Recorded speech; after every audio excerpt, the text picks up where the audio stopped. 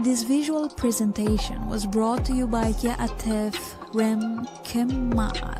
and the House of ATTON, ancient Tehutian teachings of the Neteru. I want to give Heno to my master teacher, the great Tehuti Amun Hotepra. Yes, SABA. Astarte talks and I also move around. Go to houseofatton.org for everything from merch to ebooks and classes. They forget that we are the real champions around here. Support Tehuti and ask questions here. Cash App $TT Amon and PayPal at Rocky SV. Please send all questions to Tehuti ancestral artifacts over religious opinion. Tune in to the Tehuti podcast on YouTube every Saturday afternoon, 3 p.m. Pacific time for mind-blowing answers again and again. Heni Saba, may you advance your station among the venerables. May your Ka contend with your enemy. And may your Ba learn the ways leading to the portal of the One who clothes the weary one. May Amun be satisfied. Ankh A M Ma'at.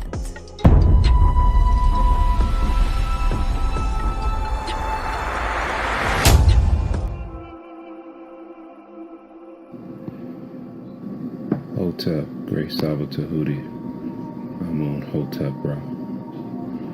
Health and prosperity unto you. May your monument be established forever on the foundations of Ma'at.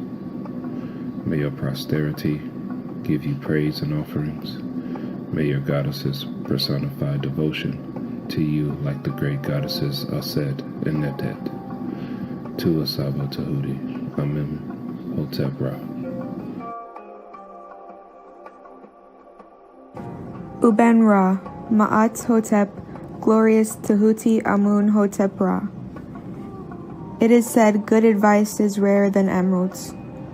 That led me to think Tehuti's advice and teachings is life's wealth. You are the doorway to Miao, the ancient conscious state. You are the wise one, an incarnating Ren that is breathing the Ankh, living from Ma'at, the Nefer, ancient Ba, the ancestor, Tehuti.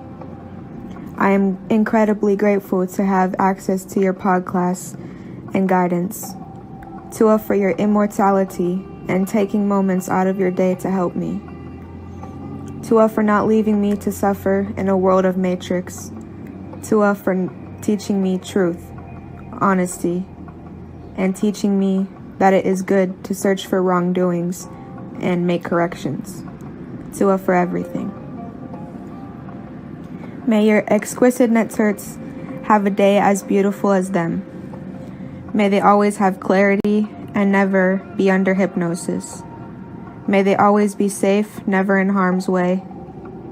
May they never receive headaches or stress. Their beauty like the sun's reflection on water. Their beauty like a snake wrapping itself around a harp. Their beauty like circumpolar constellations. And their beauty like luscious forests of green with cacao plants and bamboo. My greatest love and respect to your immortal Nefer Kemetic family. Tua. In a world that is filled with a lot of unappreciativeness and a lack of gratitude,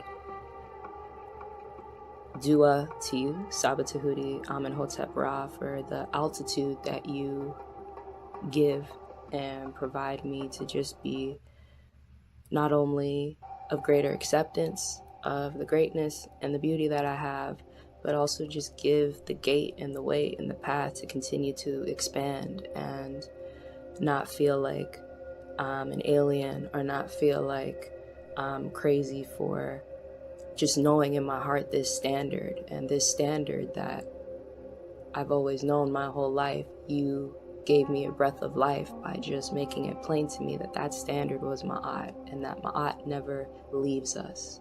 It is just something we are to remember again.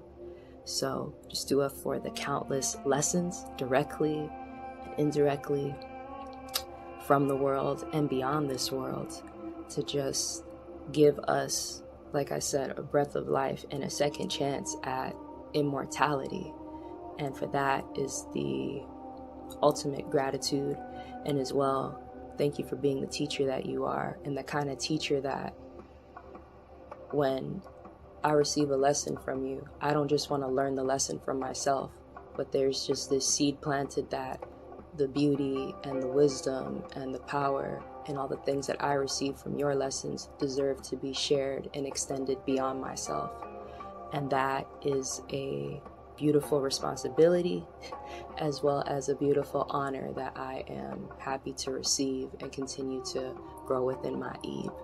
So thank you for the Ankh, the seed, and allowing the Natert and the Netter and the Natiru and Ma'at to again be. Peace.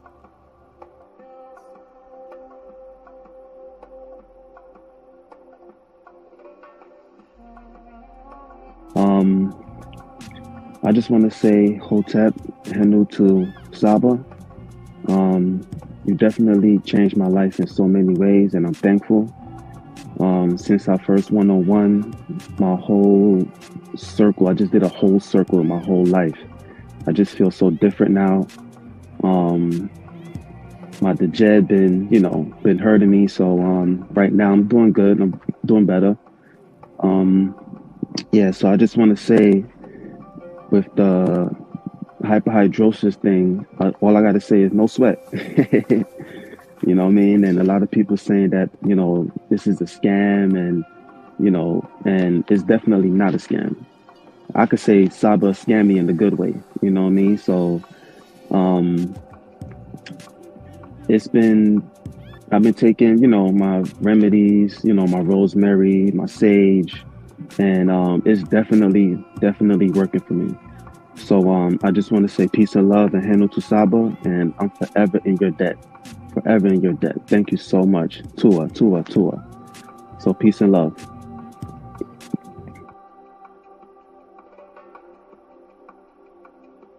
Yeah, we'll have to go through the details. Now, man, I'm just amazed, man. You're incredible, bro. You stand before us. Yo, the Tehuti, the real Tehuti. I truly believe that. Word. But look, I just want to say, listen, yo, Tehuti is a close brother of mine, excellent scholar. Y'all better watch out, because he's going to be straight chopping some heads off. Man, you got possum in Hebrew, bro. The oldest known spiritual book to speak on the afterlife. Get that Palo Santos burning. Start burning that Palo Santos and that sage together. You can mix them together in the bowl. They gonna need some frankincense oil in there. Oh my goodness. What's going on? What the blood seed, Lord? brought out the holy tablets. Oh man. It's on. The Per Amharu.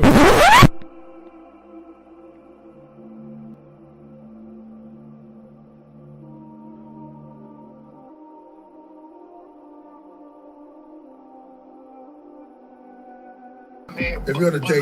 But look, I just want to say, listen, yo, Tehuti is a close brother of mine, excellent scholar. Y'all better watch out, because he's going to be straight chopping some heads off. Man, you got possum in Hebrew, bro. The oldest known spiritual book to speak on the afterlife. Get that Palo Santos burning. Start burning that Palo Santos and that sage together. You can mix them together in the bowl. They gonna need some frankincense oil in there. Oh my goodness. What's going on? support the Blood Seed Law. Brought out the holy tablets. Oh, man. It's on. The Per Amharu.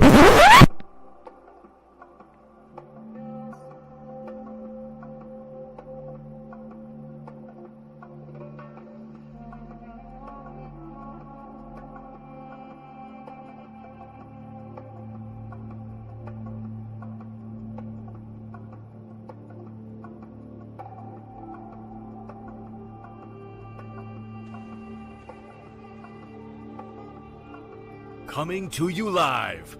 He has been teaching for over 20 years. A 9-0 record in official public recorded debates.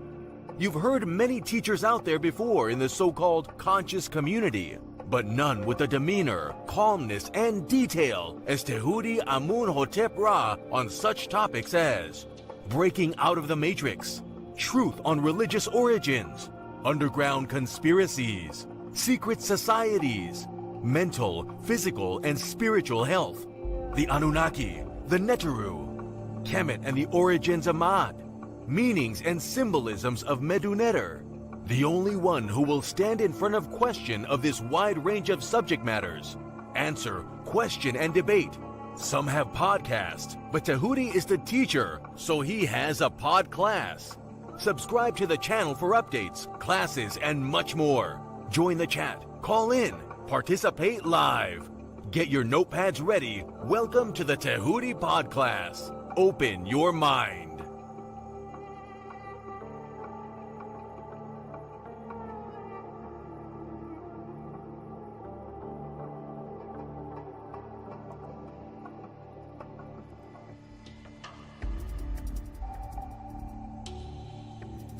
He has been teaching for over 20 years. A 9-0 record in official public recorded debates. Correction.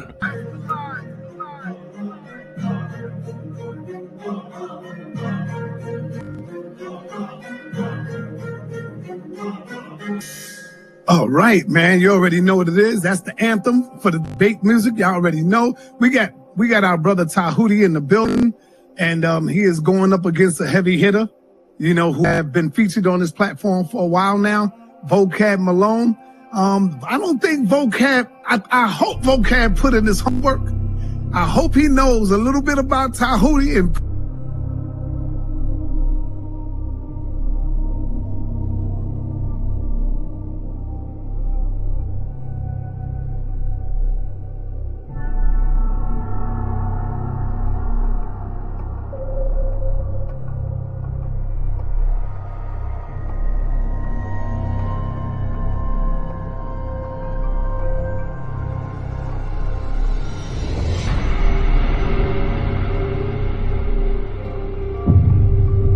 I appreciate everybody. Press 1 for Tehuti. Press 2 for JJ, y'all. Yes, I appreciate always being here. It's fun, it's educational.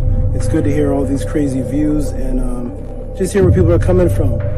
Peace and love, everybody. Check me out every Friday, 7 p.m. Pacific on the Tehuti Podcast on YouTube.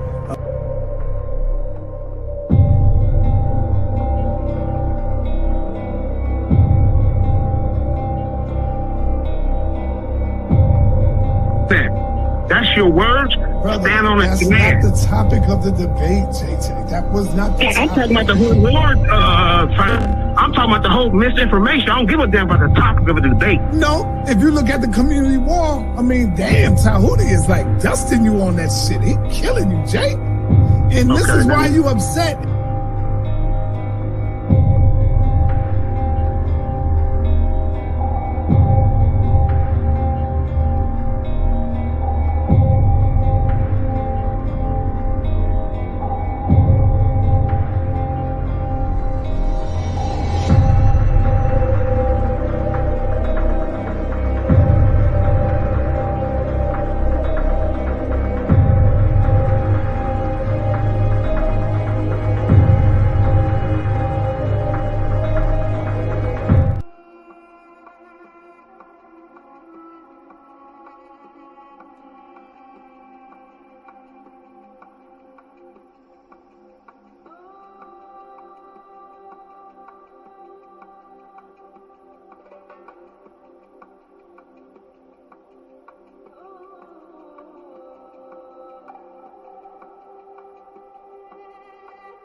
If you're gonna take, but look, I just want to say, listen, yo, Tehuti is a close brother of mine, excellent scholar. You know, y'all better watch out because he's gonna be straight chopping some heads off. Man, you got props from the Hebrew, bro. The oldest known spiritual book to speak on the afterlife. Get that Palo Santos burning. Start burning that Palo Santos and that sage together. You can mix them together in the bowl. They gonna need some frankincense oil in there. Oh my goodness. What's going on? What the blood seed, Lord? Brought out the holy tablets. Oh man. It's on. The Per Amharu.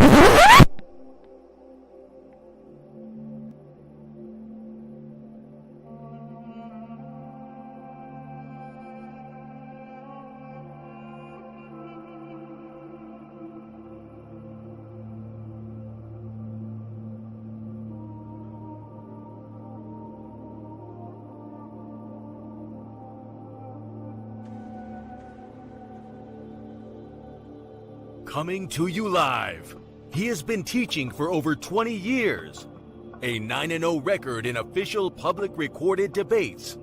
You've heard many teachers out there before in the so-called conscious community, but none with the demeanor, calmness, and detail as Tehuti Amun-hotep Ra on such topics as breaking out of the matrix, truth on religious origins, underground conspiracies, secret societies, mental, physical, and spiritual health, the Anunnaki, the Neteru, Kemet and the origins of MAAT, meanings and symbolisms of Meduneter, the only one who will stand in front of question of this wide range of subject matters, answer, question, and debate. Some have podcasts, but Tehuti is the teacher, so he has a pod class. Subscribe to the channel for updates, classes, and much more. Join the chat, call in, participate live. Get your notepads ready. Welcome to the Tehuti Pod Class. Open your mind.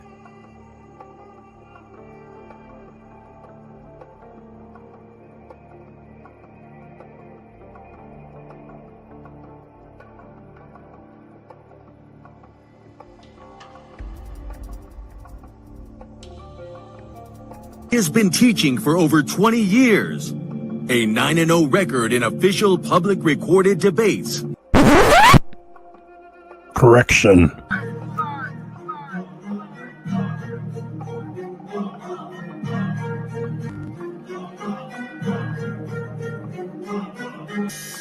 All right, man. You already know what it is. That's the anthem for the debate music. Y'all already know. We got our brother Tehuti in the building, and he is going up against a heavy hitter, you know, who have been featured on this platform for a while now, Vocab Malone.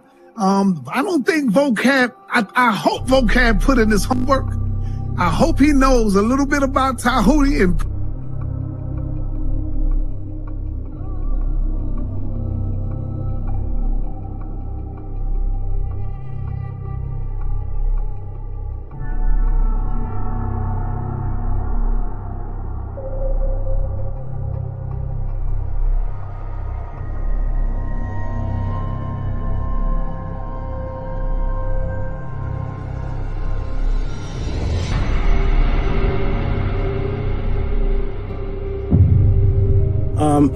I appreciate everybody. Press 1 for Tehuti. Press 2 for JJ, y'all. Yes, I appreciate always being here. It's fun, it's educational. It's good to hear all these crazy views and just hear where people are coming from. Peace and love, everybody. Check me out every Friday, 7 p.m. Pacific on the Tehuti Pod Class on YouTube.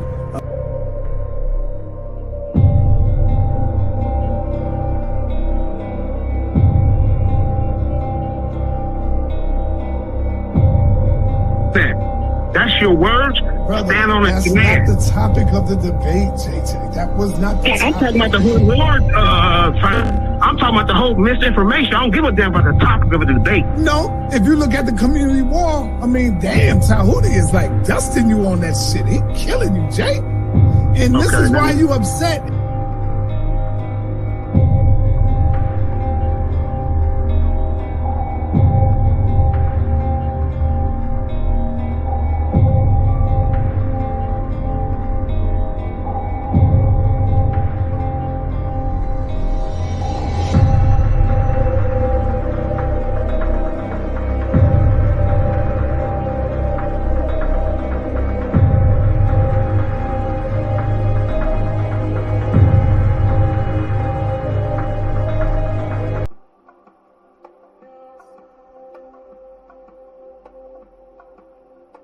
I'm gonna say what's up to JJ. Stepped on the screen for a moment. JJ, how you doing, good brother? You doing well? Hey, how you doing? Hotep, brother. This is JJ 7000 from the Mandinka Hage clan from Mali. You know what I'm saying? Tehuti, I did my roots. Yeah, I found out my people from Mali. Yeah, from the Mandinka tribe.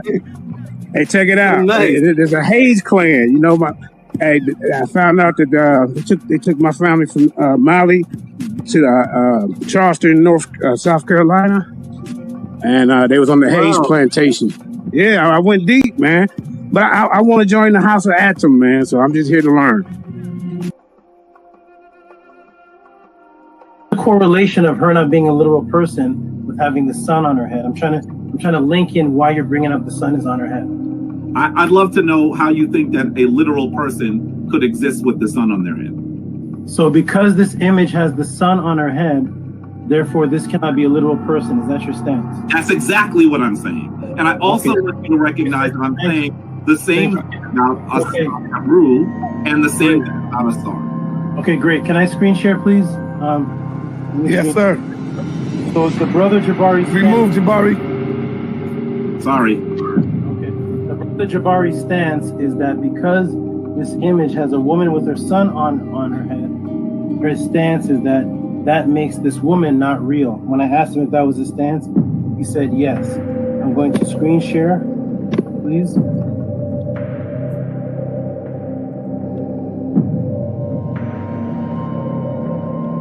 That is the premise that we are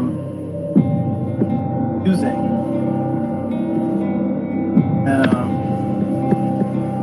I want to know is was Anksenamun a real woman, Jabari? Yes or no? Anksenamun, or was that a name? Are you referring to Anksenamun, the wife of Tutankhamun? Yes. Was that a mythological netter, or was that a real person? She was a real person. Everybody see my screen? Yes. Everybody see Anksenamun with the same sun on her head and the same two horns on her head that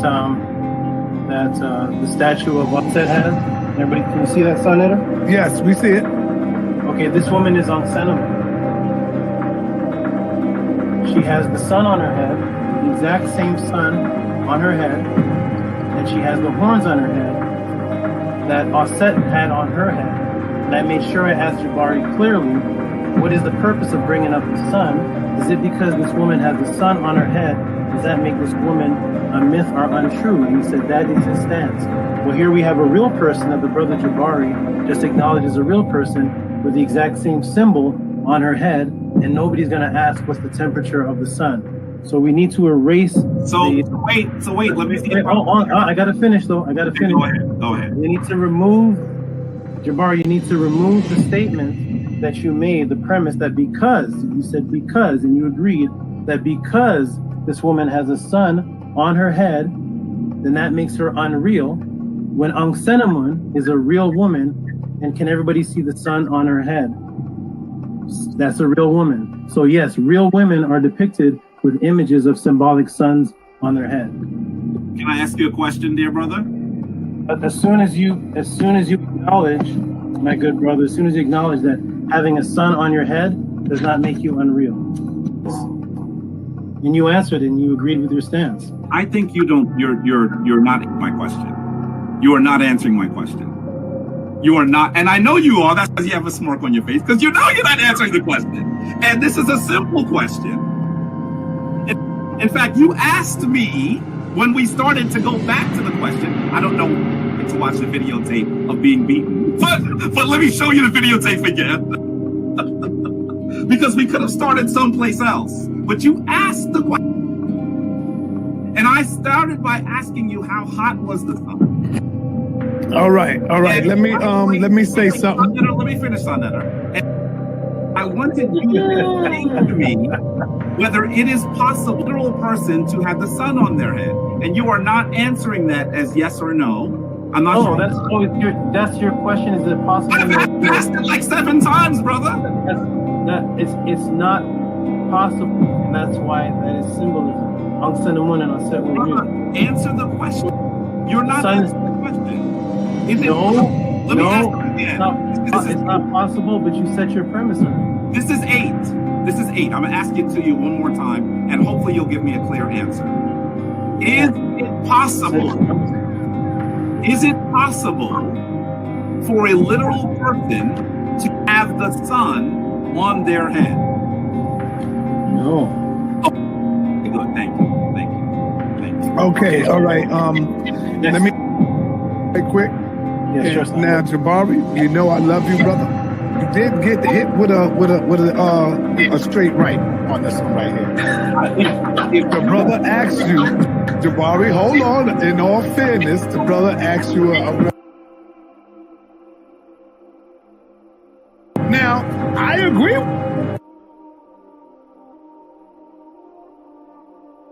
But because of the answer to you when he asked you the question, you definitely said the woman have a sun on her head.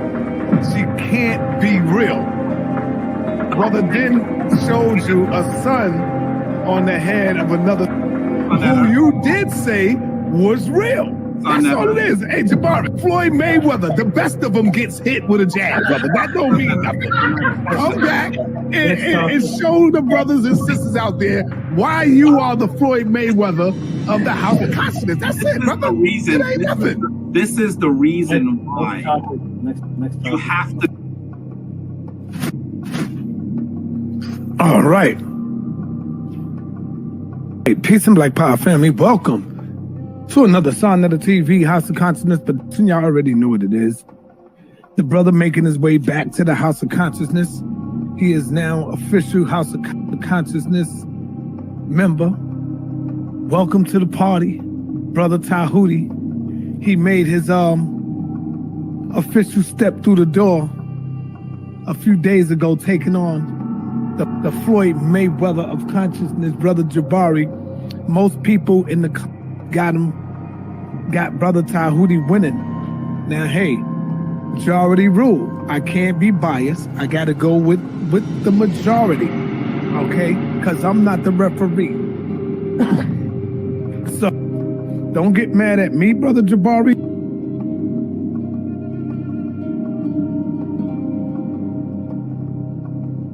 Oh, man. Well, I just got to keep it real. I'm going to keep it real, man. I can't be biased when it comes to this, you know.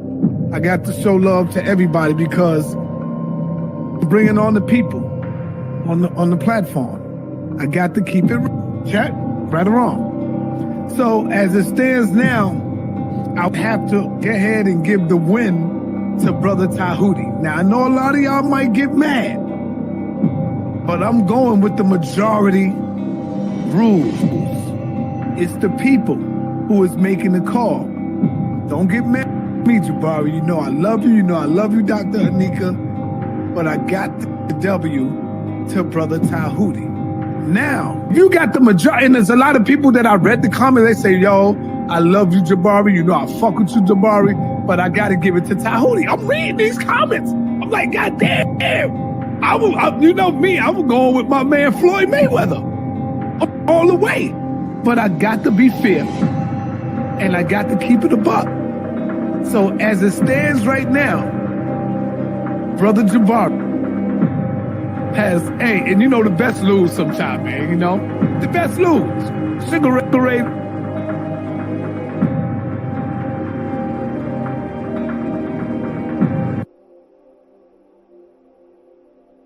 See, when you look at Floyd Mayweather, in order to beat him, you got to knock him out. In Tehuti, you gave Jabari a little knockout hit. You know what I'm saying? Because you caught him. I'm going to be real. You caught Jabari in that opening argument when you asked him about the sun. I got to give you that. And then you caught him again later on when you asked him about something else. I'm giving you that. How could I be biased? Everybody know I fuck with Jabari. See, when you look at Floyd Mayweather,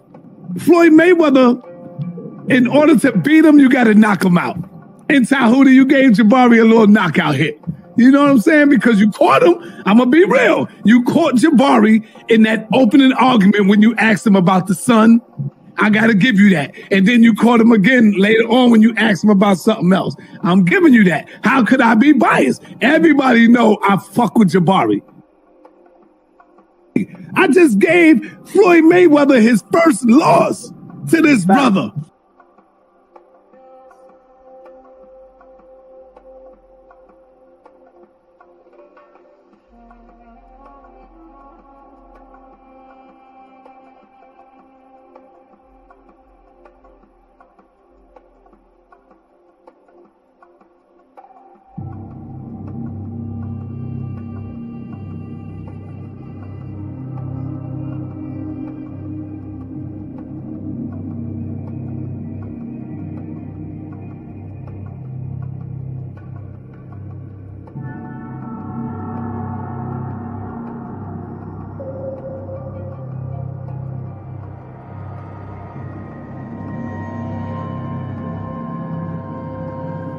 To be very clear, I have never had an official date with anyone. And there is not, on Sonetter's platform, Sonetter announces the winner? And on the people, on the platform. I got to keep it check, right or wrong. So as it stands now, I'll have to go ahead and give the win to Brother Tehuti. And there is not, on Sonetter's platform, Sonetter announces the winner?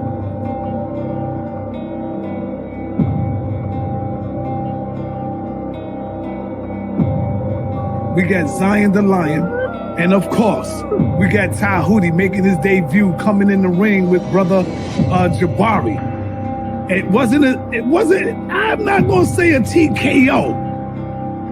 I'll just say a little jabby jab. He won by a couple of jabs, you know. He took some jabs, you know. And now, well, we got the rematch coming with Brother Tehuti and Brother Jabari coming back this Wednesday, 9:30 p.m. And I know Jabari is not going to take him lightly on this one.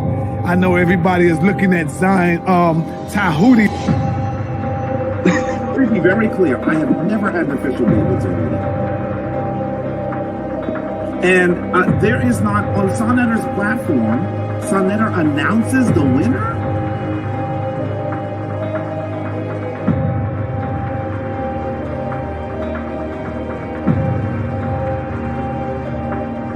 Damn, we have Tehuti and Brother Jabari is coming back. Brother Jabari will be back for a rematch coming Wednesday night.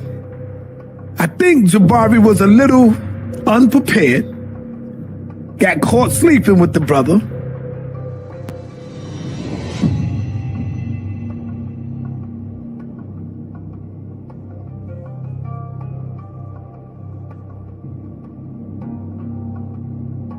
Shout out to HOK. I definitely think it was an upset. I said Jabari did a good job. I just don't think that he won. I said Brother Jabari did a good job, but I just simply don't think that he won. As I told the brother earlier this afternoon, the Brother Tehuti, I told him that I believe that he could have secured that W over Jabari a little better. And there is not, on Sonetter's platform, Sonetter announces the winner?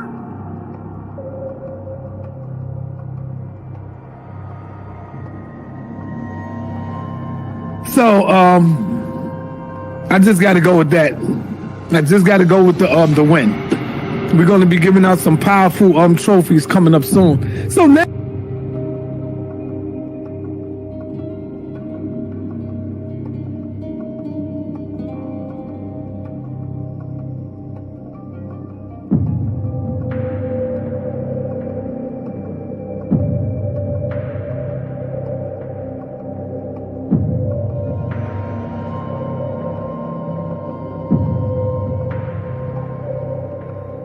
So, I just got to go with that. I just got to go with the win. We're going to be giving out some powerful trophies coming up soon. So now, Zion Lex is coming out. Tehuti is making his way. He's jumping out, going straight to the top right now. Brother Shaka gave me a call the other day. Yesterday, matter of fact, Sunday.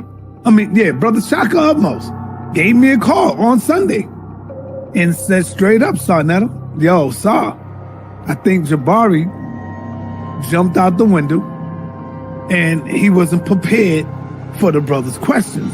Now, this is Shaka Utmost. And there is not, on Sarnetta's platform, Sarnetta announces the winner?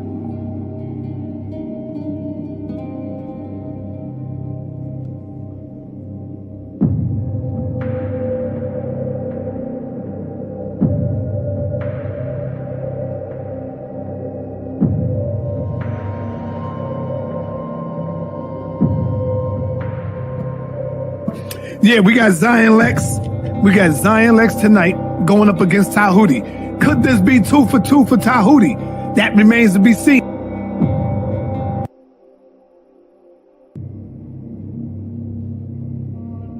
I've beaten people. The winner was announced by Sarnetta. The winner was announced by the judges. I have the certificate, the proof. I have Sarnetta saying I beat Jabari. I have all the judges saying I beat Kemet. You have me saying you beat Jabari. Right?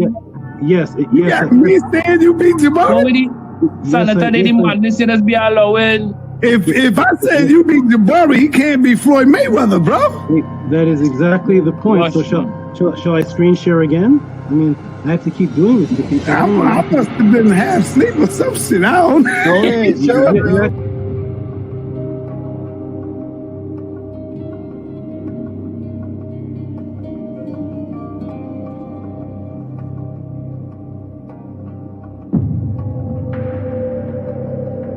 If I said you beat Jabari, he can't be Floyd Mayweather, bro.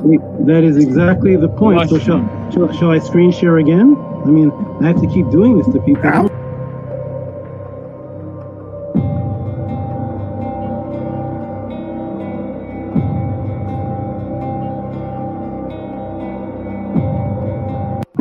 And I took out the Floyd Mayweather, so I guess I'm the House of Consciousness champion. I just came here for an interview. That's my you can't be the House of Consciousness champion yet.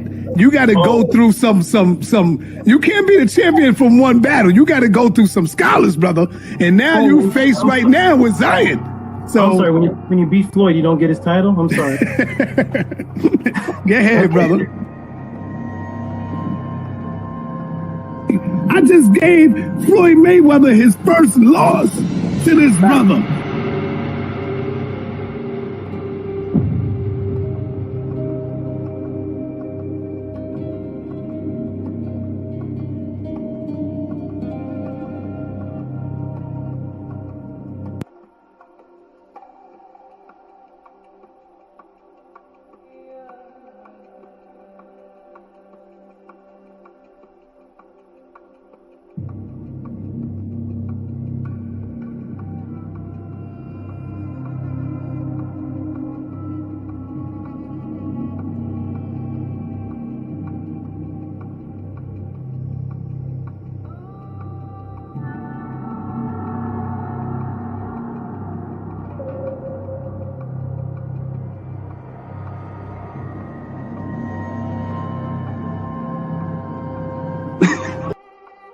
Let me ask you something. Where did you hear me make this claim? What event took place where you heard me making this claim?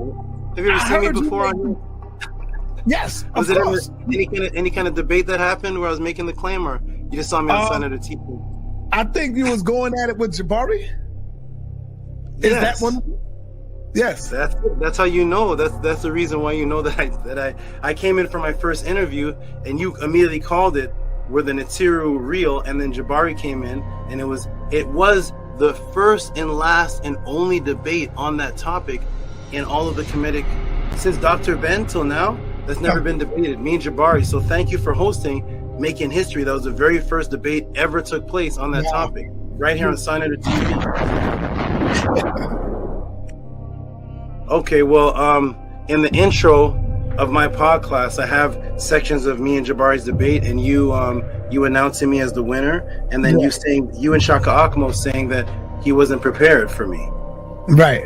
I caught him sleeping and he wasn't prepared, so therefore we should have a rematch. Right. I've never heard you say that about Jabari before in any kind of debate. Well, sometimes we got to be honest. That don't mean Jabari is not the champ. You can lose one bout and still be the champ. You can. What sport is that? No, you can lose one and still be the champ. Like your record is now like 75-1. Let me be very clear. I have never had an official date with anyone. Maybe I think so. You do acknowledge. Me and Jabari did have a debate, and I won the first one. Yeah, I'll give you that because I already done came out and said you won that, so I can't go back on that now. I give it to you. Although he did disappear. Can I ask you a question? Yep. Did Barack Obama meet Spider-Man? If he want to talk about Batman and Robin, brother, he can do that. It's his time to speak. Right. See? Even though Batman and Robin ain't got nothing to do with it, if he bring that up, then how many times Jabari brought up Spider-Man in a debate? He brought up Spider-Man. I discovered Tehuti on Sanetta TV. He was at the Jabari debate. He was a brutal one, very brutal. And I was one of the Jabari follower, and Tehuti won me over. I couldn't believe that somebody that I call a teacher, master teacher, was making stuff up. Tehuti Harakuti, I overheard you while I was in the background. You said that you were would you say your heart was broken when you saw your master teacher making things up? Was that Jabari? Yes, sir. Somebody's making something up. When you went in to see the debate, did you go in saying, "Oh, Jabari's gonna wipe this guy off the scene"? Did you know that you had faith in him? Like, hey, every Jabari debate on Sonetta, he blows everybody away. So here, just another one, right? Yeah, I mean, I saw all his debate. They claim him as the Floyd Mayweather. That time, I mean, it was just unbelievable. I was like, they need to give you the title, and until today, I'm still waiting. They still don't give you no title. I mean, in the same time, I feel this title is too little for you. It really was not a match. In Mary segment, while I'm getting this ready for you, because I'm trying to fix something here. Were you once an Israelite? Is that why your name was Israel? Yes, that's correct. For many years. How long did you come out of it before you came across me? Just recently.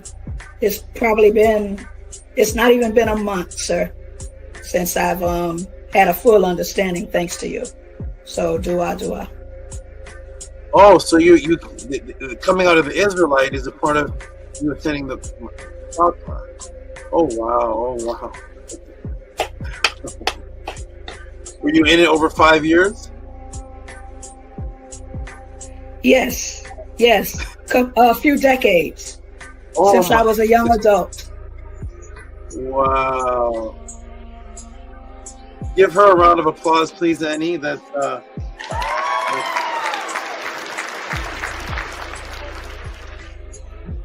Oh, you're on mute, by the way. We didn't hear anything. Say it again. I'm grateful. I am really grateful. Wow, thank you for that. That's a great decades in Hebrew Israelite comes and watches the. And let me ask you this one other thing: how did you come across the pod class? How did you even know about this? Come across it? It was the debate with Jabari. I was following Jabari. And there was debate that I found out about you, and it was going through old pod classes that the matrix was broken as far as Hebrew Israelite in the Bible. You were a Hebrew Israelite also following Jabari? Yes, I was still a Hebrew Israelite when I was listening to Jabari. Yes. Oh, that's awesome. That's wonderful. You're a Hebrew Israelite while you're listening to Jabari come to the podcast, and boom, now you're married man. Wonderful. That's great to hear. Okay, that's what I'm talking about. Everybody, go out there, do your job, hit the people, break the matrix, bring them here to the pod class, save people's lives. Imagine dedicating yourself for decades to something, and then it's like, oh my gosh, wait a minute, this isn't true? I have learned to understand how you teach. So you're a very directed person. So you put up, how can I say, every time you speak, there's a sword and there's a shield, right? So there's something behind that, right? It's very directed. So you have a very controlled thought process. So I see a lot of people fall into hell when they have conversations with you because of your they don't see that you have a war pose like aha. So you have a sword and a shield, and you're going to block and you're going to stab them because you already understand what is directed speech. So I've learned that from you. So.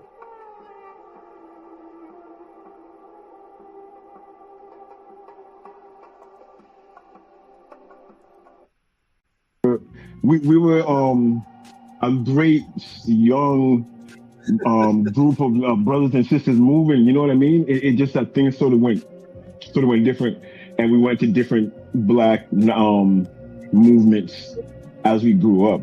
You understand what I'm saying? But right now I bear witness that Tehuti's been consistent with the truth this whole time. I can't lie about that. That's a fact.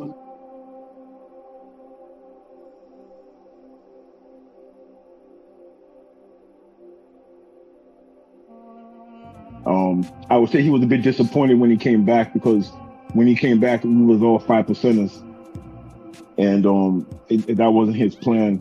At the same time, it was just how things moved, and it just how things grew, right? So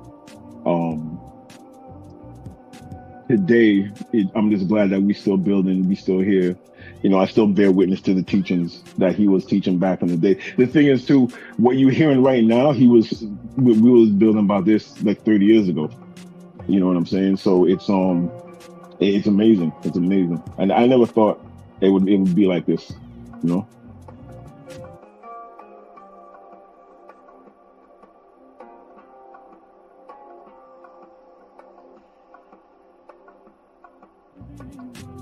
Let me know if you're here, whether it's on here or whether it's in the message system. I'll be back, everybody. Peace and love. Definitely, Dome Daily, you can stay on if you want. Build with the people. The people rarely get to see somebody who knew me from, what was it? Was it 90? What year was that? 89? It was like 89, 88 to 92. Yeah, it was just a long time ago. 89. Anu, what were you doing in 89? I was doing at the church. Oxafek, what were you building on in 89? What were you teaching on? I was a sperm. I was in my father's, area. Some of them daddy's big. Mm-hmm. Okay, maybe Primordial. I know he was the Primordial. He's gonna give up his age now. What were you doing in '89, brother? What spells were you breaking? What were you doing in '89? I was only 3 years old, running around acting whatever. Yo, we were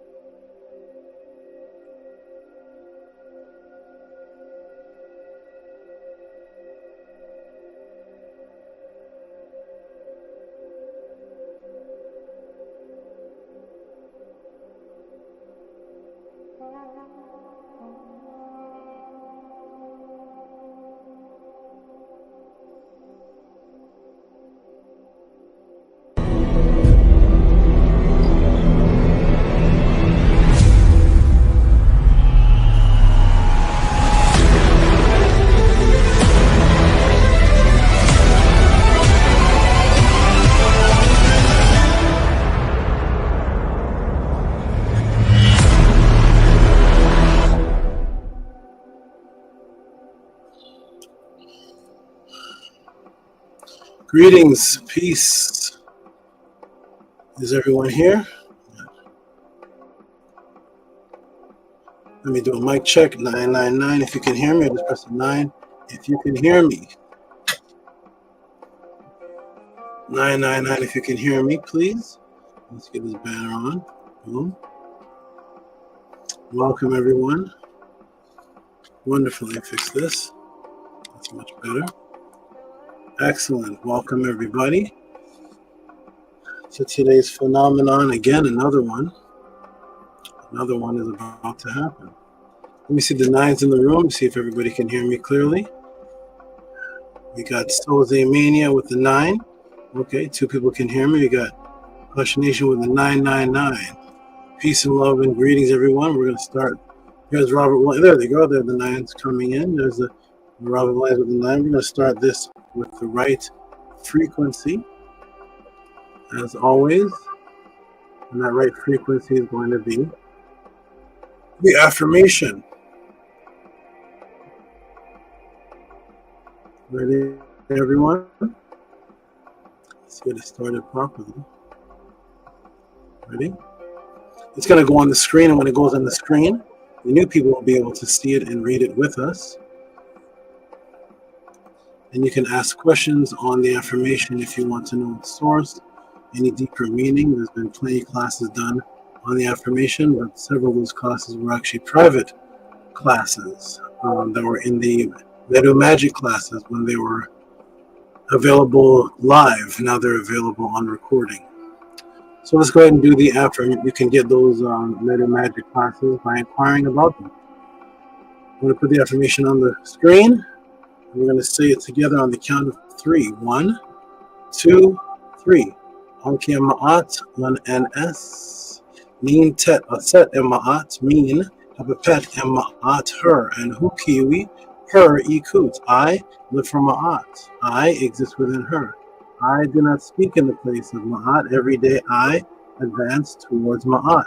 My being is shrouded in darkness. I come forth as conscious light. And I will leave that on the screen for a few moments to digest. Excellent. Wonderful. Here we are. Welcome everyone to the event, to the phenomenon, to the experience called the Tehuti podcast. Peace and love. I'm sure everyone here. Well, let me not assume, let me ask, are there any new people watching today? If so, just press the 7. If you are new, I can give you a greetings. Let me know if there's any new people watching today. Yes, my birthday had just passed. A lot of people sent me support, birthday support. We'll be talking about that afterwards. Many people are very pleased and happy and appreciative that I made it another Earth cycle around the sun, and that I just had my Earth Day. Some say that I'm getting younger, and we'll be discussing that later. And for all those who want to send extra Earth Day support, I appreciate it. A couple people have already, and yes, I made it for another cycle. So peace and love, Hush Nation, and anyone else asking about that. I am here. Are there any new people in the room? No new people in the room. I was saying new people press A7. I do not see any new people pressing A7. Okay, wonderful. So it is all House of ATEN members and students who have been here for years. Peace and love, everyone. My name is JHUTY. I'm in Hotep Ra. On my hat is Saket. Saket is the oldest word on the planet for spiritual memory, found in the Param Haru and found throughout the Nefra Aset, Unas, which is what Europeans have you calling the pyramid text, which you learned its name for the first time here at the JHUTY Pod class when I taught on the origin of what the real name is, what we call the step pyramids, the Nefra Aset, Unas. And that was the oldest word for memory, spiritual memory, immortal memory, which was the same word for spider and weaver. If you have a question on that, send the question in. Cash App, TTMO, and PayPal at RockySV. With me also today, well, on my shirt today, you will see the ATEN symbol. That is the ATEN symbol with the sun and the rays coming down. Notice they're not coming down though. Notice they're going outward. That will be discussed in class today. And of course, with me today is the House of the 10 Serpent. And on his eyes is the same symbol of the with the rays coming down. His name is ATEN, and here he is right here. Show me your eyes. There he is right there. And there's the rays coming down. And there's the eyes with the 3 rays. So this is ATEN, the House of the 10 Serpent. He is called the Lord of the Woods Serpents because he is an excellent hunter in the water, going throughout trees also on the ground, and attacking and eating other snakes. So they call him the Lord of the Forest. So she looks like a king cobra. There's a piece of 10. Wonderful. My name is AFFIRMATION. Greetings, everybody. Greetings, VRI. We don't have any new people watching today. It is just us right now, but of course the numbers will expand as time goes on. But for those new people that do tap in when they watch this, my name is JHUTY. I'm in Hotep Ra. I've been a teacher for several decades, but I had to go through many schools and many enhancements before I upgraded to teacher status and then upgraded out of it. Yes, upgraded out of teacher status. A teacher is a beautiful thing. And inside of what I do, I teach. That is not the main thing that I do, though, although you do get taught. Very similar to the skill of your favorite basketball player, Michael Jordan. He slam dunks extremely well, is that correct? That is what he's known for. That is his gift. He seems to be able to move horizontally and slam dunk. If you ask anybody what is his talent, people will note that. Now, what does Michael Jordan do more often? Does he slam dunk or does he run? Does Michael Jordan slam dunk more than he runs, or does he run more than he slam dunks? And the answer is obviously in the game, he runs more. He's great at running back and forth on the court. And that's how he participates in the game, which causes him to run up to do the slam dunk. His skill is the slam dunk, although he's an excellent runner and has great ability for resilience of not running out of energy. But he's not called a runner. He advanced past running, but of course had to do running in order for his calisthenic exercise to become a good sports player. As a football player does running in his drills and calisthenics to become a great football player, but you don't call football player now. His running is encompassed in what he does. What he does is what you know him for. So this is not called a runner, although in all sports and soccer they're running. They're not called runners. So yes, I've excelled to the stage of a teacher and then bypassed the teacher, where the teaching is just encompassed in what I actually do. What I actually do was create a different genre, and the genre is a question-answer. A question-answer encompasses teaching, because in answering questions, I must teach if I'm speaking. I'm teaching the answer.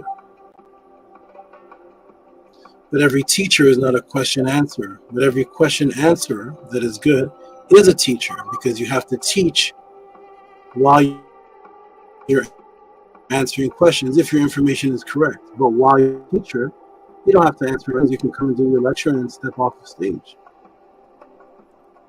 A teacher can do that.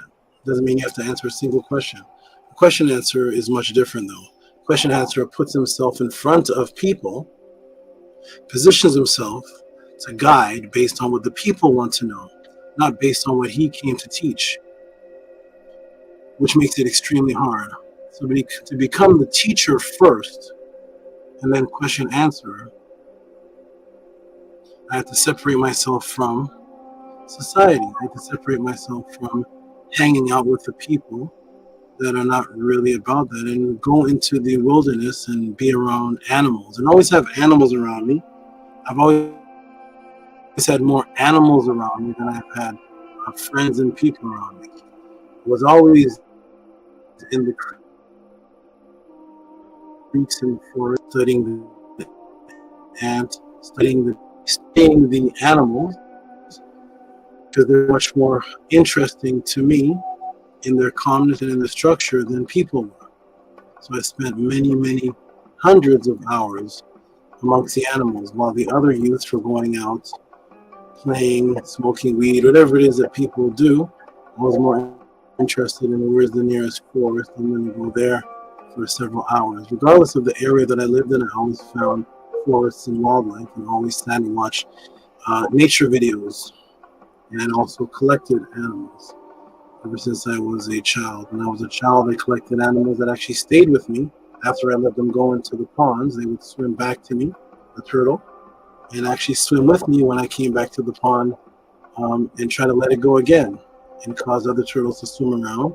So it gave me the great opportunity to observe them, because I developed a situation where they weren't seeing me as a threat, because I was always out there and just sitting there watching.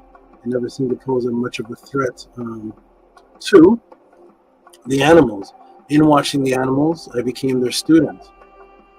I became to disconnect myself from the people world, going out, partying, hanging out, smoking weed, drinking, whatever it is that the teenagers would do. And again, I would be amongst the animals and watching the structure. And in watching the structure, it developed much knowledge within me, and also developed much questions that I would bring back to the pastors and the reverends and the preachers and my family back in the Christian world. When I would come back, I found that the Bible did not seem to coincide with what I was learning and studying amongst the animal kingdom and just amongst the nature videos and the tribal videos. I would watch the tribal videos back to back with the nature videos, and I noticed that something in common with the tribes and with the lions and with the zebras, and with the Zulu tribes and the tribes in the Congo, was that none of them had a Bible. None of them had a Bible, but all of them had much more structure and discipline and respect for the elder and respect for spirituality than the Christians that I would come back home to, and my family and people that were in a state of just argument and disrespect. There was no structure of what a husband was. There was no structure of what a wife was. There was no structure of what children should do. There was no structure of spirituality. It was just go to church on Sunday. If you commit a sin, pray for the sin, wash, rinse, and repeat. Wash, rinse, and repeat. And no structure system, but all the tribes, from the Navajo to the Zulu to the Dogon, to all the tribes that I was watching on the nature videos and the travel videos and the National Geographics, they all had a structure system that was completely intertwined with the spirituality. And none of them seemed to have a different spiritual system than the other. So amongst the Navajo, there was nobody amongst the Navajo that was a Catholic. All the Navajos practiced the Navajo tribal spiritualism. Amongst the ancient Zulus, there was no Zulu who was a Muslim. There was no Zulu who was a Buddhist. All of the ancient tribes, every single person in the tribe and in the group was the same thing. And thus they were able to have a unified mental structure system based on unified spirituality. And thus they were able to move as a unit and do things together and live in peace and harmony. When I went amongst or studied the Dogons, I didn't see one Dogon who was a Seventh-day Adventist. I didn't see a Dogon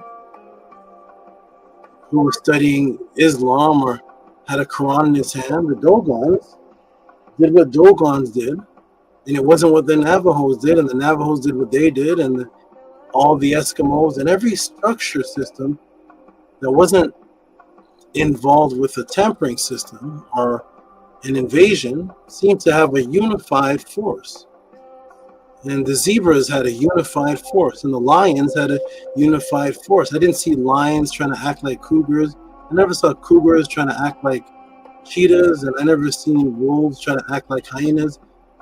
Each pack stayed to its own, and within that, they were a resilient force.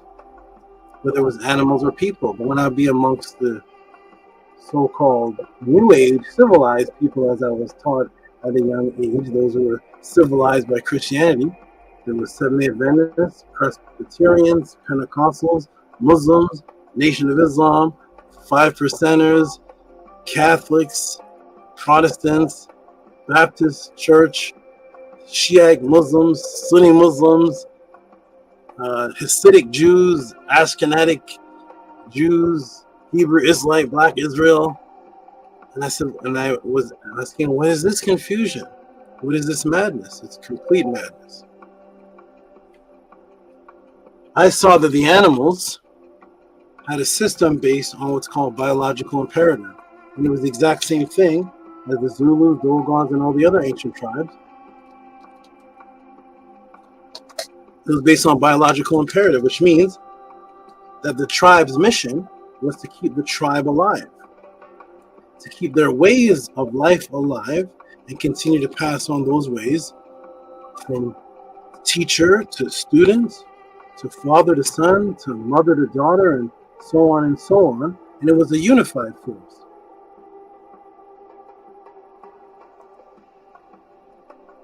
Every animal and every ancient tribe lived like that. So I started taking these principles that I was learning from the animals and principles I was learning. I started looking at the Bible and I started asking questions. And these questions led to discomfort in the household, which led to me in a position where I was going to be put out of the household. Now, this sparked something to me as a child, as a youth, and that was every child must leave his household at one time. At some time, you must become a man and leave your household, or even rent a room or show that you can help support the household.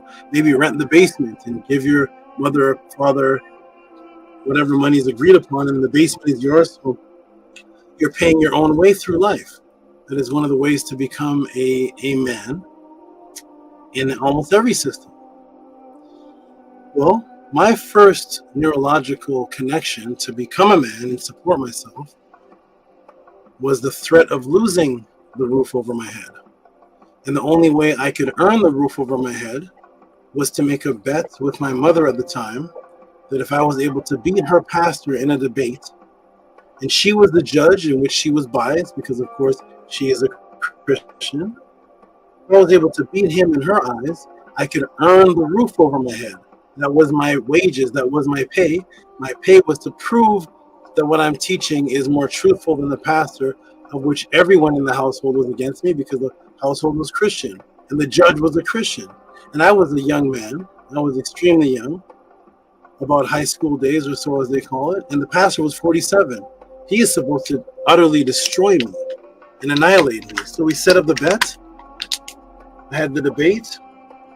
And about 5 hours later, my mother kicked him out of the household. This was my first neurological connection of survival. Never had a job. Every school I went to, I was expelled before I got to grade 10. I go to this school, I'm expelled. I go to this school, I'm expelled. I'm thrown out of this school, that school, because I could not adhere to the system. I couldn't adhere. So I didn't have the credentials to go get a nice job. My survival was beat this pastor. And that was my first neurological link to keeping a roof over my head. That's why the way I developed is much different than the others who are doing what they do for a hobby or for recreation or just interest. Mine was, if you lose, you live on the street. That does something to your neurons that you can't do through YouTube or having a debate for champions or having discussions in the barbershop. No. Lose, homeless. That's your reward. If you lose, you are now on the streets with no high school education, no job, you are homeless. Therefore, my neurons kicked in on my biological imperative, immediately combined with the knowledge I had and that which I was teaching. I beat the pastor, and a few days later, there was a notarization on my door from the courthouse. The notarization was a restraining order against me from churches. I believe in Earth's history, unless there's others, I'm still searching. I believe I'm the first and the last to receive a restraining order against churches. Not against a girlfriend that I beat up, not against a child, not against somebody I was bullying, but against a building. I have a restraining order against buildings that teach God's teachings. That's my restraining order. It wasn't a restraining order against any pastor or any Christian. I was not allowed within 100 or so feet around structures that taught Christ, or the law would come for me. That's what a restraining order said. This was fascinating to me. Where did this restraining order come from? It came from the pastor that I beat. His name was on the restraining order. He went down to the courthouse and filed a restraining order against me from the churches, notarized and stamped from the courthouse. And thus, I am not allowed amongst and around churches, those particular churches. Thus, my neurological evolution transformed again. Now, my first mental connection with survival and keeping a roof over my head was winning a debate. That's locked in. Now, my connection to being involved with committing a crime is immediately associated with a religion. Not that I'm a shoplifter, not that I'm beating up anyone, not that I'm doing anything in the criminal world, selling whatever that those things are, but my connection to being against the law was Christianity itself. Something else happened to my brain. I'm not allowed around churches. I'm expelled from the schools. I'm legally not allowed in the school system. I would break into the schools, not to steal anything. No, I would break into the schools to run into the library. I didn't have a library pass for the city. So I'd break into the schools because I found this beautiful heaven inside of schools where there was a plethora of books. All these books I can just pick up and read. And now I can go teach my youth. I'm one of the youth too, but I can go teach and just spend time in the library. So my mother thought I was going to school. Yes, I was going to school. To break into the library and hide in the library. And then when the recess bell would ring, I would come out of the library in the midst of the chaos of the children, of the youth. And in that midst, I would teach inside the hallways. And I would break things down and ask questions to the students and say, what is this? You got expelled? Why is the word X in front of what? I would break things down and break them out of Christianity. And when the bell would ring again, ding, ding, ding, ding, when the teacher would come patrol the hallway, I'm darting back into the library and hiding again and going through the books. And when recess time came again, ding, ding, ding, ding, I'm back in. That was my job. I went to school willingly to teach. I went to school to be one of the teachers because I was thrown out of school. Because my questions in the school and my disobedience in the schools had me put out of every school that I ever stepped my foot into. I never made it out on good terms. I was thrown out, legally expelled from school to school. I did not pass grade 9.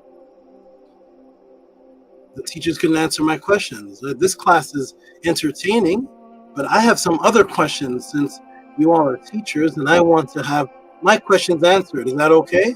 No. Me and my last teacher ended up in a grappling match. Huh? You ever grappled your teacher? So I'm thrown out of school, thrown out of the churches. And now I just can't go anywhere pertaining to the system. I go to jobs. What's your education, son? I'm out of school. I don't know. I can't get any kind of regular job. I have nothing to show forth. So now I decided I'm not going to live in this system then. I decided I'm going to leave and just be in a situation where I'm just studying and teaching people. And I decided to do the such. I packed up. Took my family at the time, my young lady at the time, and child, and packed up, but I couldn't leave because the mother of my other child had that child, and I wouldn't leave without him. I was a guy in high school. How do I get him back? I break into the household and find my little 2-year-old in saggy diapers while everybody's knocked out from a party. Break into the house, grab him. We're getting out of here. They wake up from the party, mother and all, everybody. And now it's like a kung fu movie. I'm there with a little baby in my hand, one hand boxing everybody to get my son out of there so I can leave this ridiculous society and raise my family up away from the matrix. Boxing with one hand, throwing people into doors, into bedroom, what are they called? Bed stand. Oh, sorry. It's okay. Go back up. Hold on. Okay. Sorry about that. Too much movement. And knocking them down, and I'm driving in the street. They call the police on me for kidnapping. The police pull me over. Sir, we have you for kidnapping. I don't even know whose car I was driving. That's somebody's car. We're pulling you over for kidnapping. Kidnapping who, sir? Kidnapping this young baby in the back. I said, oh, that's my son. How do you kidnap your son? How do you do that? And you're the father. Oh, that's your son? The police saying, yes, this is my son. In saggy diapers, sitting while everybody's having a hangover. I'm removing my son from that situation. Oh man, you're a great father. You're so young. You're a young man. You're already, what? I've never seen anything like this. Showed him it was my son, and I was on my way. Anyways, got my whole family out of there and ended up living in a situation where I was away from everybody. And I was in a situation where I could just read, study, and go out on the streets and sell incense and sell books and talk to people about knowledge and go into the roughest neighborhoods, Smiley Court, Tulane Court, and Montgomery, Alabama, killer courts. And I would go into these places and teach and risk my life and just start teaching. And I would wear jackets that had symbols on them, ancient symbols on them. And they thought they were gangbanging symbols. Or what you represent? What set is this? What set is this? What you with this jacket on with this symbol? GD? What's this 6-pointed star about? What's this thing about? It's not a 6-pointed star. And now I'm there teaching the gangbangers what the origins of their symbols are, and that I'm not one of the gangbangers. Let me tell you about the original gang. What do you mean, man? Original gang? We the gang, man. What you doing right here? About to get killed, man. About to get killed. And I said, well, you know the word gang came from kin. What you talking about, blood? We talking about, man? We talking about blood? We talking about? I said it came from kin. It meant relationships. That developed the word king. Those were the rulers. The original gangs were the kin folks, or the related people that would pass their kingship from king to heir. And look what they did. You all think you're fighting a war? Let me tell you about the War of Ramesses. Let me tell you about this war. Look what they built after and before the war. Look at these beautiful monuments. This is called Egypt. They were the original gang. I had to talk to them like that and start risking myself and going from hood to hood and talk to these people in such a basic way, but I was raising their consciousness. Just go study that. Don't worry about me with this symbol on. I said, this symbol looks like a 6-pointed star. Yeah, man, that's a 6-point star, man. That ain't our sign. I said, there's a star it can look like this. Let me show you what this really is. Oh, yo, man, this brother's deep, man. This brother's deep, man. What's this brother's? And then I was allowed to go from hood to hood in the roughest neighborhoods with all the symbols on and show my books and just start teaching the people and breaking things down to the people and say, oh, by the way, would you want a couple incense with that? This little lesson here, the incense were like $2. $2 until I made $50, and I would walk home and 2 books make $80 and walk home, and I would look at the $80 and I would say, I don't work at McDonald's. I don't work a job, but I have $80 in my hand. And I have students that are gangbangers. And now I can go sell to their mothers the perfume, and they'll actually protect me. Teach them a lesson, sell their mothers perfume, and then start talking to their mothers about Jesus, and then teach their mothers a lesson. I was doing this from hood to hood to hood to dangerous situations. People were taking my papers with notes, books, and rolling up into weed and smoking in my face.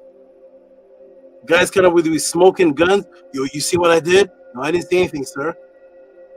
And this is what the environment that I was raised up in, just to teach. And then when all that is done, I go back into the nature, find the nearest forest, and go be back amongst the animals again. At any rate, as I continue to do this, I was a part of an organization at the time that I thought was the truth. And a lot of it was when it came to breaking down religions. And in that organization, I excelled to the top because I took what I learned from the animals and I incorporated it into becoming a teacher. I showed the people that you can teach even if you don't have a coliseum or a studio set up or whatever it is, wherever people rent halls and all that. I said, look at who's the teacher here. They said, no, this brother was a teacher, but there's nowhere to teach. I said, watch what I do here. See that abandoned house over there? It's just long enough, the house for sale over there, it's just long enough for me to go buy it. I made $80. An extension cord at the dollar store is $2. I'm going to buy 4 of them. Let me buy 4 extension cords and plug this in here into this outlet. I'm going to run it down the street to that house for sale. I'm going to take down the house for sale sign. We're going to take chairs over there and set it up in there in the living room. When the realtor leaves, we're going to break in through the window, run the electrical cord through the window, and set up chairs there. And we're going to hand out flyers on this property's address. And we're going to teach classes from 6 o'clock till 10 because the realtor leaves at 5. Even if they come back and arrest us. Why? Because I don't care if I get arrested. I want to teach the truth. Let us get arrested. And I would teach class after class in for sale houses when the realtors would leave, at risk of being arrested for trespassing. And the people that are coming to class don't know that this is not our house. It looks really nice inside because it's for sale. And we have chairs set up. And after the class is done, okay, everybody pack up. Now it's time to go. It's time to pack up. And I pack up and leave. And this was the risk I would take, from gangbangers' homes to rough neighborhoods to being expelled from schools, to teaching in houses for sale, in order to get the truth out to the people and just to stay away from the matrix. And I would do this for several years until I was exalted to one of the highest teachers because I was teaching from nature. At any rate, the teacher at the time said to the class he's going to start taking from the information that I'm teaching because I'm teaching from the animals, and he's never heard that before. That caused a lot of jealousy in that particular organization. And then on top of that, to compound that, he told everybody, if anybody wants to learn how to teach, go learn from Amenhotep. He'll teach you how to be a teacher.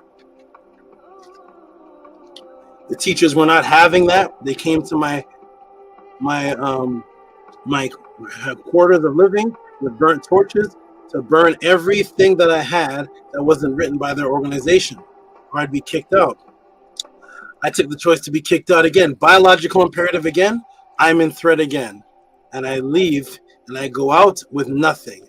No school education, no job experience, nothing to survive inside of the world. I'm just kicked out because I already separated myself from that. Now I got to go back into the city life, but how do I survive? I have to change my teaching skill to learning economics without going through school or a system. And I decided to go into the health environment and go into the websites and gain trust of people by teaching them all about health and how to get a better body and what you do with the acetyl-carnitine and citrulline malate and vasodilation and the glycogen levels in your cells going up and down and balancing your insulin levels, until I asked people if you could send me money and I will go get you products. And I would do that, and that's how I started surviving, because at that time I was now single father in an apartment, getting quarters out of the couch. That's the only way I had to make money. the apartment was my aunt helped me get the apartment, and then I had no money to take care of it from there. So I went on and I did that. I met somebody who gave me the access to a lot of fitness equipment, fitness supplements, and he said if I told anybody, he would whack me. He said, I'm gonna whack you. I said, what's that? He said, I'll put you in the bucket with the cement of the shoes, and then you're gonna go in to see the waters over there. We put you in there, and you go with the fishes. You go with the fishes. And I say, I don't want that. Okay, I promise I won't tell anybody your connections. I didn't know this is like the drug movies or something, but it was dealing with fitness supplements. I was like, okay. So I went on and I started teaching, and I went back to that same organization, and I told them, you don't have to be poor righteous teachers. Here's what you can do. Learn supplements, learn how to sell these supplements, train people, and also get into use that money to get into real estate. They took that knowledge and they robbed me. The same righteous people. So I decided that I'm going to stay away from people. I secluded myself, got away from people, ended up moving back to Canada. I moved to Canada, and I just kept by that time I had a family again, and just taught my family and took the money that I made and put it into magic and just started teaching, doing magic on the streets to survive, and using magic as a way to draw students to me so that I could teach by doing Egyptian magic. People would come to see Egyptian magic and end up getting a class because I would purposely set up beside preachers and pastors. And they would call me the devil while I'm performing in front of them. At any rate, as time went on, I ended up coming to California. I'm skipping a lot of the story because I don't see any new people here, but I ended up moving to California, and I continued to do the magic and just perform. And I kind of stuck to myself and taught only a few individual peoples in my living room. I wasn't doing the big mass teaching anymore. And my students, my mates at the time, Nania Setmer, some of my students said to me, you should check out on YouTube. There's a lot of people teaching like you. And after I left that organization, well, I went and looked at some of the people that were out, and I listened to them, and one of them was me.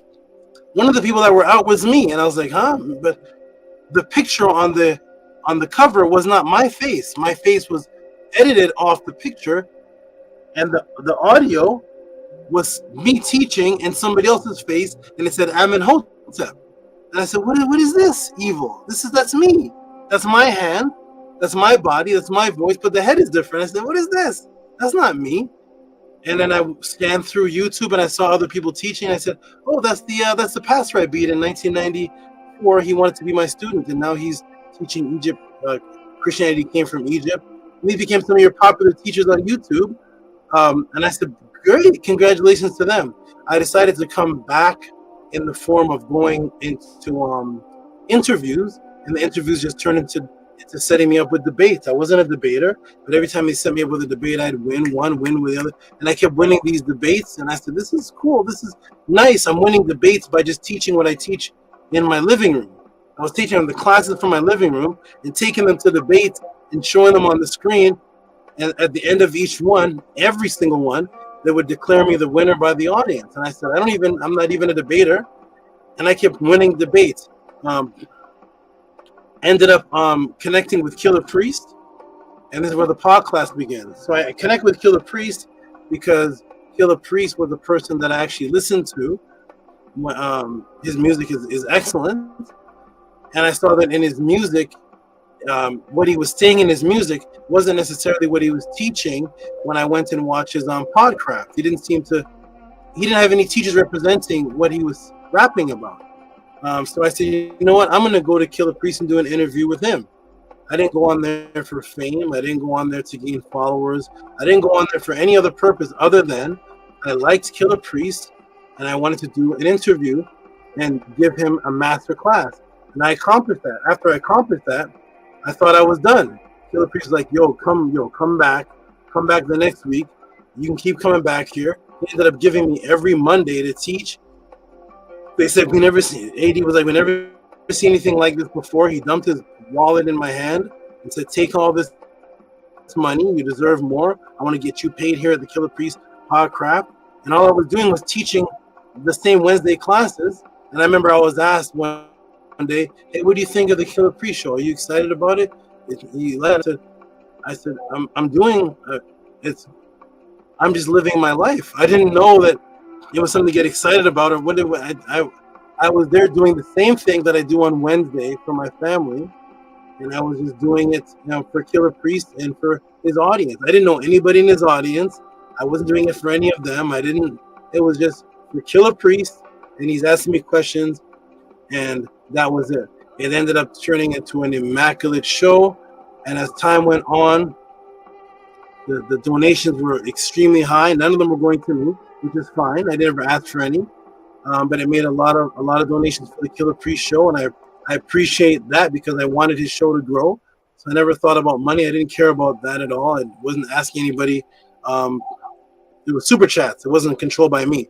I just wanted to see the Killer Priest show grow and grow and grow because the audience seemed to like what I was saying. And I said, as long as they like it, I'm going to come back the next week and keep teaching it. I wasn't benefiting whatsoever from going on to the Killer Priest show. I wasn't using it to build up any channel or build up any group or any movement. I just enjoy to teach, and Killer Priest is one of my favorite rappers, and I enjoyed to give him more knowledge on what he was rapping about. At any rate, as time went on, a lot of my old students recognized me from 20, 30 years ago. A lot of new students clinged on to me. We started doing one-on-ones, and it was taking up a lot of time, so I said to Killer Priest, here's what I'm going to do. I'm going to set up a podcraft. I'm going to invent a new word, set up what's called a pod class, and I'm going to have that for the teaching. Because when I was going on the Killer Priest show, my portion would take up the entire show until it was time for the music again. And so they never had time to do whatever was designated normally for the Killer Priest show. My class would take up the whole thing. Next thing you know, it was 9 o'clock, time for the music, time to shut down the show. So I said, to even this out, I'm going to have open up my channel for what it is that I'm doing, which is just to answer questions, but I'm going to do something completely different. I'm going to do the same, but something completely different from what the others are doing. I'm not going to set up a class where I have a lecture. I'm going to set up classes based on what the people want to learn about, which is how I continue to transform from a teacher to creating a completely new bracket category called the question answer. So when people say, who are your favorite Kemetic teachers? Who are your favorite such and such teachers? Who is the question answerer? Question answerers do teach, like Michael Jordan does run. And football players do a lot of running. And what they're known for is their touchdowns, their goals. That's their skill. They do a lot of. Michael Jackson was a great dancer, but what was he known for? What was it that everybody loved about him? His dancing was. There was a lot of great dancers, better than him, same as him. It's his songs, his music. Although he did dance, great. But if he just danced and didn't sing, there wouldn't be a Michael Jackson. The teaching comes in the question answering, but the question answer, the teacher doesn't have to be a question answerer. So I said, I'm going to do the hardest thing ever that's been seen on YouTube, and I'm going to set up a channel based on what the people want to ask about, not what I came to set up beforehand. And let me see if I can satisfy, because I have a particular talent, I have a particular way of getting information. And I said, what if I satisfy the people on topics that are completely random on whatever level of consciousness they're on? You don't have to ask me about what age was, what was Ramesses doing here, what was Akhenaten. It doesn't have to be about Kemet. It can be about whatever path you're on. You want to know the root of it, the matrix in it, the psyops in it. Because I'm a magician, I can see the psyops in things, because it's the government. The magicians are who they're hiring to perform the psyops, in case you didn't know. The government programs and everything are being run by magicians, and the best of them spent tens and tens of thousands to be taught by the best of them. So when I see a school shooting, or I see something happen at the Mandalay shooting, or I see something happen over here, I can immediately see the psyops in it, because I know what it is that magicians do. They're just doing it on a broader world stage, whereas the happy performers do it, at the Magic Castle, and they do it at the hypnosis shows, and it's fun and games for everybody to laugh at. The magicians that are being paid by the government hypnotize the world and create subliminal messages and do things to control. And it's the exact same principle. So as soon as I see it, I said, "Oh, this is COVID is here. Great. That's what that. Who's this? Newsom or that? Who's this? Oh, well, I can see the thing unfolding and happening because it's the same principles that we all know in magic. Nothing is different. Nothing is different. Just the amount of people that's a part of the stage is different, and that they don't know that it's actually happening. That's the difference. So I set up a class where you can ask any question based on anything. And the way that it works is this. It works on a reciprocity system. The reciprocity system is that I know, I've lived and I've experienced that we've spent our money on everything that has to do with marijuana, the latest horror movie, the latest shirt that's out, going to the club, taking our children to the fair and getting them cotton candy, the candy apple, the funnel cake. When you're watching a movie, you have to eat the $8 bag of popcorn. If you're at home, you go buy the popcorn, the Heinz ketchup, the poison ketchup that goes on the Nathan's hot dog with the poison mustard that goes on there, and it's family barbecue day, so we're grilling up the chicken, make sure the barbecue sauce goes on there, and eating all that up. Some guys smoking weed, rolling dice at the family barbecue, playing dominoes, winning $100 here, going back out, hanging out at the club, going to the hotel with a girl, whatever it is, eating Doritos chips, thousands, Halloween, Thanksgiving, getting the latest fireworks, whatever it is. The Christmas tree costs $200. This costs that. Going on family trips here, family trip there, family trip here. Going on this, that. Going on here. I'm going to Rome. I'm going to Spain. For whatever you find interesting about Rome or Spain or wherever it is, we spend thousands benefiting the matrix. Everybody's eating a Big Mac, a hamburger, a double Whopper with cheese and fries. Every single person watching this. And how much have you spent accumulating since you were 13 years old, eating Big Macs, double Whoppers, hot dogs, fries, and junior cheeseburgers, and whatever that may be, Jack in the Box, thousands of dollars for all that kills us. So I decided to set up a reciprocity system to see if people would appreciate the matrix being broken and their life being changed by the particular way that I guide. So it's Cash App, TTM Moon, PayPal at RockySV, and here's how it works. It's scrolling down at the bottom. You send in support. So some of this that is sent in is for, of course, the question and the time it takes to answer, but of course it's for the support and the time it takes to do this, because we've all supported Jason, Friday the 13th, and Freddy Krueger, horrible actors that just have to swing a knife back and forth, and they're all millionaires now. So we send in support to support what's happening at the Tutsi Pod class. For example, Hush Nation sends in Dua, Sekum Saba, Tehuti Saba. Why do we see outside the light spectrum? Example, sometimes we can see spirits, sometimes we can't. You send in a question, and what is it that happens here that doesn't happen anywhere in Earth's history? A question, see the question right there? Transforms into this. Boom. The question, are questions that you send in, turn into the entire class based on you with a 45-minute to 2-hour answer with videos, statements, declassification forms, all types of magic breaking, hypnosis performed on the screen, magic performed on the screen, sources, all type of things, postpartum depression. Mothers sending in questions about postpartum depression while somebody else sends in, why do we see spirits? These questions have nothing to do with each other, but it shows the diversity that you can send in a question about your postpartum depression. Is it real? Is it a psyops? While the person right beside you in the chat can send in, why do we see spirits in the visual light spectrum? Are spirits outside of the visual light spectrum? So my mind has to go to spirits, visual light spectrum, and everything about this, blink my eyes, and then I have to go into motherhood and postpartum depression and all the scientific facts about that. This is what happens here at the Tutsi Pod class. You send in a question, and boom, it turns into this. Parallel quantum site. Ubia culture influences Kemet, non-humanoid artifacts, ancient female priestess and female geneticist. What is luck? Is luck connected to light?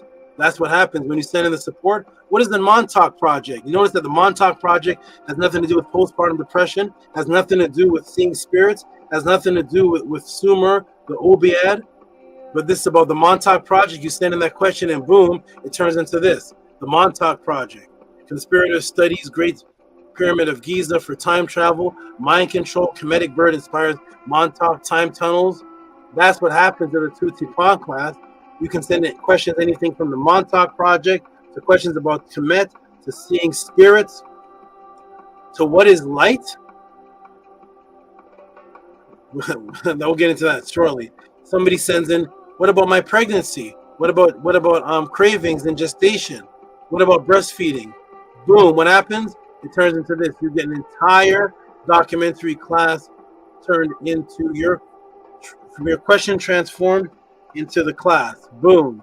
Pregnancy cravings, natural or mind control psyops. Consciousness in the womb. The babies have consciousness in the womb.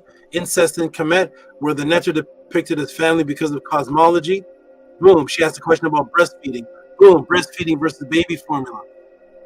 Breastfeeding, the double spiritual symbolism in Kemet.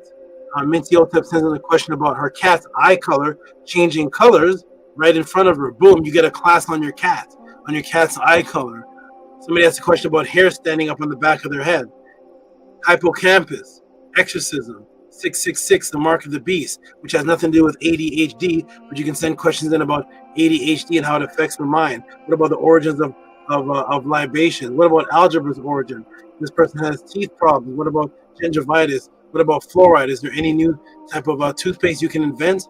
I went right back from 5,000 years ago till today and showed the invention of toothpaste and how you can make your own toothpaste. This person says, I don't want to know about toothpaste. I want to know about Orgon energy. After some Hotep, great SABA, after some thought, I've decided to change my question. If you can, I would like to know about Orgon energy origin, sending extra support for more elaboration. Orgon energy, what happens to your question? Boom, it turns into this. Orgon energy, send live question with reciprocity, the insult that affected Ra. The real shrine of that class was an explosion. The real shrine of, go back to that. This person says, I don't want to know about that. I want to know about feng shui. This person says, feng shui is cool. That's all right. But I want to know about the never-ending story. Give a 2-hour class on never-ending story. And to this day, I have not seen the movie yet. It was about a 1.5-hour class on the never-ending story. And to this day, I have not seen the movie. When that class was done, the crowd was screaming. The person that asked the question was like, what in the world, what just happened? What type of incredible answer was that? I still have not seen this movie because where I have to go to get the answer has nothing to do with me watching the movie. It has nothing to do with me watching the movie. The answer exists out there. I don't have to watch the movie to get the answer. And I proved it because if you send somebody a question about your favorite movie, imagine asking somebody on the street about your favorite movie. Could you give a breakdown on the movie? What's the movie that's out there? Talk to Me. Could you give a breakdown on Talk to Me? And the person says, I've never seen a movie, but hey, send me a $40 donation. Let me give you a class on the movie Talk to Me. Did that person do a class on the movie Talk to Me and never watch any of the movie? And actually, that happened too. Someone sent in a question on the movie Talk to Me. I haven't seen the movie yet. After that class, the person was mind blown. What if you don't want to know about that movie? You want to know about eyesight. Question on eyesight. What if you're suffering from hyperhidrosis? Boom. Support sent in for hyperhidrosis. It doesn't matter what the question is. Hyperhidrosis has nothing to do with Navajo skinwalkers. And none of that has anything to do with today. Bing, bing, bing, bing, bing. What is light? How did the people of Kemet perceive light consciousness? Double slit experiment merged with transhumanism. We're going to do a live vision test today on your consciousness. We're going to do a live conscious vision test today to see how your perception and consciousness works. I'm also going to give, for the very first time, the very first recorded case of transhumanism revealed today. None of this, all of these things are different topics, but you get full classes on these at the JHUTY Pod class, and it's just about support. Support the JHUTY Pod class, and this will continue. We are the House of ATEN, the ancient JHUTY and teachings of the Nitsiru, the first to ever represent the Nitsiru on a public stage and win a debate on the Nitsiru. The House of ATEN, the ancient JHUTY and teachings of the Nitsiru. Again, the first to represent the Nitsiru and do debates on the Nitsiru and continuously and win the debates on the Nitsiru. While others are teaching that the Nitsiru don't exist, I'm holding debates on them and winning the debates. And a debate has never been done on the Nitsiru since Dr. Ben, Dr. Clark, since 60 years ago when Kemet was introduced to America. No one ever had classes or debates on the topic of the Nitsiru. And we represent that because the Nitsiru backs us. So understanding all that, welcome everybody to the House of ATEN. Welcome to the JHUTY podcast. My name is JHUTY. I'm in Hotep Ra. This is Saket. This is the ATEN snake. His name is ATEN. On the shirt is the ATEN symbol. And we're going to continue class. Right now what I'm going to do is I'm going to put a link in the room. Let my beautiful supportive students and those who support the JHUTY podcast step in. Today's going to be a very interactive class. You're going to see things on the screen. I can't give away what we're going to do today with this perception question. The brother JHUTY asked about perception. What is light? We're going to be doing live demonstrations on those topics to show you your holographic brain and vision is in the back of your head in the visual cortex and not here. And I'm also going to show you something that these eyes do when your eyes are actually closed to help you see while your eyes are closed. The eyes actually do something physical. We're going to go through all that today in the JHUTY podcast. I'm going to put the link in the room for the supportive team to jump in. All the great supporters of the JHUTY podcast jump in while I step away for just a moment, refresh myself, and come back and blast away with these answers. Today is also my birthday pod class. I appreciate the support that I've gotten so far. I'll be announcing that. And the brothers will come up, or whoever comes up here will talk to the people about that. Supporting for my Earth Day. I'm so glad that I am alive. You don't have to be alive right now. We did a class on that. Now your chance of even being alive is 1 in 1.400 billion. 1 in 1.400 billion on you being alive. That was a class. That was 2 classes ago. So I praise and give thanks and reverence to life, existence itself, and the Netter energy for having me alive, and those who appreciate that I'm alive. I appreciate any support that is sent just for the birthday. So there's the link in the room. Team jump in so I can step off. Nook Panuk and all those people get ready to jump in so I can step off and we continue this podcast on time. Okay. Who is here? Are there any moderators here? Where are my male moderators? I don't know where the female moderators are. One of them is cooking a meal for me right now, so they can't jump on. But where are the rest of the moderators? Where are the moderators? We got the Jed. There's the Jed. He says, give me 5 minutes, Saba. Okay. And where are the rest? We lost the poor brother, Manko Rot. Such a shame to lose him. I don't know who did it, or if he did it to himself, or if he's a victim. This kidnap. I'm not sure who did what, but unfortunately we lost one of the greatest brothers of the House of ATEN. Manko Ra is no longer with us, no longer here, and peace and love to him on whatever realm he exists on. It's a sad thing. It's a sad thing. But again, what I'm about is all about consistency. If someone took him off his consistency or someone took him off his planet, I'm very, very disappointed and sad about that. He was one of the greatest. He got his name changed legally.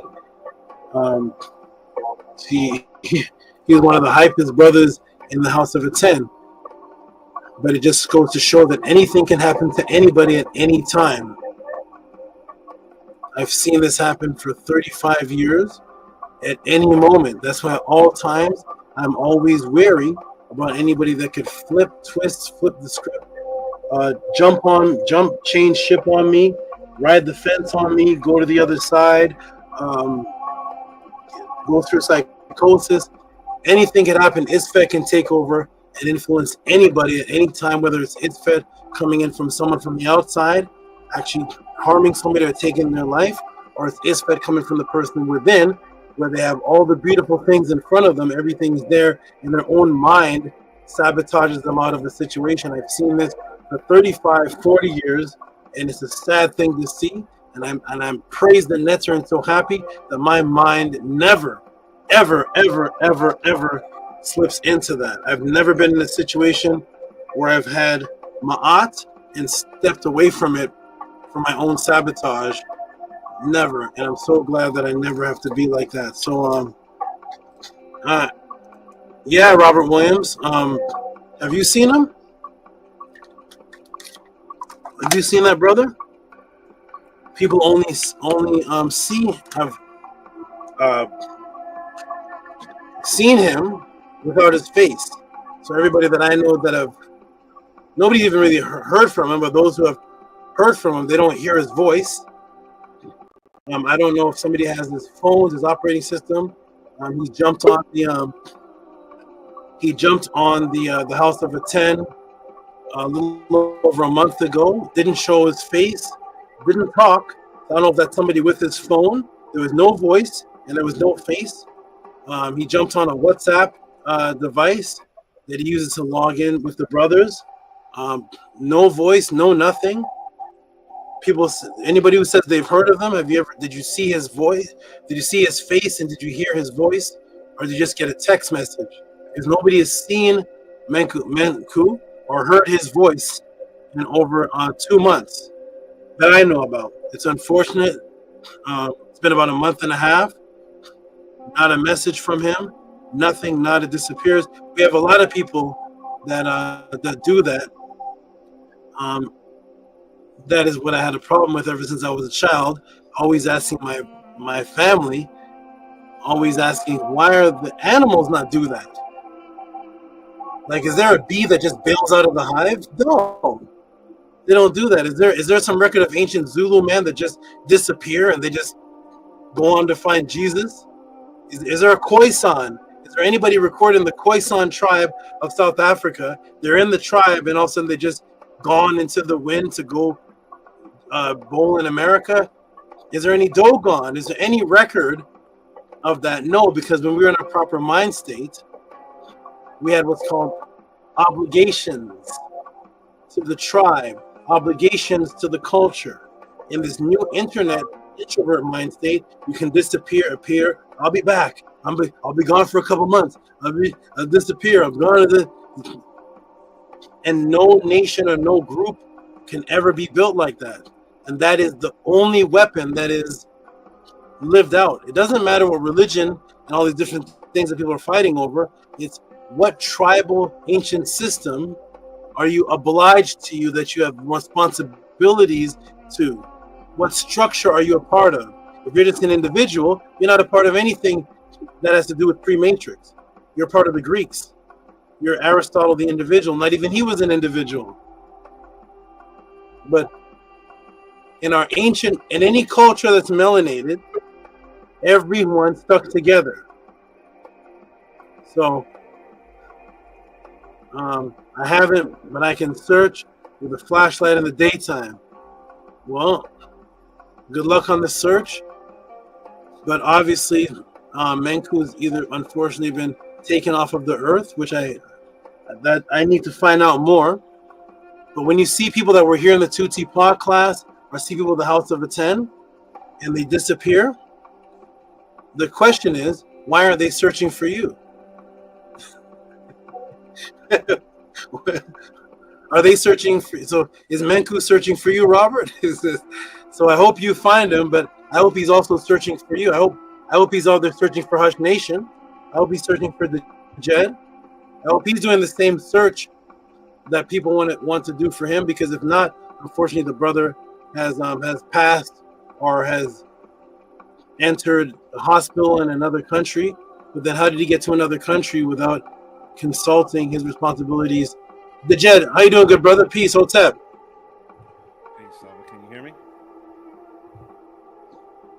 I can hear you great. Wonderful. And Hush Nation, how you doing, brother Hotep? Hotep SABA, big love, big MAAT, Tua for another Wonderful. session again. Nini. Yes, sir. Yes, sir. Hey, Dejed, do you have a job?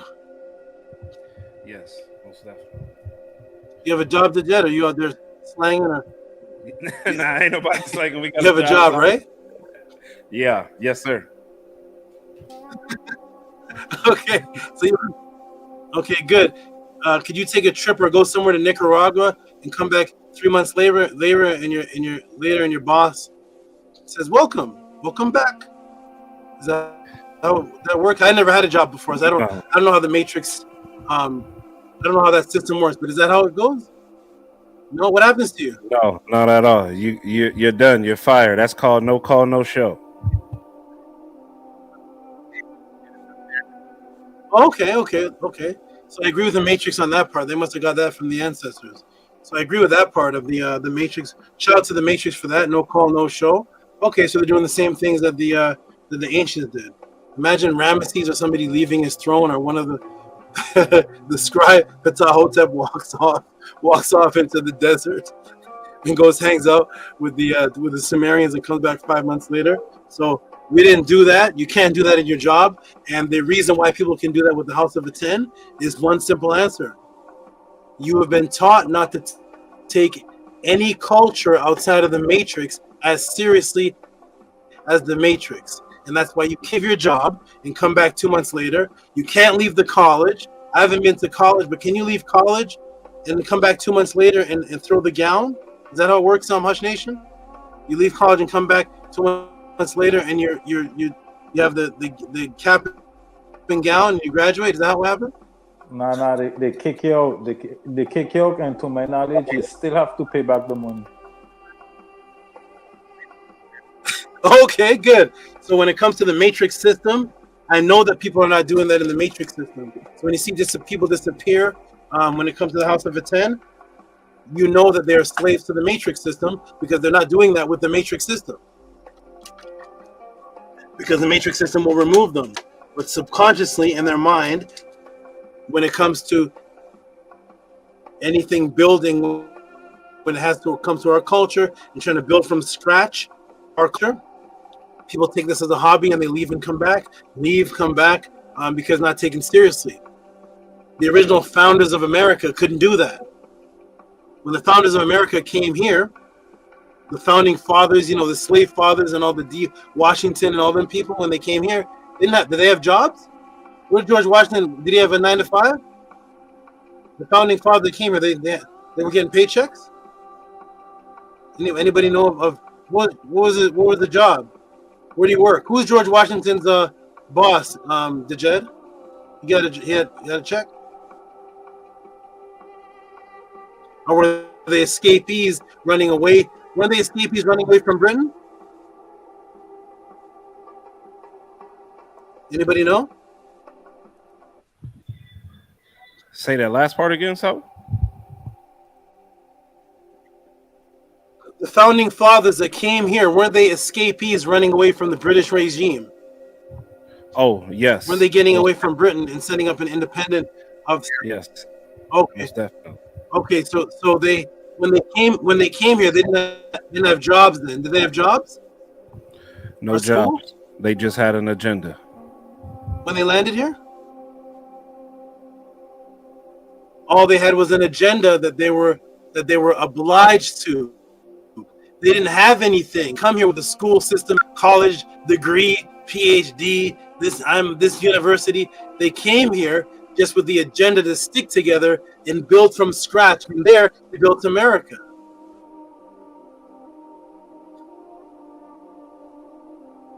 You see? But when it comes to the melanated people, so shout out to those who disappeared, but those are people that don't take this as serious as the Matrix. All right, I'm going to step away, everybody, for a moment. Peace and love to everybody. When I come back, we're going to get into this answer. 4 questions were sent in, and I'm going to cover more than just the 4 questions that were sent in. It is going to be a plethora of information. We're going to get into transhumanism, all type of things that were never things that weren't even asked, but I'm going to put them in the answer. So peace and love to you all. And it is my birthday. It was my birthday, which passed a few days ago.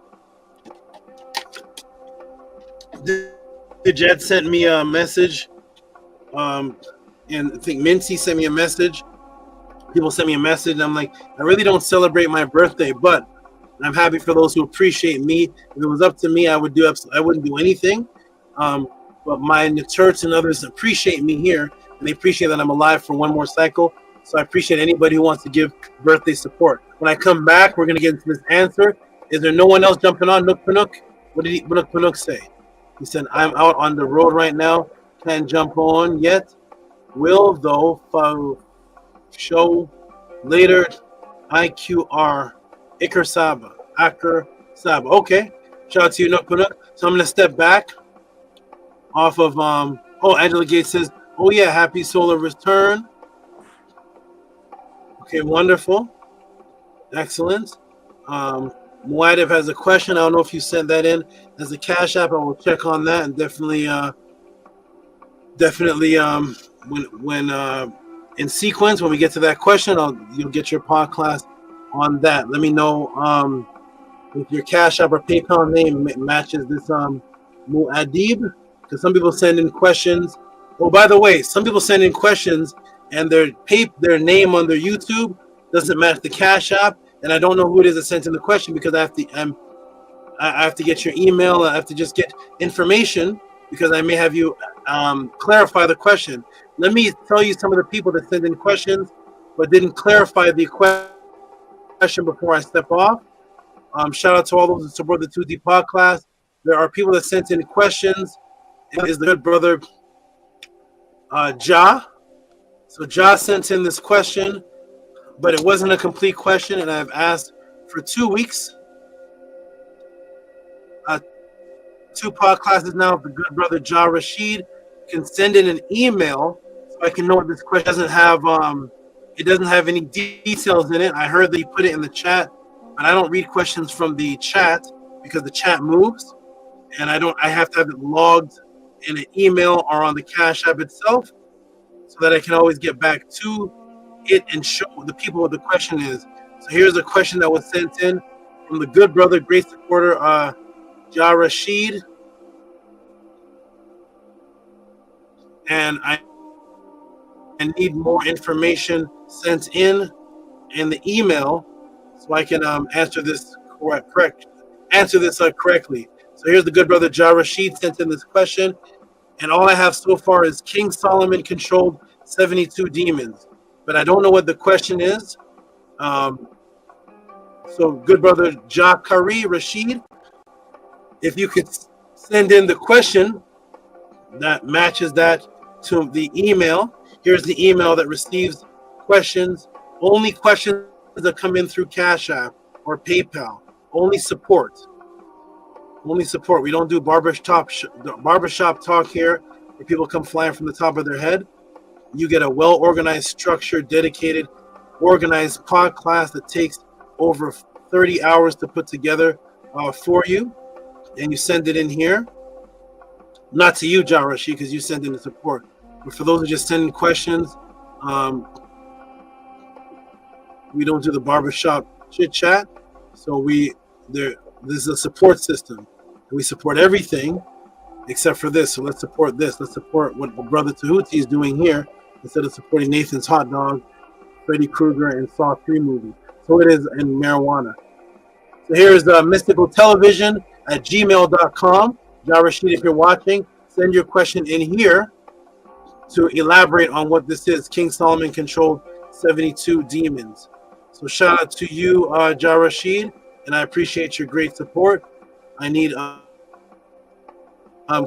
clarity on what the question is. There's another brother named Pat Toe who sent in support, but I don't know what the question. He said he's going to send in a question, but I haven't seen the question yet. So Pat Toe, if you're listening, feel free again. Send in your questions. So that as time goes on, people don't say, I sent in this question to Tehuti. never answered it. I'm letting people know. Here's another one. This is another one right here from Quinn Buck the President.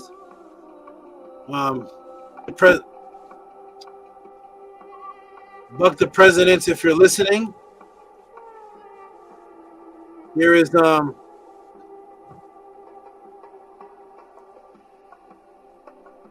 here's the question that he sent in. It says, "Does Asia derive Kemet?" Can everybody see that? Does Asia derive any of its culture from Kemet? So shout out to Buck the President for the support.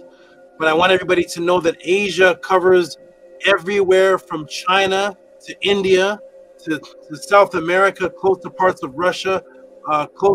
Asia is almost half of the planet Earth. So if I could get a more specific, if you could pick a part of Asia, because I do not want to answer the question and start talking about Asia, that's what they call Mesopotamia, and show the connection there.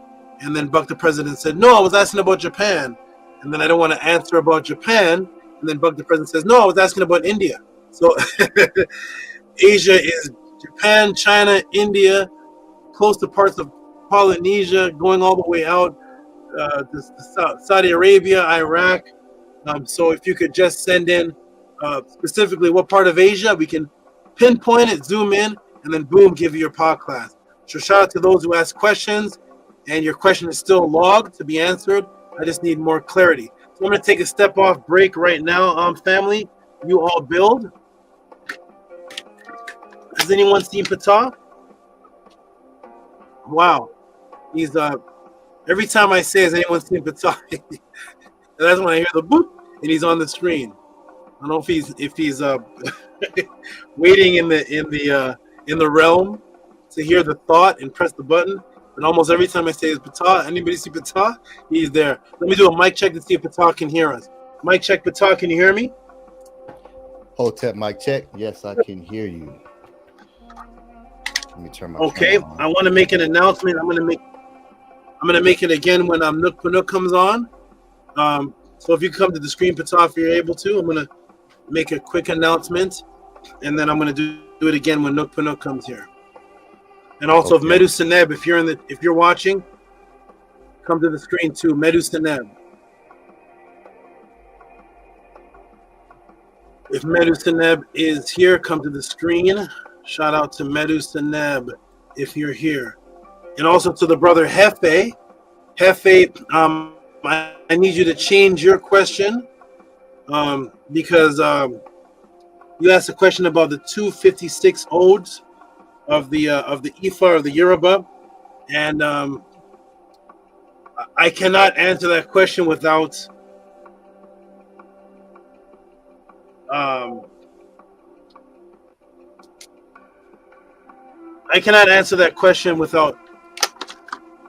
breaking certain respect that I have for agreements that I made, for privacy agreements that I made in respect of some of the elders that are part of that. And because it's such a wide range, 256, I don't know which one will be touchy subjects. It's a touchy subject to ask if certain things are real. So if you could change that question, I would greatly appreciate that. Because when it comes to certain people's belief system, especially in that part of the motherland, there's certain things that they are doing that have nothing to do with actual physical proof or archaeological evidence, but it has to do with agreements with the ancestors, in which I have some of those agreements myself, and some of them you can't say how it works. So you can't say on the internet what's happening. So with respect, I'm going to bow down from that question. Oh, he responded. Okay, good. I will send you an additional question. Wonderful, Hefe. Excellent. Wonderful. Okay. How you doing, good brother Ptah?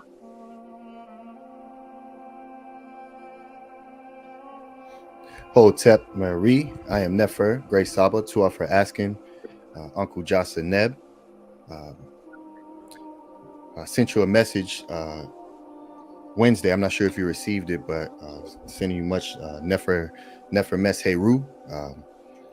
Hope your week has been nefer and that it was enjoyable. So Uncle Jocelyn, up to you, Great Saba, Tua, for all that you do.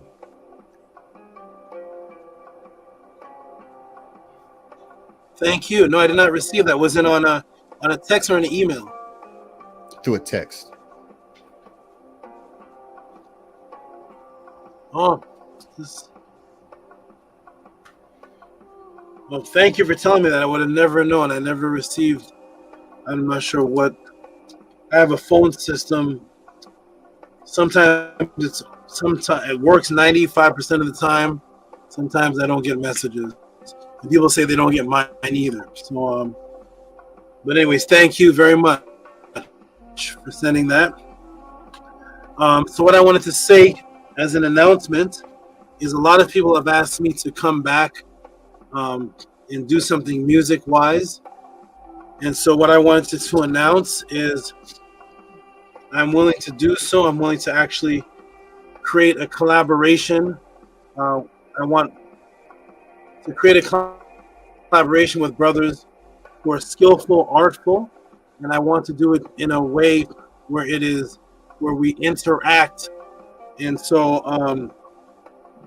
I'm going to invite certain brothers. Certain brothers are already automatically invited, like Scribe, Pata. But I will invite other brothers who want to be on a music track. We're not going to do it like we did it with Killer Priest.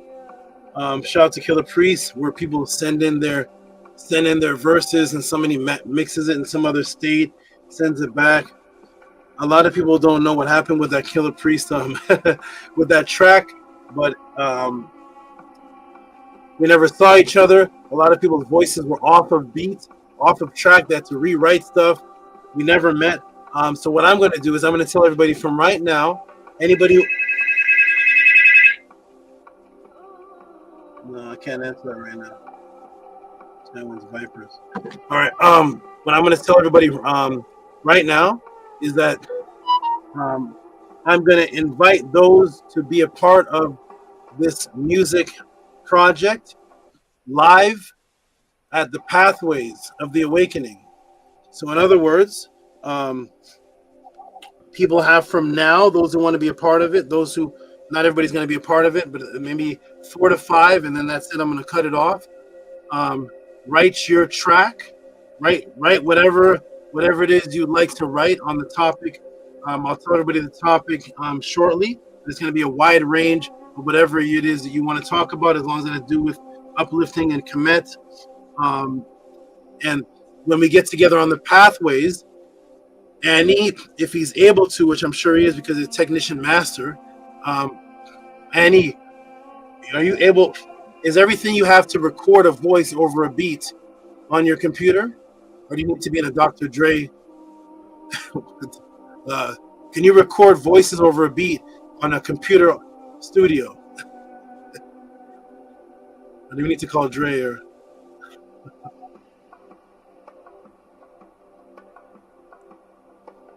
well, you're muted. Why you're muted, but it doesn't say you're muted. Hotep, can you hear me?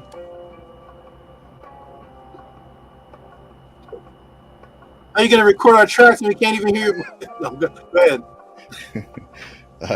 Yes, I can I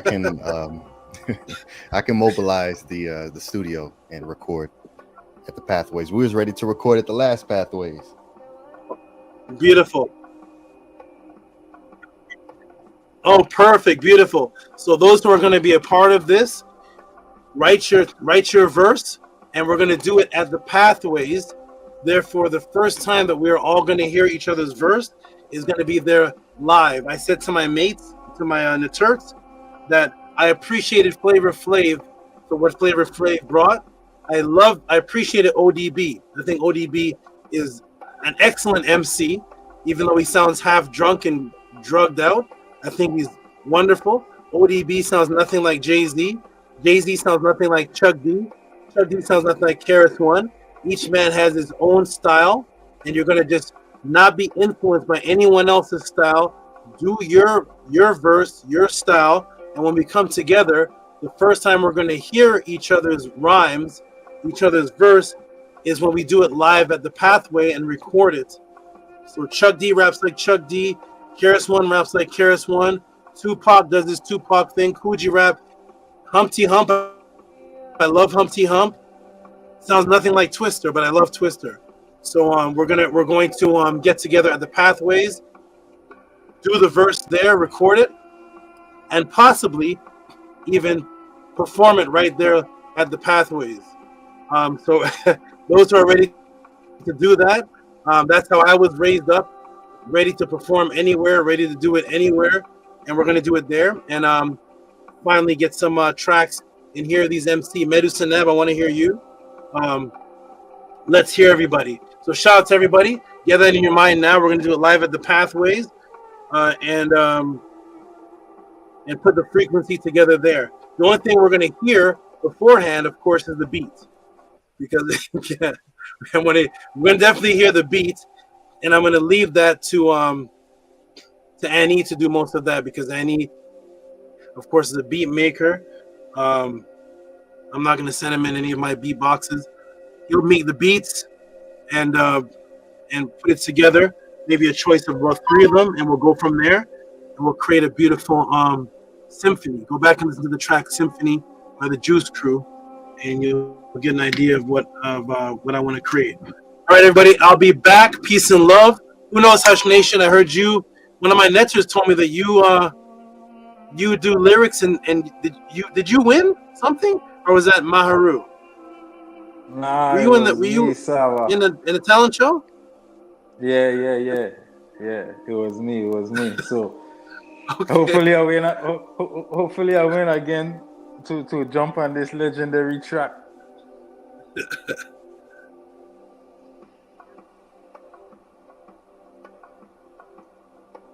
You hear me, Saba? Oh, you're chopped up. Can you hear him, Annie? He's chopped up. Yes, you hear me now? I hear him loud and clear. I hear him. Do you guys hear him? Do you hear him? Yes, Saba, you have a major delay. So after we speak, you don't respond to what we say till maybe 5 seconds later. So there's a major delay. Oh. Okay. Yes, Saba. You hearing me? Okay, wonderful. So Hush Nation, if you're good, you can jump. Pick 5 people can jump on. One slot is already taken. That's Annie, because he's the official. He has records out, so Annie is automatically on. On the mic.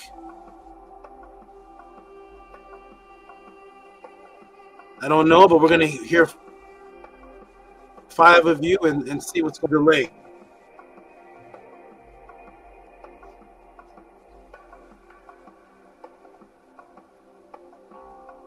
You're freezing, Saba.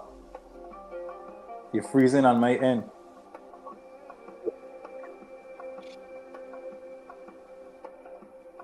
Okay. Annie, can you hear me? Yes, I can hear you.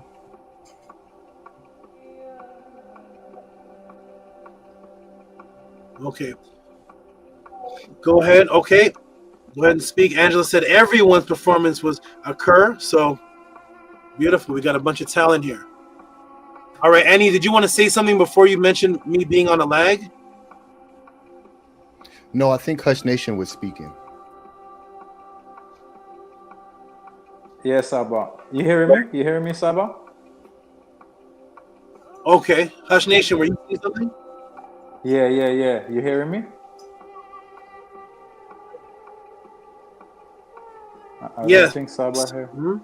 Oh, okay.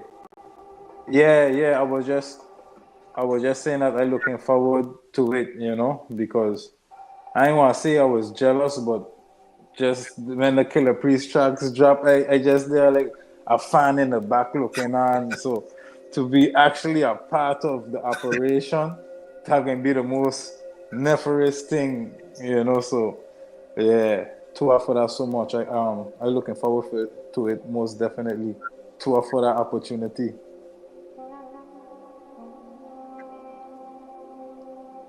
Wonderful. And Dejed, can you hear me right now? Yeah, I can hear you, Sub.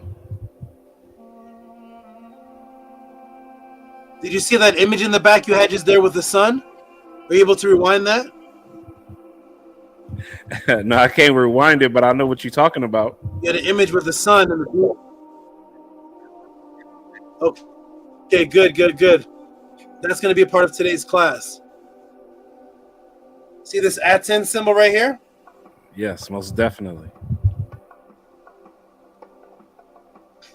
Anybody ever wonder why the sun is depicted like that? See that? Why is the sun depicted like that? It's depicted like that, and it actually looks like that sometimes. Oh, it's in the back of me. See it? See how the beams are coming down? They're not coming straight down. See how there's an angle on this side right here? See how there's an angle on that side? But the sun is a perfect ball, right? The sun is a ball, right? Yep.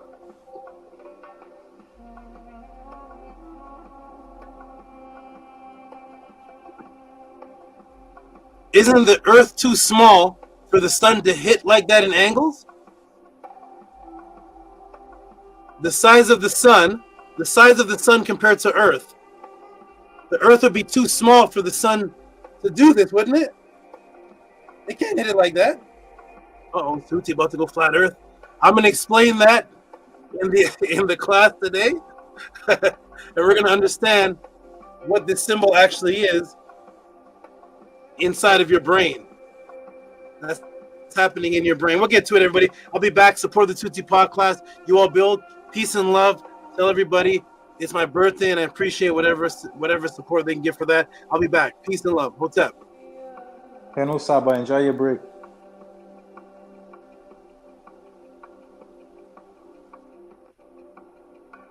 Thank you. There it is. I was waiting on it. Hotep MAAT, Hotep Marie. Peace and love, everyone. Tuwa for being here. Please hit the like button. Make sure that you have hit that like button. And the support links are pinned to the top of the chat. So when you look at the chat, there's a pinned comment at the very top, and that is the support links. Please utilize those links to show your support to the Great SABA. That's how you ask your questions. That's how you give your reciprocity for the answers, for the pod class, for all that goes into what you see here.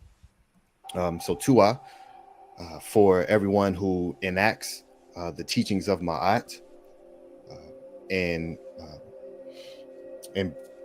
showing reciprocity. It's a very important, single-handedly one of the most important acts that one can do to begin to attain back control of what happens around them. And it starts with giving. So Tuwa, everyone, please follow us on all social platforms, our Instagram, our TikTok. If you can support in that way as well by sending the videos out, sharing all of our short form videos where we take the classes, the pod classes, the Sunday classes, and we compress them into minute videos, and then we put them on a social platform. So it's real easy to digest and also easy to share. It's just a click of a few buttons, and you can take a teaching that exists here and put it somewhere that has potential to do everything. There's a lot that these platforms do, and creating the translation between the different platforms, because they're not all just the same, right? So if one is doing a particular thing on Instagram that doesn't necessarily translate to YouTube, or that doesn't translate to TikTok, they're all separate entities. This is why we are on all the platforms and why we post on all of them, because they're their own worlds. And for each and every person who resends out the videos, shares them, it assists a lot with the numbers and who can see and find the Tehuti pod class in the House of ATTON. So Tuwa to everyone who does that. Hotep to Amunet, who oversees the social media scheduling. So Tua to Amunet for that. And yeah, houseofatton.org. Everyone can go and support.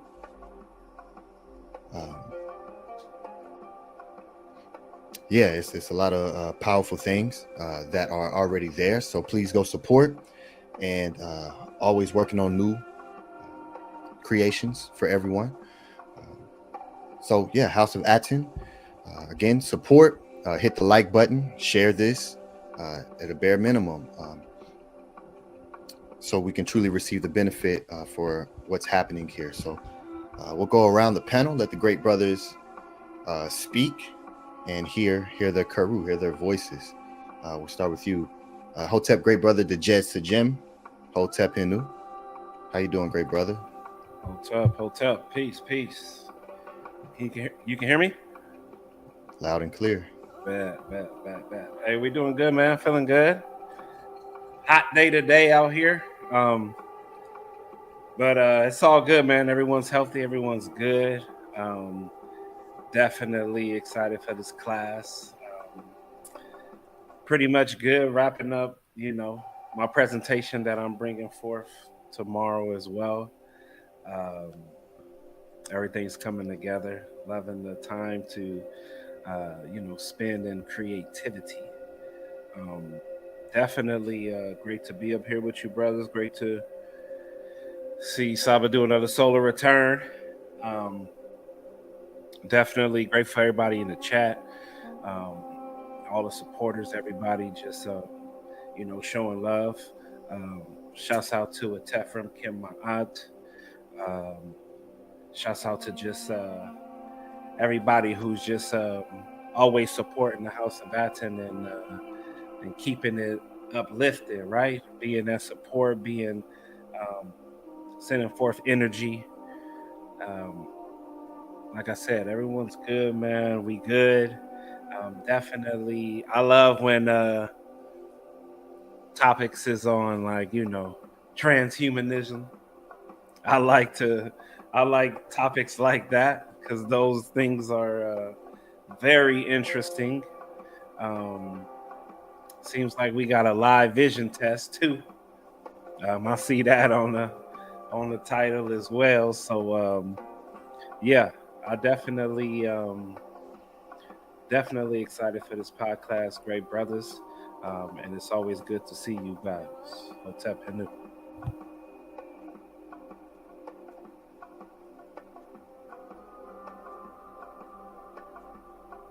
You mute, Annie. Oh, Hotep, Tua. Yeah, I gotta put this notification that lets me know when I'm muted, but I reset my computer, so I have to re-put everything back on there one by one. So Tua for letting me know. Great brother.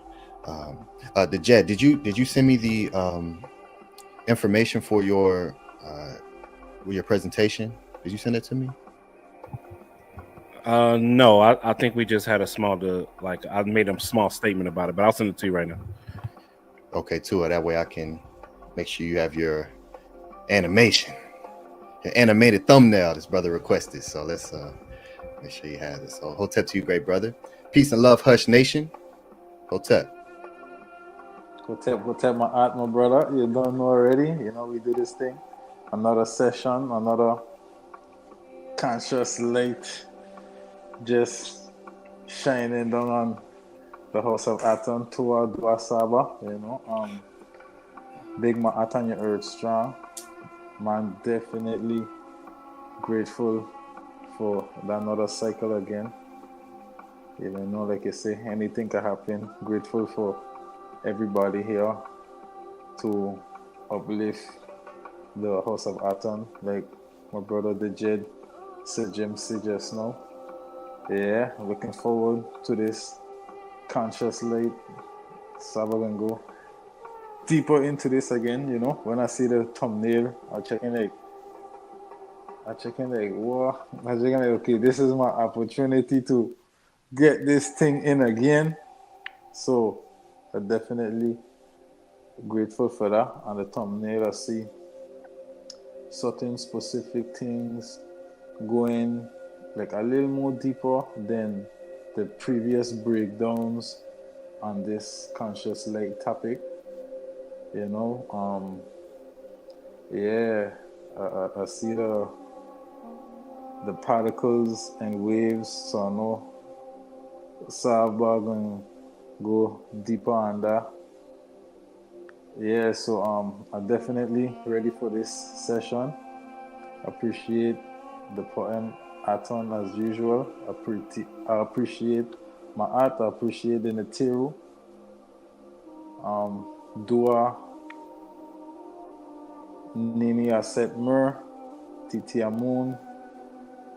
We had ATEN on the screen just now, so you don't know what's going on already. It was a serious session we're about to get into. So Dua Sakem, prosperity, health, wealth, and strength to everybody on here, everybody on the chat, everybody watching in the future. You don't know. Big axes, big Ma'at all the time. Hotep.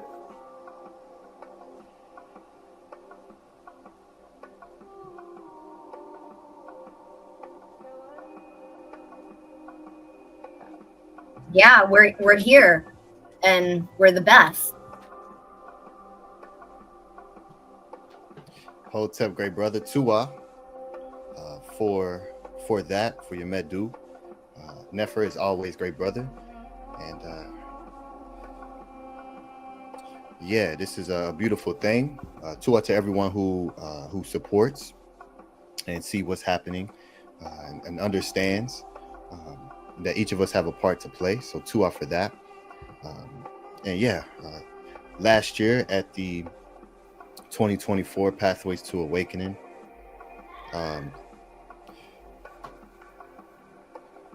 it was a beautiful experience, and we were able to host a talent show. The first Pathways we wanted to, we weren't able to because of time, so we were able to get the talent show in this Pathways. I wasn't able to perform, which is okay because everyone else was able to get their talents off. So that was a beautiful thing. And so yeah, so now we have this very big announcement that SABA just gave to add to the next pathway. So we're going to make sure that it's organized and prepared as possible before coming in there, because studio sessions are, for those who do not know, my very first path of work that I was doing as a young man was audio engineering, and I was doing it at a high level. I've been in many studios with many Grammy Award-winning engineers, producers, and I've learned from some of the best when it comes to music and tone. So I'm absolutely excited for this, and yeah, it's a beautiful thing. So for those who want to be a part of it, again, preparation is key, and we'll come out with more details to make sure that everyone is prepared. So Hush Nation, let me ask you, great brother, is I know that's something that you would be interested in being a part of, correct? Yeah, bro, for sure. I a SABA stand fan, I just little scripts or bars what SABA have. I checking like, well, I don't like listen to them over and over already, so this is an opportunity of a lifetime. Yes, absolutely. It's a powerful thing. So Tua to Saba for setting that up, because that's definitely, I was prepared for that last year. If something was going to happen, like, let me just have everything ready. So yeah, there's a lot that goes into that, but that's wonderful. We get to have Saba and his tones recorded, right, through the House of ATTON, which is going to be phenomenal. So Uncle Jaseneb. Uncle Jaseneb. Yes. The Jets, the Jim, you there, great brother? Hey, bro, wait, I want to cut you off, but I was looking forward to doing something with you. So getting something done with you and Saba on the same track, that's never. So big tour.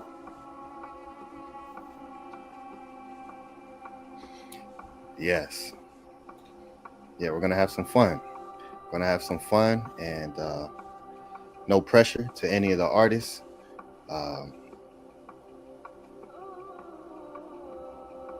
But it's good. You'll get to have a studio session with Scribe Patah and see, the type of what goes into an actual recording session, what that looks like. And y'all know I perform live, so y'all see me perform songs in one take, and that comes from a lot of practice in these sessions and recording. But yeah, we're gonna see how everyone has their process, and yeah, get these tones out, get this frequency out. So it's gonna be powerful. Hotep Hinu to everyone in the chat. Let's give some. Let me go up to the top as much as I can go, and just give some dua and hinu to everyone. Amun ka tut Tehuti, Amunet kat esant tut Tehuti, Hotep Hinu to both of you. Cool Star, peace and love to Cool Star. Greetings and maximum love and blessings to you all, family. Wonderful. We have the lovely Gabriella, Hotep, and much Marie to the HOA AU, everyone in the chat, and of course to the Nefer, Saba Tehuti, Amun Hotep, Ra, and his AU. Yeah, peace and love to you all. Kamez, peace and love. Abet Amun, Hotep Hinu, Andromeda Miserables, Soze Mania, peace and love, everyone. VRI, RPM, see you all. Chris Harris, peace and love. Angela Gates, of course, the great Nukpu. Muad'Dib El Ka, Hotep Hinu, peace and love. Rainwater,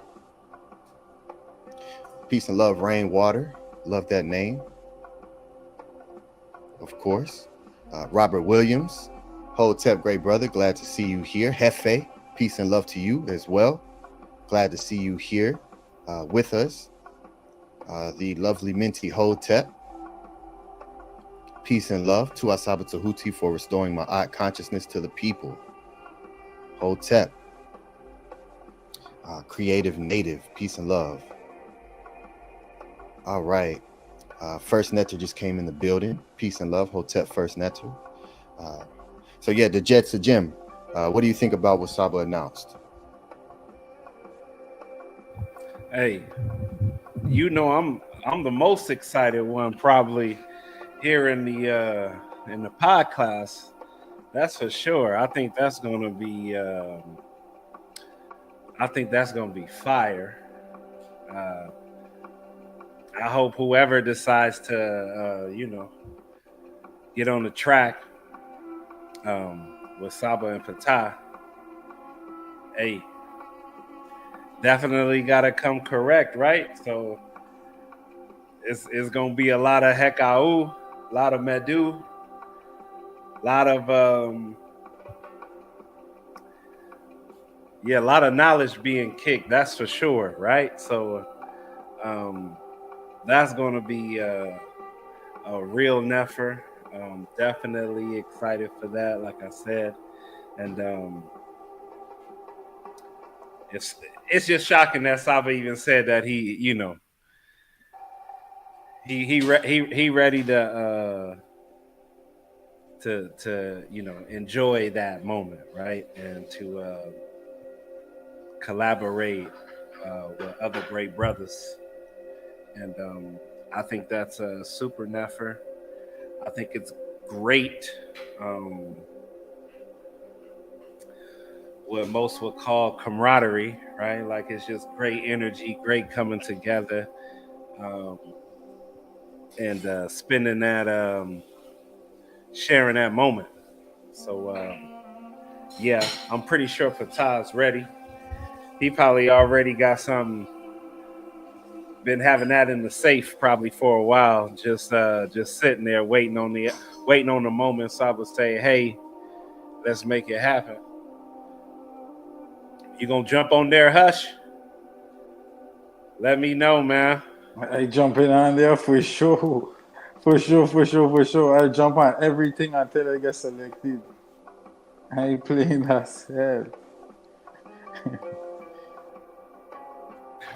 Yeah, that's definitely what's up, man. Yeah, everybody, Last Pathways, Hush Nation. He took the award for we did the talent show. So he came in, he dropped 2 songs at that. Read some Parem Heru. He got down, man. He did his thing. Everybody was amped that day. Super fire. Shouts out to Hus Nation. Fix. You already know. Big MAATs, Big Hoteps, Big Henu. Shouts out to Hush Nation, man.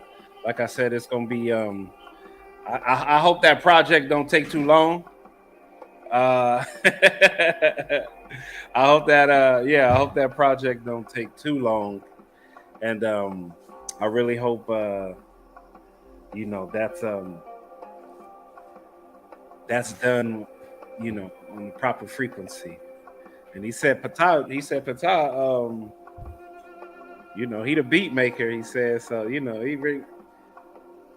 Tehuti said Patah the beat maker, so we know the beat gonna be fire.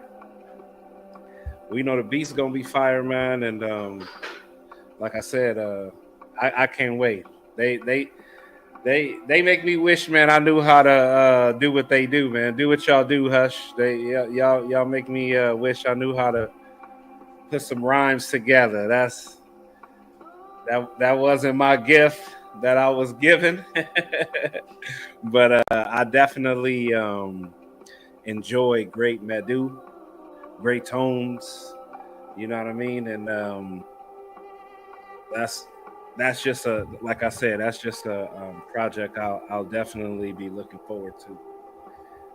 Definitely excited about that. How you feeling, Hush Nation? How we doing, great brother? Boy, tour for all your Meru, man. I appreciate the big up. His motivation, you know, is big dua. That man, grateful that man still stick it out with a pen, you know what I mean? Because you ain't really know what you're doing. You're just doing it, and then you drop a tune, and then people gonna like it. But then you ain't really know what you're doing, you know what I mean? And then opportunities like this come across you, you're like, whoa, imagine if I had stopped. How would it be?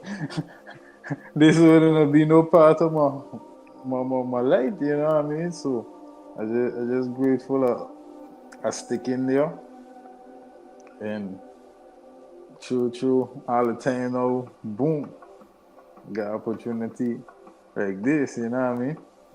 Cause when I see, I remember the first time when SABA when I see Saba drop bars on a part craft, I checking like, nah, I checking like he didn't just do that.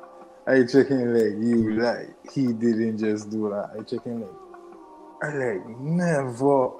So then after that now, I see the man I'm gonna organize a track. So like, I see 80 organizing for the man to do a tracking thing because when I used to watch a podcast, I never thought I would have sent in music. You know, I used to be just listening to waiting for the music session, listening in. You know what I mean? And then one time I just tried it, I see it work. So then I was part of the sending in. You know what I mean? So when I see the man and drop that track with Saba, I like, whoa! I say I part of the podcast and I didn't even get to make a song with Saba. You know what I mean? I checking like that crazy. And I checking like that chance gone. You know what I mean? I checking like, but all of the duo I get from Saba, all of the late, I checking like, I ain't even getting bothered with that. You know? And then I see Annie come. So when I see Annie come, I say, well, look, I ain't get to do nothing with Saba, but I know you have an opportunity down the line to do something with Annie. And now when you look, I see Saba announce this. I checking but I just hope I don't wake up from this dream, you know what I mean? Cause so far I go and good. So I checking that's more motivation for man to just write, you know what I mean? Just write. And then you find your favorite thing and then recite and just tear it up, you know what I mean? So yeah, but that's big do out there, you know. So tour for the vibes, tour for that whole session of the pathways, tour for AKHU, tour for all the performances, you know what I mean? Tour for Sekete no Pool, you know, the whole vibe was just, even though I was waiting for any performance, you know, but the session was still real never, you know. Everybody mash it up. But it was big duo. So this is another pathways. Yeah, you know. Some people that wasn't there, I wish they was there, but we got next one coming up. So we do what we gotta do. We link up and this gonna be a big vibes. Yeah, that's all I can say. This is gonna be a big vibe. So tour again. Yeah, big duo, big MAAT hotel.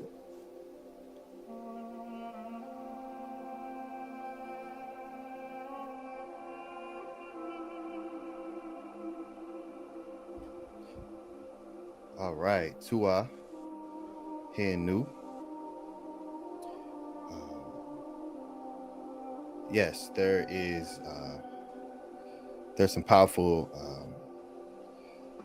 There's a specific type of record I want to create with Saba.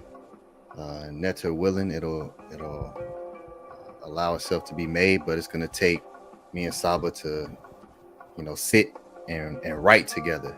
So if we can make that happen, because I want to do like a reciprocity back and forth song, you know, where I may say 2 to 4 bars, then Saba come in and say the next 2 bars, 2 to 4 bars, and we build and construct a verse, one verse, but both of us write it and record it, kind of like how the Locks would do. I always enjoyed, you know, that because you feed. It's like writing one verse, but you get 2 different perspectives from one verse. So it's powerful. So that's one of my goals, is to get that type of record with Saba. But yes,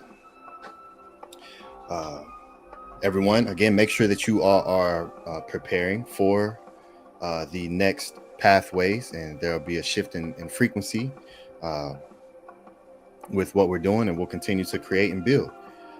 It's been in October, late October, for the past 2 years, so we're looking to stick to that timeline as well. So the end of October, in California is where we have the Pathways to Awakening. So for those of you who are new and may not know about the Pathways to Awakening, we have a gathering in person every year in Los Angeles for those who support the pod class and for those who make themselves known and who want to come meet the great SABA, meet us, and build and bond. And it's a beautiful thing.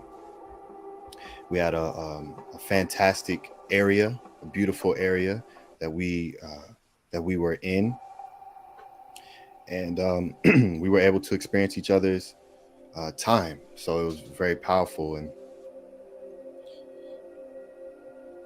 yeah, looking forward to what this year will bring when it comes to the pathway. So everyone, please keep supporting and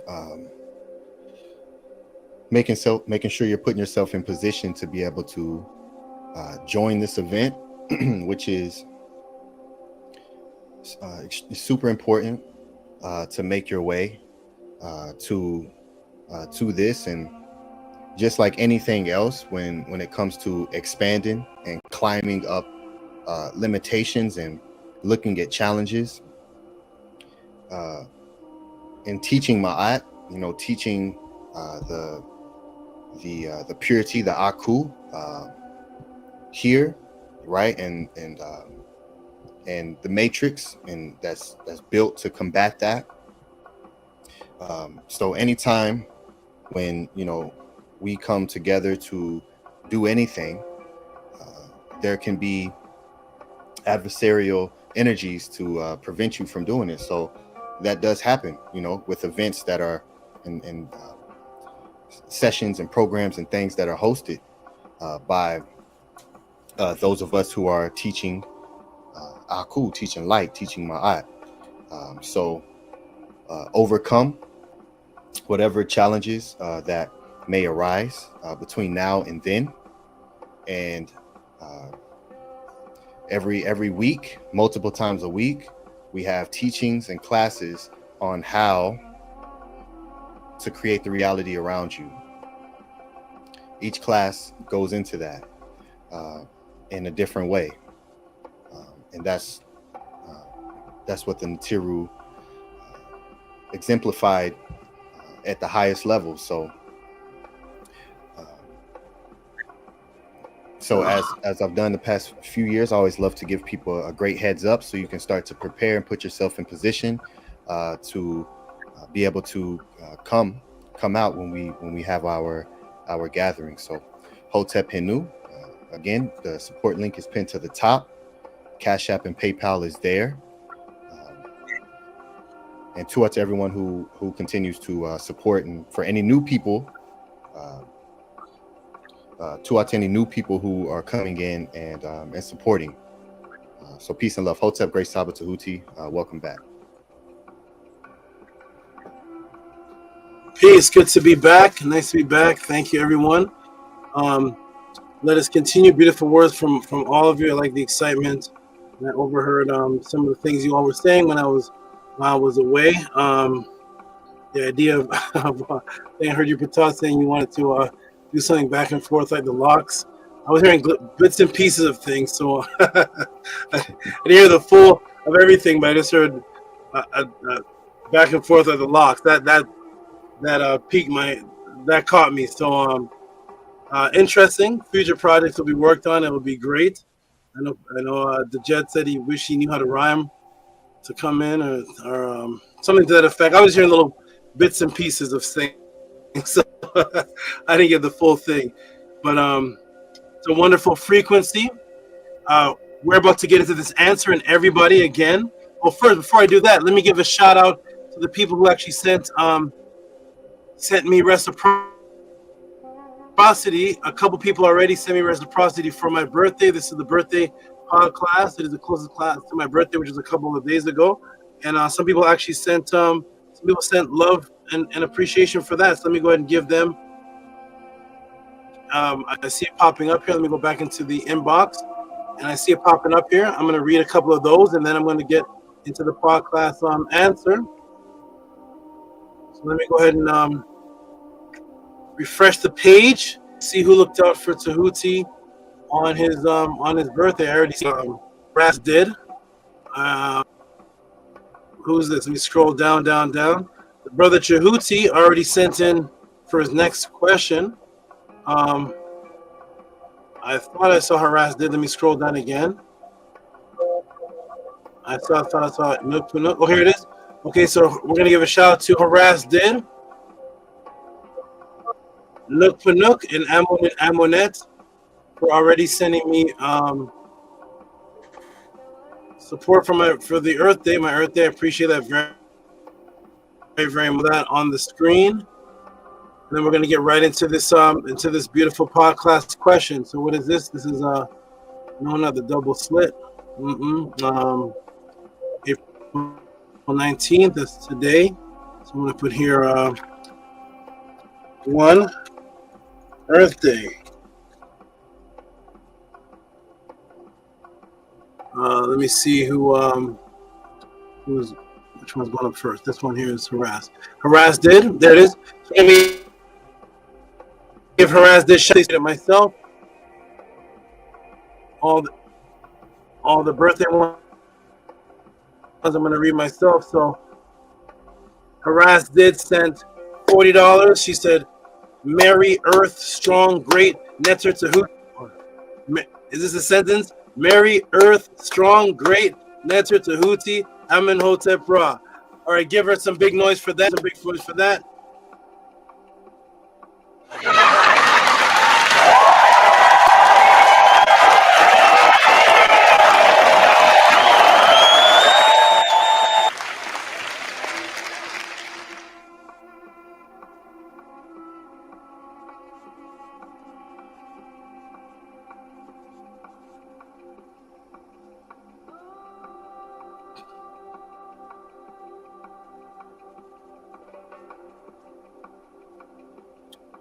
Wonderful.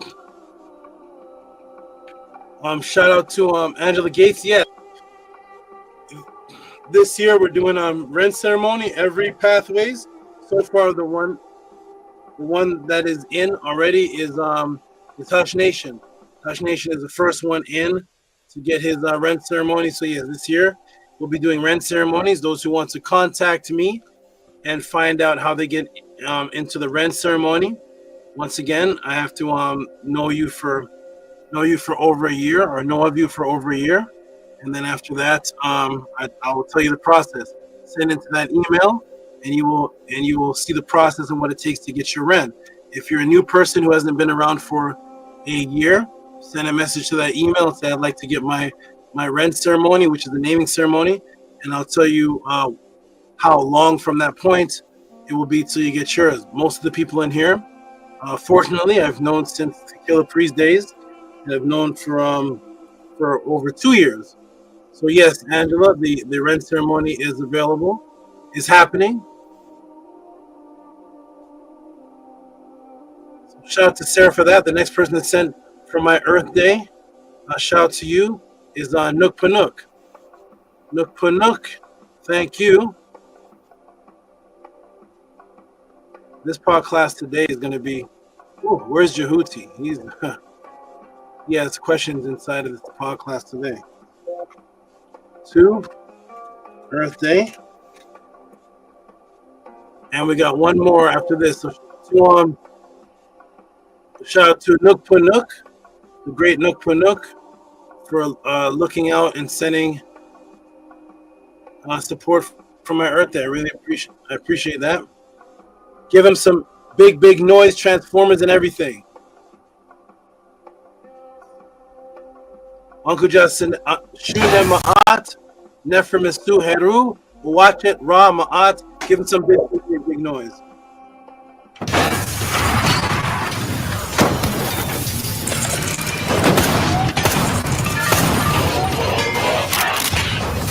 You are watching a master at work by their rule. And yes, the HEKAU really works.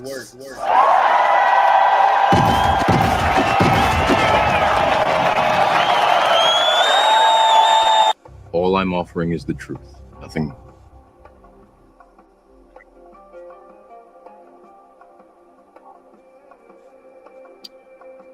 Were there any hand claps, or is my computer messed up?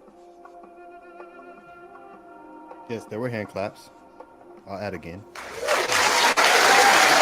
Okay.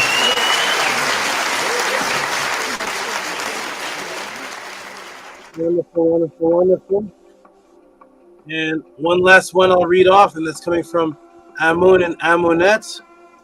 Shout out to you all looking out for me on my Earth Day and appreciating me for making it here another cycle. There were a couple times where where there was a chance I was not gonna make it into this cycle. So appreciate you for appreciating me, because I came close a couple times to not being here amongst the people. One time, very, very close. So shout out to you all for appreciating me. And here is Amun and Amunet. And this is the last one I'm going to read so far that I've received. And we're going to get into the answer. This is the last one I've received so far that I'm going to read. We're going to get into the answer. Amun and Amunet, $50 for my Earth Day. Nefer, Mes, Eru, Or, Tef, Saba, JHUTY, Hotep, Marie. Give Amun and Amunet some big monster noise, please.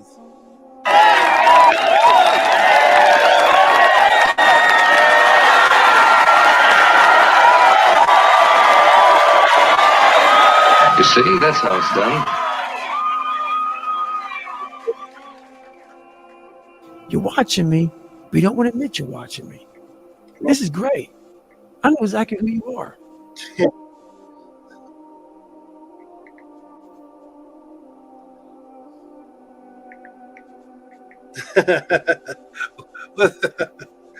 Who's that? Who's that? That's perfect. Who's that? That's David Goggins. I don't even know what that is. David Goggins? Goggins, yes. He's a super marathon. Mm-hmm. And many other things. Okay. A super marathon runner? Yeah, like 100 miles at a time, 200-mile marathons.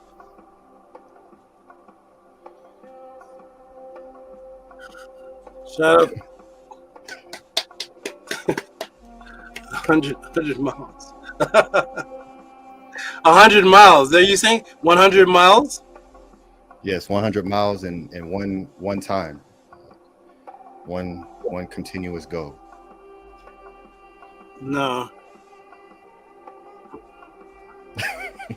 1.5 miles. I'm done. I'm gone. All right. Shout out to David Goggins from running from here to the other side of California. I don't know how he does that. That's amazing. Okay. So everybody, we're gonna get into the answers. Everybody ready? Get your pen and your pads out, your notepads. Let me get a 9 if you can hear me, because we're about to get into this. It's about to be hectic. This answer. This is going to be very, very interesting. A lot is in here because there's 4 questions I'm going to answer. So of course there's going to be breaks. But just to go over it again, what we're about to go over right now, again, is what is light? How do the people of Kemet perceive light consciousness? Do we all see the same? The first recorded case of transhumanism revealed today, the very first recorded case in history, American history at least, of transhumanism revealed today. And when it happened right under your noses without you knowing it. And the word transhumanism didn't even exist at the time that it happened. The double slit experiment is reality a hologram, and the double slit experiment merged with transhumanism and a live vision test. What in the world is going to happen today? Everybody on this panel, I'm sure, have heard of the double slit experiment. Does anybody have any idea what does the double experiment have to do with transhumanism? Has that been ever is that some new thing? I don't know. We're gonna find out today. Anybody in the panel ever heard of of the double slit experiment merged with transhumanism? We're gonna find that out. I said to my Naturts today and yesterday that this is gonna be extremely challenging because a brand new person asked a question who's never seen my classes on this. I simultaneously have to teach a brand new person on questions that have been asked in the pod class and covered over 3 times to all my veteran students, and have the same effect on him that I have on the veteran students. In other words, for people to understand that, imagine somebody coming into the Nation of Islam, a brand new person, a 12-year-old, and saying, "Who is Yaqub's grafted devil?" The person answering the question has to blow away the 12-year-old and have Malcolm X behind him, like, what the heck is going on? What? Huh? Malcolm, how do you impress Malcolm X and a 12-year-old with the same answer? So this was definitely this was an interesting journey that I had to go through to get to answer it in this way. Because the person asking it is brand new. What is this? And the people watching it have seen me discuss double slit experiment. We just discussed light for the last 2 classes. What's going to happen, we're going to find out right now in the JHUTY pod class. Everybody buckle up. Get ready. Veterans, get your notepads out. New people, get your notepads out, because we're going to get into so many different things right now, especially this image behind me. Why is this image here slanted right here on this? Why is it slanted over here on this side? Over here it seems straight. Over here it's slanted. What's happening right there? Is that how the sun? Everybody knows how much bigger the sun is to the earth, right? So if the sun is this massive ball like this of fire, which it is, and the earth is this little thing like this, and you put the earth right here in front of the sun, how are the rays doing this? How can they do that? We're going to find out today at the JHUTY pod class, and we're going to go through a lot of visual tests.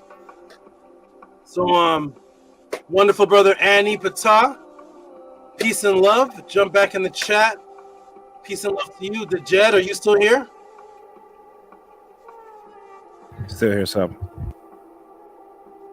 Okay. So Annie Patah, peace and love to you, good brother. Yeah, there's definitely a lag. Okay, so yep. Peace and love to you, good brother Annie. The Jed, we're gonna find out. You know what the flat earthers say, right? The sun, what do they say? The sun is a little ball. So because it's a little ball, and hold on one moment, everybody. Somebody just knocked something down in the back. Hold on, please. Right, 1 minute. Hold on.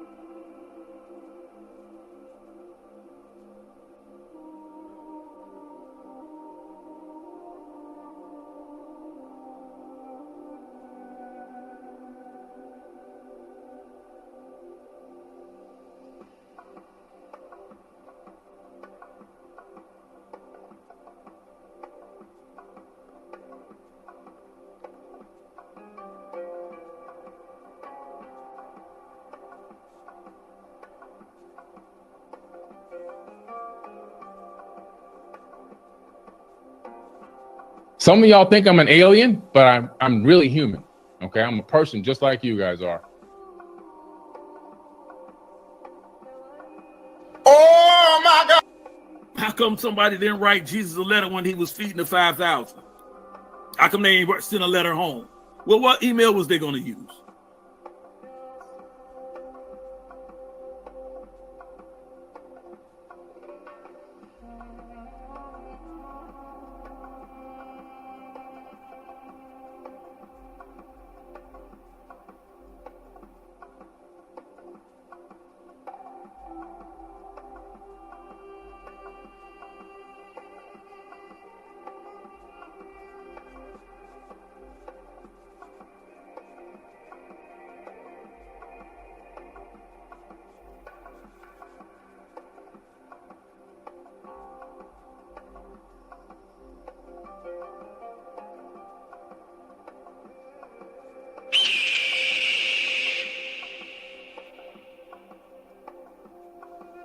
stop worshiping celebrities so much. Just don't listen, pay attention.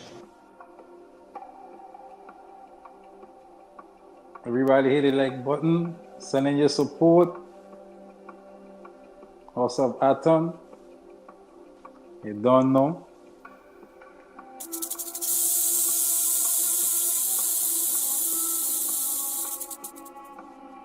Support the Neta SABA Tehuti. You're about to drop some real bombs on the place now. It's about to go down. It's about to get into Tehuti first gear. So strap up. Hit the like button. Share. Send your support. About to rock out. Like the flat outer say, small little ball going around the place. How you call it? Propusculous rays. Yes, true.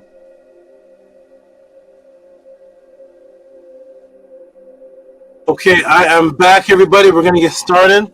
I don't know where he went. He's not in the kitchen knocking over tables, and I'm gonna let him just go play in the kitchen somewhere. So shout out to him. He's got all kind of animals here, and sometimes they like to play where they're not supposed to, but I let them have their way. So we're gonna get into it, everybody. It's gonna be a beautiful thing. Let's get into these class answers. When this is all done, the Jed will be able to tell you all what Muta book I got this from, right, the Jed? And he will let us all know where this came from. But here we go, everybody. We're gonna get into it. And again, get your pen and pads on. Here we go, everybody. So shout out to Annie, Pata at 10, holding up the ATEN. Shout out to you. Shout out to the Jed.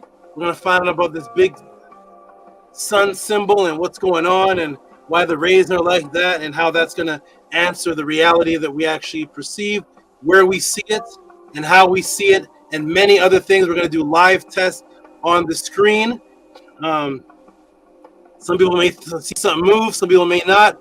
Some people may see something. We're gonna see do we all see the same? Let's see if we all see the same, because the question the brother asked was, in the double slit experiment, he said that your vision is affecting reality. Basically, what you see is affected by what you're thinking. So if that's the case, then how is it that if in a basketball game, if somebody scores 3 points, all the witnesses say the ball left the man's hand, it went up in the air, it scored the points, and the team won. And everybody leaves the stadium saying that. Nobody says, and the guy pulled out a hockey stick, he hit the ball, and double rebound over Beyonce's Tehuti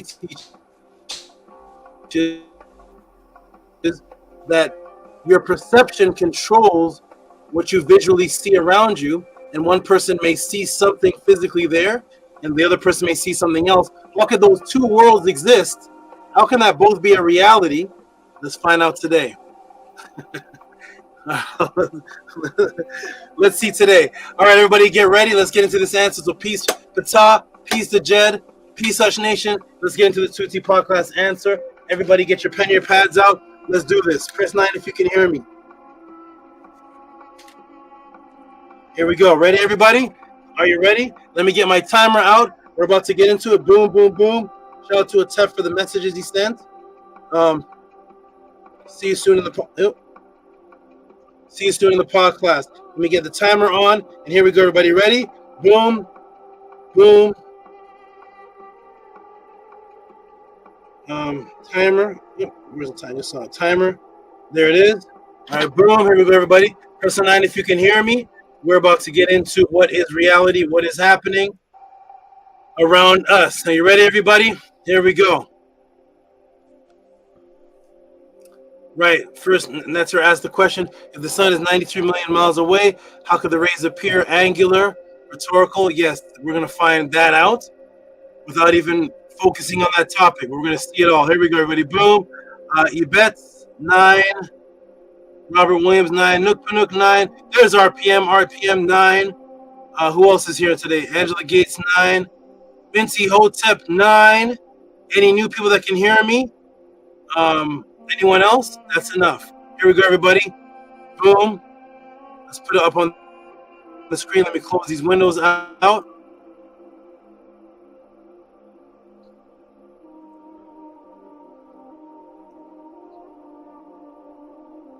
All right. Here we go. Let me put this up on the screen. Expand this for the crowd to see. Boom, boom, boom, boom, boom. Expand, expand, expand. Shrink. Here we go. Watermelon TV is here. Shout out to you, Watermelon TV. Shout out to the new names. Anytime I see a new name, peace and love to you. Let me see if I can say this name. Let's see. Oh, Don Tavius. I think I said that right. Don Tavius Hinton. Shout out to Don Tavius Hinton. Any other new people in the room? Press 9 if you can hear me. Here we go. Watermelon TV is here. Hope you heard about the project that I'm going to be inviting people in when it comes to emceeing and music. Here we go, everybody. Ready? All right, boom. Boom. And let's start, everybody. Here we go. Ready? Boom, here it is. Stop, reset, start, boom. Welcome to the JHUTY podcast,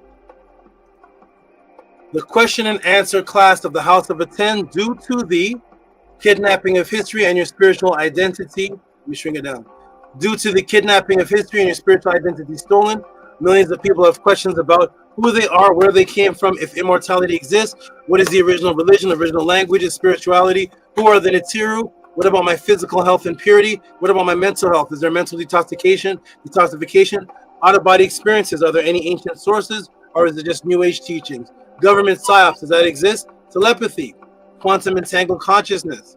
Now, fortunately that you have left Christianity and Islam and Hebrewism, that's the first step of coming out of the religious matrix. You think you've escaped the matrix, which you have. So now you go to the common next exit, which is the conscious platform. But little did you know that you've now stepped into another matrix, unfortunately in the agenda of atheism, now hidden in disguise and is infiltrated in the form of new age consciousness or black consciousness. The atheists have disguised themselves now, unfortunately, sadly, as Kemetic teachers or esoteric teachers or the metaphysical teachers in the agenda of the matrix, just to focus on what's called the knowledge, but not the spiritual disciplines of the ancients with indigenous references. Most, if not all, their lectures or showings or panel discussions are just from the top of their head.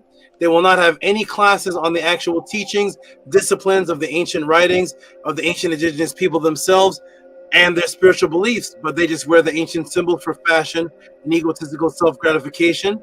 They do not live by any actual written culture. Thus, they can only teach from memes or do what's called counter-teaching, which is teaching just to go against what someone else teaches. They only do debate, debunk, expose, challenge videos to other spiritual beliefs. The subject matters are these three topics can be good, but they're limited to these topics. The Hebrews are wrong. The Bible is wrong. The Egyptians are black. The Bible is wrong. The Egyptians are black. The Hebrews are wrong. Being proud that the Egyptians are black, but at the same time, I won't follow any of their teachings. So they're proud of their physical makeup, but not proud of their consciousness and their unity. Just proud of the fact that they have big lips and dark skin and woolly hair. And so do serial killers. But the difference between a serial killer and the ancient follower of Ma'at is the consciousness, not what their skin looks like. So they won't follow the ancient Kemetic people, but they'll teach on their accomplishments, but they teach them about them from a distance, that they are not connected to being unified as them, just outsiders, teaching from a distance, or teaching like it's a college graduate project. Their subject matters are always, let me tell you what's wrong with such and such a group. Everything is about what's wrong with somebody else. They're all challenge videos, challenge topics. The pyramids in America are older than the ones in Egypt. Teach me about the pyramids in America without mentioning that they're older than something. Just walk through and teach what the ancients taught about the pyramids in America. What was the teachings with them? Don't teach about them and compare it to something else. If you're a Native American, Walk me through the purpose of them and what your connection is, but they can't. It needs to be counter teaching. They're older than the ones in Egypt. We are American Indian, not African. Everything is a counter teaching. When a counter teaching is when the popular teacher cannot do full videos on the actual culture that they claim they represent or that one should be disciplined in, like the ancients were, because he or she themselves are not disciplined standing in anything. You will note that most of their statements start with negative foundational speech, such as what most people don't know. Let me tell you what's wrong, what you fail to recognize, only fighting words, but never giving you any indigenous written spiritual discipline in its place after they break something down. Okay, you've broken that down. Now, what is the truth? The Dogons don't need to hear that Christianity is wrong. They're just living a truth. The ancient people of Kemet don't need to hear that Islam is wrong, but even if they did, they're living the truth. What is it that you're supposed to live after you learn what's wrong? After you destroy the plane, can you help me build one so I can fly to Nicaragua? Or you just destroy the plane and leave me there on the ground? Do what you like, Humpty Hump. So they give you nothing in place to adhere to, no daily discipline of what they and their family have to actually practice. When the computer shuts down, when the debate fight is over, those so-called conscious teachers who are really just atheists in disguise actually don't believe in anything, but they just have the urge to argue and have discussions based on contention. Thus, to hide that they cannot answer, they have made you feel uncomfortable to ask any of these questions, and you are laughed off of the stage or insulted for the above inquiries because their hidden agenda is individualism. Really, it is to just disunite under the guise of knowledge, but no structured unity system like all the ancient ancestors did. Thus, they have no movements, no ranking system, no group discipline, no spiritual rituals as all the ancient ancestors lived, no accountability to any culture like all the ancient ancestors did. Thus, they can do anything at any time and just jump from culture to culture to justify whatever action or feeling they have for that day, with no accountable obligation or accountability to anyone telling them that they are wrong or slipped up with the culture. Thus, they are about loneism, individualism, and they are in a state of solipsism that no matter what they do, they're always right because they don't follow anything. They can never be checked, which is the ultimate egotistical manifestation of Isfet evil, which is why the word introvert only exists in the colonizer's language. An introvert does not exist in the Metanetter. It is not an ancient Sumerian word. It doesn't exist to the ancient Aztecs. There is no word introvert other than the colonizer's language, which is to be alone and by yourself. No Dogon was alone and by himself. No Zulu was alone and by himself. No one in Kemet was alone and by themselves. It only exists in the colonizer's language because we always move as a mental unified group, not individuals hiding behind computer screens teaching, I follow no man. I follow no one way. Don't follow nobody. Don't follow no man, while simultaneously teaching you to get back to your roots and cultures. But every time you go to those roots and cultures that they teach on, every single one of them was a unified force, structured, that had accountability to a specific way of life, discipline, and followed the elder ranking system. This unity is the New Age conscious community's teacher's goal, to mirror your consciousness with that of the European Egyptologists who were just outsiders studying and collecting knowledge of Egypt, but not unified like the actual people that lived in Kemet and the followers of Ma'at that actually created Kemet, in which they claimed to study. They had structure, discipline, and a ranking system. Thus, their videos, lectures, are mainly complaining about what is wrong videos, what is wrong about this or that person, or what is wrong about this and that group, but no solution in return. Just Humpty Hump, do what you like.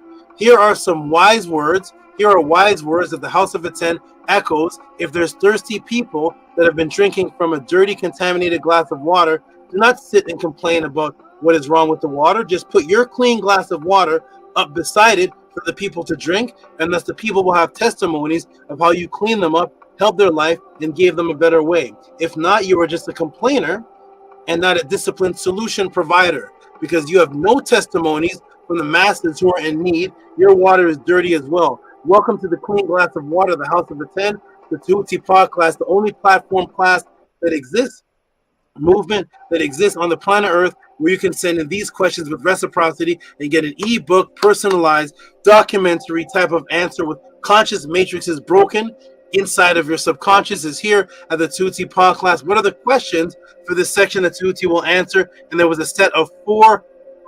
There are four questions that are sent in. Here we go.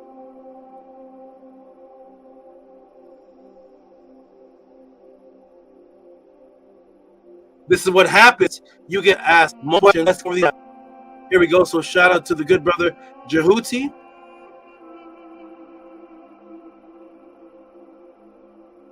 What does he say? He says, peace and love.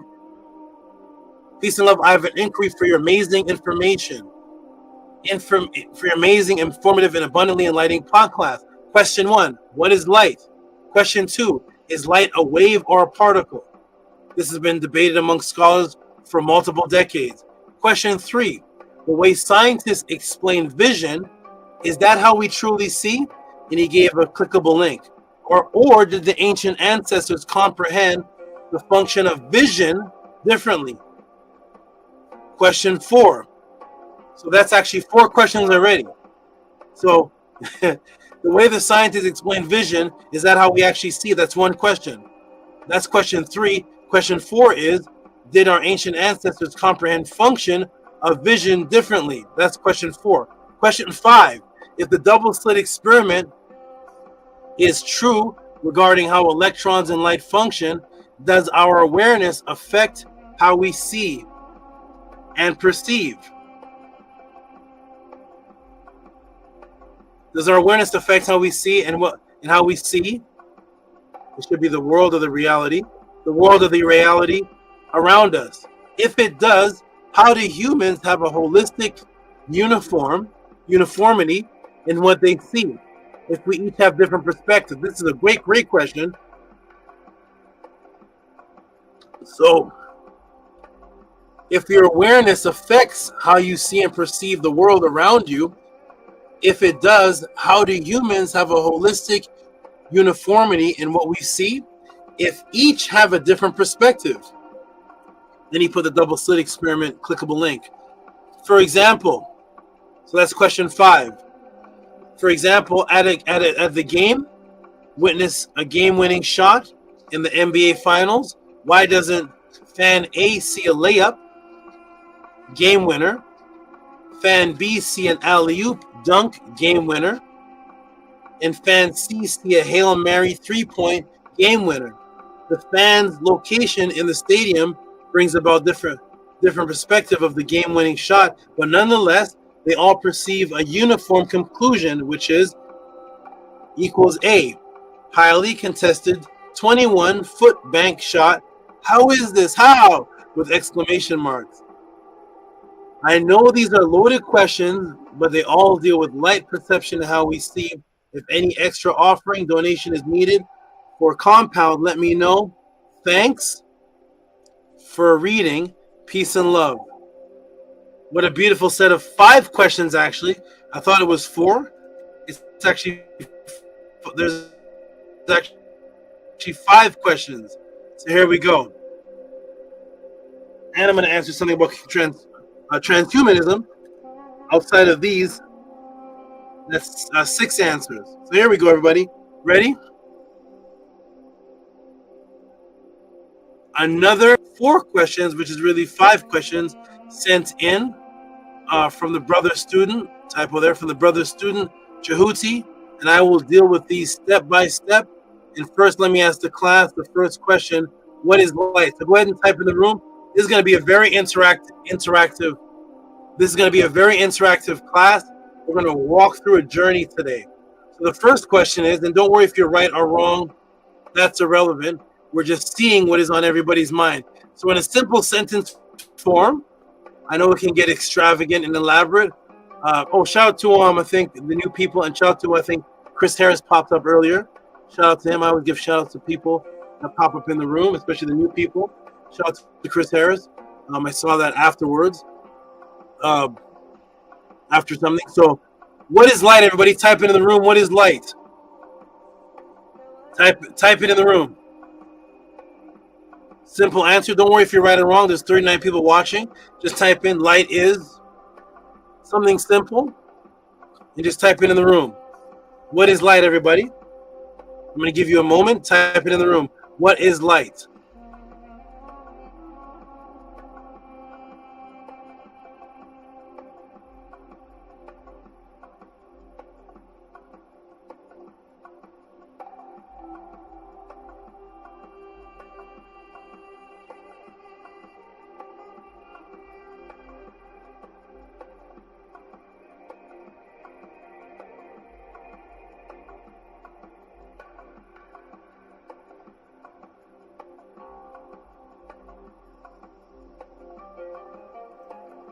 Okay, I am back, everybody. What is light, everybody? We got a couple answers. Can you all hear me? Light is wavelength. Somebody put fire. Okay. All these can be true. All these can be true. I can understand why light is a wavelength, what the brother sent in. Is it a wave or particle? So wave is one of them. Boom, boom, boom. Light is fire. Absolutely. Ding, ding, ding. That makes sense. If you are in a forest and you need to light up your area, you light something on fire. Literally has the word light in it. So you light something on fire so you can see. So that's a form of light. Absolutely. Photon particles. Boom, boom, boom. Radiation. Boom, boom, boom. Consciousness. Boom. Photon particles. Light is life. Photon travel. Wonderful, wonderful. Light is the absence of darkness. Light is memory. Light is all right. Light is photonic particle. Information. Light, vision. Sun God. Okay, there we go. Sun God Ra. I didn't even know I clicked on that one. Sun God Ra. Wonderful, everybody. I love the participation. That is excellent and wonderful. I would say any of those answers. All right. Give you a hand clap for that. Thank you, everybody. And I'll give you a hand clap for that. I would say all those answers are right. Wonderful. Let's continue. Everybody ready? Welcome to Tuesday Pocket. This is going to be a very interactive class. And you may see things in front of you that are going to change. Are going to change what you think reality is. Let's get into it, everybody. Boom and boom. Thank you for your great answers. And let's shrink this down so I can see this. Okay, boom. There it is. Okay, what is light? Excellent, everybody. Everybody gave good answers. I would say everybody is correct. So, good answers, everybody. Very good. So, good answers. I will begin by showing that within the matrix thinking, when one is asked this question, they never refer back to the first time this word was mentioned in history. I'm actually going to get into that shortly or as class continues. So when asked what is light, most of the answers that we give does not refer back to the first time the word was used in history. You see, light is a particular word, and it comes from the translation or understanding of another word, which comes from the reality of what it may be.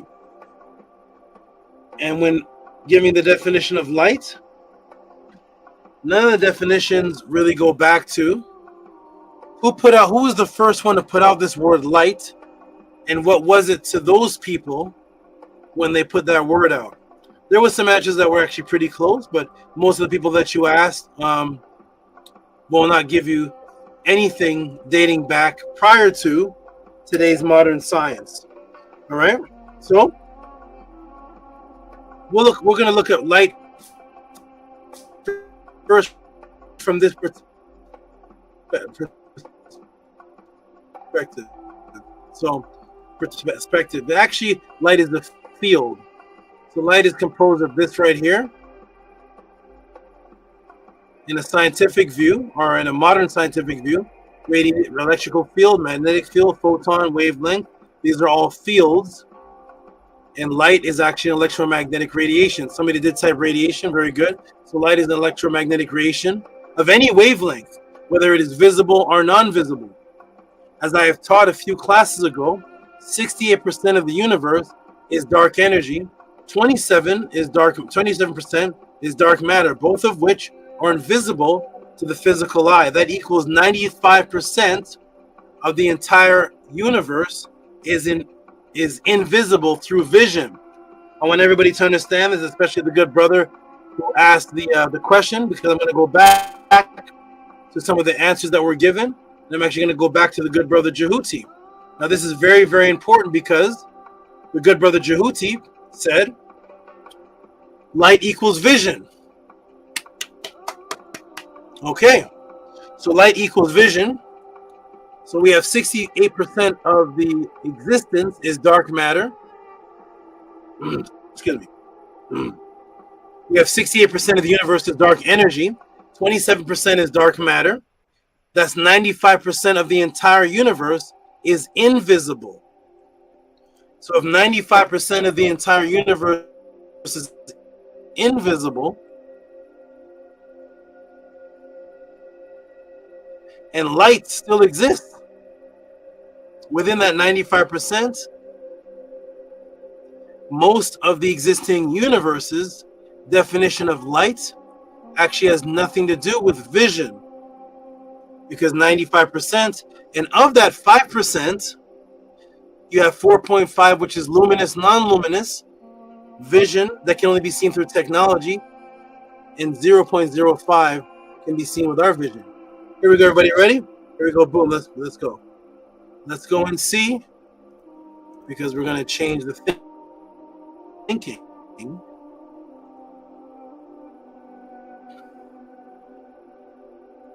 And move your current reality. So here we go. So 95% is invisible through vision, because we're going to see if light strictly has to do with vision. So here is dark matter, 27%, 68% dark energy, visible matter, and that's visible to us, 5%. And some of that 5% is only visible through luminous and non-luminous, which is seen through technology. That leaves the human eye with only 0.05 of all reality around us can be seen. We see less than 1/3 of 1% of all reality, including conscious life forms and spirit forms, meaning most of what we call light has absolutely nothing to do with sight or vision. I want everybody to digest that for a moment, because it is true in this modern day concepts. When you think of light, one of the first things we associate light with is vision. But we have 5% of the entire universe is visible matter, but only 0.05 can be seen through our vision. So even of the 5% that's visible, who is it visible to? Because it's not visible to us. Only 0.05 is visible. So that means only 1/3 of 1% of reality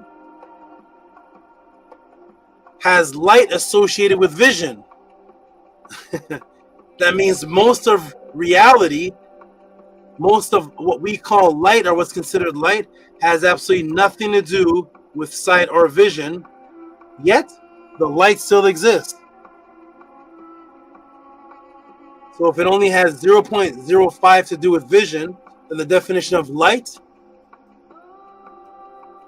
cannot be limited, or cannot have anything other than 0.05% of vision at all.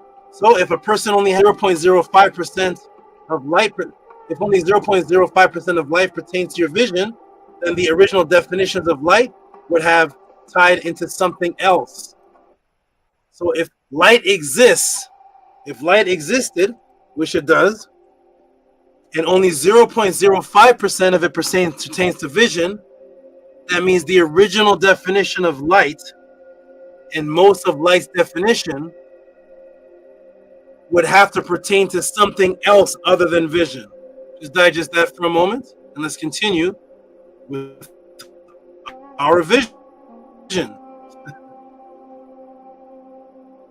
Here we go.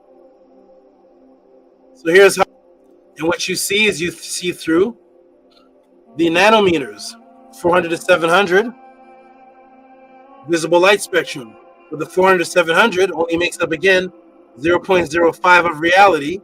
Thus, most of reality's light has nothing to do with 400 to 700 nanometers. It has nothing to do with sight, yet light still exists.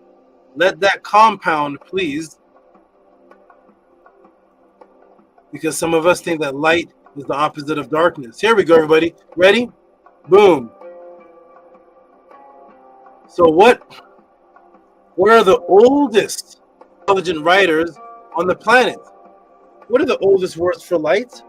And what was the definition of those words to them? You know, the ones that brought the word light to the planet. The ones that first acknowledged it and wrote about it. Let me take you to the oldest image for the word light in Earth's history. This takes us back to, this is for Tanya, Cirque the Scorpion. This takes us back to the tomb of the scorpion, Cirque the Scorpion in Abti. This is 5,400 years ago, 3,400 BC. We're going to look at the word light.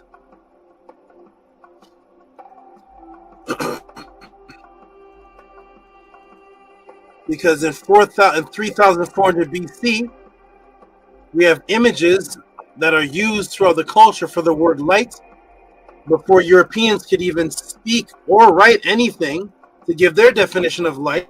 So let's go back to what the original people wrote was the word for light.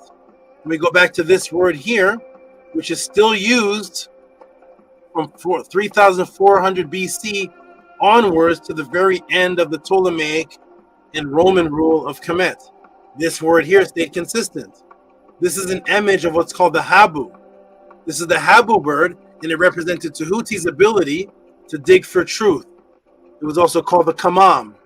The word is ku and can be seen in sentence form 2,000 years later in the Ra'en Hemet myth. So in the Ra'en Hemet, in the Ra'en Temet myth, in the Ra'en Temet myth, we see the word, the same word here, which is the habu bird, and we see it with a circle in front of it. Sometimes through damage, the circle darkens over time. So here's the Ra'en Temet myth, and it says, chapter of not myth dying a second time.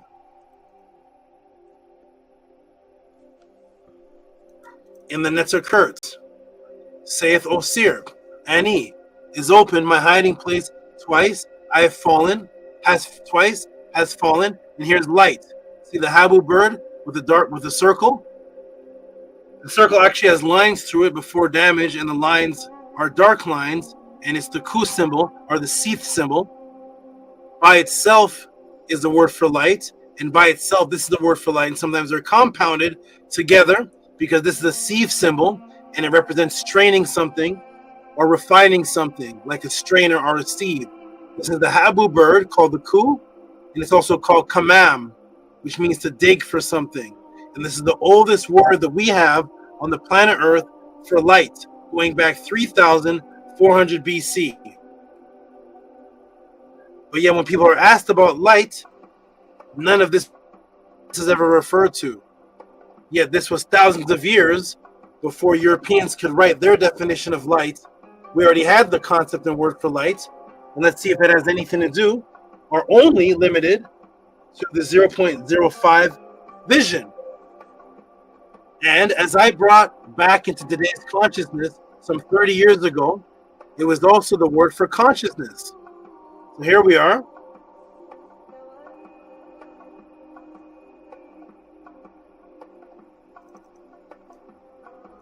In the tomb of Cirque the Scorpion is the word for light. And here it is again as the word for intelligence, which is the same word. Ku, light, ku, intelligence. you can see the concept of light originally dealt with intelligence, and there are multitudes of intelligence that exist outside of the 0.05% of reality.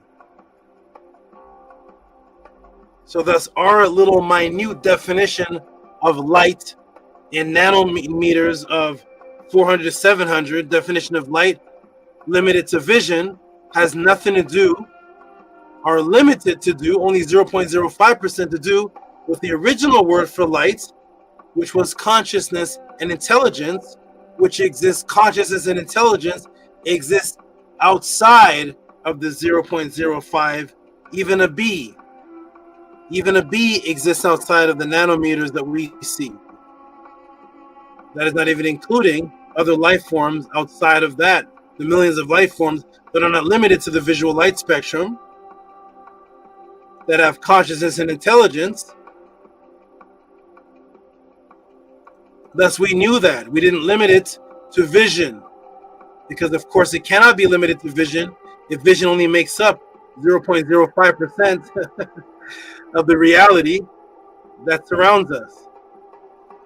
Only somebody limited would teach us that it's limited to that. This original form of light is where things are birthed in what's called light consciousness that exists outside of the subatomic realm. It exists on the subatomic realm. So the original form of light is where things are birthed in light consciousness that exists on the subatomic realm, then are birthed here.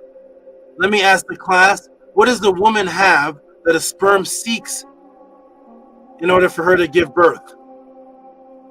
What is it that a woman has, class, that a sperm is looking for?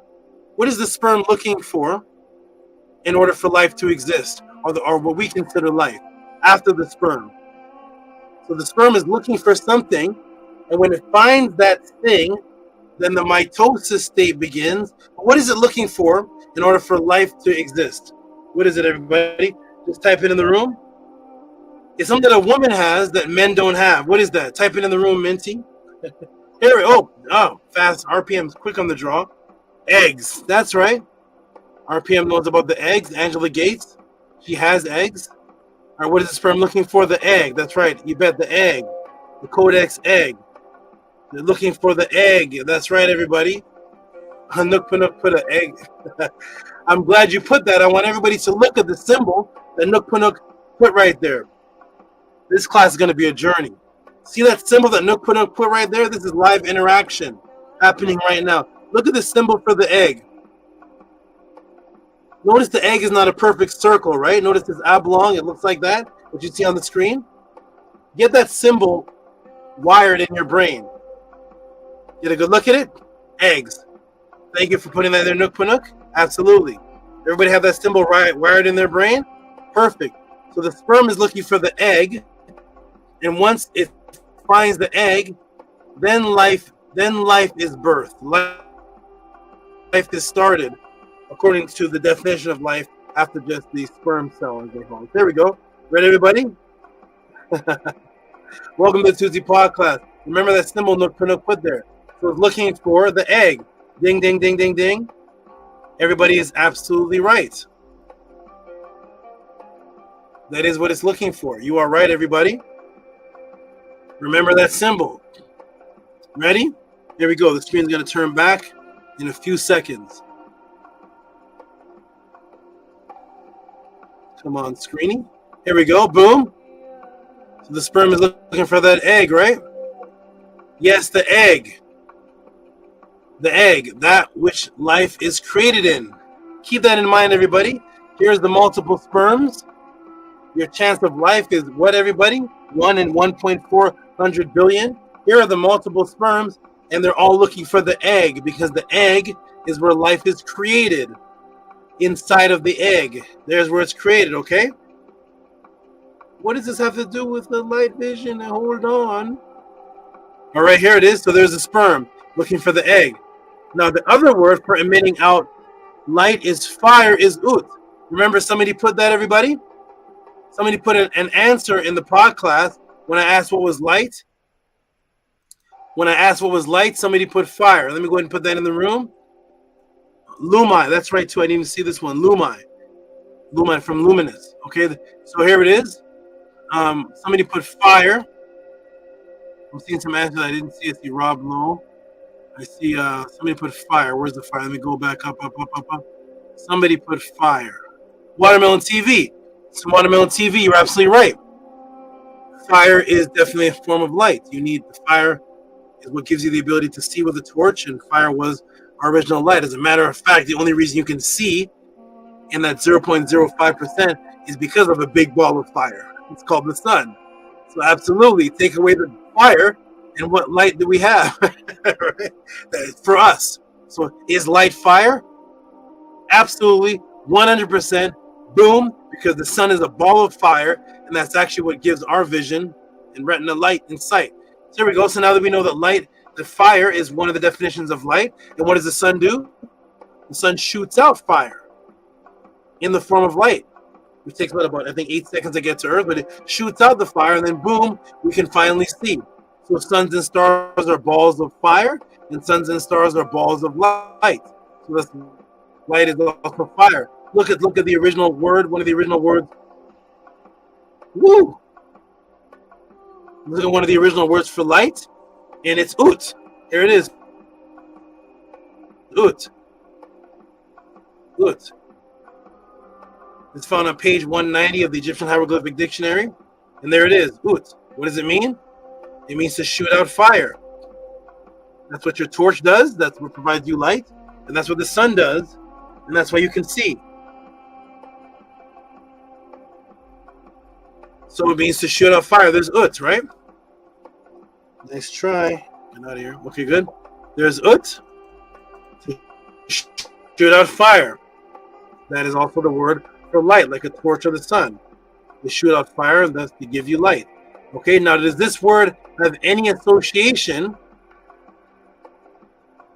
This word that is thousands of years old before the English word light, does that have any other association with consciousness in pre-matrix?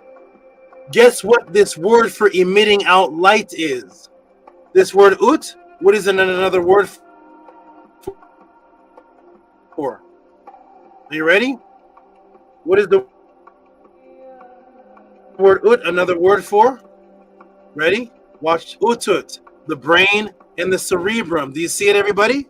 The same word for shooting out light, shooting out fire, is the same word for the brain and cerebrum. So light, so boom. Light was the same word for brain, consciousness, and look closely at that word for shooting out fire and for brain. What happens when you look close at that word? Interesting. There's the egg. Huh? Welcome to the JHUTY pod class. Do you see that? That's what Nook put on the screen. Why is that word in the word for fire and brain? Huh? That's not in the English dictionary. Either they teach us light, the division. Wait a minute, light ut is the word for shooting out fire, and it's the same word for your brain. And the determinative of an egg is in there. But egg is only used to bring life to the planet. Egg brings reality. Egg brings birth of things.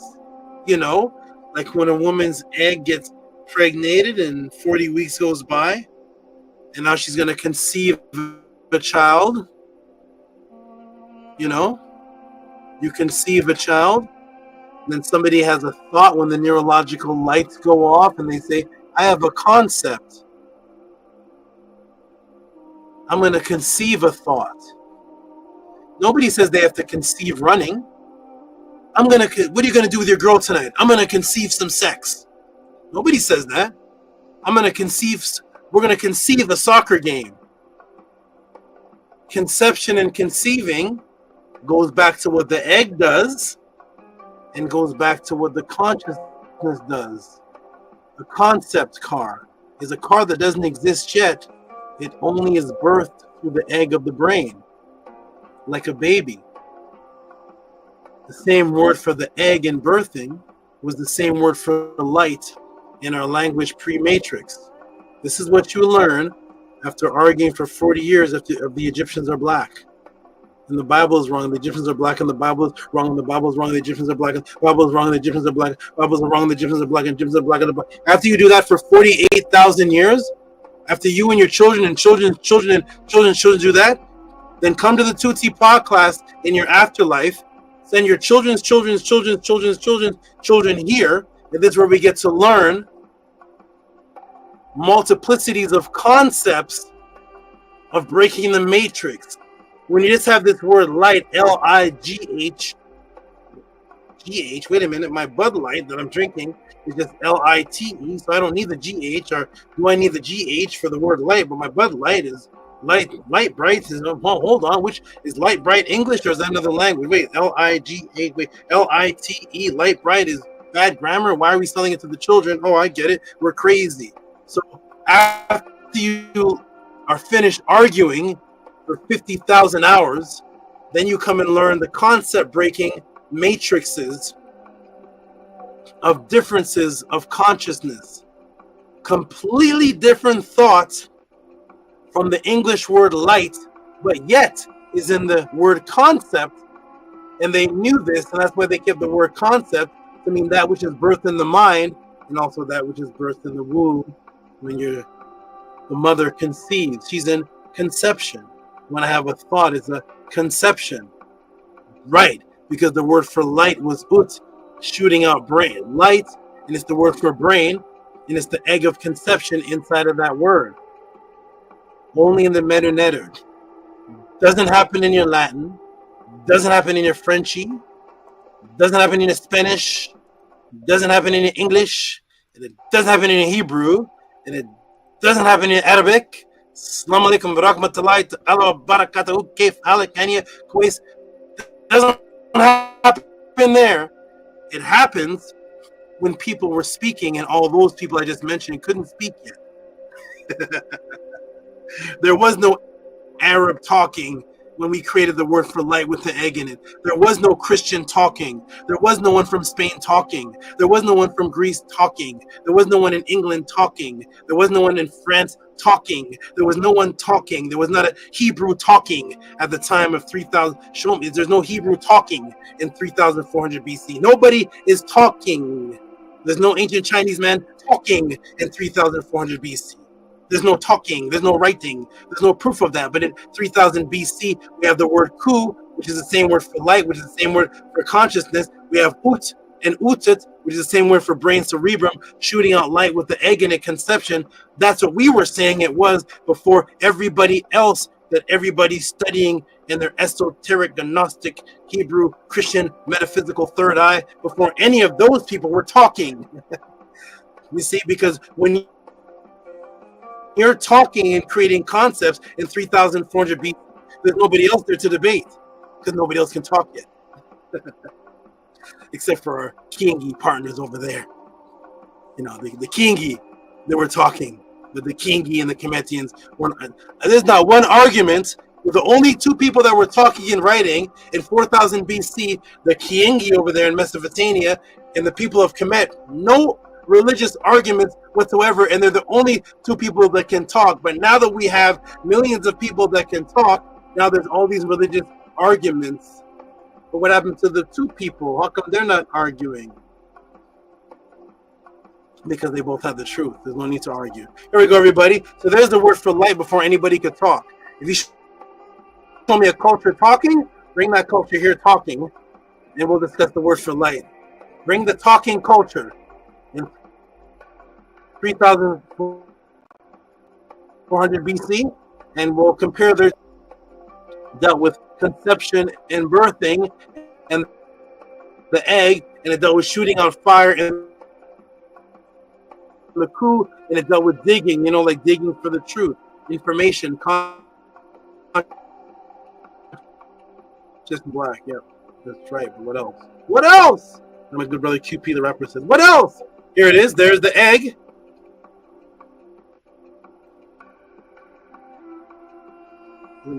Class right here. There's the egg. That's the same word for light. Let me shrink this down so we can all see it. So there's the egg. That's the same word for light. Was the same word for consciousness, brain, and the egg from which reality is birth. And of course, this quote unquote light has nothing to do with eyesight, but the conscious sight that existed prior to the physical eyes even evolving, which are only used for 0.05 of all of the light in the universe, which means that your eyes were the very last thing that light was connected to. Your eyes were the very last thing in evolution that light was connected to in existence. For eons and eons, prior to anyone having eyes, and so this consciousness is what our ancestors acknowledge. The scientists that light behaves. The scientists acknowledge also that light behaves different when interacting with consciousness.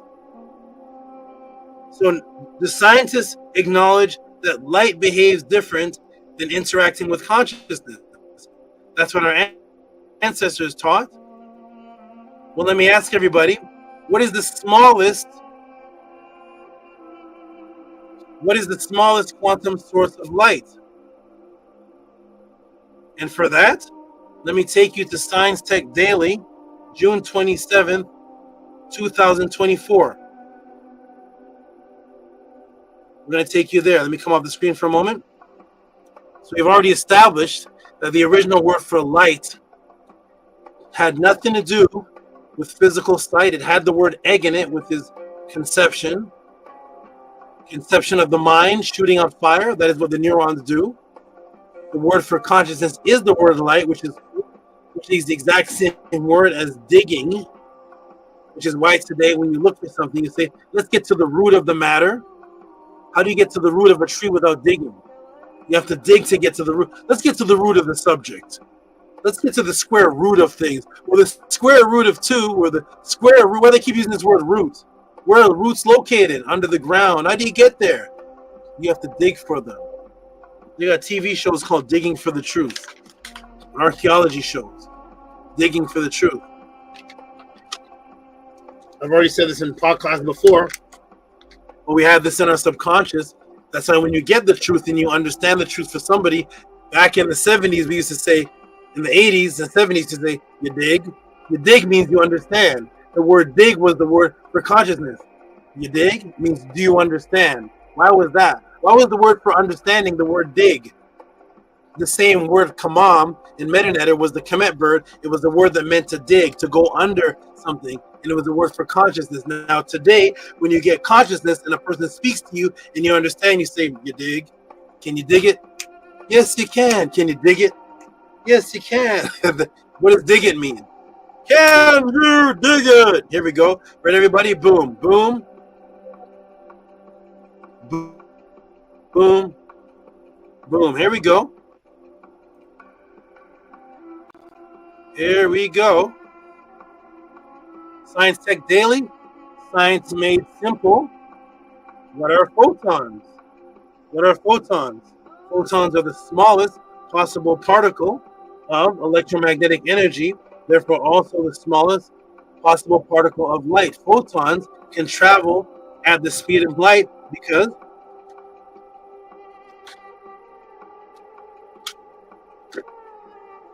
they have no mass thanks to relativity. Photons also have no charge. So there's your smallest particle of light.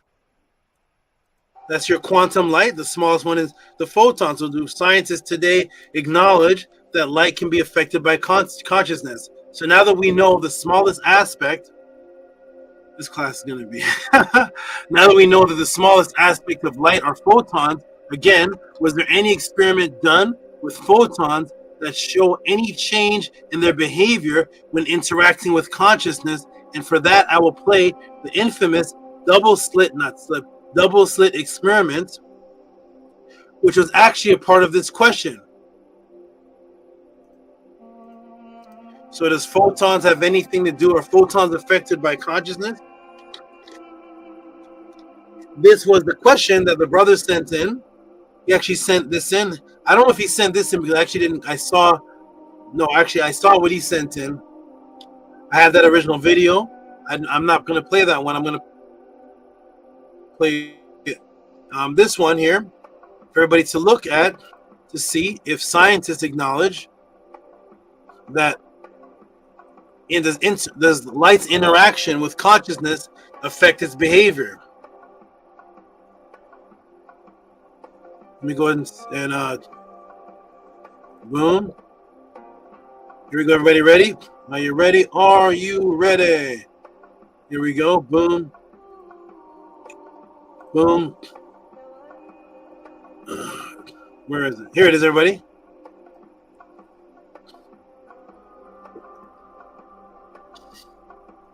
I'm going to go ahead and turn this music down a little bit.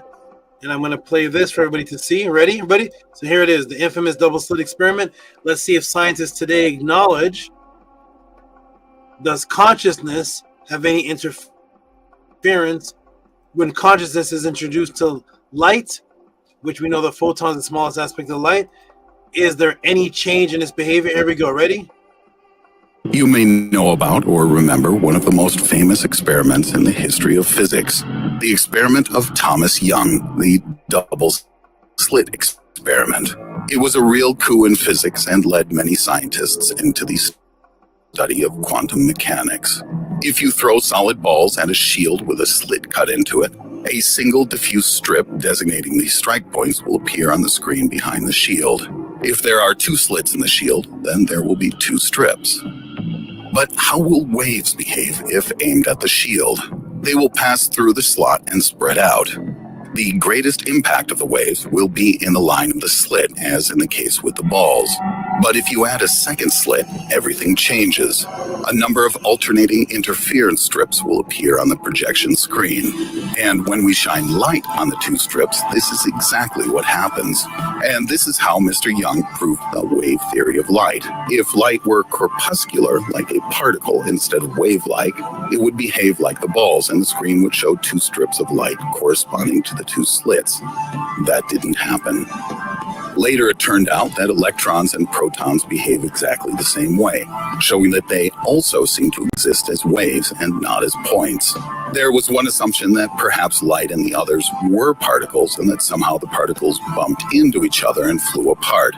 So, to test this, physicists decided to shoot electrons at the target one by one, single file. And what do you think happened?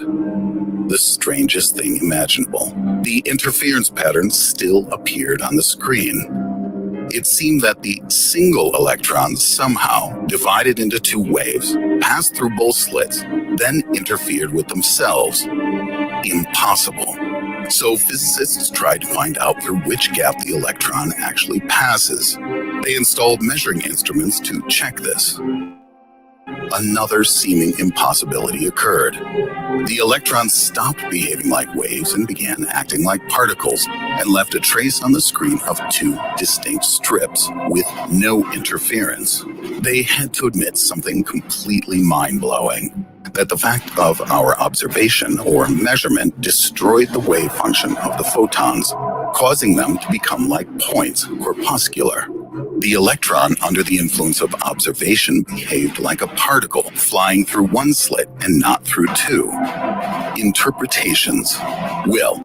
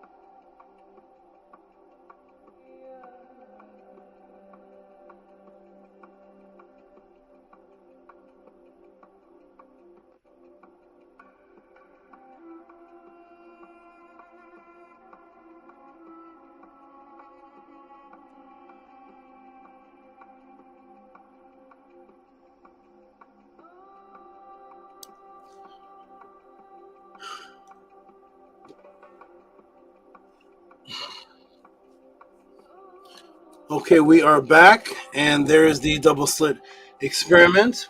And what people are wondering at the end is, it seemed like the observation of the experiment changed the way in which the particles behaved.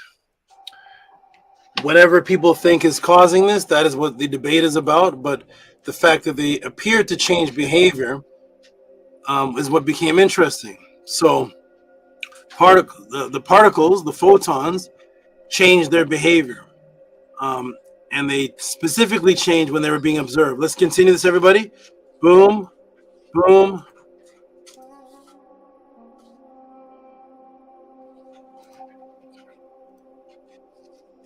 Boom. Can everybody still hear me and see me? Let me check the check here. Everybody still hear me and see me? Press A9 if you can still hear me and see me. Because my computer is slow. There we go. Still hear me and see? Okay, good. Everybody can still hear me and see me? Here we go, everybody. Boom, boom, and boom. Okay? So the question is, and now that we know that the smallest aspect of light are photon, and now that we know that the smallest aspect of light are photons, again, was there any experiment done with photons that showed any change in their behavior when interacting with consciousness?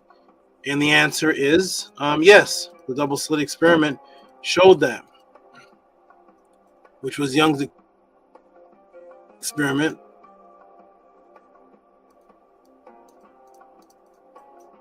There we go. All right, so boom. Here we go. This light is both. It's both particles and waves, and it changes. And it causes an interference, and they can change back. So is light a particle or a wave? The answer is it is both, and it can be one or the other at specific times. So the answer is both. We see light as both. One is an infinite potential, which are waves, and one is a finite destination, becoming a particle, changes behavior when consciousness interacts with it, which leads to the brother's question of reality changing based upon you looking at it. Okay, now what does this mean? It means the actual gaining of knowledge on a quantum level collapses the waves into a particle when the observer, equaling consciousness, interacts with the light. In other words, what you think you see is the apparent final collapse of all possibilities, and one's conscious mind fixes on the one outcome of what's called superpositioning. And I've shown you before, but I'll refer to it again, taught by MD Robert Lanza.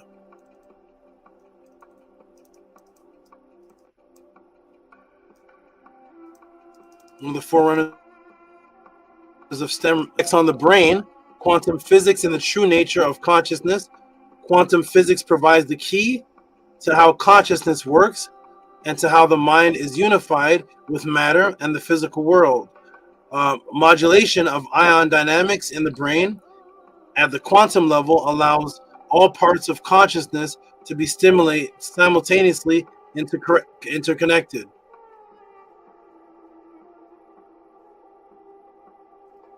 It goes on. How you perceive life is indeed a marvel.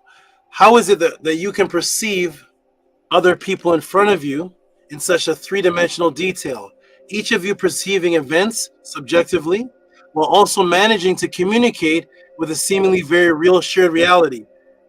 Right here, if we stop right here, see this top part? This is literally what the brother is asking. So again, how is it that you can perceive other people in front of you in such a 3D dimensional detail, each of you perceiving events subjectively while also managing to communicate within a seemingly very real shared reality? As the brother said, a holistic, unified reality.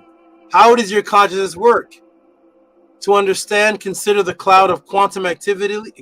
To understand, consider the cloud of quantum activity that surrounds the brain's countless neuroelectrical occurrences. If it's an observation made consciously, then why shouldn't a subconscious event count? The answer is that activities at a subconscious level are in a quantum superpositioning, meaning all possibilities simultaneously coexist. But the moment the result pops into conscious awareness, a perceptible choice is made. The key is because, as explained in the new book, The Grand Biocentric Design, there are always many possible chains of brain activity, but when consciousness hangs up on one of them, subjectively perceiving as awareness of a definite outcome, this can now be mathematically described as a collapse of the wave function. So, as you're going to find out, both of the realities exist. Both the subjective change of your consciousness changing things, while there is a seemingly very real shared reality. Both are existing simultaneously. And as I walk you through this class step by step, you are going to see it happen live on air in this class with the people in the chat in a live demonstration. That's how we do things here at the JHUTY class, House of Consciousness. I'm going to show you this live in front of everybody, and everybody's going to participate. So, you know what?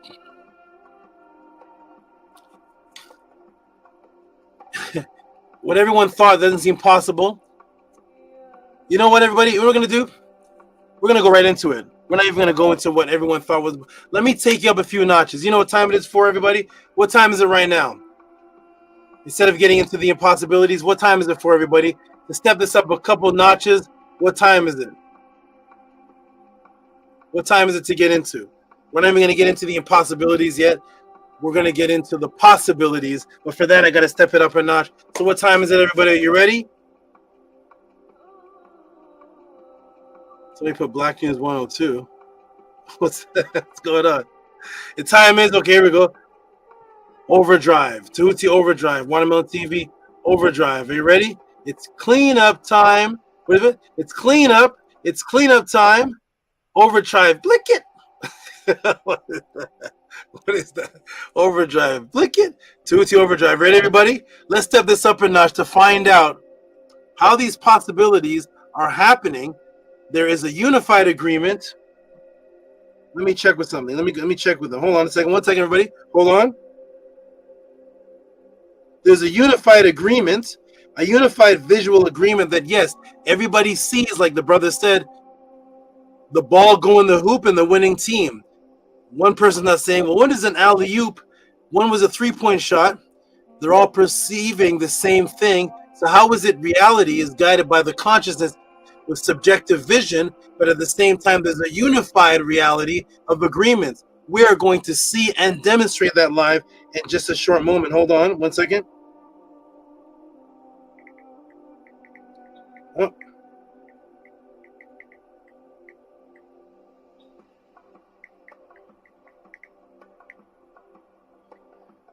Here we go, everybody ready? What time is it, everybody, to get into? Everybody already typed it? Of course, it is time to get into.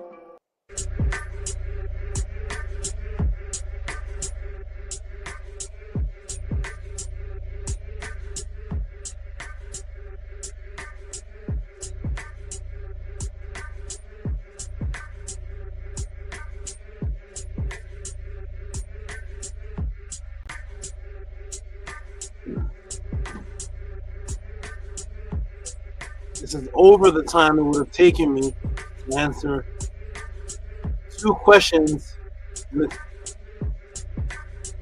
JHUTY pod class in 2022. Ready, everybody? Here we go. JHUTY Overdrive.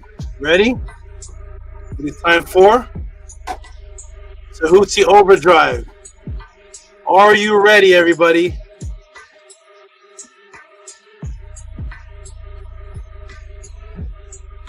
Put on your seatbelt.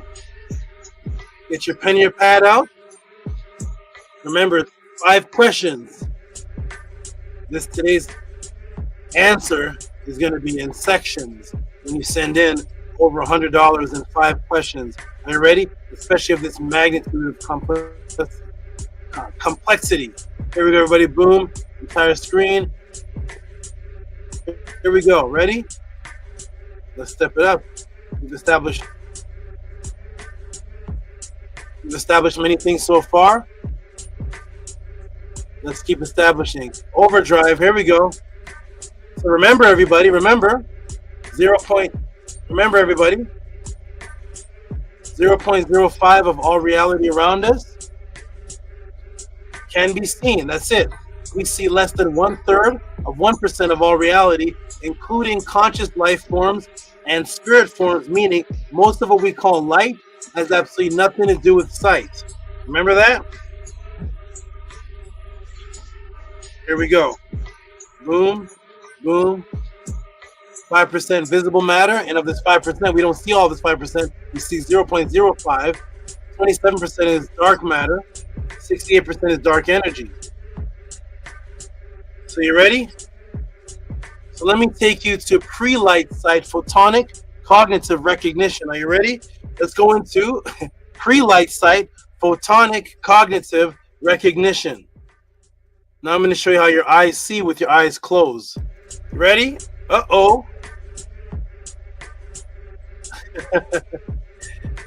How do you see with your eyes? Let me ask the class. If something starts to move on the left side of you and it draws your attention, what direction do you move your eyes in? Ready, everybody? This is not a trick question. This is the obvious answer. So you're walking somewhere, then all of a sudden, you're walking in a field, and all of a sudden you hear rattling. That'd be my left side. Yeah. Opposite on the screen. Okay. So you hear something on the left side of you. You're walking, and all of a sudden you hear the bushes move.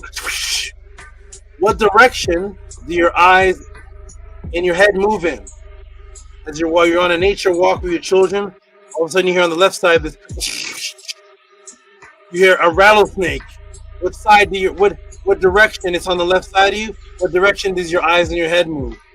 You're walking in a path. You're walking with your children, your family. It's not a nature walk. All of a sudden you hear. You hear a wild puma coming from over there. What automatically do your eyes do? It's on the left side of you. What automatically do your eyes do? I know there's a little lag here, so I'm going to wait. Huh? What do? Shout out to the new people, Planets Links. Nice name. Ready, everybody? What do your eyes do you're walking with your 5-year-old child right over here, and then all of a sudden you hear it's on your left side. What do your eyes do automatically? Of course, they're going to look to see what is that. Look left. That's right. They're going to go left. Of course, obviously, you're going to look and see what your eyes are. Your eyes are automatically going to move where your fixed attention is. Thank you, Vision Ray. Vision Ray says, "Happy Earth Day and solar return to Tehuti. What an honor sharing your day and time with us, providing valuable enlightenment for our spiritual growth." Yes, my birthday was a few days ago, but this is the podcast for that. And a lot of people have already, not a lot, but a few people already sent me beautiful cash apps. I appreciate those people that appreciate me, and thank you. So you're going to look to your left, obviously something. Wherever sound appears, that's the direction you look. Everybody does that. Here we go, everybody. Boom, boom, boom.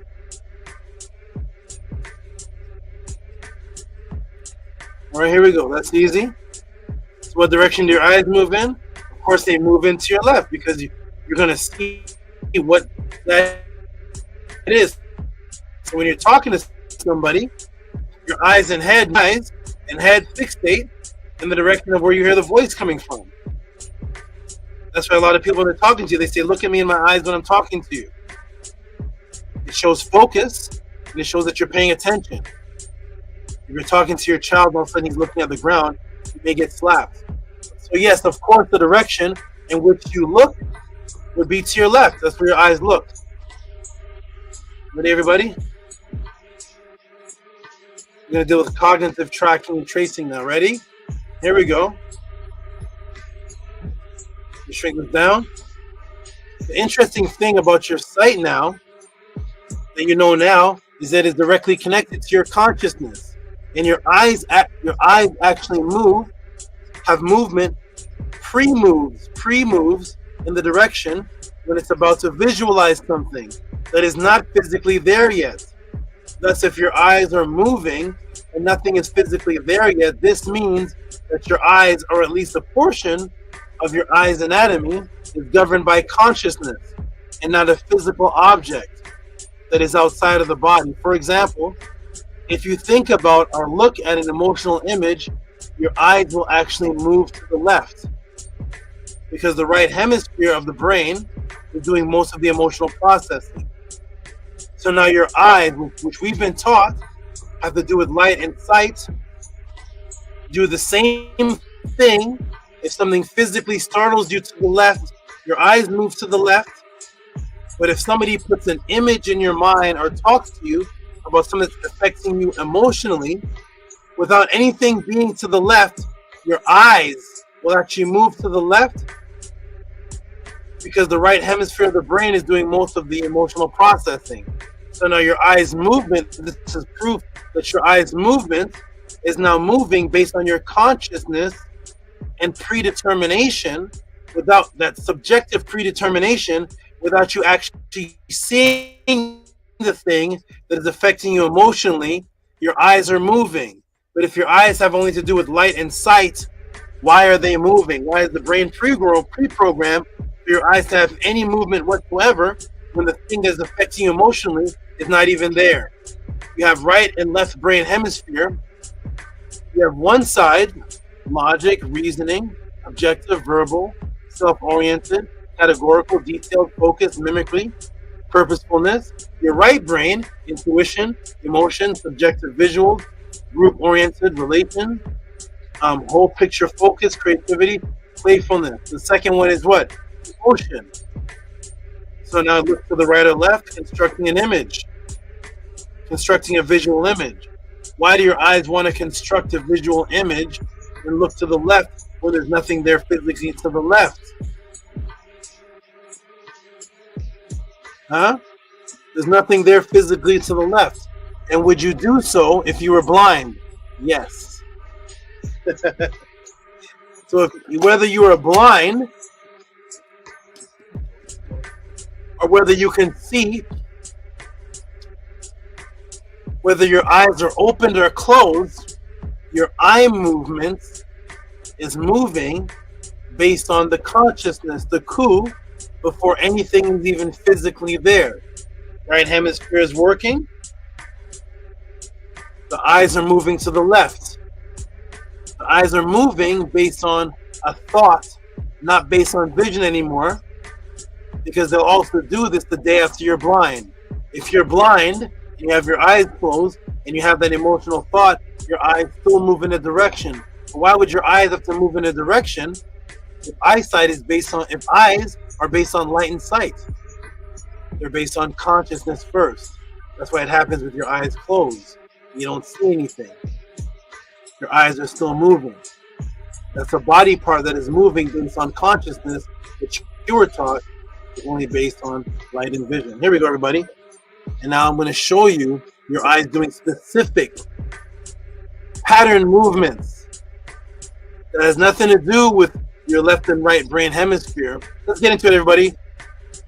Woo! Welcome to the Tuesday podcast. I'm going to take a break soon. Here we go. I don't know. They must be teaching this on all the other channels. Here we go. Ready, everybody? Boom, boom, boom, boom, and boom. So there we go. So now we see the auditory remembering sounds. Why is your eyes moving based on auditory? I thought eyes had to do only with light and sight. Why are they moving based on what you're hearing? Kinesthetic, internal dialogue with your feeling. Is your eyes moving again? Constructing a sound image. Lying. Why are your eyes moving if you're lying? Because your eyes are not the definition, are based on light and sight. They deal with consciousness first. There we go. All of this governed by, of course, by neurological light, which does not need what you know as light to see this. So what are these movements based on? They're based on light, but they're not based on the light that's going into your retina, causing you to see. They're based on neurological light that's moving back and forth in your left and brain hemisphere that's causing you to see even if you're blind. That type of light. And that type of light does not exist in the 0.05 of reality because you can't see your neurological light. But that light controls your eyes' movement and vision that exists in the conscious state before it even sees out into the physical world.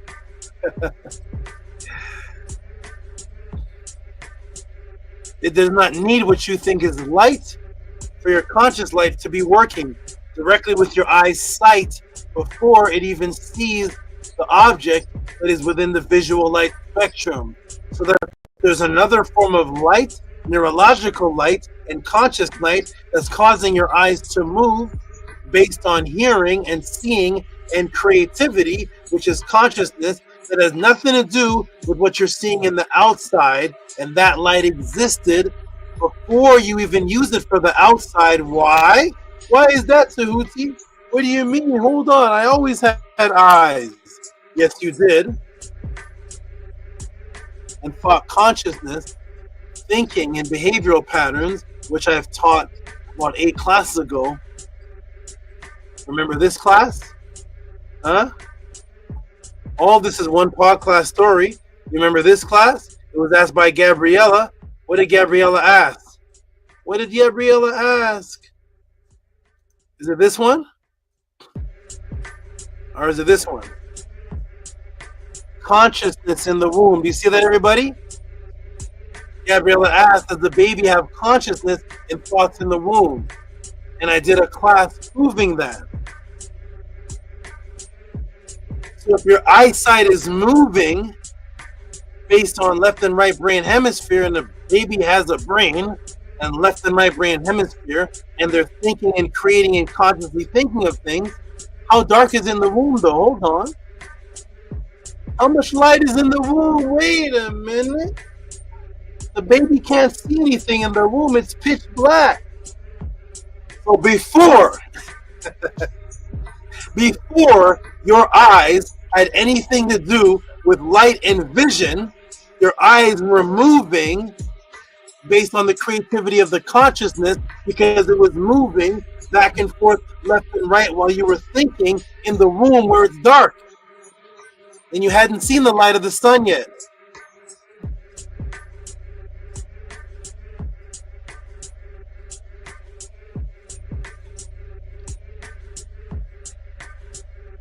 Let's break this matrix. So your eye's association with light dealt with neurological light that can't be seen in the 400 and 700 nanometer visual light spectrum, but those are neural lights that exist in the baby while the baby is in the darkness, causing the baby's eyes to move as it's thinking, because your eyesight was associated with that light, or was associated with that light out there in the sun. The Egyptians are black, the Egyptians are black, and the Bible's wrong. The Egyptians are black. After you pass that, then you come here. Right, everybody? Boom. I hope you're appreciating this. We see that eyes and light dealt with conscious light physically, regardless if you believe in the Purim Haru. It's just that we were the most advanced and said it first. You see? Along the Nile, we said it first. We put the concept birth egg in the word atut, shooting out light, the brain cerebrum full of neurons shooting out light. That is the original giving off fire, the ku, which is light, the true sight that controls your sight in the consciousness. Before you came out the womb, you had 40 weeks of dark consciousness. Huh? Routine such and such are good. Here we go. Boom, boom, boom, boom. Let's go. Ready? Woo, I'm going to take a break in 10 minutes. Hope you're appreciating this.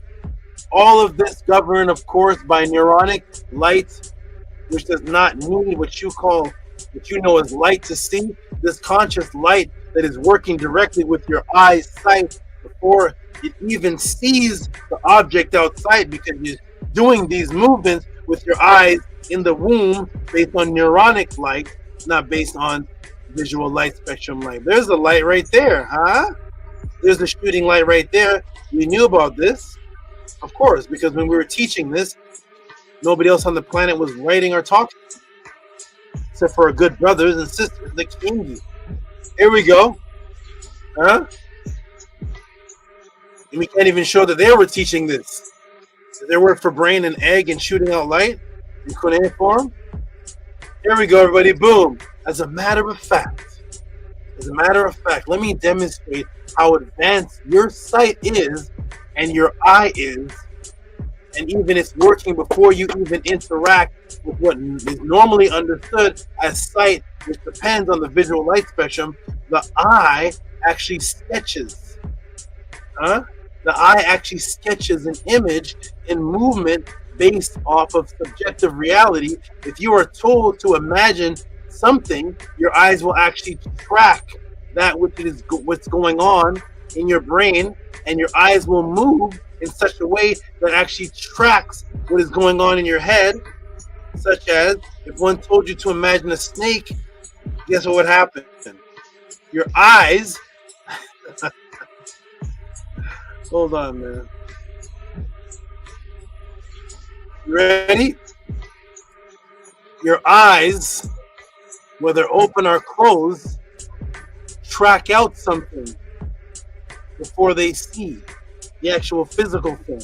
The subjective causes another type of eye movement, not the look to the left or the right, whether you're creating lying, telling the truth, or emotional. There's another eye movement that's created. Are you ready? Here we go. Here we go. This is only for people with long attention spans. There we go. Ready, everybody? Uh-oh. What's JHUTY talking about now? Ready? So, here it is. The eye movements reveal subjective imagery. So you're told to imagine a snake, and what happens? Your eyes actually do a squiggling type motion. It does a squiggly type motion in or outside the eyelid like this. A squiggly type thing. Your eyes actually track the pattern that matches certain things that you're thinking about. It actually draws it out. Boom. The tracked eye movement would actually trace a type of a squiggle. This is beyond the movement of the left or the right. It's actually tracing it out. So your eyes are doing much more than just seeing. They're moving based on your consciousness. Those are two direct movements based on consciousness when the physical snake didn't even come into your perspective yet. And if you actually looked at the snake, guess what happened? So when they did a study in trace, what do your eyes do when you actually look at the snake? The actual same movement, the same squiggly movement takes place in the eye's tracking movement that it does when you're told to imagine a snake. The eye does the same squiggly movement when you actually look at the snake. So your subjective reality and the objective reality of the snake, the eye does the exact same thing. It's seeing it in a way that you can't even imagine by actually tracing it out in your consciousness that matches the objective reality that you're looking at. Boom. Thus, the eye movements of things inside your head equals subjective correlate with things that are out in the world equals objective, which means that conscious sight through conscious light can see the possible future and the actual future. This is true sight, which starts with a section of 99.95% of light that is not a part of the visual light spectrum, but starts with the sight within the light that is invisible, which begins to answer the section and the question that the brother asked. What did he ask? He says, the way scientists explain vision The way scientists explain vision, is that how we truly see?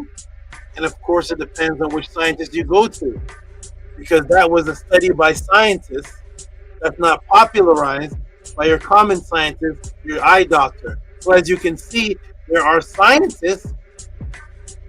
As you can see, there are scientists that are tracking the way sight works, whose studies are not popular, as what you were learning in school or your eye doctor, that it continue the way that you see, which I've explained or made plain in prior classes. You see in the form of what is called a holographic perspective, which begins to let you understand that the subjectivity equals perspective, vision, and conscious comprehension. So here's how we see.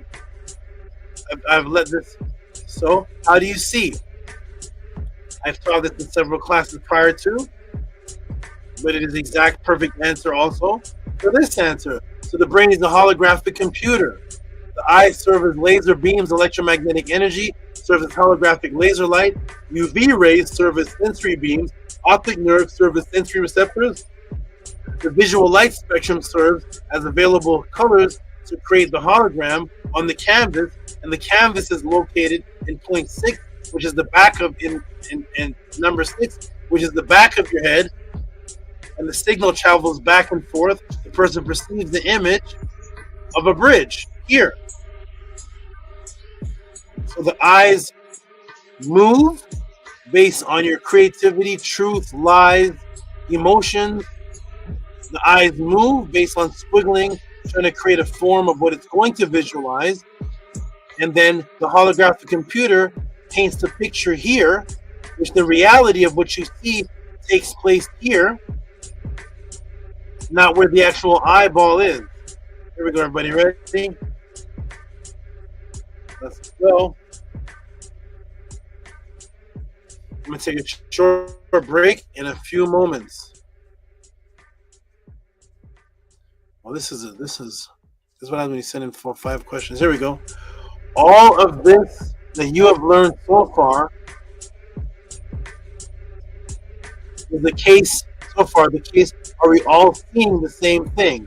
Which leads to this section of the question, which again, the brother said,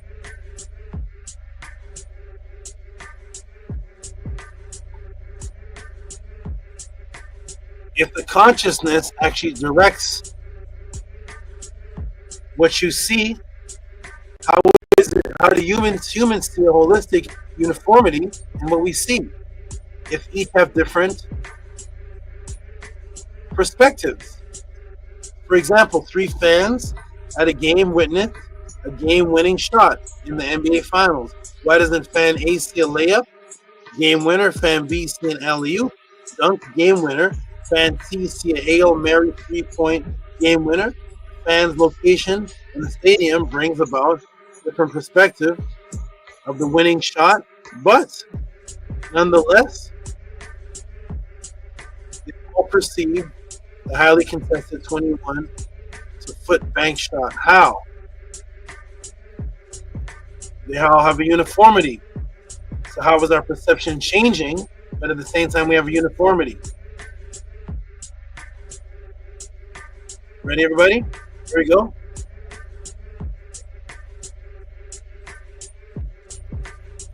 So first I will go over whether the brain is a hologram. Whether the brain is a holographic computer has similar holographic illusions. I will show you something so that the brain compensates. The parts of the brain compensate the uniform reality. I will show you something that we have all seen on a regular basis, which is simply a set of railroad tracks. Here we go.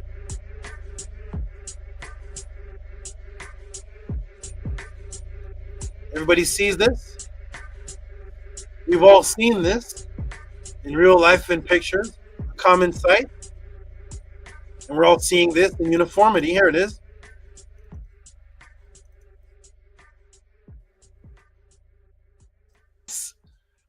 A question for the class. Here we go.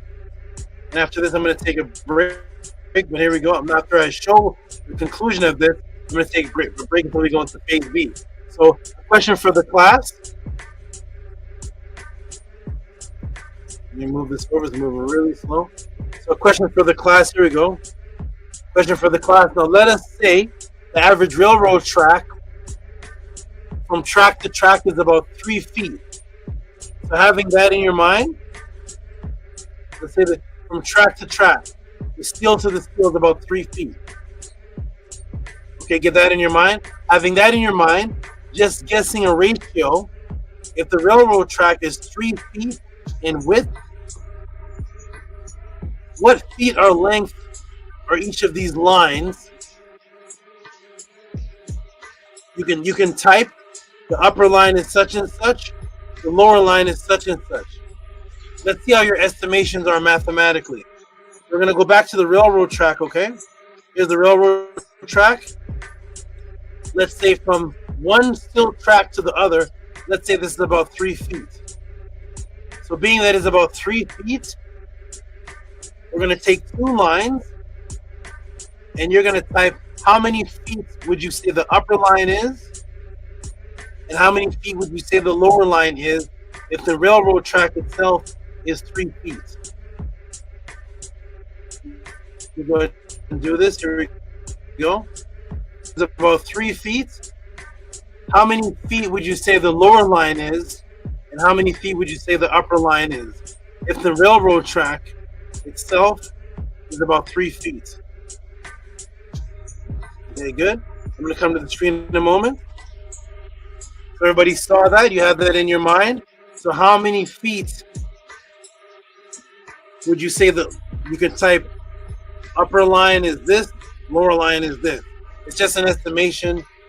It doesn't have to be a specific answer. It's just a guesstimation. If the railroad track from side to side is 3 feet, then just type in what would the estimated in feet the lower line on the track be and the upper line of the track. You could just type in lower line is this many feet, upper line is this many feet. If everybody saw that, did everybody see that? I know there's a little bit of lag. One moment.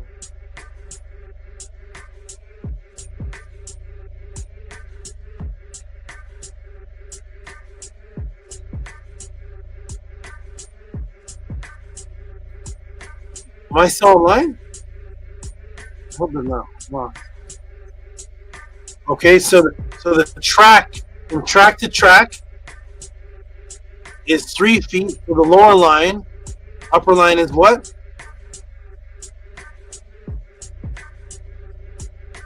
$43 people watching. I wonder if this is locked. Anybody typing an answer? Don't be shy, everybody. Don't be an introvert. You're not going to get chastised. We're interacting here. 43 people watching. That's why I like the days of the live, because imagine doing this at a live seminar. And you're sitting up on a podium and there's 43 people watching you. And you're saying, okay, everybody, if this is 3 feet, how much is this? And everybody's looking like this. 43 people looking at you. Only the internet world, boy. Only the introvert world. Okay, let's see. Here we go. So somebody put the lower line is also 3 feet. Upper line is also 3 feet. Somebody put the lower line is about, upper line is 1.5. Upper line is 1.5 feet. Lower line 3 feet. Okay, good. Okay, good. Upper line. Don't worry, but there's no right or wrong answer here because I actually didn't measure the exact measurements. I just put it 3 feet is just to get, I don't know how big the railroad track thing is. We're just, if it was 3 feet, what would the 2 lines be? Don't worry about being right or wrong. I'm just asking you what you see. 43 people watching, 3 people answered, 45 people watching, 1, 2, 3, 4 people acting, 45 people watching, 4 people answered, 41 people are like this.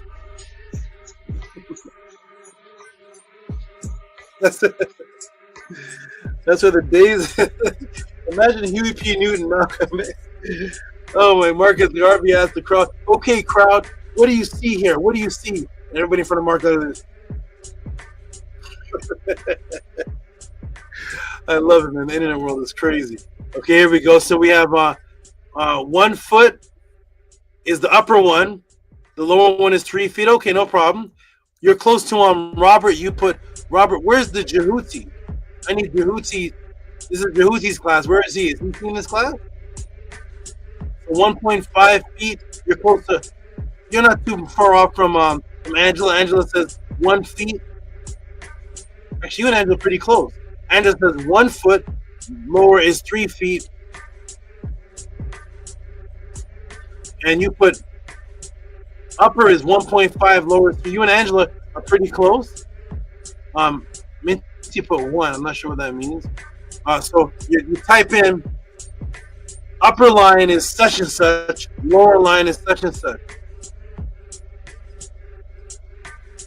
Hey, there you are, Vision Ray. Did you see the?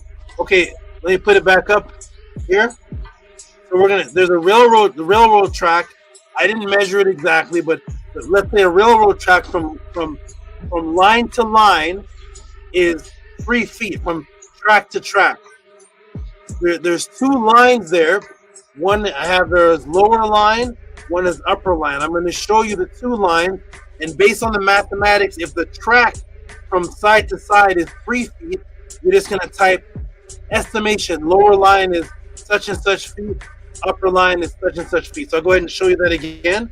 This is your question. We'll go ahead and show you that again. Here we go. Boom, boom, boom, boom. So we're going to do with this railroad track right over here. So here's the railroad track. And I just gave an estimation from the steel to the steel, this is 3 feet. Let's say I put two lines, one lower, one upper. And if from here to here is 3 feet, what's an estimation of how many feet would the lower line be? If this is 3 feet,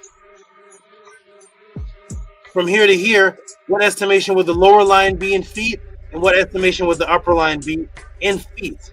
Okay? There it is. I'm going to come off now. You saw that Vision Ray? Shout out to you, Conscious Conqueror. I was actually just looking at something of you recently for some reason. Oh, you popped up on my Facebook friends, and I kept you as a friend. That's right.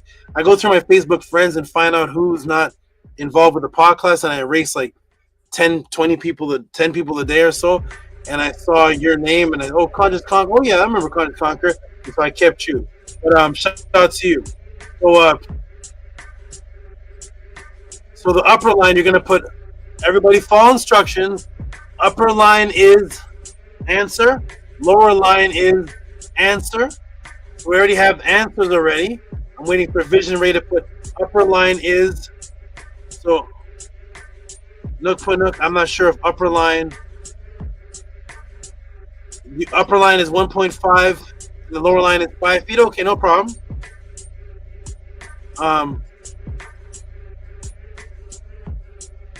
Vision Ray, just asking how big are the lines? The rail to rail is 3 feet. So you saw 2 lines within that 3 feet. So just give a number of what you estimate. How many feet is the lower line, the yellow line, and how many feet is the upper line? Just put lower line is, upper line is. Okay. So upper line is 3 feet. The lower line, 3 feet. Okay, here we go, everybody. Ding, ding, ding, ding, ding, ding, ding. I know Minty was typing something, but she didn't. Okay. Oh, upper and lower line. Oh, hey, I saw Minty now. Upper and lower, both 3 feet. Are you ready, everybody?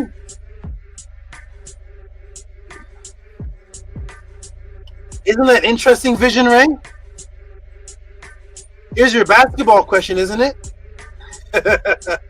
Is this the basketball question? Are we all the audience in the stadium, right? Watching the alley-oop, right? I showed one thing to everybody, and I'm getting multiplicities of answers,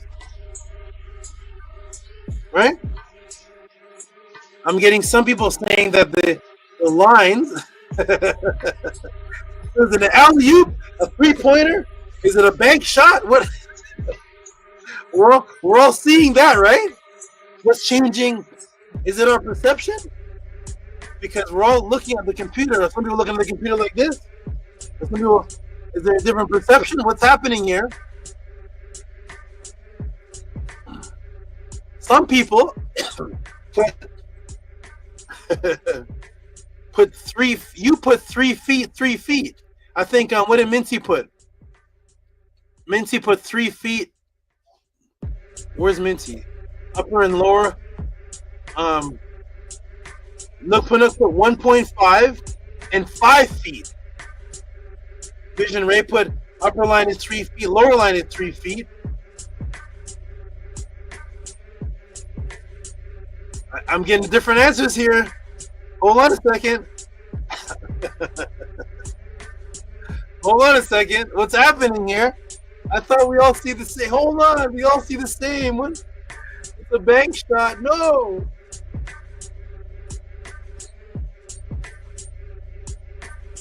Eric G, do you have an answer, Eric G? There's Eric G. I haven't seen Eric G in a while. Do you have an answer, Eric G? What's the answer?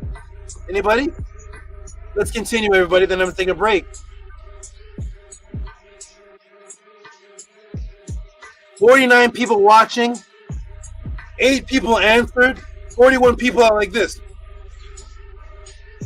staring at the screen. I will not type anything. This internet introvert world is wild. It could never happen in a real life stadium. All right, here we go, everybody. So, first of all, for those who put 3 feet for both, your consciousness changed reality right there.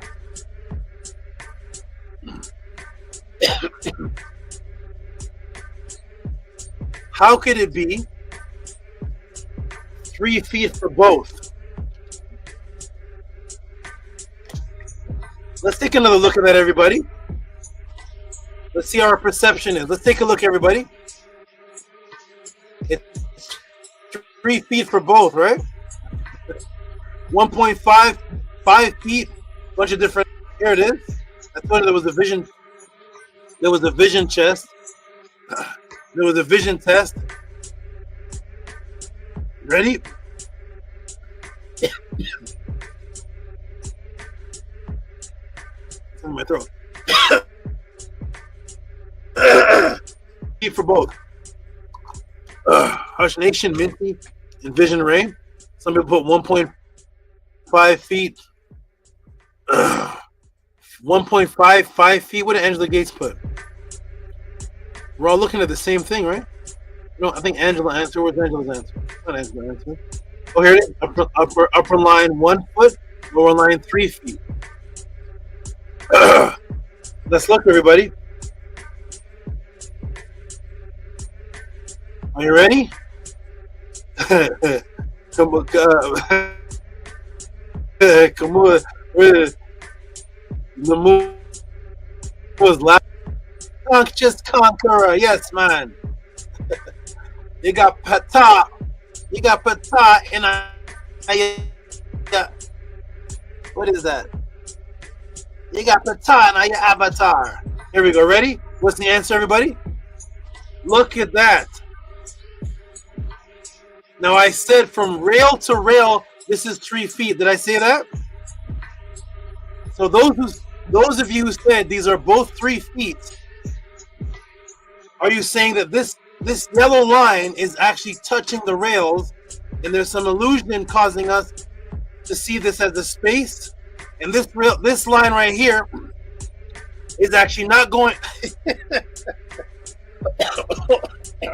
This line right here is actually not going over the rails, and an illusion is causing us to see a line past the rails, and we can't. There's actually a line here touching the rail, and we can't see it because I said the rail from this side to this side is 3 feet.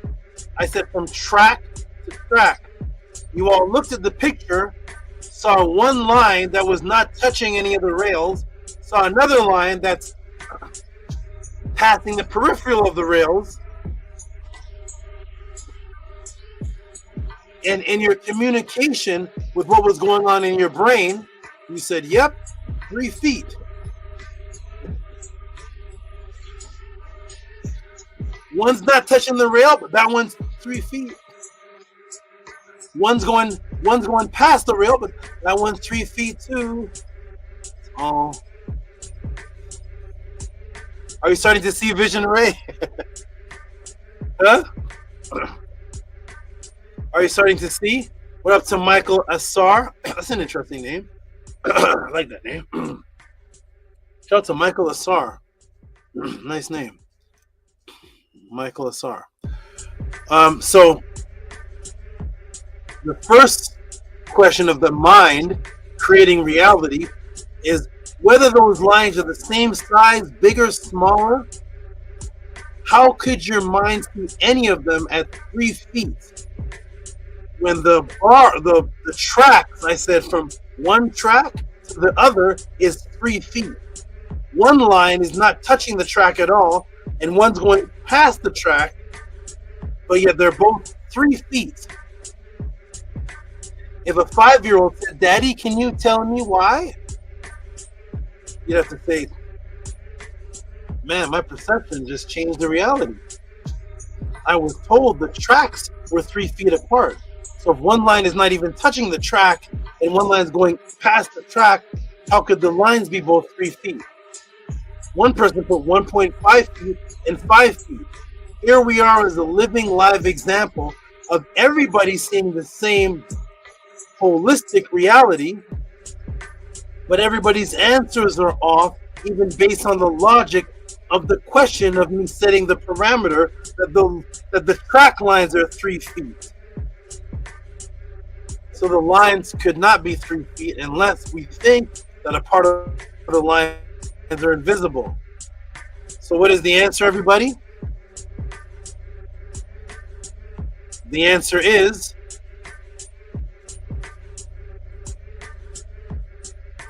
interesting.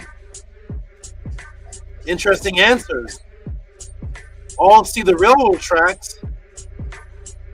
Interesting answers. So that we agree, we all see the railroad track and agree that it is a railroad track. When it comes to the distance of the lines that we're also all seeing all together, the answers are varying. So one reality appears to stay the same, while the other one is varying inside of the same reality. I will add 2 more lines, 2 more to let you see the answer. But I just did that to show you that regardless of what the answer is, we're going to get to the answer shortly after we deal with the other one. But regardless of what the answer is, the fact is nobody said, not a person said, "Tehuti, that's not a railroad track, that's a highway." So uniformly, we all agreed in one reality, while simultaneously another part of the reality is changing within the agreed holistic unified reality.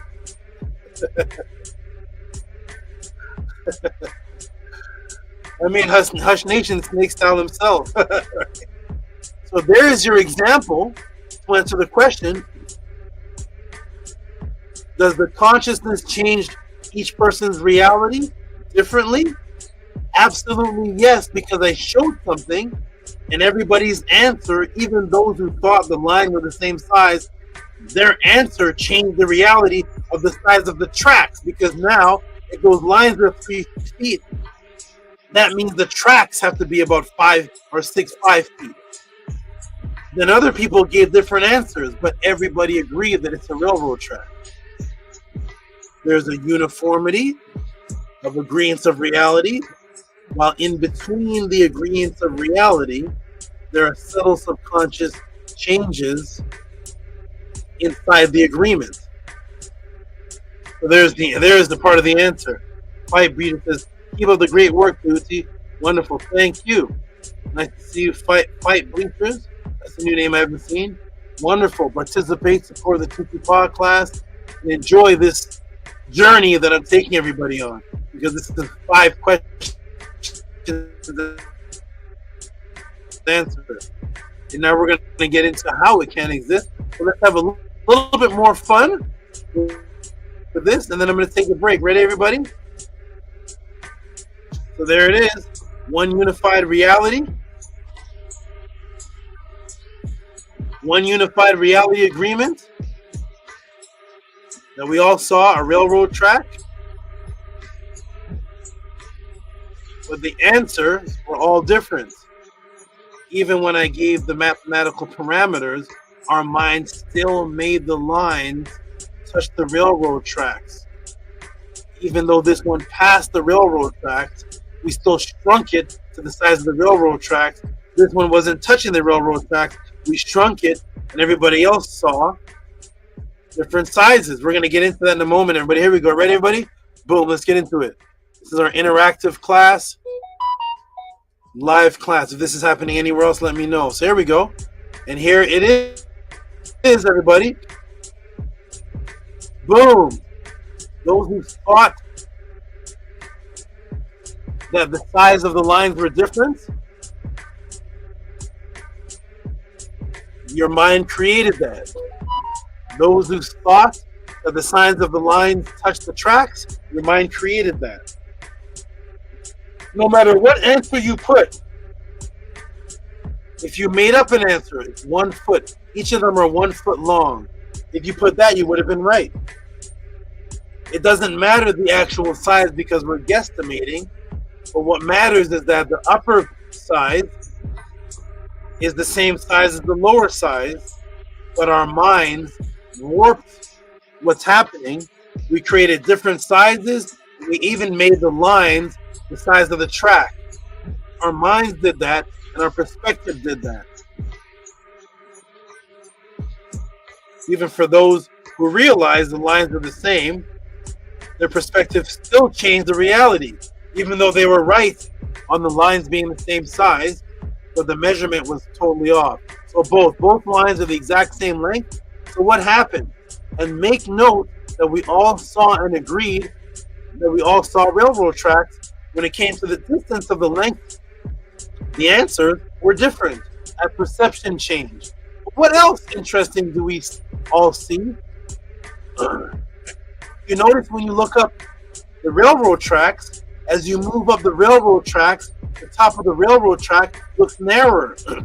As you move up the railroad track, the top of the railroad track looks narrower than the bottom. And what is the main thing we see that demonstrates this perception daily? That was demonstrated as one of the most popular images in Kemet Tamaray. What do we see? That matches how we see the railroad track. Uncle Atten's image of ATEN, the image that's on my shirt. We see the lines as if they're shrinking going up to the sun, the same as we saw the railroad tracks look like it's shrinking as it gets to a pinnacle point. If we keep looking up, these tracks are going to turn into a point. And the same with when you look at the sun. Is giving that Akhenaten and the Kemetians portrayed was that the lines are moving up to a point going angularly. But the sun is too big for that, and the railroad lines are straight. So boom. Yes, you and millions have seen this depiction thousands of times and have never questioned why were the arms of ATEN depicted as such. This was a depiction of two perspectives simultaneously changing in your mind. Your perspective of yes, light, your mind reformed the perception of light combined with the perception of your thought perception, of your perception of what is known today as crepuscular rays. The best example of this is what you see every day. So crepuscular rays There it is. There's lines going up to a point. Although we all know that this is impossible because the sun is actually bigger than the earth. So the rays of the sun would actually shine in straight lines past the earth, not coming from a pinnacle point. But anybody who thinks that this is real, anybody who thinks, see, there it is, Tehuti, the sun is smaller. The sun is smaller than the earth is flat, and the sun is a small movement around. Is moving around. You see it's small? It has to be small because the rays are coming outwardly. And then you say to a flat earther, wonderful. Excellent. That means this train is going to crash. That means this train is going to run off the tracks. Are the wheels of the train getting smaller as it moves? No. But here we are seeing it every day with railroad tracks, and no flat earther and nobody says, see the railroad track, it goes into a pinnacle at the point, and the tracks get smaller, and that's why they made a technology. They made a technology where the train, the wheels of the train, Tehuti, what you don't know is that the wheels of the train, as it goes along, they get smaller to match the tracks that are getting smaller. Because the sun, you see, the rays are going up to a smaller point, therefore the sun is smaller than the earth, and the railroad tracks are moving. How come nobody says anything about the railroad tracks? That is how your eyes see things that are further away, mixed with the way that it's coming through the clouds. Crepuscular vision and the railroad tracks. The railroad tracks are not getting smaller, going up to a point so the train's going to crash, and the rays of the sun are not getting smaller going up into a little sun. If it works for one, the other one is happening too, but nobody says anything. It's a flat train. You know the flat train theory. You see the pinnacle point, the railroad track, the train. Wait a minute, as the train's going away, it's getting smaller too. You see that? The train's sort of big in front of us, but now the train is getting smaller. Because you see, the Smurfs are controlling this. And they made it in Hogsworth so that the train gets smaller. So by the time you get to your destination, you're only 2 feet tall. The earth is flat. I told you, controlled by the Smurfs in Hogwarts. So here we go, everybody. I know there's no Hogwarts going on. There's no Papa Smurf. There's no Smurfette. What did my man Danny say? What did Danny say? You put a lima bean in a time machine. It means you'll be a vegetable in the future. Nope. It's just perspective. Shout out to Danny.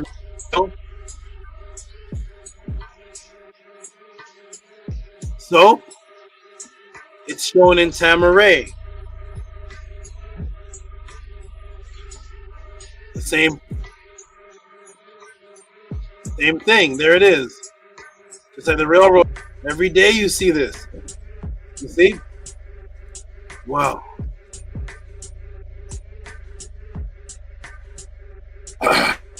See this daily happening right there. See it? The railroad tracks are not getting smaller, the train's not getting smaller, and the sun is not smaller. So this is crepuscular rays are shades of sunlight from below the horizon shining through openings and edges of clouds onto the evening sky during sunset. It primarily occurs when sunlight travels through broken clouds, but also happens when light travels through other objects under the right conditions of crepusculum, which translates to twilight. As a result, this term is mostly used when the light rays from the horizon during sunset, twilight. The two visual perceptions are going on at the same time. And there it is. Woo! Here we go, everybody ready? Let's go. Let me tell you what's happening with now the train. So what is happening here with the railroad tracks. This isn't Twilight. The same railroad tracks that are perfectly parallel, which of course have to be, or else the train will fly off the tracks, are parallel. So when you're looking down at them, so when you're standing over them right here looking down, the tracks are even. So the same tracks that are parallel, when you're looking down, are now turning into a triangle. What caused this physical impossibility to appear right before our eyes? I thought seeing was believing. What did I do, Tehuti? What's changing the thought? There's no twilight here. It's not the crepuscule of the sun. Let me ask the class, what did you do from the first image to this image? You know what you did? From the first image of the railroad tracks, right here. What is the difference in what you did from this image to this image?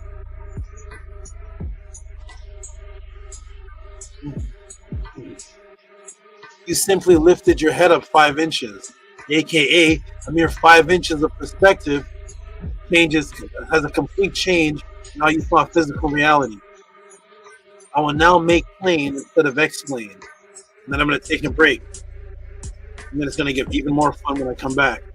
This is based on your fixed FOV, which is your field of view. Your perception on sight is fixed, which means the further away you look up, the more distance there is from your field of view, causing a convergent perceptive illusion. This is because the proportion of your field of view that takes up dimensions of your holographic interpretation, then it cannot tell the difference between something that is far and something that is small. What is actually happening is that your sight angle from one end to the other is actually smaller, creating a solution of convergence that is not actually happening in reality. I'm going to take a break right now. I'm going to take a break. I'm going to put the link in the room. We're going to come back and deal with the rest of this. Wow, JHUTY, you're getting the whole pod class. Let me stop the time right here. We're already in the time it would take for me to answer 3 pod class questions. I'm going to put the link in the room. JHUTY, other supporters, jump in. Let me take a break. Let me revive myself and come right back and continue the answer to this. Jump in and relieve me. I'll be right back.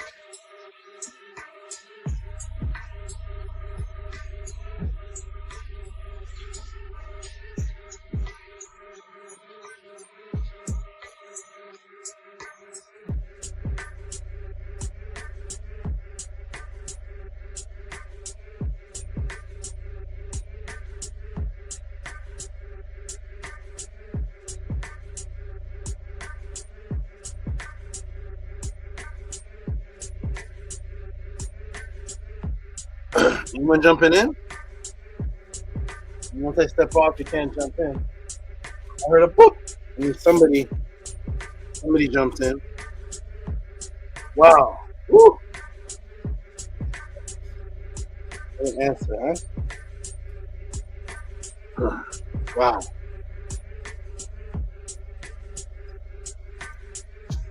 Nation, how you doing, man? Doing good? Doing good, SABA. Doing real good. All right. Yep. How you liking it so far? It's an answer for a new person, well, for the pod class students. We're still going. Yeah. It's definitely a journey. My seatbelt strapping, you know, on the train ride. Enjoying the train ride, definitely. Yeah, I like how you're adding it with a medal, you know, with ATTON, with the rays. Yeah, SABA is strapped in. I just excited a bit for phase 2. What did you say it again? Just excited what? I excited and I can't wait for phase 2. Oh, glad you enjoy it. I'm glad, and I really wanted JHUTY and others to really set something in my throat. The eye movements that happen that have nothing to do with light, and the fact that your eyes are moving from left to right when you're in the womb and it's dark. So your eye function actually first takes place before it even sees light. So the concept that eyesight is with light came way later. It's consciousness. Yes, Saba, you teach this before, but only now it registering, you know. You teach this before, but how you breaking it down now for some reason now it clicking. Yeah, I definitely appreciate this, you know, because you could be like, oh, I answered this already, go back and check. You could do that, you could simply do that, you would get the answer. So talk for doing it over and making another answer. I appreciate that.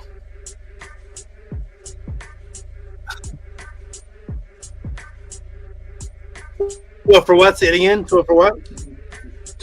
For making a whole nother class over on it again to present to us. I appreciate that so much. Gotcha. For the Tutti podcast, Cash App TT Moon, PayPal at RockESV. I could have answered 2 questions already. The whole time I'm done. And asked for support twice already. This question, as it goes on, it's gonna get a little scarier and strange. It's gonna get interesting. How you doing, Jed? I see you got the crepuscular light behind you. Saba, you going in, number one, going super in. Yeah, hey, Tua for this. Definitely appreciate. I want to see how you tie it all together, how you're going to finish this particular question. But definitely phenomenal. Definitely appreciate your consistency, and we soaking it all in. I even got the family. They listening to it. Got it playing. Everybody's here. So do it to you, Grace Saba. Who's the family? You mean the children? Yeah, my sister and her husband is here. Okay, wonderful. Okay, I'm going to take a break, everybody. Patah's the only one that can let people in after I step off, so I'm just going to take a step off right now. And if I hear somebody pop in, I may just come back. When I come back, it's going to be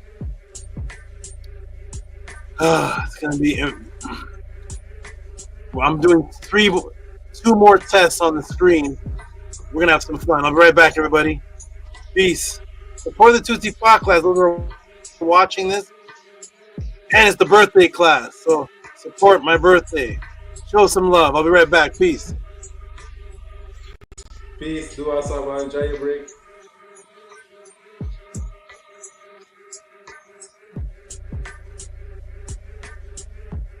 Thank you. Yeah. Shouts out to everybody in the chat. Shouts out to you, Great Brother Hudson Nation. Yeah. Y'all see Saba going in. Definitely grateful for everybody that's showing up, that's here. I wish I can highlight some of the chats that's going on. Shouts out to Nook Poo. Nook Poo, you already know. Love your energy on here. Definitely grateful for what you do in the chat. So it's a beautiful thing. Yeah, but we here. Definitely, you know it's serious when Saba go into Tehuti Overdrive quick. That mean everything else is something you can't Google. You just can't just go and quick Google that, and you can't ask Chat GPT that, right? Like you can't go and go to these AI platforms and thinking that you're gonna just find these answers. But yeah, you know it's a beautiful thing. Great to see y'all, and yeah, man. Like I said, I can't wait to see what Saba do, how he ties it all at the end, because the beginning and the end is that completion, and that's how you sit and you be able to digest it all, right? Because he's actually walking us through it. So Hotep and Hanu, shouts out to you, Hush Nation. Hotep. Yeah, Hotep, my brother. Hotep, you know, big man at everything. Yeah, just enjoying how SABA breaking on this, like, again, you know, per ATTON. This is the per ATTON, so just can't wait to see him break on these preposterous rays, how do they call it? These preposterous rays, so yeah. It really for the HECAHU really works, you know, so, you know, I support, you know, do a SABA on the earth strong, another cycle, and this is a big class on the earth strong, you know, so to come back on the conscious light again and break it on like this.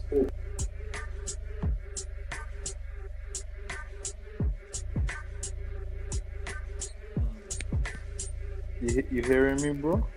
I can hear you now. You cut off a little bit towards the end. Oh, okay, yeah. I appreciate JHUTY sending in this question. You know, like I say, SABA could have simply be like, "Hey, go back, check the other class, and then you get an answer." But then he gone into details with ATTON, the rays. Yeah, but TV room to share in line, so part 2 going to be on steroids, you know, so he got other topics in the thumbnail he still ain't hit. So another, we just midway of the roller coaster ride, you know. This kind of information is like saving, you know, from coup to coup, you know, so yeah, but and sneak around as a man better watch out for no poo boy. Poo get a hearing, I like it said. Yeah, so it very never how SABA could take the same classes and bring so much on them, you know. It's like I said to JHUTY for sending in the question again, because man, them, you know, sometimes it's Hotep, I'm done, and then they still got more there, you know. So I feel like this is one of those that we get just because brother JHUTY sending that question. So yeah, definitely appreciate that. So I don't know, support our Meta SABA JHUTY, share so people could get some of this light, you know, fire up the neurons, you know, so they could get some of that. How could why, you know, I thought it was 5% with 0.05. She can like make me feel like a blind self, like I can't see, you know what I mean? So yeah, but I appreciate SABA washing up my eye, you know, big MAAT, you know, and be seen from here, you know, because I myself was lining up the sight with the vision and the light and how SABA could break it down for it hitting the back of your head with what you consciously sketching out and then reflecting it back out. It really never, really never. The words can't explain. I need to learn more Medu, you know what I mean? That's the only way, my brother. Yeah, definitely appreciate it. Yes, most definitely. I like when Saba speaks on the vision, sight, right? Kind of touches on more why people get knocked out when they get hit in the back of the head, right? Because it's pretty much where you're watching everything, right? It's not where the actual eye is. It's towards the back of the mind in a way, right? Like in the back of the head in a way, right? So that always caught me. Definitely shouts out to Nick Pooh. He said we got some new sneak learners. Hey, you do. I was talking to Gabriella about that a couple of days ago. I was saying like, and it does still trip me out in a way that there will be like 60 people watching, and yet there's only like 15 to 20 people support them, right? But it's a consistent like 60, 70 every night, at least who's watching live, right? And then when it's over, you'll see towards the end of the week, like 2,000 people watched, right? But if you consistently look at the numbers, these are consistent people who are coming to watch. And whatever they tell themselves of the reason why they do what they do, whatever reason they hiding for, I just want to say that's the difference between ISFET and MAAT. Right? Like that's the difference. That's no matter what that person is teaching on or whatever they speaking on, whatever's going on in their life, whatever they reason is, that's the difference between MAAT and ISFET. It's live right there, because it'd be different if Saba talking on like, you see his numbers. It's like, oh, he had one class that was like 2,000, but his average is usually like 200, 300, right? You can kind of be like, okay, all right, maybe it's how he's wording the class, right? And whatever's going on, right? But when your numbers are consistent and it's definitely past 1,000 people who watch it, but yet the same people still supporting the same people, and occasionally someone new. What's the excuse from there then? Like, why show up on the day that they show up to watch the class, even if it's not live? Even if they not watching it live, why not? And if you do support, and if you don't support because of particular reasons, and usually those reasons of why people are scared to support fall under, at least maybe 3 categories. Whoever you're trying to hide from, they already know what you're doing on a daily basis. So why are you running from that? Why is that the excuse not to? Right? And then this is a space to where you can, be anonymous. You don't even gotta, your name ain't even gotta say nothing on the screen. But consistently shows up, and you look at Saba's numbers, and they over 1,000 plus, some 2,000, some more. And like Saba say, you got over like 60 people watching, and they watching now.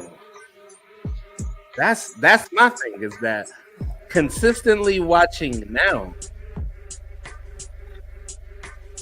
and have been watching for quite some time. So it's got to be a broken record by now to know that, hey, yo, if you ever question MAAT and ISFET, yeah, that's the difference. That's what it looked like. Whatever a person's telling themselves, so the reason why they in the background, that's the difference. And whatever you gonna do with the information that you are learning from here, that's gonna be the difference, because it's gonna show. If you do take the message and you try to go run and do your own thing, what you're doing now will show eventually later on down the road in your life.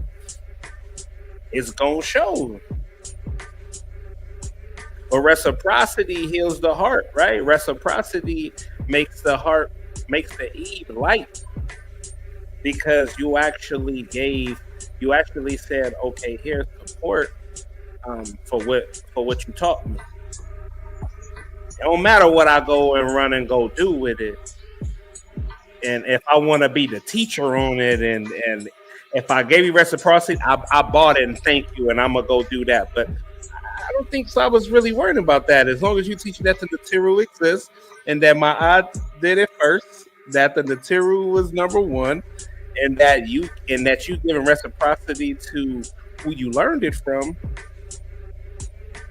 SABA can't control what you do after that. What you do with the information, you go run off and go, SABA can't control that. But what you can start with is giving that reciprocity, because you showing up consistently.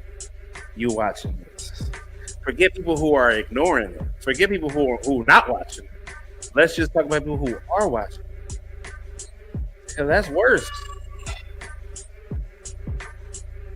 So I want to know, what makes you show up every Saturday?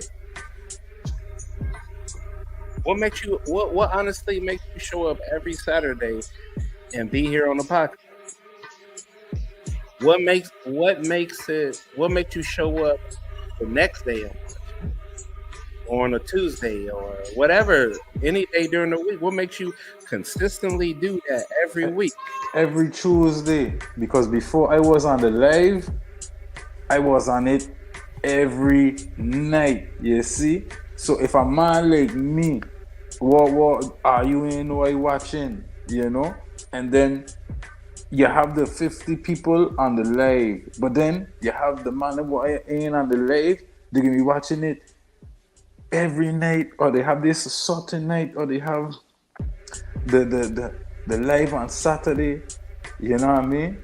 But I see the views going up on the 2000, because them man on that every night,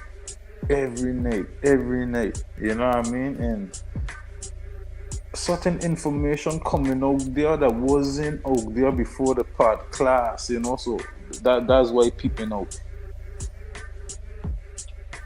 Most Hey, definitely. brothers, Yeah, I man, just want to say peace to y'all.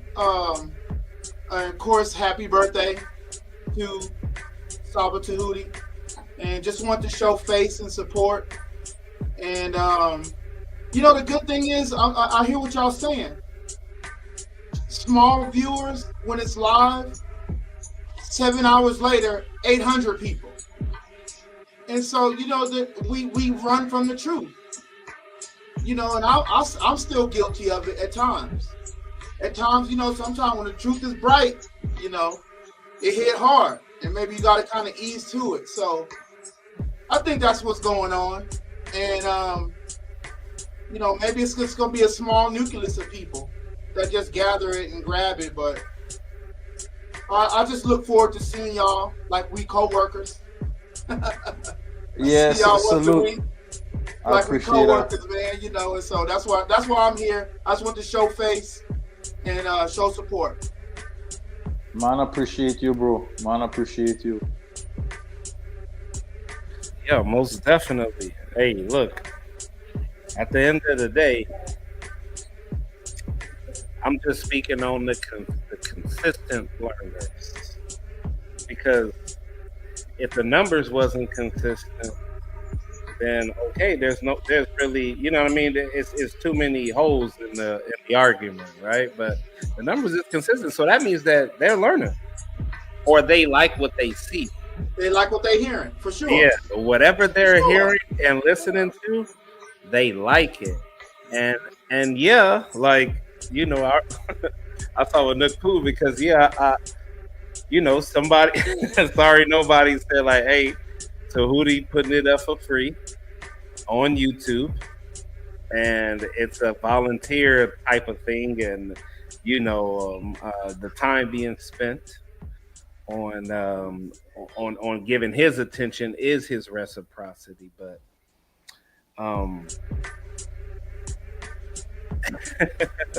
the metal heavy. Yo, hey, the HECAU really works. Hey, but if that was if that perception was true, then you think about if SABA made it for a price to show. To be able to access this came with a price.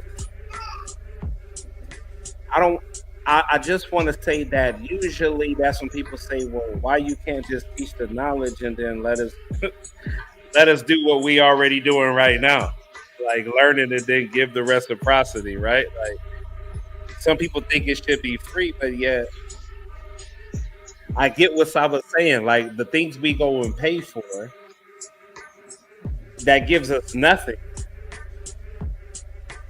or is on the frequency of death. Even if it's not instant, it's a small step to death every single day due to the consistency of supporting those type of things. If you enjoy it and you're cool with paying Netflix, you cool with paying Amazon. I know they charge, but I mean, would you show up for the charge? If Saba decided to say like, hey, nah, it's gonna cost you $10 to show up to the class. To be here, you gotta send a fee of $10 in order to access this. It's kind of making sense now if he was to do it. Now, I understand if he'll give that, you know, open access to those who are consistently supporting, but anybody outside of that gotta be on a different entry fee, you know, frequency. Then that's different. Let's see the numbers then.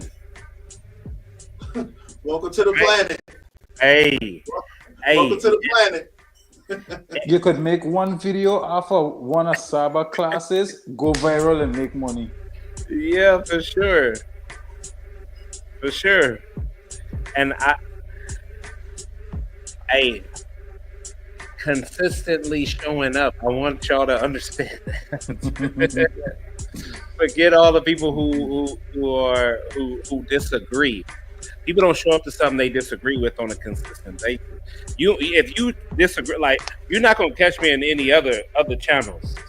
Whatever teaching they talking about, if I disagree with, I'm not gonna show up every day and spend 10 hours.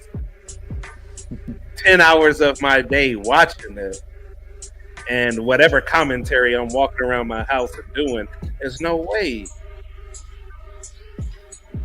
I like he talked about the tomb of Sekra, S-E-R-Q. You know, so he had me wanna, you know, I got a lot of, you know, I mean, just off the what he just taught in the last 25 minutes, 30 minutes. Man, it's rap bars, it's rap music. It's like you're saying, we you know, take from what he's given us or given me as far as revelation, and kind of crafting that and making it not my own thing, but to reach who's in my area, you know. So I just appreciate it, and that's why I tune in for the last couple of years now, because it's just you know, we don't get this type of breakdown for these small wages, because we see what the Western powers do. They charge for their universities, and they charge hundreds of thousands of dollars. And Tehuti's not charging that, because he know, you know, when the teacher is ready or when the student is ready, the master will appear.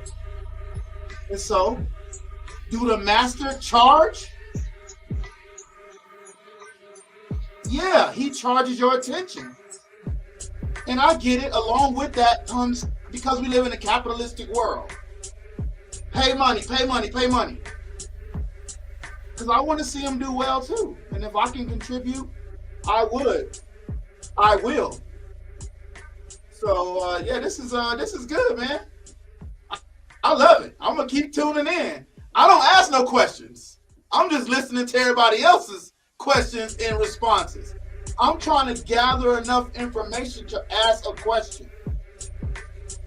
And I just, me personally, I haven't gotten there yet, but I'm working there.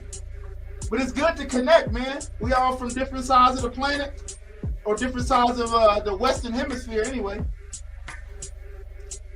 Yeah, So that's why I'm here.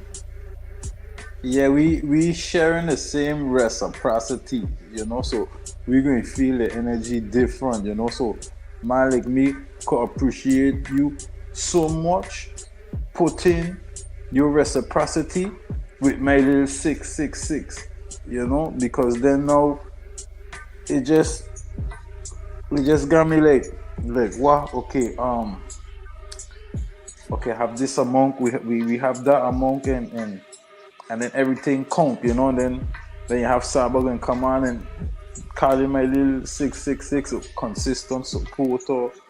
You know what I mean? Make man feel like, what? I a big supporter, even though I just sending in that little thing, you know what I mean? And it's a big difference than just watching the screen and having your two hands behind your back. You know what I mean? That's right. Yeah, cause I a strange person, you know. But then to be watching all the time and just sucking, there's no reciprocity. That's vampire leech vibes, you know. So I just have to say that, you know, maybe these man them in and out a pep vibes. Welcome back, Saba. Tua, Dua, Henu, Hotep. Happy birthday, all the best, nothing less. Happy birthday, sir. Yes, That is sir. here. All right, yes, sir. Yes, sir. You know, my daughter's birthday is tomorrow. So it was like, Oh, I my gotta be on this show. Yeah. That's real. Wonderful. I want you to later. Thank you so much. I want you to later meet a brother that reminds me of your same energy. He was also raised up, influenced by Bobby Hammond. He's the brother JHUTY. I don't know if you're ever on the panel at the same time, but he's a brand new guy. Came in just hyper. I saw him red shirt a couple of weeks ago. Yes, He had a red shirt. yes. He was standing up. Yes. I'm telling you, I'm Yes. in the back watching. I'm in the back. I'm watching. Okay, good, wonderful. That's great. That's great. We need to find all the fallen soldiers that had a good intention following all the Phils and the Bobby, and they don't know where to go now. Come right home. Yeah, Now they're all right. Bobby's gone. Phil is flat Earth. I don't know what. Come on home. Okay, buddy. We're gonna continue this, everybody. We're gonna continue this. Panic's gone. Panic gone. Who? Brother Panic. I know I'm lagging a little bit, but Panic, he's gone. Oh yes, yeah. Yep. All those that was one Black God. There was a whole bunch of those.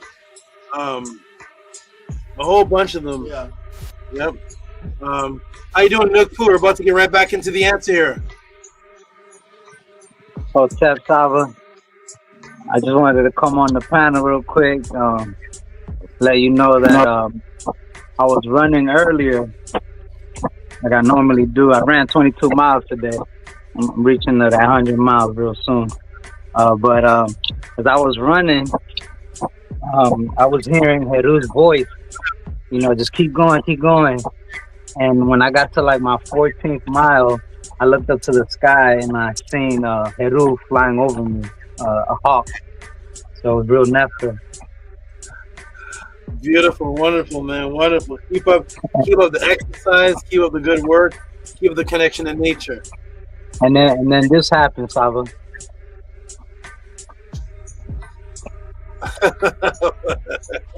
Where are you getting where are you getting these? I don't know where you're getting. He goes to the nectar store. I'm in the nectar skirt. Oh man, what's that? He goes to he goes to the nectar store. I don't know what store he goes to. But you got all the I got yours coming up soon, Saba. Don't worry about it. I got you. Oh man, yours costs a lot of money though. It's not cheap. oh man. Also, before I go, before I get back into this answer, so Medu, I don't know if you're listening earlier, but I am actually deciding to invite about 4 or so people into the lyrical lounge of the House of ATEN, and to actually come on to you like lyrical lounges? We're gonna get lyrical like now. And four people or so, maybe 5, are gonna come on a collaboration. We're gonna do a House of ATEN collab, and we're gonna do it live at. We're gonna the music. Everybody's gonna write their verse, and we're not gonna hear each other's verse until the pathways. And on the pathways where we're gonna do the song, we're gonna actually make it there at the pathways. Pathways 2025. Yep. Oh man, I'm in. Okay, good. We'll talk more about it, but right now we're gonna get back to this podcast answers with peace and love, Hush Nation.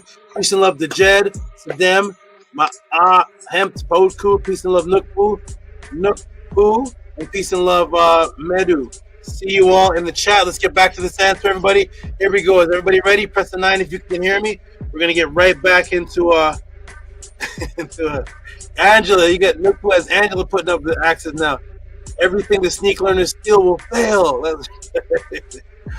That's why we got sneak learners, because there's 45 or so people watching, and there's only 15 people donating. So it's like, but anyways, that's how life is. That's how life is. Everybody, you notice, Medu, everybody, you notice that when you go to buy something from somebody, here's our nature. It's the evil nature. It's the selfish nature. When you go to buy something from somebody, you always ask that person, what deal can you give me? What deal's here? One person's a buyer, one person's a seller.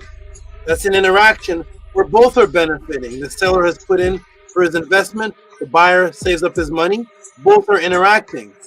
How come the buyer never comes to the seller and says, yo, I'm gonna give you more for that? How much is that, $5? Yo, here's a deal for you, I'm gonna give you 8. It's always the person buying saying, yo man, can you cut off a little bit of that? Yo, can you cut that in half? Yo, what kind of deal can you give me? How come the seller can't come to the buyer and say, yo, you want to buy this? What kind of, it's for 5, but what kind of deal can you give me? You want to get it for 9? Mm-hmm. It's always only one way. But anyways, everybody, better you jump into the chat. We're going to get back to this answer. Tiffy's still here. Here's Tiffy, been here for hours, still learning, drinking the juice. Hush Nation, drinking, sucking up the energy, reciprocity given, nook punuk, taking in, eating the food. Everybody's eating the food of life here at the JHUTY podcast. Eat up. Here's your plate. This is the buffet. Just support the JHUTY podcast. Here we go, everybody. Ready? This is going to be the longest. It's already long, but let's do this. People go to the club and stay there for 4 hours going like this and smoking weed, right? And getting girls' numbers. That's all you do at the club all day. 4 hours of this. Can I get your number? So let's spend some hours here getting life. Here we go, everybody. Boom, boom, boom, boom, and boom. Ready, everybody? You all can hear me?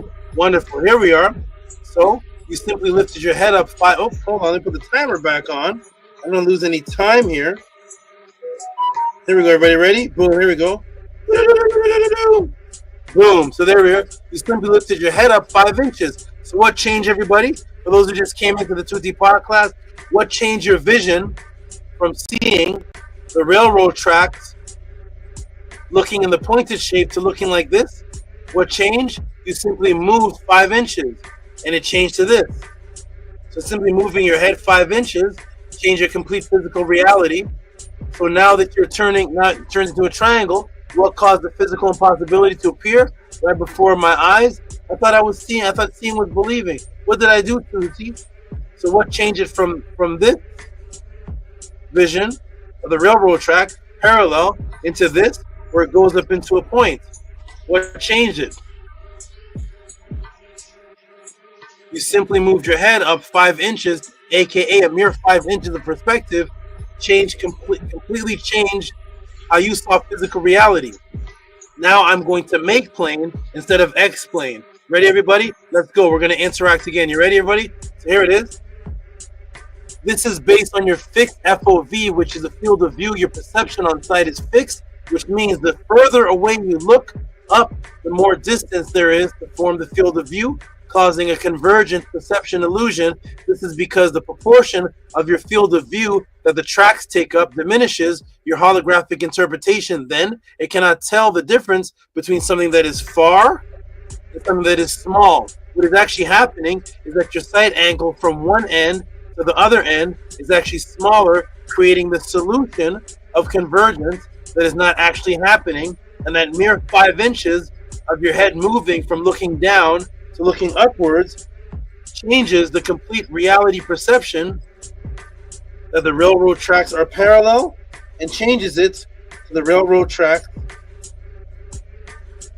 going into a point. Ready, everybody? Here we go. Boom, boom, boom, boom, boom. Let's go. Are you ready? Here we go.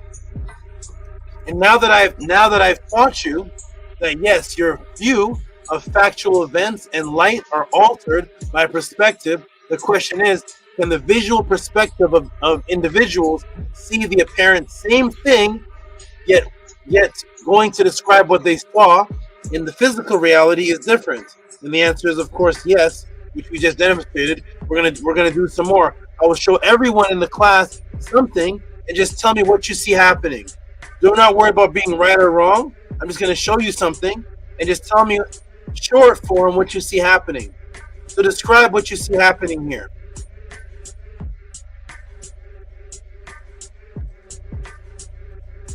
It's actually very simple. It's something even a 5-year-old can describe. So what do you see happening here? Just type it in the room real quick. Don't worry, there's no right answer, no wrong answer. We're just asking you, what do you see? What do you see happening here? Let's describe it real quick. Get a good look at it. I'm going to give you another 5 seconds, and then I'm going to come off the screen. And just everybody type in the room, what do you see happening here? Short form. You don't have to type a big paragraph. Boom. Just simple. What do you see happening? Short form. What do you see happening with the pencil? What's he doing with the pencil? All those who are watching it. Simple, right? Easy work, right? A line across the car. Simple. Anybody else? 37 people. One person answers. 36 people like this. I will not answer your question. Go ahead, everybody. We're enjoying ourselves while breaking the matrix. It's interactive. You won't be scrutinized. Just come on, just type, what did you see the picture? What is he doing with the line? Anybody else? Nook Panook saw it. Made my computer. I'm going to get everybody. Yeah, made my computer's lag. Made my computer's lag. I'll give it a couple more moments. What do you see happening with the, what's happening with the pencil line through the car? Very good. Flash. That's right. Pretty right. Everybody's seeing the same thing. Where is JHUTY? JHUTY, this class is for you. Where is he? What are you seeing, JHUTY? JHUTY somewhere in his kitchen cooking up something, listening. What do you see happening? Thank you, Yvette says, beautiful class. Pencil line through, slash through the car. Okay. Anybody else? Did anybody else see that picture? 38 people viewing and 3 people saw it. Did I not leave it up long enough? Everybody's afraid to answer now. I'm not going to get trapped. We're just enjoying ourselves. There's no wrong answer. I just want to know what you view, especially JHUTY that asked the question, what did you see? What do you see here? Okay. Oh, sorry, you walked away. Okay, good.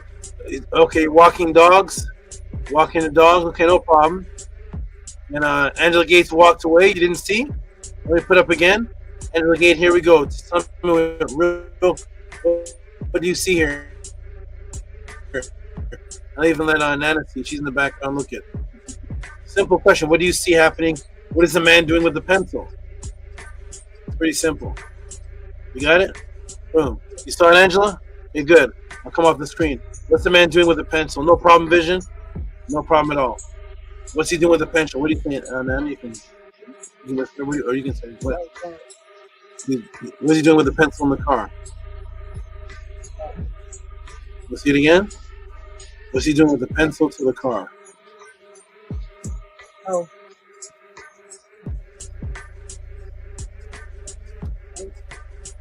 He's putting his name, writing his name? What's he writing? What language is that?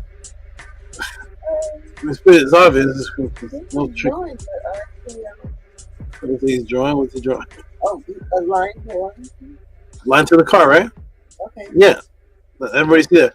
A line through the car. Everybody sees the same thing. Yeah. It's not a trick question. There's no trick. It's just what do you see? Writing a line through the car. Okay, good. Right, everybody, boom, boom, boom. All right, everybody give their answer. Even Nana in the back gave her answer. Line through. All right, here we go. Boom.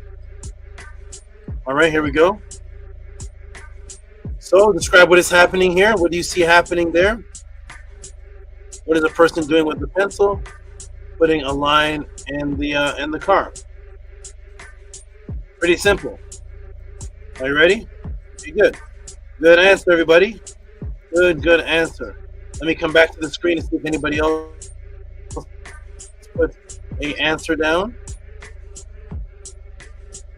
Anybody else saw that? Maybe just lagging. Okay, good. Line through the car. Line through the car. Okay, wonderful. 4 people answered out of 38. The introvert world, boy. Here we go. Ready? Boom, boom, boom, boom, boom. And here we go. And boom, line through the car. Okay, very good.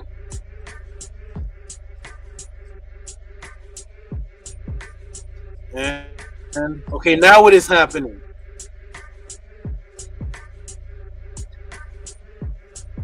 Now what is happening? Everybody see that? Everybody 5 seconds. Now what is happening? 1, 2, 3, 4, 5. Everybody saw that? Boom, boom, boom. Okay, now what is the man doing with the pencil? Type. You said what? Okay, erasing the line. Okay, good. Okay, what? Okay, very good. Very good. There's no right or wrong answer, everybody. So, Leper Nature J, how you doing? Did you jump on the panel? I'm not sure. I stepped away. All right, good. Okay, so here we go. Erasing the line. Erasing the line. Eraser side. What's he doing? He's doing eraser side. What's he doing? What is the man doing with the car? Nupu says eraser side. Okay. What is the man doing with the? What is the man doing? Pretty good. Erasing the line. There we go. Eraser facing the image. Okay, what's he doing with it? Erasing the line. Okay, good. He's about to erase the line through the car. Interesting. So we had he's about to erase the line through. He's erasing the line. Okay, eraser side. Everybody, here we go.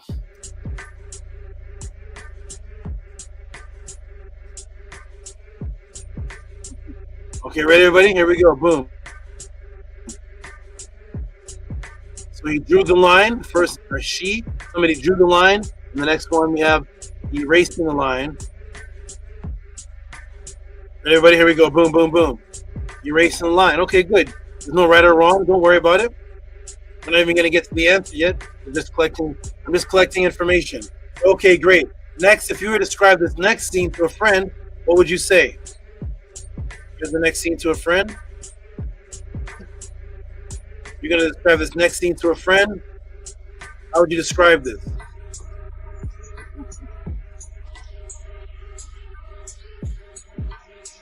If you saw this in real life and you called your friend, what would you say? How would you describe what's happening here?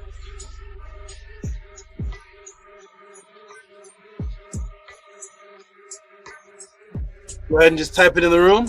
Come on, 39 people, 40 people, type it in the room. If this was happening in real life and you saw this, you're seeing it right now. How would you call your friend and describe this? How would you tell your mom? What would you tell your mom is going on here? Okay? Everybody got it? I'm gonna keep going. Okay, good. Okay, great. Let me see if anybody answered. How would you describe this?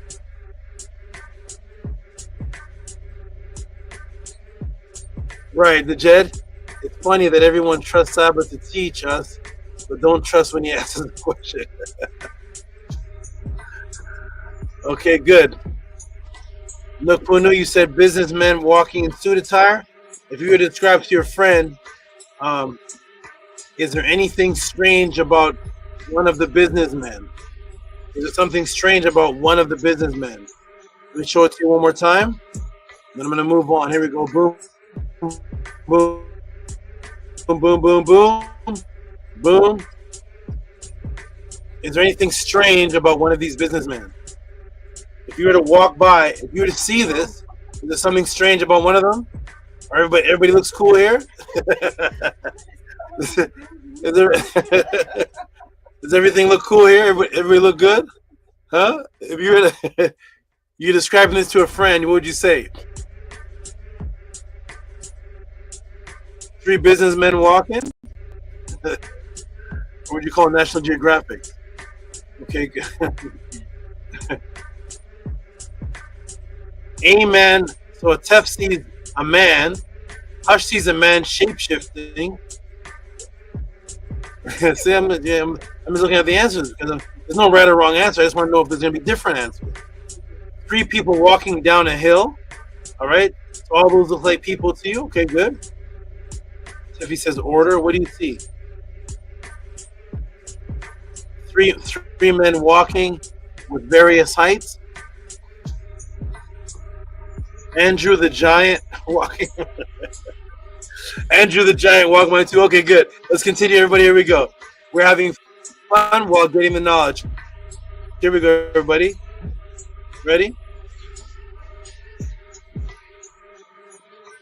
What do you see happening?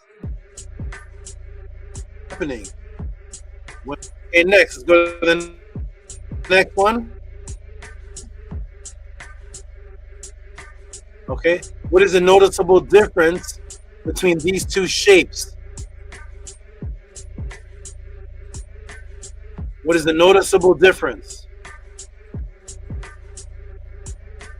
between these 2 shapes? Give me 2 noticeable differences between these 2 shapes. I'll let you look at it for a moment. What are 2 clear, noticeable differences between these 2 shapes? All right, boom, boom, boom. Come off the screen again. 2 noticeable differences between those. Oh, where'd my screen go? Where'd my chat go? Chat has disappeared. There's the chat. Andre the Giant. That's hilarious. All right. So I really want you all to answer this. 41 people watching. Don't be shy. Don't worry about being wrong or right. I just want you to type 2 noticeable differences between these 2 shapes. What are 2 noticeable differences you see? What are you saying, Annie? Give me 2. There's one curved. What are 2 noticeable differences? longer than the other. Okay. And then, One is longer, and what's another noticeable difference? The point part is inverted. Okay. One is longer, and the point part is inverted. Okay, good. Hey, don't worry about it. You can't be right or wrong. Just what are two noticeable differences? One difference. So the inversion of the arrow, that's two. Okay, I see some coming in now. Everybody's discussing the pointers. Is there any other difference between these two other than the pointers? Nana gave two.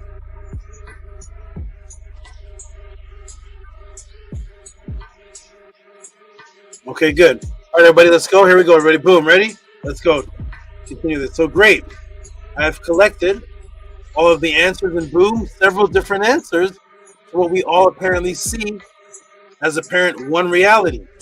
So we all have seen, I've only put one reality on the screen, 3 different one realities, and there's been several different answers to what we perceive, we see in this one reality.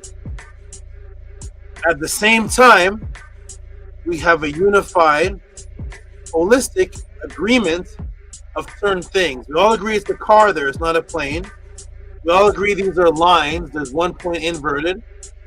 We all agree that those were men, not women walking. They weren't turtles or lizards walking. We have the answer, the description of what we see. One person said Andre the Giant. One person said three different height men. One person said one man. They only saw one man. You see that? Somebody said they only saw one man.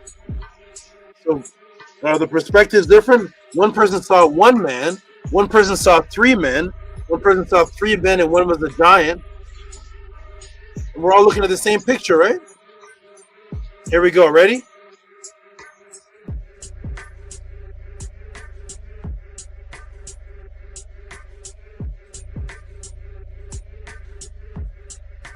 What's that? Thank you. I'm glad you enjoy it. I feel scared. I just looking afraid too much. So here it is. Let us revisit what we all saw together, which will help again.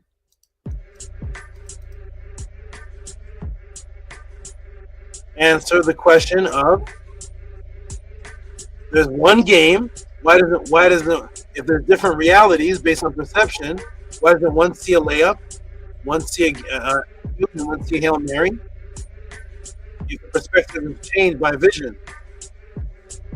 Now I have just proved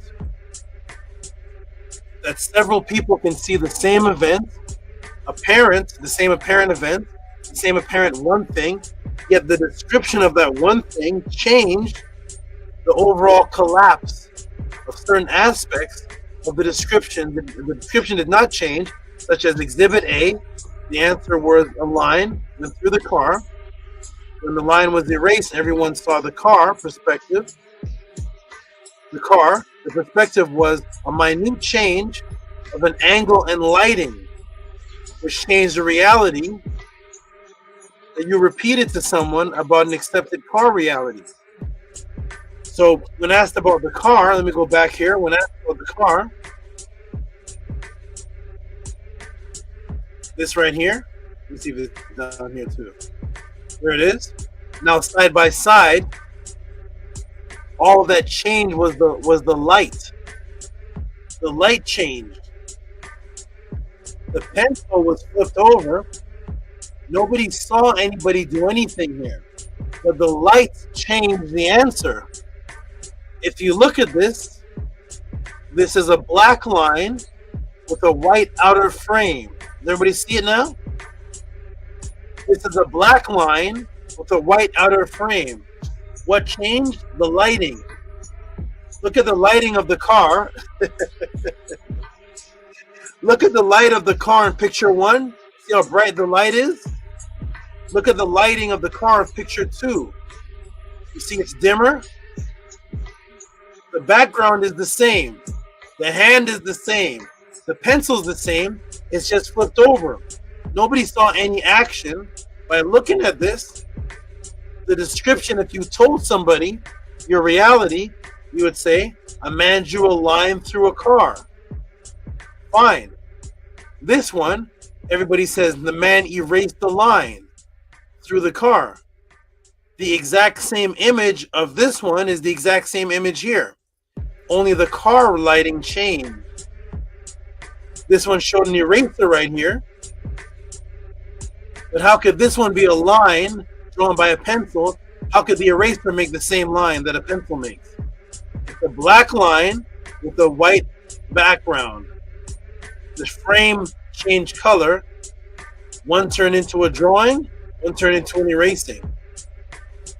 But an erased line doesn't look like a drawn line, does it? Get your pencil out. Get your pencil out, draw a line, and then get your pencil and erase the line. Tell me those two things look the same. They don't look anything the same, because when you erase something, it doesn't make a line. When you erase something, it means it's not there anymore. So how could you erase something and there's a line? If you erase something that makes a line? Erase means to get rid of.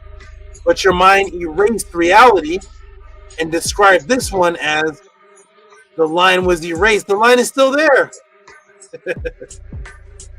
Unless we have different answers. Yeah.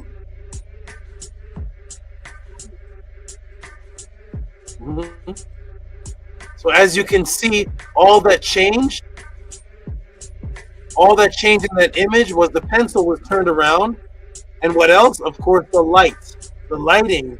Look at the lighting in image 1 and look at the lighting in image 2, because the lighting or light change, your story of what you relate to someone else about what is happening changed, and thus your story created their reality as the altering of light created yours. Yet the larger reality stayed the same. It was still a car, it was still a pencil, it was still a hand, but the lighting changed from that one is a line drawn, that one is a line erased. Yet I'm still seeing the line there, but it's erased, but I still see it there, but it's erased, but it's still there, but it's not there.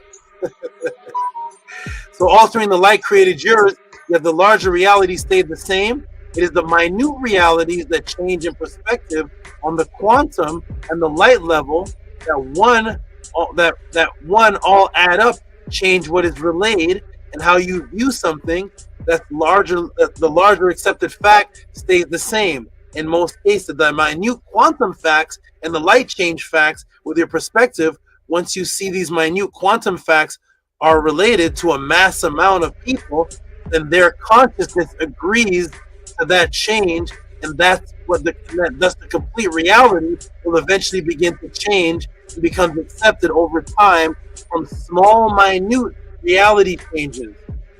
So the small, minute reality changes happen, and as they're accepted one by one by one by one, then eventually your complete larger perspective changes.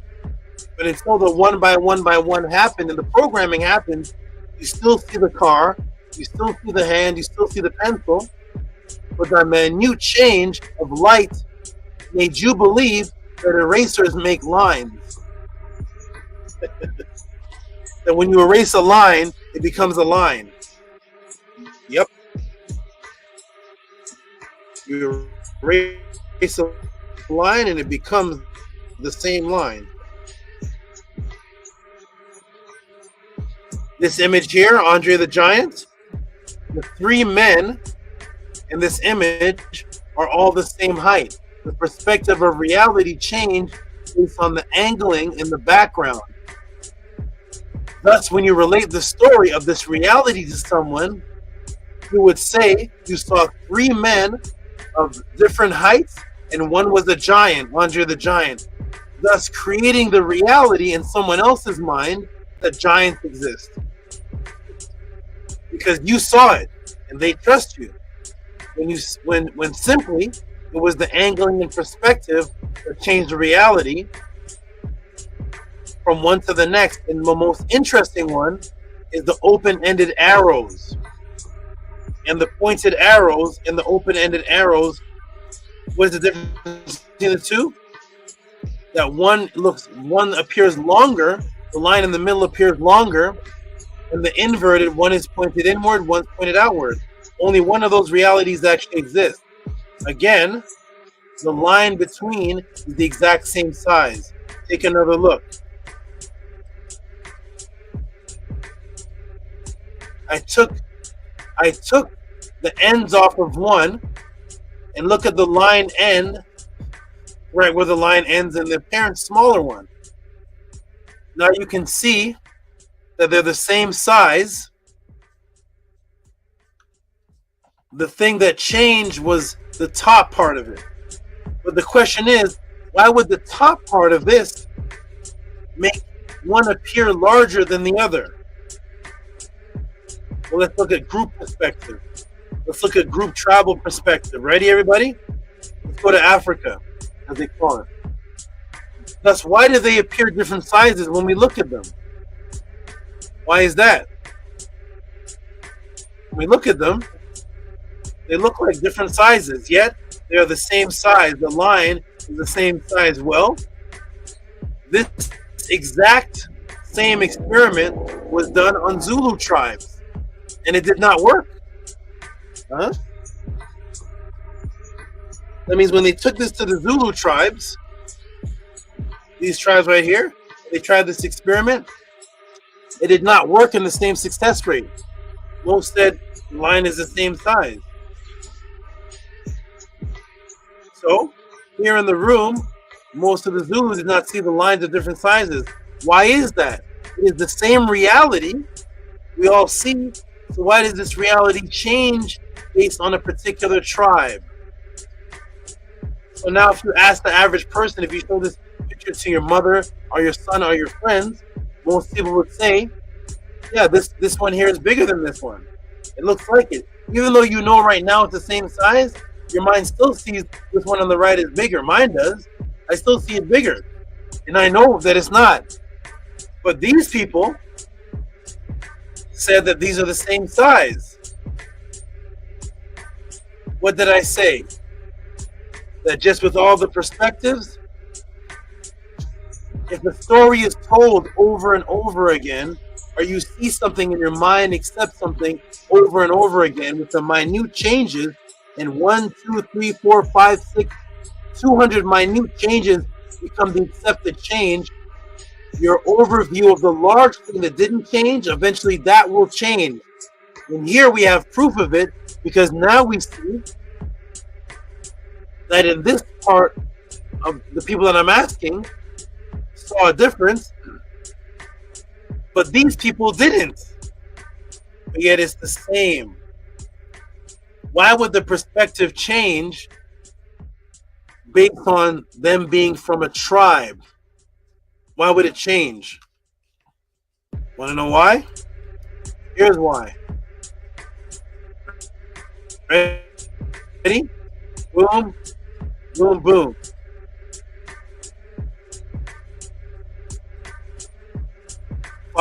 Vision put, I said he was going to erase the line, right? The point of it is that your answer wasn't the same as others.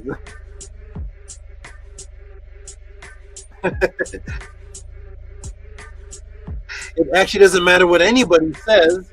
All that matters in this demonstration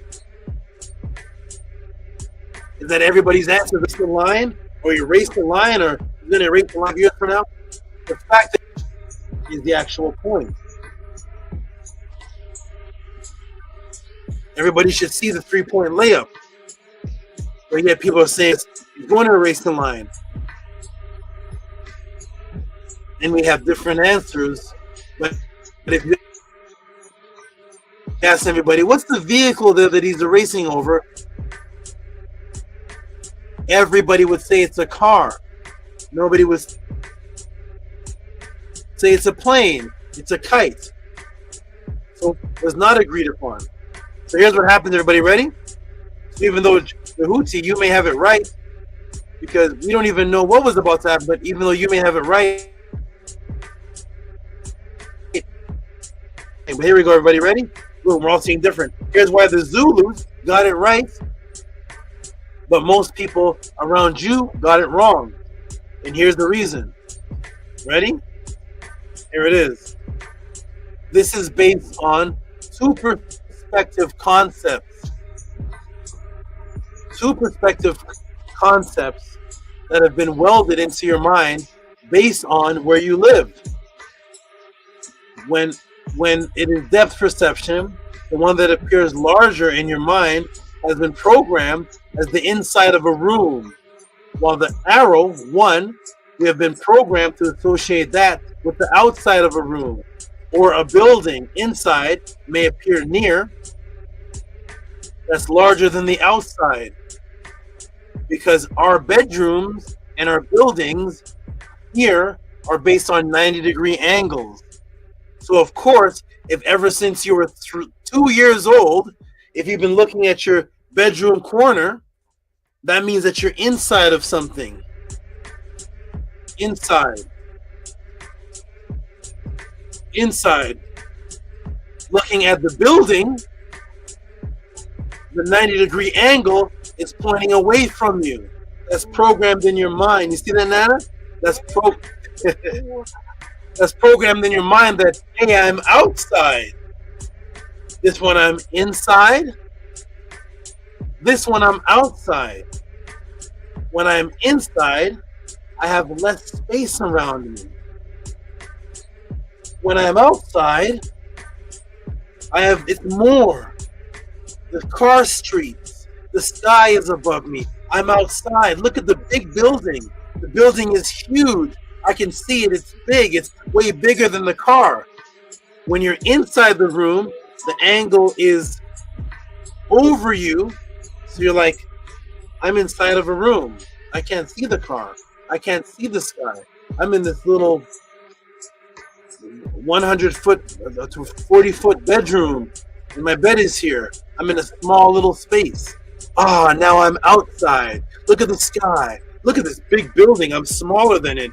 Way smaller in this building than I am to my room. Hey, look, I can reach my hand up and touch the ceiling. I can't touch the ceiling of this building. So your mind is programmed that V-shaped 90-degree angles that you're looking at the point of means small, and 90-degree angles that are pointing towards you means big. Thus, one line appears big. So how come the Zulus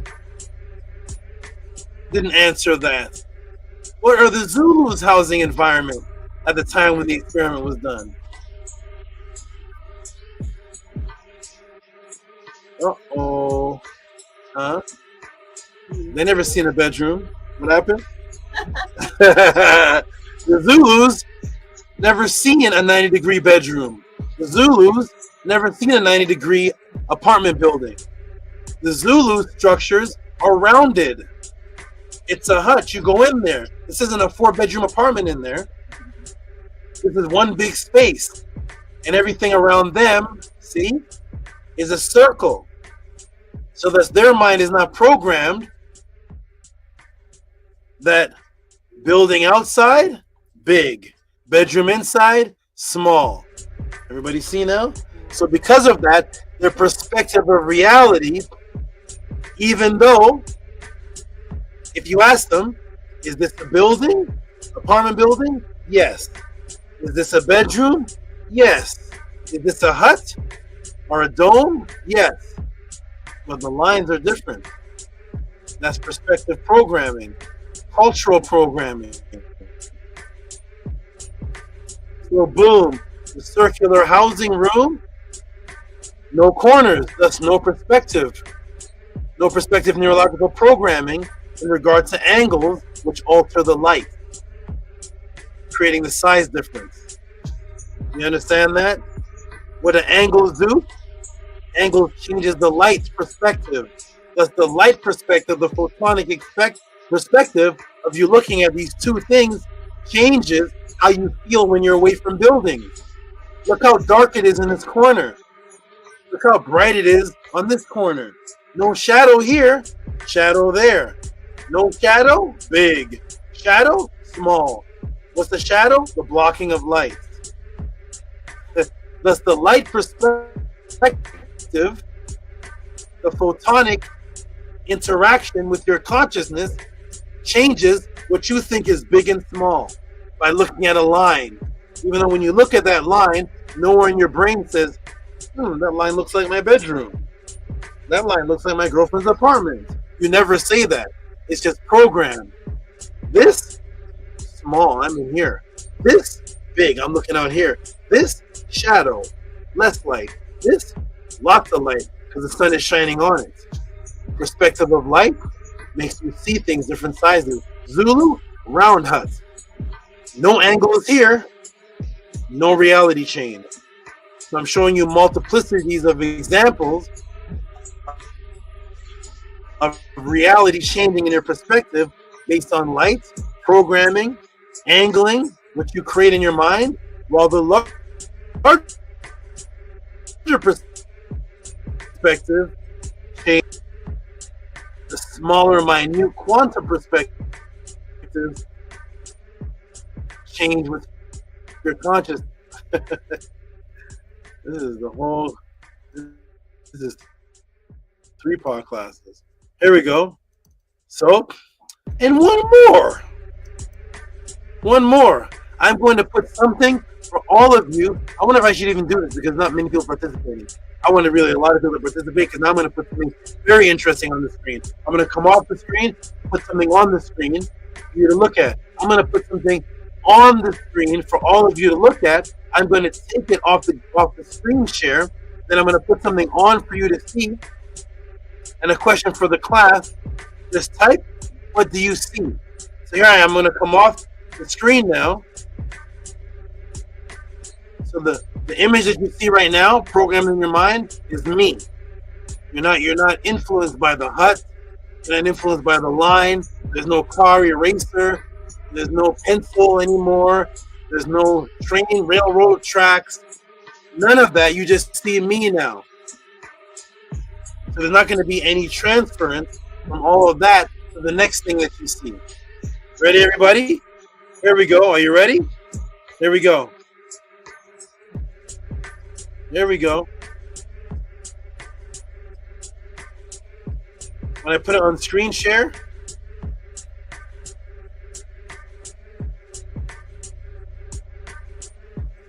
just tell me what you see happening. Right, everybody?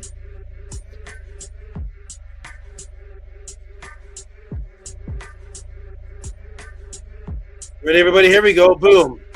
I want everybody to participate because I want to see if we have the same answers.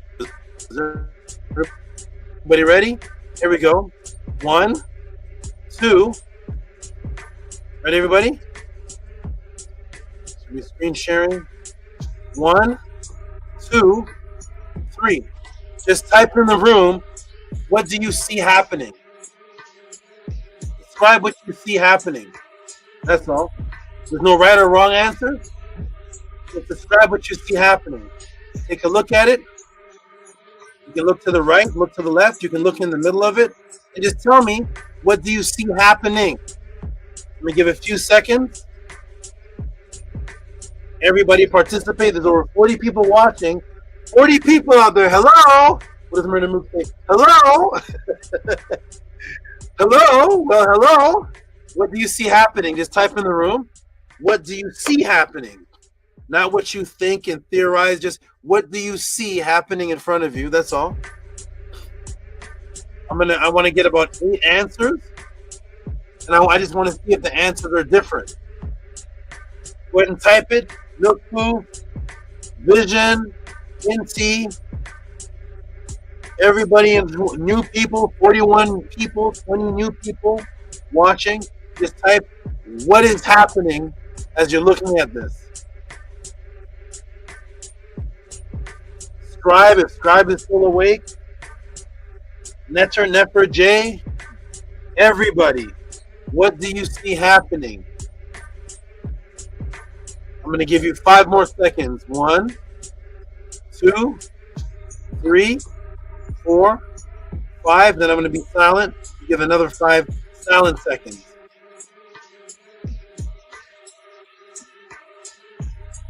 And just move your eyes from the right side to the left side and tell me what you see happening. Here we go. I'm going to come off the screen. What do you see happening? Ready? Let Let me see what everybody saw. So there's 46 people watching. Okay, let's see. So that's interesting. It looks like it's breathing. Okay. Hush Nation, you see moving circles. Hush Nation says breathing picture. Angela says the center is steady. Vision Ray, did you see that? Type what you saw happening. What did you see happening? Just what did you see happening? Don't try to break it down. I don't want anybody to theorize. See the left angle to the quantum 9. No, just what do you see happening? You see how you see me doing this? You see me doing that, but just what do you see happening? I want Vision Ray, Nefernetter J. Who else is in here? Watermelon TV, motion. What do you see happening? Robert says design moving around a red dot. Okay, so you see something moving around and a red dot. Is the red dot moving too? Okay. What do you see happening, good brother Vision Ray? JHUTY, what do you see happening?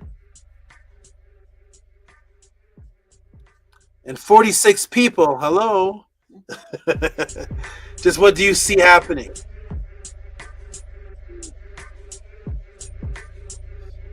I think there's 4 answers. No, you're telling me a breakdown of a word. You're telling me it says JHUTY effect. Recursive image. That's not what you see. What do you see? If you were to the Spengali extrametrical form of what if somebody was to ask you at 6 years old, and just what do you see? Not what the effect is called, not just what do you see happening. That's all. Nothing deep. I don't want to break down just your sight sees something. What do you see? If you walked up to somebody and says JHUTY effect, they would say, what the heck? Hey, what did you see down the street? JHUTY effect. No, just talk and say what you saw. It's cool. It's okay. There's no right or wrong answer. Just what do your eyes see? An image multiplying. There we go.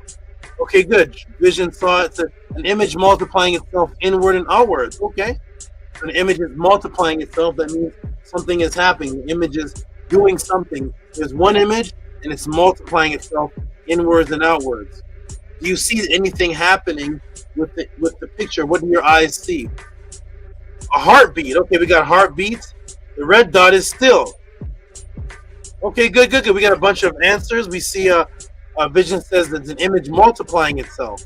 So an image is multiplying itself inwards and outwards. Okay, kind of like this. Wait a minute, like this. Is this what we're seeing?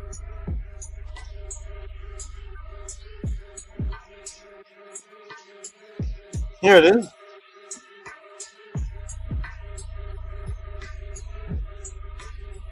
Like a multiplicity of images.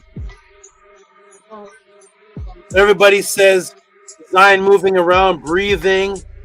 Okay, good. You see it breathing becoming large. Okay, good. Yes, like that. Breathing becoming large. Okay, wonderful. Okay, good. So breathing, a lot of people are describing this as, and I want everybody to make note of this. Don't worry, nobody is wrong. So everybody, a lot of people are saying breathing, becoming larger, seeing a heartbeat. The red dot is still. At first glance, the whole picture is in some type of motion. But as I focus more in the center, I see different dark shades in motion. What we got is we have motion. We have moving around the red dot. Wonderful. Okay, good. So we have moving circles, and a lot of people are putting breathing. So our perspective. Okay, thank you, Vision Ray. I see it. Sometimes there's a lag in what people are typing. So as I'm talking, my screen actually stays with one answer. Then all of a sudden it goes. Then I see what everybody types. So, okay, good. So wonderful. So our perspective associates this. It's something that only a life form can do. We have heartbeats, breathing, motion. Motion can be done by a car. Motion can be done by pencil dropping. When it comes to descriptions pertaining to now breathing, we're seeing a picture and we're associating, some are associating this with only that which a life form can do. Because moving is one thing, a rock can move down a hill. When we see a rock moving down the hill, we would never describe it as something that we have to do to stay alive. So we have a dot in the center, something moving around the dot. We have breathing. We have, what else do people say? Breathing, pulsating. That's what life forms do. Design moving around a red dot. And we got more breathing. Then we have moving circles. Somebody sees actually a bunch of circles moving. Let me look at it again. Moving circles. Okay, wonderful. So there we go. So the point is, nobody's right or wrong. Why? Because what you see is what you see. Nobody is wrong. This is not a trick question. This is not a snake style. Nobody can tell you what you see. So if you see a red dot staying still and circles moving around the red dot, that is what you saw. If somebody says, it looks like I see something breathing,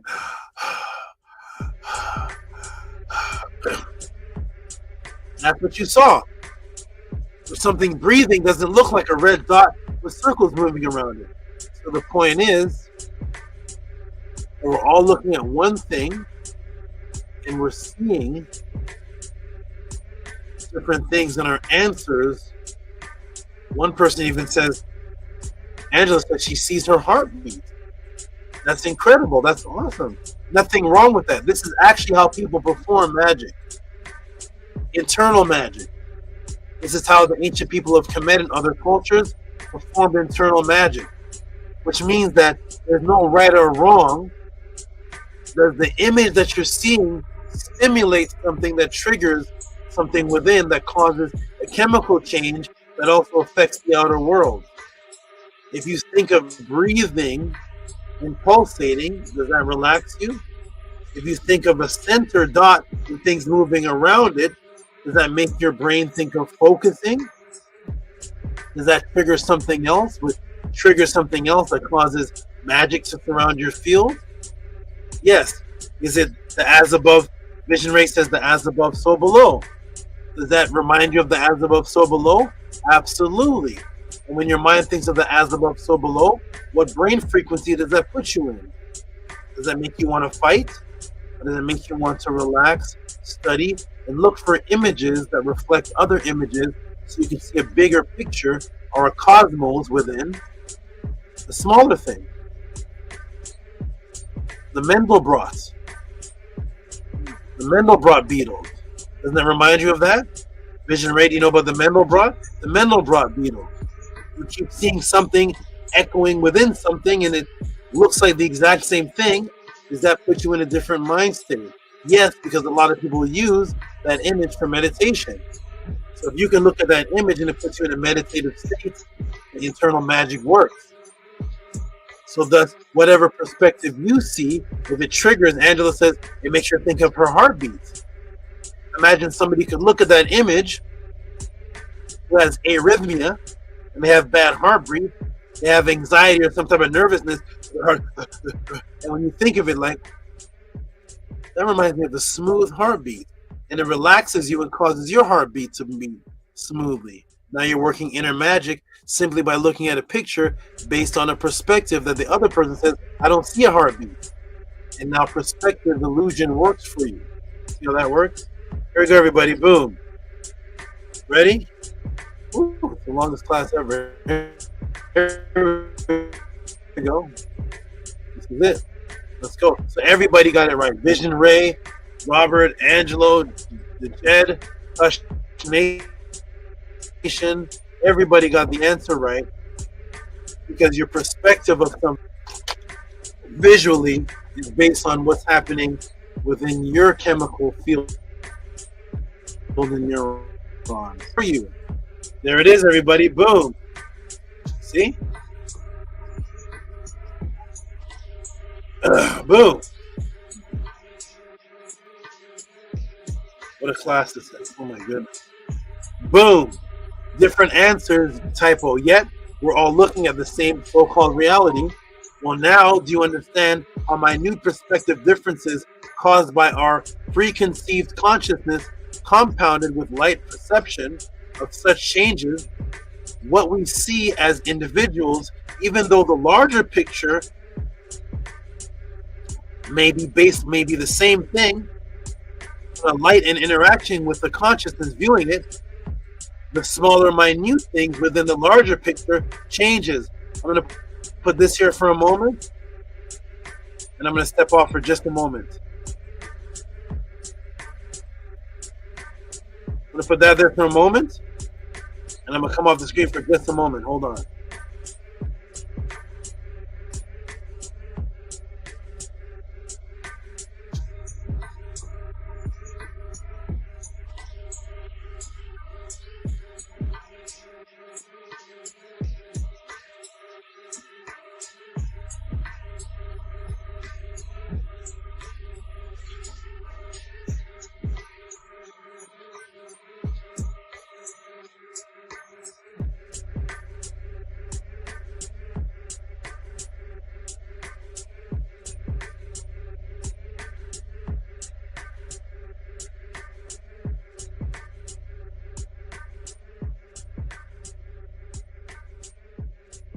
Okay, boom. Everybody got it right. Everybody ready? Here we go. Let's continue. Everybody see it? So, boom.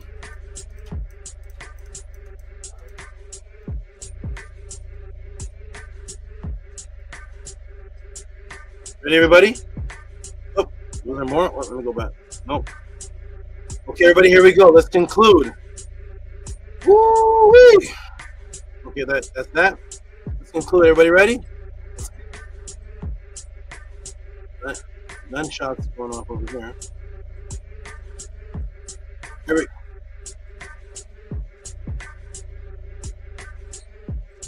So again, what was light to the ancestors?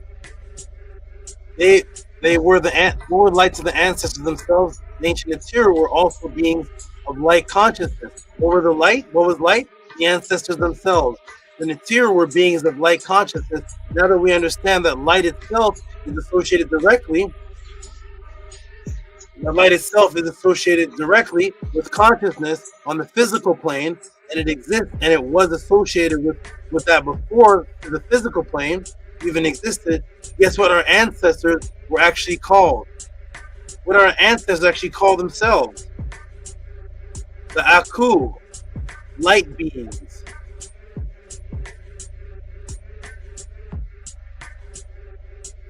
They themselves call themselves beings of light.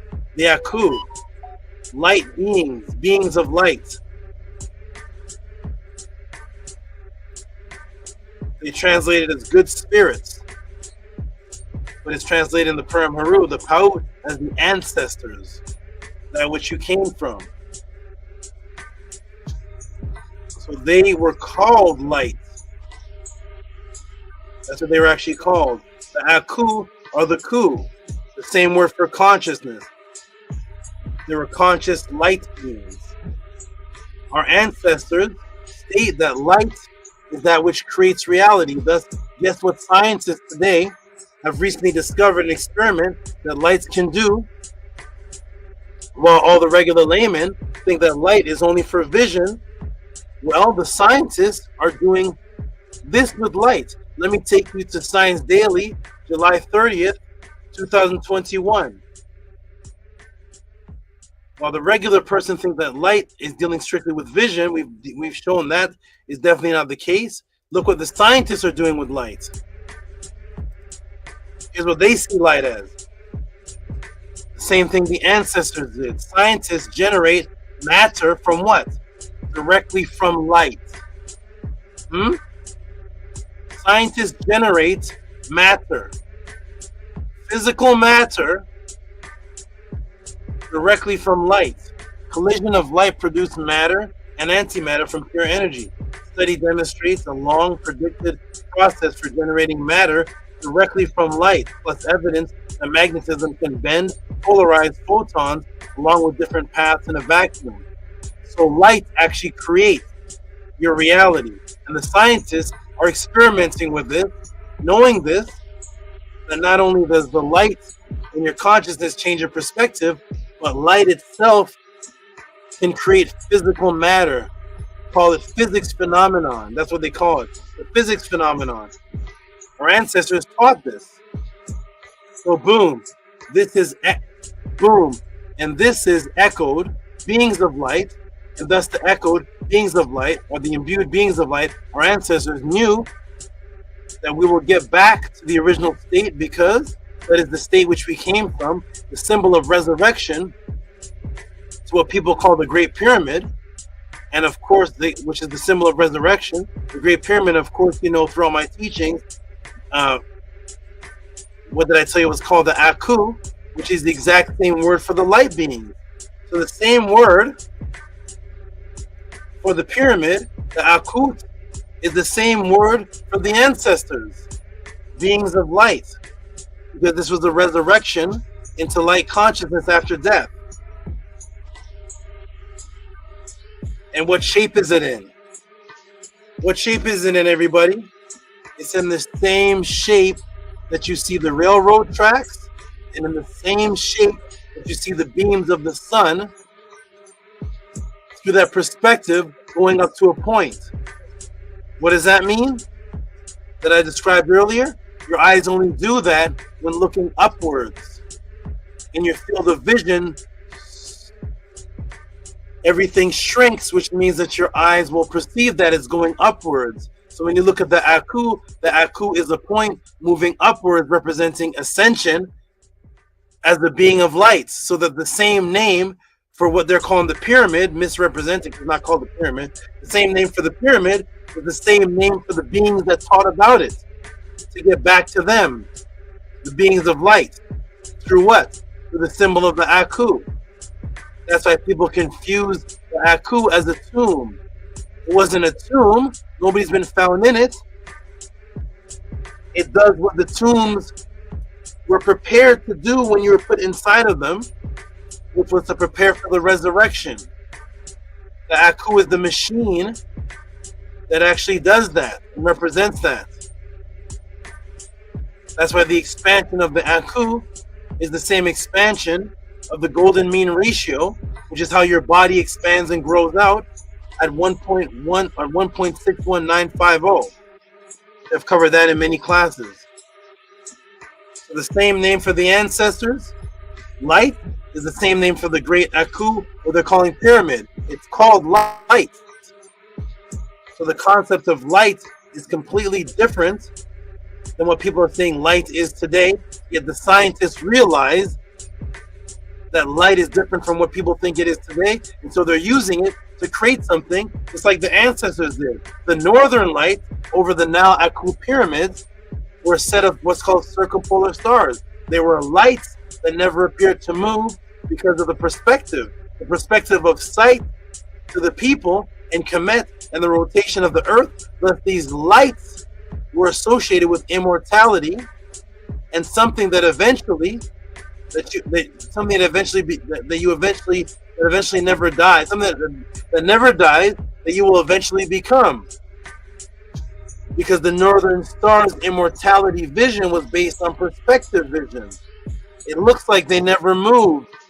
The other stars appear to move, but these ones, due to perspective, don't move, and those are the ones that the pyramid is pointing to, which it represents the being that you become once you come out of your body and become that original light being, the AKHU, that your ancestors started off as, that have the same name for the pyramid, which was the AKHU. The stars were to the north.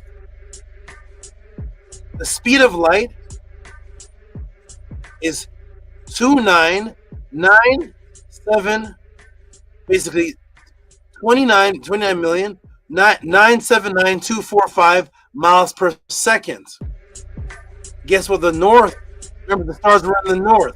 Guess what the north longitude of the AKHU pyramid, which means light, is located? 29,979,254. So the north direction, which also represented the northern stars, the beings that you become a light being. When you're light, you have to move at the speed of light. The stars are in the north. Through perspective, they never seem to move, which means they're immortal. They represent you as the light becoming immortal. The speed of light is the same as the direction of longitude that the AKHU is actually pointing to. And thus it was called light. Boom. That's how important light was. And that's how important life and light was to us. Its significance is speed changing, creating reality and immortality. And as a matter of fact, because photonic light only travels at one speed, after you become an immortal being, guess how fast it said you would travel. And what you would become 3,200 years before the Matrix. What did we teach? We taught 3,200 years before the Matrix. If we go back to the Purim Haru, it says what you become, what do you become? You become Kak. Kak Suet. Let me shrink it down. Here's the Purim Haru. What do you become? You become Kak Suet. What's Kak Suet? Kak. Quicker and Kak than light. Suet. That's what you become. What's the word Kak? It says fleeter. That's the word for fast. You become fast as light. You actually become that which is the speed of light after death. The word there, written by the indigenous ancestors, the word for speed is Kax. Whether you spell it X-A-X or K-H-A-K-H. Here's the word right here, Kax. And what does that mean? Kax means stars. The same word for speed is the same word for stars. Because what are the stars? The stars are the original things that produce light. The original things that produce fire. The northern stars in the sky that seem to never move, they're immortal. When you pass, you become Kak, fast as what a star is, because the speed of what a star is moving internally is light, because it's composed of fire and light. So the photons can only move at one speed, which is the speed of light. Photons don't know time. Remember, the circle-pull of stars, the circumpolar stars do not move, thus the stars themselves would not be associated with speed. But light is the fastest possible thing that we know in movement, because the circumpolar stars they themselves are not associated with how fast they're moving because they don't move. Now guess what else the word for star is that would you move as fast as? So the word for Kak is star. See right there, the word Kak is star. But the circumpolar stars don't move. So what else does the word Kak mean? When saying you become Kak, Suet, as fast as light. What's the word Kak? Kak is swift, speedy, the speed of light. Speedy. You become the speed of light. You become a light being, because as a light being, the only speed you can move as is the speed of that which you are, which is light. So you have to move the speed of the numbers of the north side of the pyramid or the AKHU. Thus it says, after death, you become Kak. What's that? Speedy. As speedy as what? As fast as light. Huh? Of course, because a photon can only move as fast as light. This is what light was to us. You see, the speed of boom, the speed of light again, because in that photonic realm, in that photonic realm, that's the only speed a photon light can exist. Thus, as a light being, and as you become conscious in it, you become consciousness in entirety, likened to light, Because just as the circumpolar stars appear to be there regardless of time,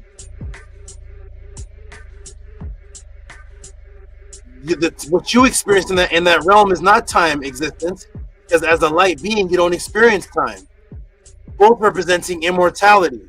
A photon does not experience time, and light does not experience time as we know it. As a physical being on a planet rotating around the sun, you experience time. As light, as a photon experience one speed and no time existence. So it represents both immortality and timelessness state existing, all manifested in the word light. That's what light is to us. And that's why when you go to physics.org, it says, does light experience time? Have you ever noticed that time is flying when you're having fun? Well, not for light. In fact, photons don't experience any time at all. Here's a mind-bending concept that should shatter your brain into pieces. Now we go to the circumpolar stars, and look, circumpolar stars stay up all night. Time-lapse photo creates these stars trails. At the center of the concentric circles is the south celestial pole, stars that never rise nor set. What are circumpolar stars? Stars that never rise or set, circumpolar stars. What are circumpolar stars? Circumpolar stars always reside above the horizon, and for that reason never rise or set. All the stars at Earth's North Pole and South Pole are circumpolar. Meanwhile, no star is circumpolar to the equator. So again, photons don't experience time. That represents eternity. If you have no time, you're eternal. That's what you become as a light being. And you're the speed of light, moving swift.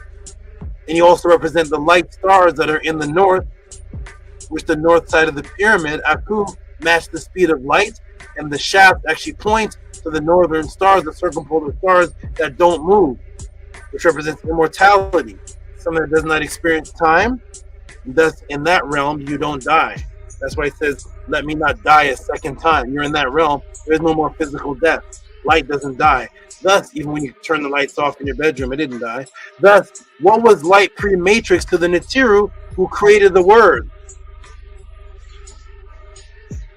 Light? The word light is set. The word setch, light up, setch, clear, light. See? Light, rays, radiance. So, setch is the word for light.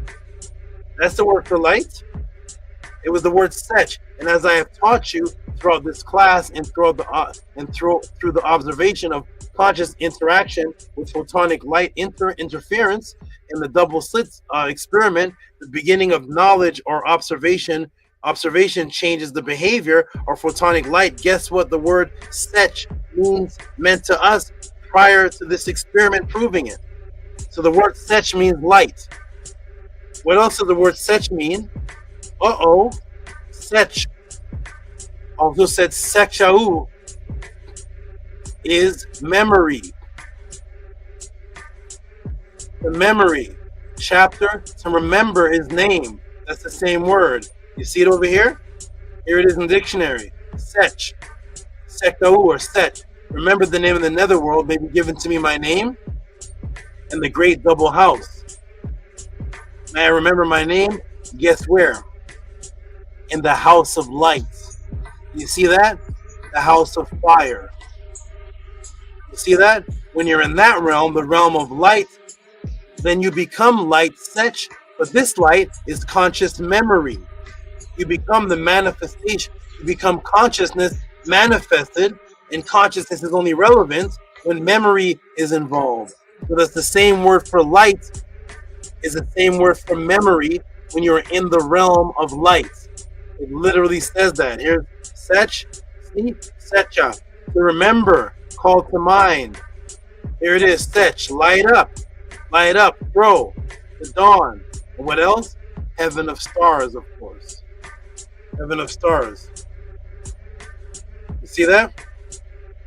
So setch is your conscious memory because you're now a conscious memory light being, and it's also the word for heaven of stars. And what else does it mean? It means to move fast. Setchau. You see right there? A hastening. That's fast movement. All of that wrapped up in the word set, which is to remember, which is also light, and also high speed. See how we did that in our ancient culture? That's what we understood light as. Let's wrap it up. When will this ever wrap up? I don't know. It's gonna wrap up right now. Here we go. Boom. Ready, everybody? Boom. Boom. Consciousness, memory, the ability to retain that which is learned is the same word for light. Light on the visible and non-visible spectrum, inherent and pertinent to all sight. Learning and recording consciousness, because the only consciousness that's relevant is that which is recorded. If you don't remember what you learned, that consciousness is null and void. It does nothing for you because you have no memory of it. So the recording and learning of things is the consciousness. That's why the word sech is memory. It's recorded in the immortal realm for learning. That's the purpose of it. Learning and advancing. What type of computer, let me ask the class a question. What type of computer are you using right now to access the pod class? You can look it up, but it doesn't matter. Just give me the basic description of the one that you're using, because there's different types. What type of computer are you using to access the pod class? I don't need much detail, but what type of computer are you using? Some people are on their phone. That's what type of computer are you using, everybody? Is everybody gone? Everybody fell asleep? 46 people? You can still hear me? Press the 9. Oh, here we go. MacBook. Man, I love MacBooks and I don't like MacBooks. I have a MacBook and I had to give it to one of my interns because but it's great though, but it's crazy. But it is an awesome machine. So what computer are you using to access the pod class? 45 people, at least 15 of you answer. Nook Panuk, where are you? The Jed, where are you? What's computer using to access the pod class right now? Some people are using different ones. Some people have a computer that they use for work, and they have another one that they just use for like doing music stuff. I think that's the Mac. Some people like to access the pod class through an actual computer with a tower. Some people, other computers, lab, whatever. But which one are you using? I was going to ask which one would you prefer to use, but I don't want this to too long. But which one are you using? You can give me the name of it too. The MacBook, that's the name of that's the name, MacBook. iPad. That's a smaller one, right? Yeah, the iPad. It looks like a phone. Okay, good. Cell phone. The cell phone and the computer are actually, the cell phone, that's a small computer, right? Especially today's cell phone. This thing is definitely killing any computer we had in the 90s. Oh my goodness. Okay, cell phone. There we go. Cell phone. Okay, good. Acker, I remember those. Thank you, Tube. You brought back memories. Acer. Those are the ones we used to get. They were like cheaper, but they were good. But they were like the affordable kind. The Acer, yeah, the Acer. Dell, Android, is that your phone? Dell, two people using the Dell, HP laptop, and your phone. He's using two. He prefers the desktop. A lot of people say the desktop works smoother. Where's Nukpu? Nukpu's gone. What are you using? Vision? Is Vision in here? Oh, he's the one that said MacBook. Gotcha. Okay, good.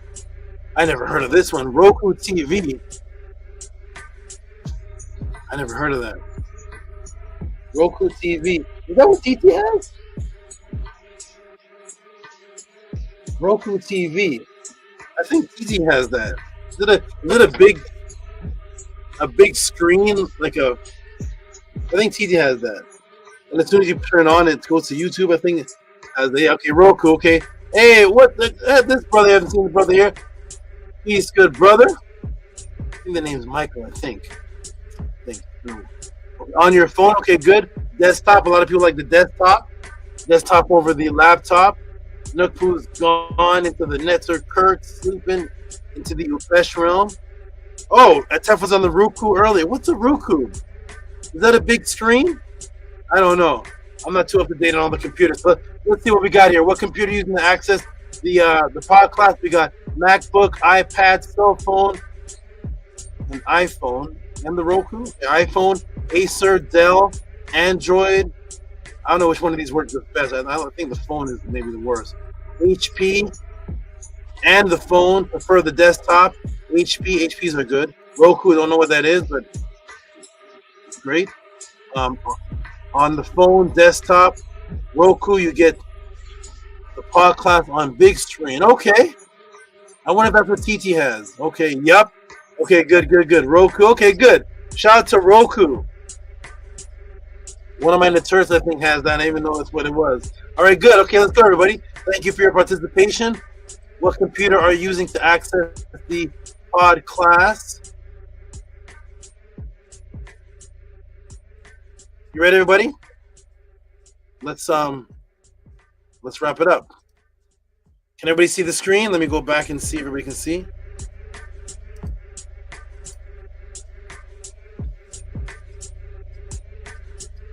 Hold on.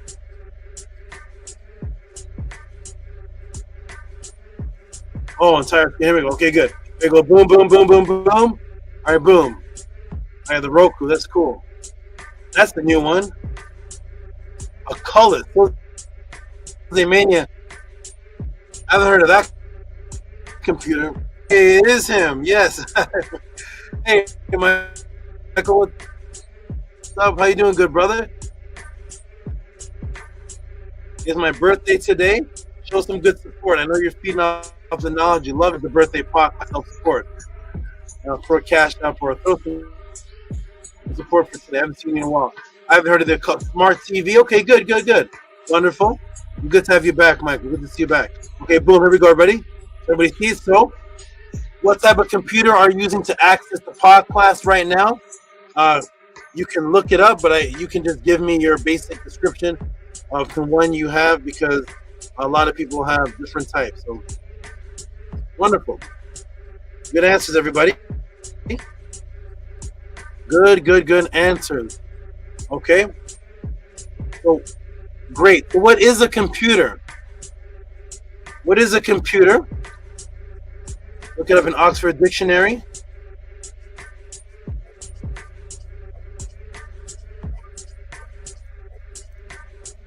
A computer,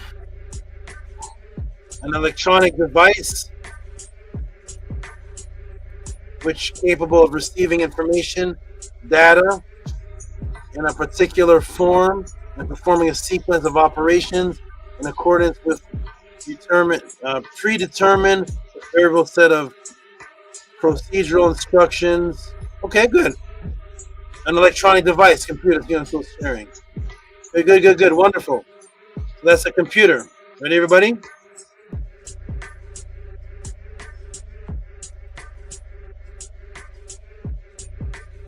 Let's go. Yes. And that was the matrix shift. Mark this date. It's actually April 19th. I was typing it on the 18th. It's actually April 19th. Mark this date, April 19th, 2025. That's the first time you are about to hear the agenda shift, the definition of computer, to the agenda of AI. Remember, everybody, what did I say I was going to throw in special with this pod class?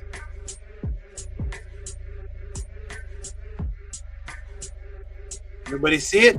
What does it say there? What does it say? Let me take the banner off. Tehuti's birthday, and underneath that it says, the first recorded case of transhumanism revealed today by Tehuti. What was the very first recorded case? What is transhumanism? Transhumanism is the merge and replacement of people with AI and technology. What was the first recorded case of transhumanism in American history? People will say it's bringing in the AI robots, it's merging us with the computer chip injected. All that is correct. In all the classes I've done on transhumanism, merging us with technology. Right, Soze Mania? Merging us. Vision says Roku is a TV box like a Fire Stick. Okay, cool, thank you. We're merging humans with technology. Blending and merging, computer chip sending information to computers to merge with your emotion, replacing us with AI robots.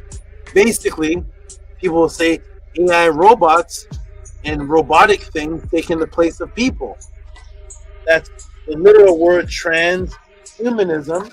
Trans means the process of moving towards, and humanism, humans, which is the moving towards and the meshing of robot and computer, and the sharing of human attributes with that which an AI or technology takes over. Are you ready? So mark this date, April 19th, 2025. You're about to see the very first record of transhumanism before the word transhumanism or AI or any of that existed. Are you ready? Let's end it off. So yes, that was the shift. Mark this date, April 19th. It was April 18th when I wrote it. April 19th, 2025. That's the first time you're about to hear of the agenda shift, the definition of computer to agenda of AI.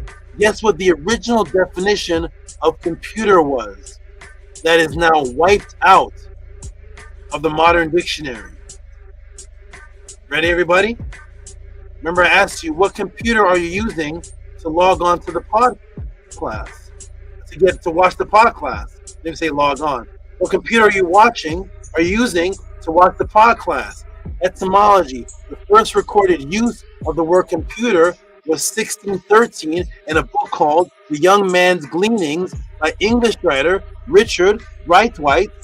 I.Q. Reed, the truest computer of times and the best arithmetician that ever breathed, and he reduced thy days into a short number.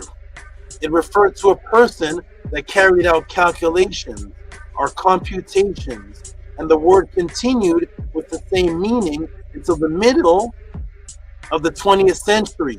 From the end of the 19th century, the word began to take on its more familiar meaning, a machine that carries out computations.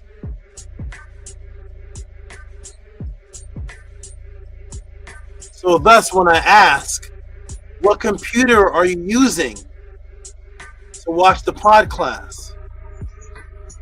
The answer in the 1600s, in those dictionaries, would have been myself.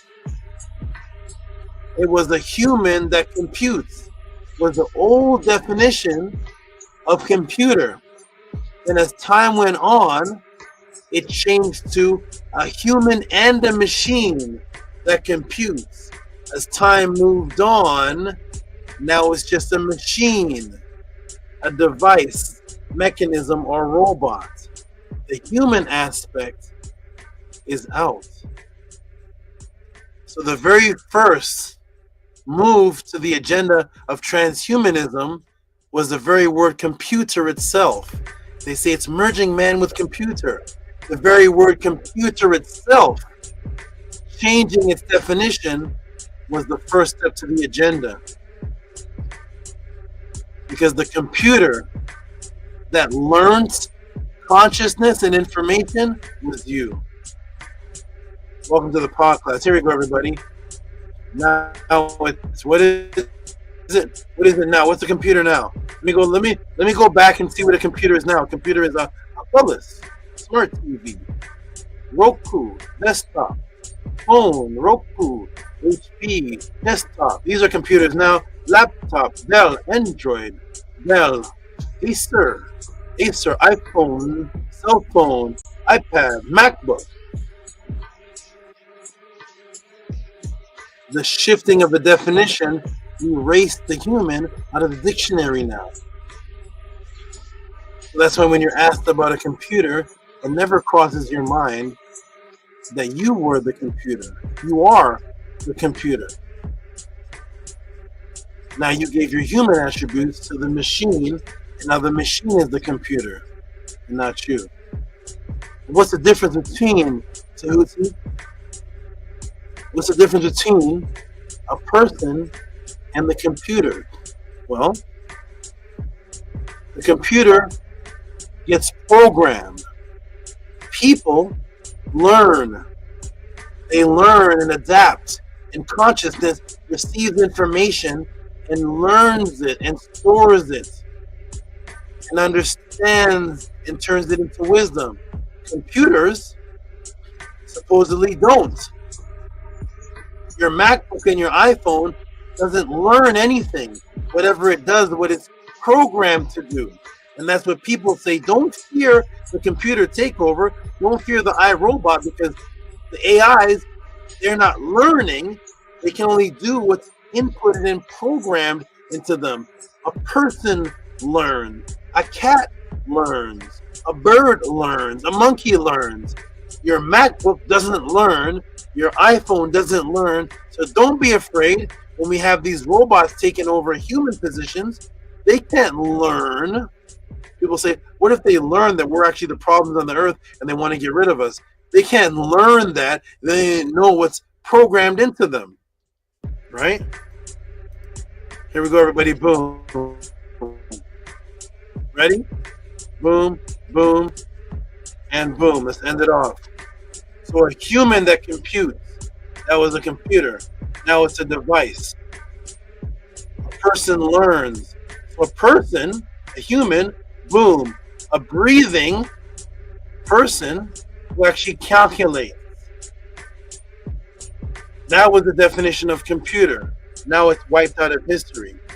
A breathing person who calculates, thinks, records, learns, who is conscious, has now been completely erased from your memory to the point now where the definition is only an AI electronic device. That is now your new association with consciousness and learning that is passed on to technology from the original human sech, which was a word that meant learning, conscious, wisdom, memory, light.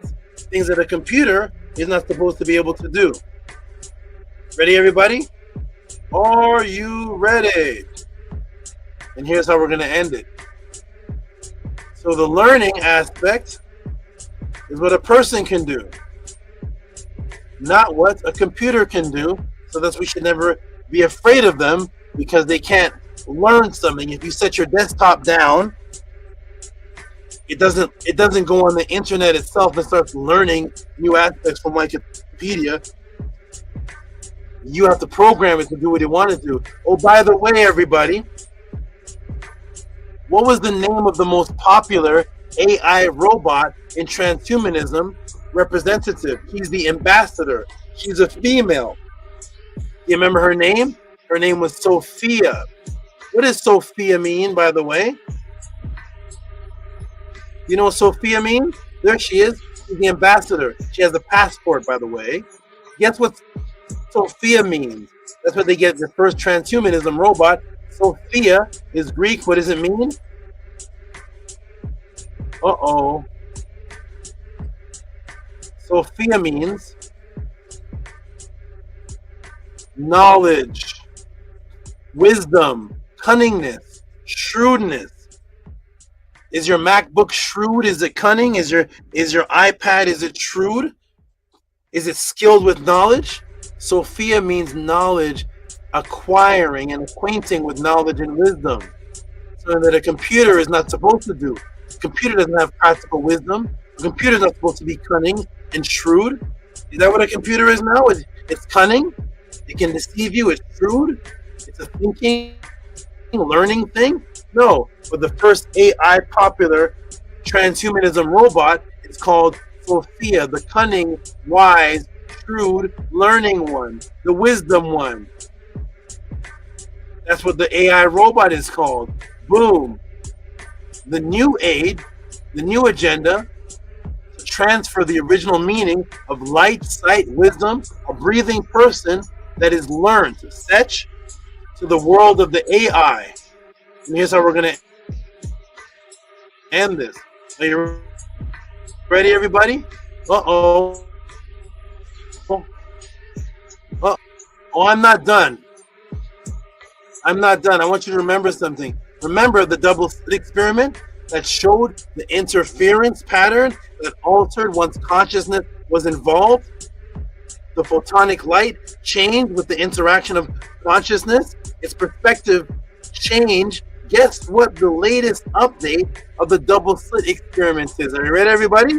What's the latest update of the double slit experiment? Let me take you to just a year and a half ago or so, 2 years ago. Let me take you to Life Science, April 11th, 2023, the double slit experiment. Here's one for you, JHUTY. Here's the new double slit experiment and its association with consciousness now. Let me take you to double slit experiment 2.0. Are you ready, everybody? Scientists create slits in time in mind-bending physics experiment. Researchers replicate the classic double slit experiment using lasers, but their slits are in time, not space. Let me read that again. Scientists are creating slits in time. Let me tell you what this is leading to. What's the benefit of that, Tehuti? What's the benefit of that? A new diffraction sends laser slits in time, and the novel take on the classic double slit experiment. The new experiment is a twist on the 220-year-old demonstration in which light shines through two slits in a screen to create a unique diffraction pattern across space. Okay? A unique diffraction pattern light across space, where the peaks and the throws off the throws of the light wave add up or cancel out. In the new experiment, researchers created a similar pattern in time, essentially changing the color of ultra brief laser pulse. So the new double slit experiment now is slits in time. Welcome to double slit experiment 2.0. What is the benefit of this, Tehuti? What does this do for them? Using light to create time slits. Oh, by the way, guess what ability this new time slit, double slit experiment being utilized to help computers and AI? What does this new experiment do? How does it benefit computers? Having slits in time, this new double slit experiment 2.0, how does it benefit computers, Tehuti? Let's go back to life science. The findings pave way for advancing in analog computers that manipulate data imprinted on beams of light instead of digital bits. It might even make such computers learn from the data. They also deepen our understanding of the fundamental nature of light and its interaction. It might even make such computers learn. New double slit experiment, slits in time, are going to give computers the ability to learn, utilizing light.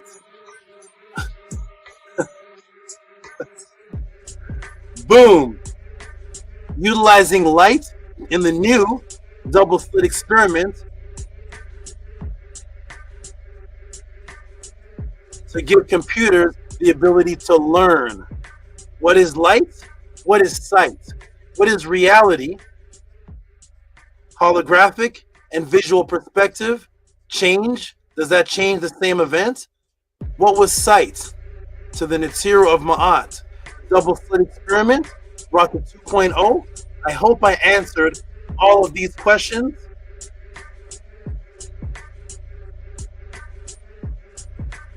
Hotep.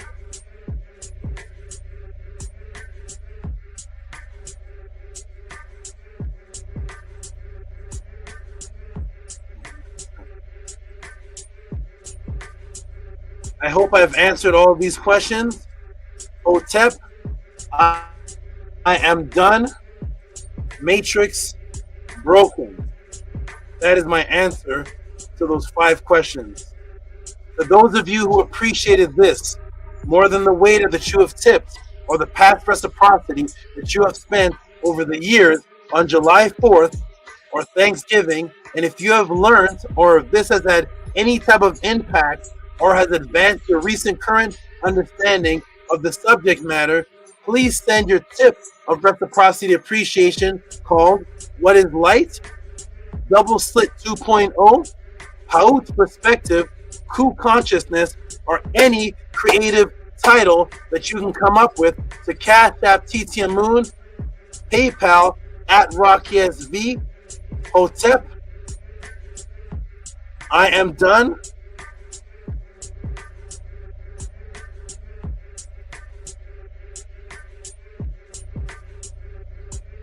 Support the JHUTY pod class. That's my birthday class answer. Hotep, I'm done. Support if you appreciate.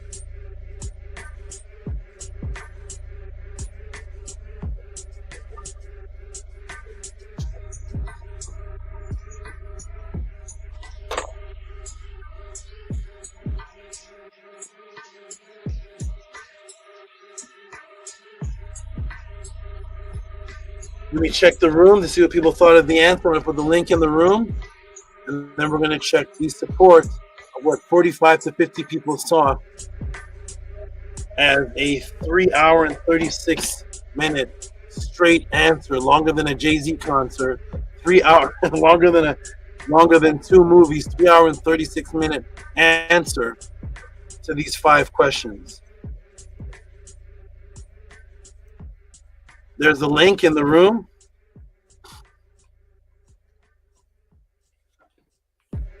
And there it is. Boom. Hope you all appreciated this. I don't know if that knocked everybody out. See the numbers dropping, went from 40 to 38. For the JHUTY pod class, Cash App TT Moon, PayPal at RockySV. It's also my birthday class. I hope you really appreciate it. And that's actually what I was doing. Oh my gosh. Support PayPal RockySV, Cash App TT Moon. The link is in the room. Jump in and let me check the support that's been given for this answer. So I see the numbers dropping now. And now as people suck the information, they're gone. But please support the JHUTY podcast if you appreciate this more than whatever it is, the popcorn and the funnel cakes and the July 4th or whatever it is we've been doing since we were 15 years old. Smoking weed, Halloween, the latest dress, whatever it is we've been doing. 3 hours and 36 minutes of an answer. Has anybody seen the link? Did I put the link in the room? Angela Gates, first response, 100, 100, 100 with birthday cakes and Netsu symbols. Thank you, Angela. There it is. Jump in the room, accept. Jump in the room. Jump in the room. I'm gonna go to the support right now. Let me see who liked this class. Let's see. 5 support. Let me reload it. Oh, maybe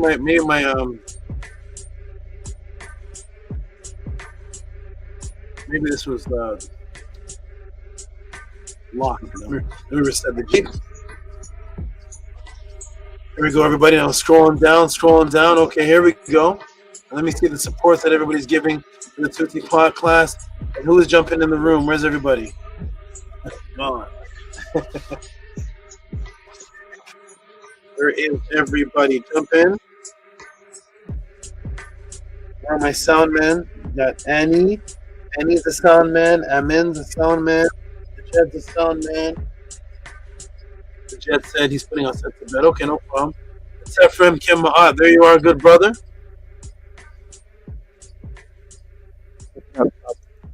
Good father, the Jed is putting us set to bed. Okay. Can you hear me? Hotep, can you hear me, Saba? Can you hear me? Mic check. Oh, you sound great. Loud.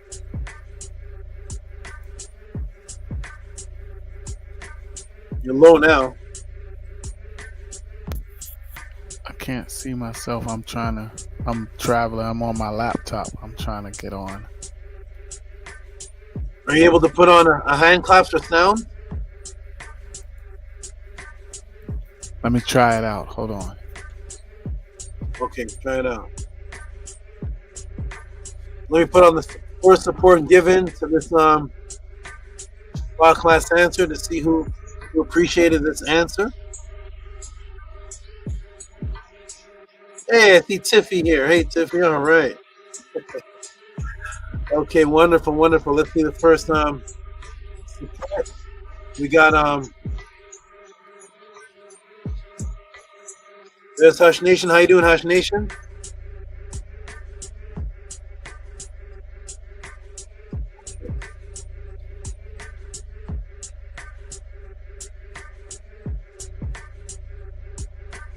Can you hear me? I'm hearing you, Saba. Okay, how you doing, brother? Did I answer that question different? Yeah. Way different. Yeah. Tua, you know. I ain't surprised. I just shocked. You're not surprised you're shocked? Yeah. I know you was going to do it, but I still shocked, you know. Yeah. Tua for that. You gave me a whole nother fresh soil to dig in, you know, even though the you don't root up all the information and bring it for me. It was very mind blowing, from conscious light to AI. That was very impressive, Saba. That was very therefore to us so much. Glad you appreciate it, man. Over 3. That's officially my longest. JHUTY's officially gotten my longest podcast answers. 3 hours and 36 minutes. That's, if this was 2022, that would be equivalent to 7 podcast answers.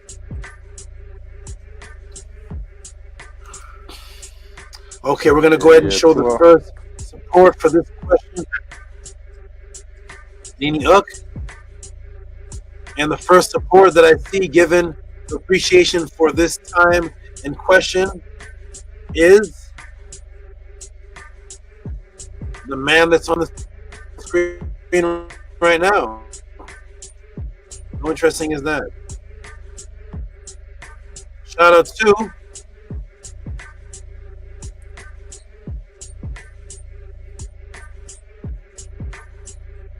to Eric Rom. Shout out to Hush Nation.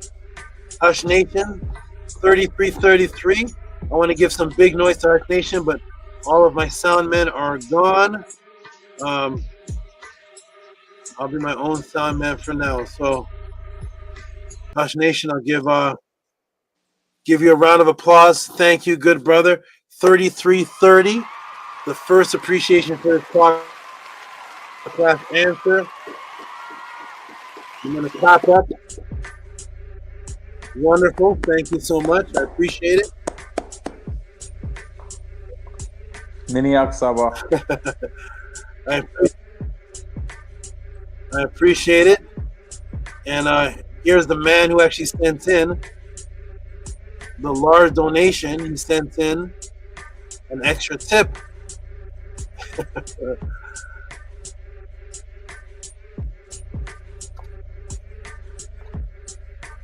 An extra tip on top of it to show his appreciation. I know he's gonna go back and watch it. I know he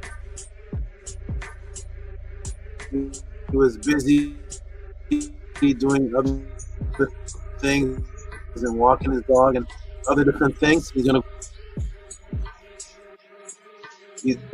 go back and watch it when he's can be more focused. But as of now, he gave an extra 1111 for consistently phenomenal per usual pound wicket. And I'm going to give him a round of applause. Thank you for your great support for the question and the extra donation for the answer.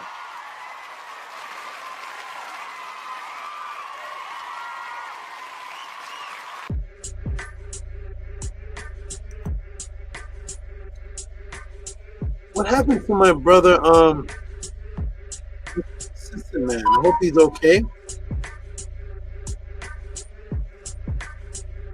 Your brother Ascari. I don't think I saw him last week's recording or this week. He's never missed one ever since the podcast.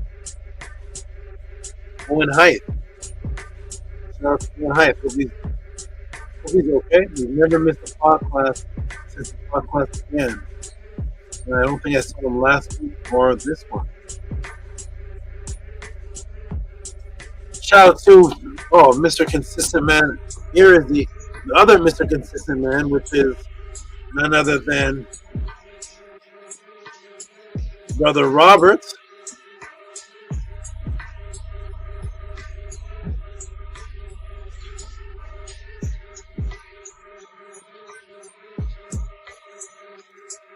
Where is he? Brother Robert, who will be up here one day after he takes care of some things. So go ahead and read that for me, Hush Nation, please. To us, SABA, no problem. 2772 from Robert E. Williams for cool consciousness at its best. Tour for real cool.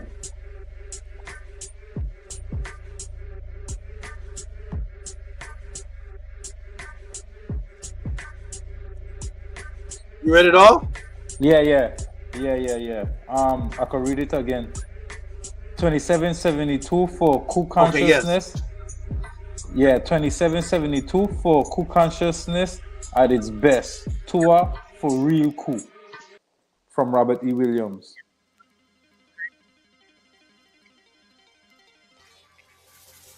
Thank you so much, Robert E. Williams. Appreciate you. Gonna give you a hand clap as well. I don't have any more real. I only have one other.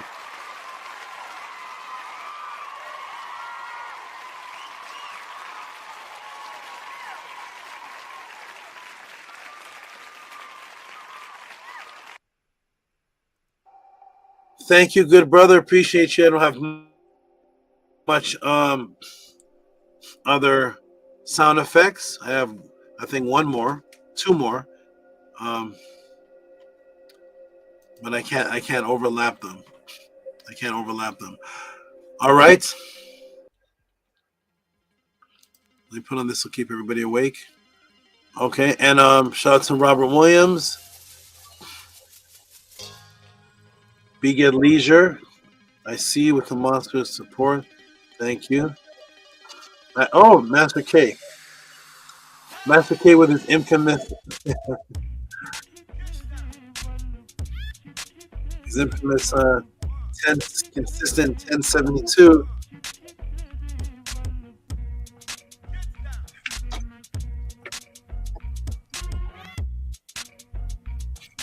Shout out to Master K, the good brother.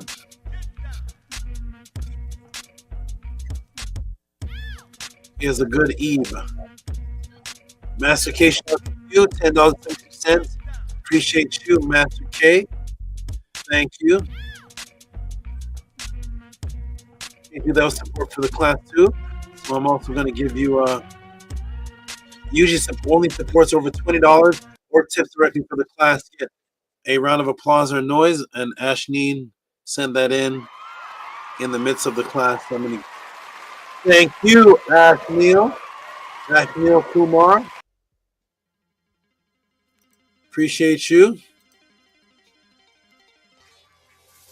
Well supported the podcast, Lisa. Hey, Lisa.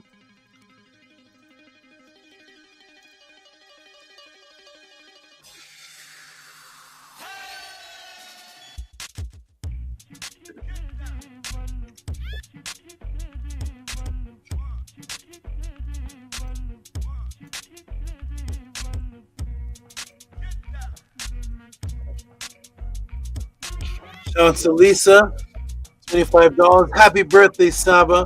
Oh, Sasha and Lisa. Shout out to Sasha and Lisa. Happy birthday, Saba, Sasha and Lisa. Thank you for the birthday support. Appreciate that. I think Lisa gave birthday support and answer support. Let's give her a big round of applause.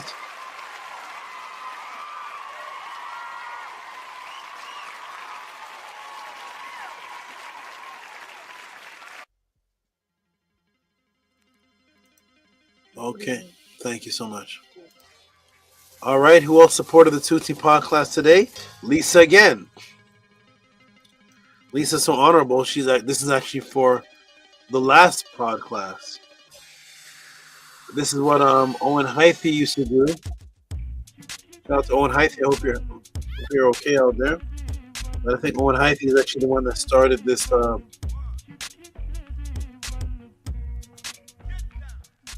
Owen Hythe started this, which was if he missed a pod class, he would give a support with the date on it of the pod class that he missed. And so we have this one. Read this for me. Read this for me, Hush Nation, please. Do a SABA, no problem. $25 from Lisa for tour for pod class. April 12th, Lisa and Sasha. Thank you, Lisa and Sasha. Appreciate you. I am the sound man, engineer, and the teacher. Thank you so much, Lisa doubled, and Lisa and Sasha. That's the both of them.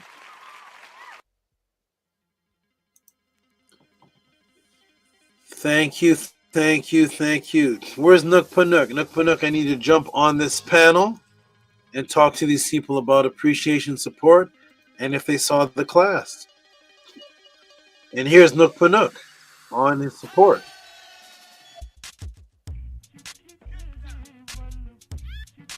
Nook Panook and Atef are the pod class support warriors.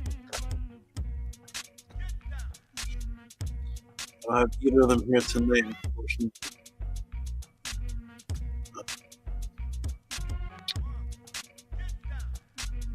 Emily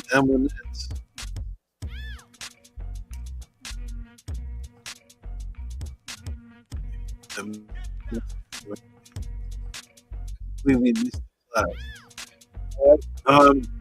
Shout out to Nookpoo. Hotep, when Saba shines, we all shine. Sakim Ma'at. I try to sound like him too.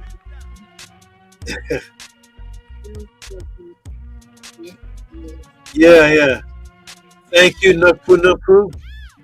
Mine turned 90 says something like that. She says, when I'm happy, everybody's happy. Shout out to you. Thank you. All I have is I have the crowd cheer. Sound man, calling out sound man.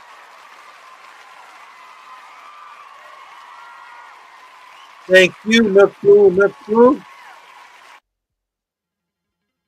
Thank you so much. Excellent. And we have, do I see Tiffy in here? Where's Tiffy? I thought I just saw Tiffy's name. We got Tiffy. Tiffy with the support.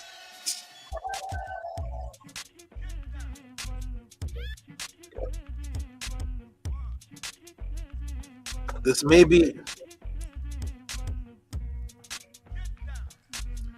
her first support, so I'm going to give her a hand clap. I don't have clear memory on that, but shout out to Tiffy.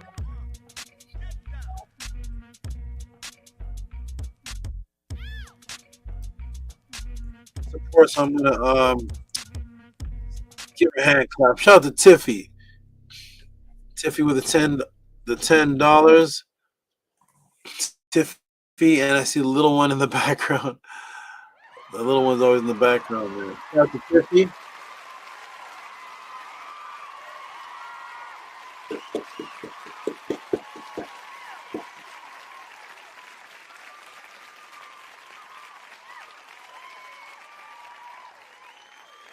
Thank you, Tiffy.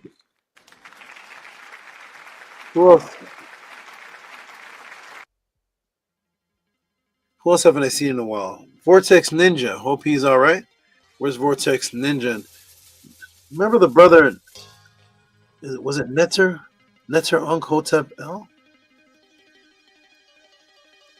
Netter Hotep L. Haven't seen him in, I don't know. Shout out to Vortex Ninja if he pops up tonight.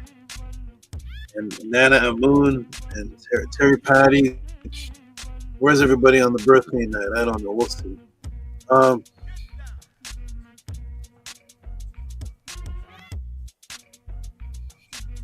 Okay. We have, I'll read 2 more and then I'm going to take a break. And I hope that people send support for this podcast. This is, here's Watermelon TV, who is Meru.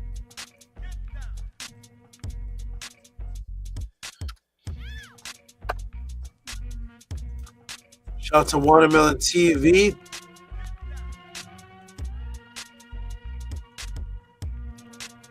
Not pop. Yeah. Watermelon TV. $15 support. Thank you, Watermelon TV.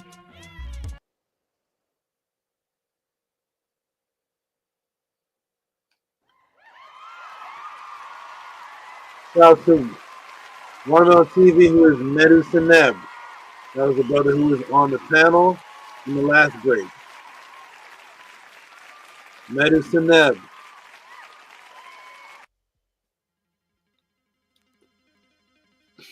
I'll read one more and then I'm going to take a break.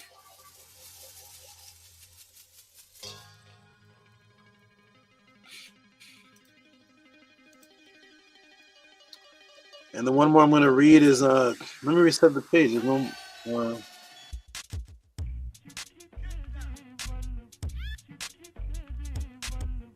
let me refresh this page. Robert E. Williams, and I'm going to take a break.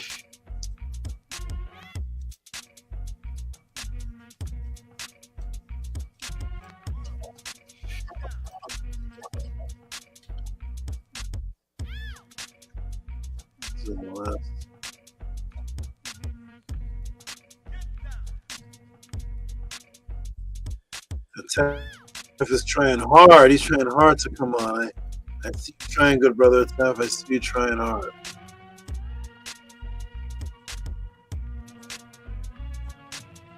I would love for you to come on before. Let's see if he can come on now. So, Robert E. Williams, could you read that, Hush Nation? Yeah, no problem, Sabbath. For letting me read it. 33. From Robert E. Williams. For Torah, for Kusite, we don't know what we're looking at. Hey, Tef is here. Tef. Hotep, Saba. Let's see or hear your sound, good brother. Give Robert E. Williams some big noise. I have no sound, Saba. I'm working on it. Nothing? Nothing. I'm trying on 3 different devices. Oh, man. I'm trying. On your StreamYard,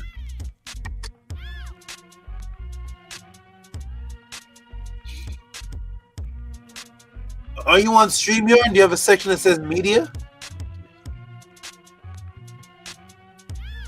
No, on no the media. StreamYard, on the side. No, it just says private chat or in comments. Interesting. And I said thank you, and Tivi said, "You're welcome, love." And there's a little one in the background again. There we go. Okay. Wonderful. Excellent. Great support. And we have Robert E. Williams. So I'm going to be, that's right, Tubes. Human computer. I just saw this one. Human that computes.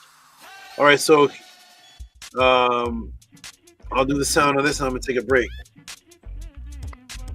And there you go. Robert E. Williams, tour for the great support. Gonna make some noise for Robert E. Williams. And since he gave 2.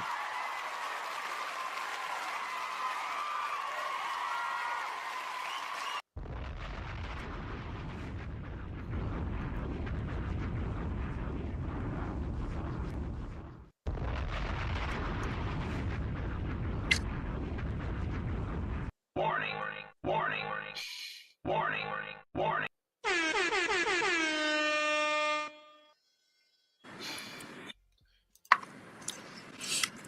Thank you, Robert E. Williams. Those are the sounds that I have. I'm going to step off and take a break. I see JHUTY's on here. Peace, JHUTY, can you hear us? Peace and love.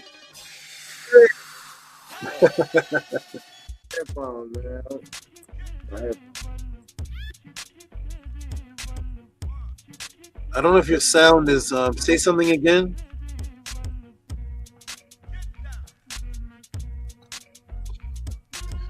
Okay, he's working on his sound. All right, I'm going to step off, everybody. And by the way, for everybody that wants to know, the JHUTY and Ra AISHAT is the one that asked this question, these 5 questions that led to 3 hours and 39 minute answers. So, can you hear me? Can you hear me? Oh, we hear you. Yeah, now we do. Yes. Do I sound clear? Yes, very. Okay, perfect. Appreciate you. Happy birthday, Earth Day, and solar return.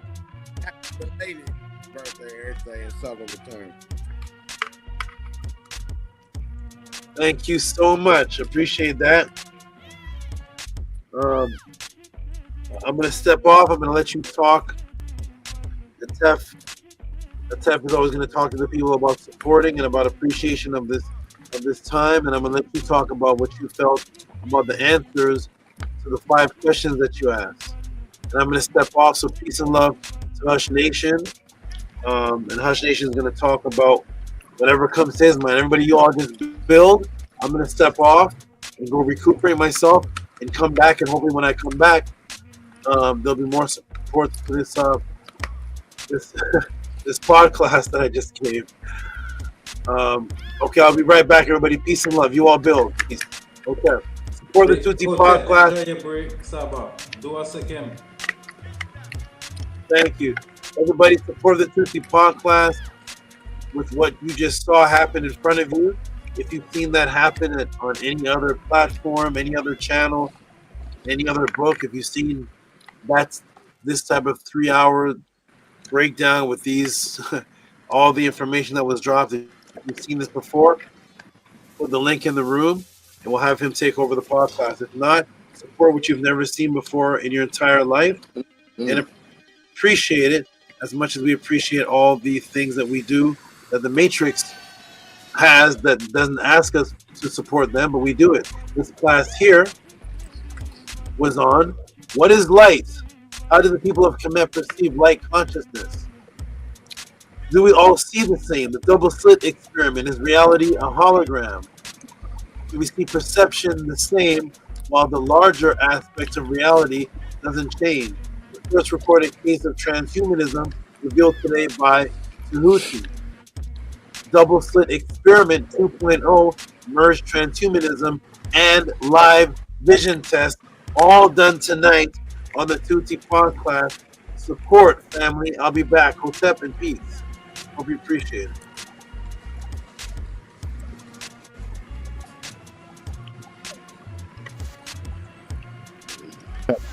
Can y'all hear me?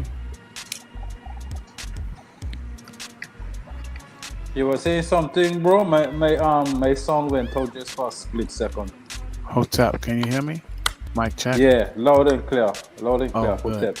I'm traveling and I'm on my laptop, so I'm working on my sound effects. Everything was working good a while ago. I was just about to jump on my phone because I couldn't get through. But this class was phenomenal. And Tehuti, I would love to hear your response to this question. What'd you think of it? Since you asked a great question, good brother. My apologies. I'm eating right now, but yeah, it was a phenomenal class. I mean, that's really all I can say. I can't really.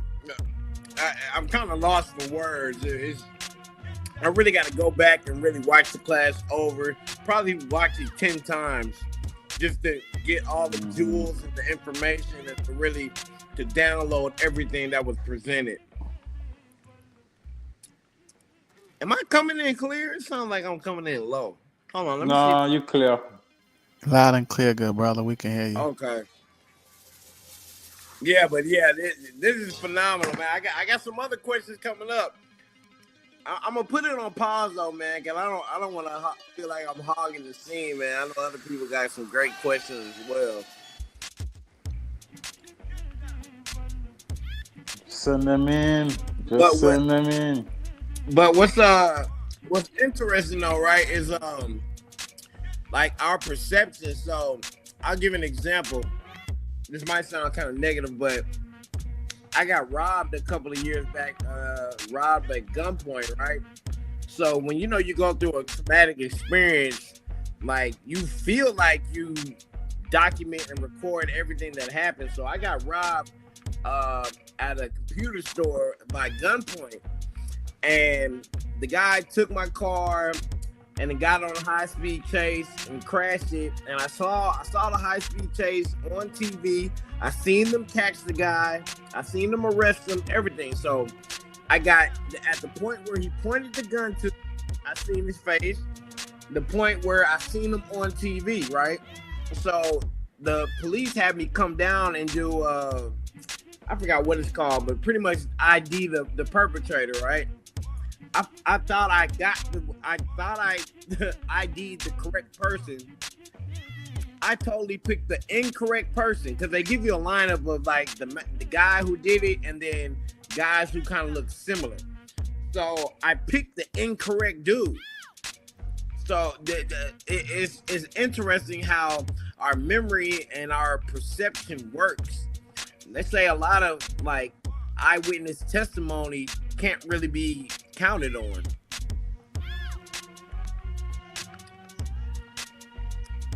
Because what we perceive is kind of different than what we actually see. So I just find that very interesting. Yeah, it real serious. It seems simple, but it very serious because what we see ain't really what we seen. So I feel you on that.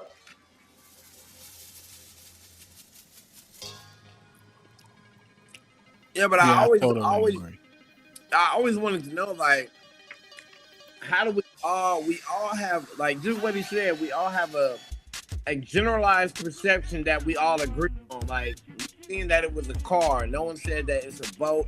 Like the pencil drawing, no one said it was a boat. No one said that it was some roller skates. Like, we all have an agreed upon generalized perception, but then the many perceptions is of like, how does that happen? That really just blows my mind. That's why I like how SABA break down with what in our mind, with us putting our look on it, you know. So like our emotions, everything plug into it, and then we project it. That's why I like how we break it down, because now it makes more sense to me, you know. Make it a lot clearer for me.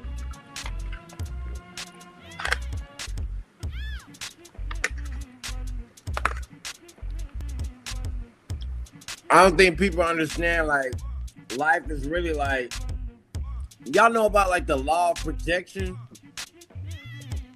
Like, what you perceive, you're pretty much gonna project that onto like other people.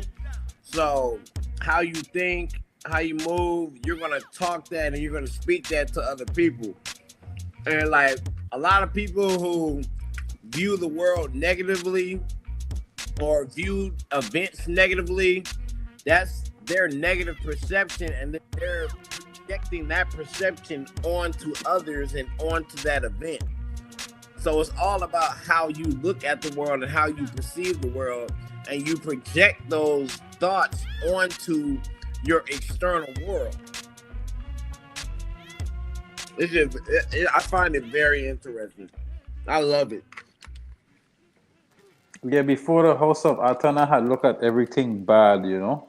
I had looked at everything negative. Everything for me was fire, you know, and that's just how I had see everything. To me, that's that's how it was to me. So coming to SABA Tehuti, it showed me things different things and wow, how I had it seeming, and it's kind of like the beginning because classes like this now showing me that the vision ain't really the vision, you know, so it still have a lot of work to do with self-work and then projecting that, you know. But yeah, before everything I had seen was bad, you know. Me as an individual, I try to move clean, you know, but from what I was seeing was just bad, you know. I love children, I love nature. That was the good part, but I couldn't really pick up much good parts, you know. People don't understand, like, that's really how society be operating, because, you know, I can't say that black people own media. So a lot of what they portray on the news and on these TV shows and in these movies are like negative perceptions, and they're just pushing that out there. And so then when you're looking at it, you're taking that in, and then you're perceiving life in that light and in that manner. So they really control a lot of our perceptions based on really something that's fake, something that they created that's not real. These are actors. They're playing, they're acting and playing fake experiences, but people watch them and think they're real, then they project them onto their real lives. Yeah, I used to think that I have things under control, but I didn't know how much them things was projecting on me, and you know, because I used to thought that like it out of me, and once I have control of my thoughts, I controlling more of how I operate and how I think. But yeah, it was just like anger, you know. Yeah, so is when SABA Tehuti was on the Killer Priest podcast, we always like teaching this thing with peace, you know. And like I didn't understand it, you know, and I just keep being consistent with following SABA Tehuti, and now I be checking like I was in my own wall, you know. I checking like it is peace, you know, and I checking I learned so much about frequency from SABA Tehuti.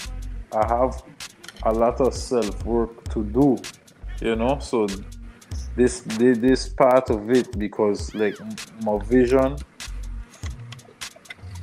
wasn't there with it, you know. My vision was just projecting some things that wasn't there, you know. I've seen things that's there, but with less self-control, you know. So with the knowledge and the vision and the frequencies helped me to have better control of environmental situations, you know.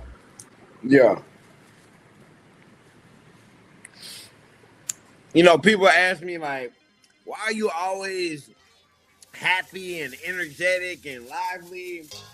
And I'm like, because I understand that our minds are like magnets, and whatever we push out, people don't understand. Like, man, my life, I be going through a whole bunch of roller coasters, and a lot of negative shit be going on.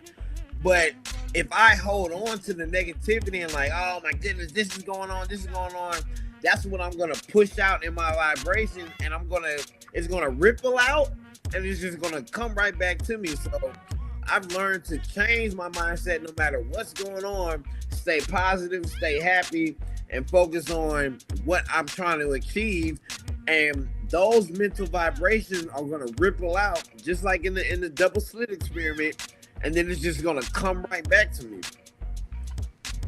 It's all about how you perceive, man. I have a friend who he's always looking at the news, so he's always talking about the negative stuff that's happening in society and life, and people getting robbed and shootings and things like that. And he's always talking about bad experiences that happened to him. And I'm like, hey man, like, you're focusing on the negativity, and that's what you are attracting. You are who you attract.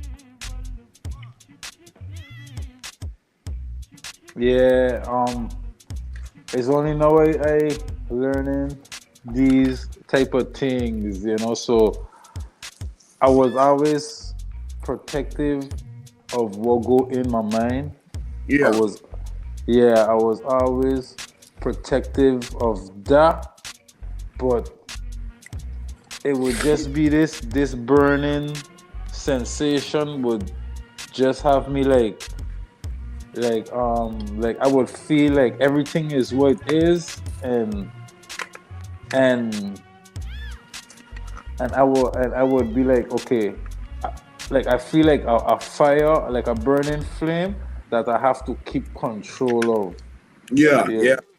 You know, yeah. But then the Tehuti part class just make things different, you know. It just change things, change the way man think, so that change man perspective, so then man could see myself in a better light, you know, and yeah. So instead of like being a step ahead, I end up 9 steps ahead, and it helped me be able to help others without flipping, you know. Right. Yeah. Have y'all ever like reflected back on your lives where you thought about something and you had something in your mind, something that you really wanted, and you actually got it and you actually achieved it, and you look back like, you know what, wait a minute, I was putting my mind to that, I was thinking about it, and I attracted exactly what I wanted. Like I remember there was a thing called the Pocket PC. Like this was like the iPhone before the iPhone. Like I would always think about it. I'd call the store, ask when they'd have it. I'd go to the store and play with it. I'd cut out pictures from magazines and post it on my wall. I'd always look at it, and I ended up getting it. And now reflecting and looking back on it, I can see, okay, I was utilizing my mind to attract what I wanted.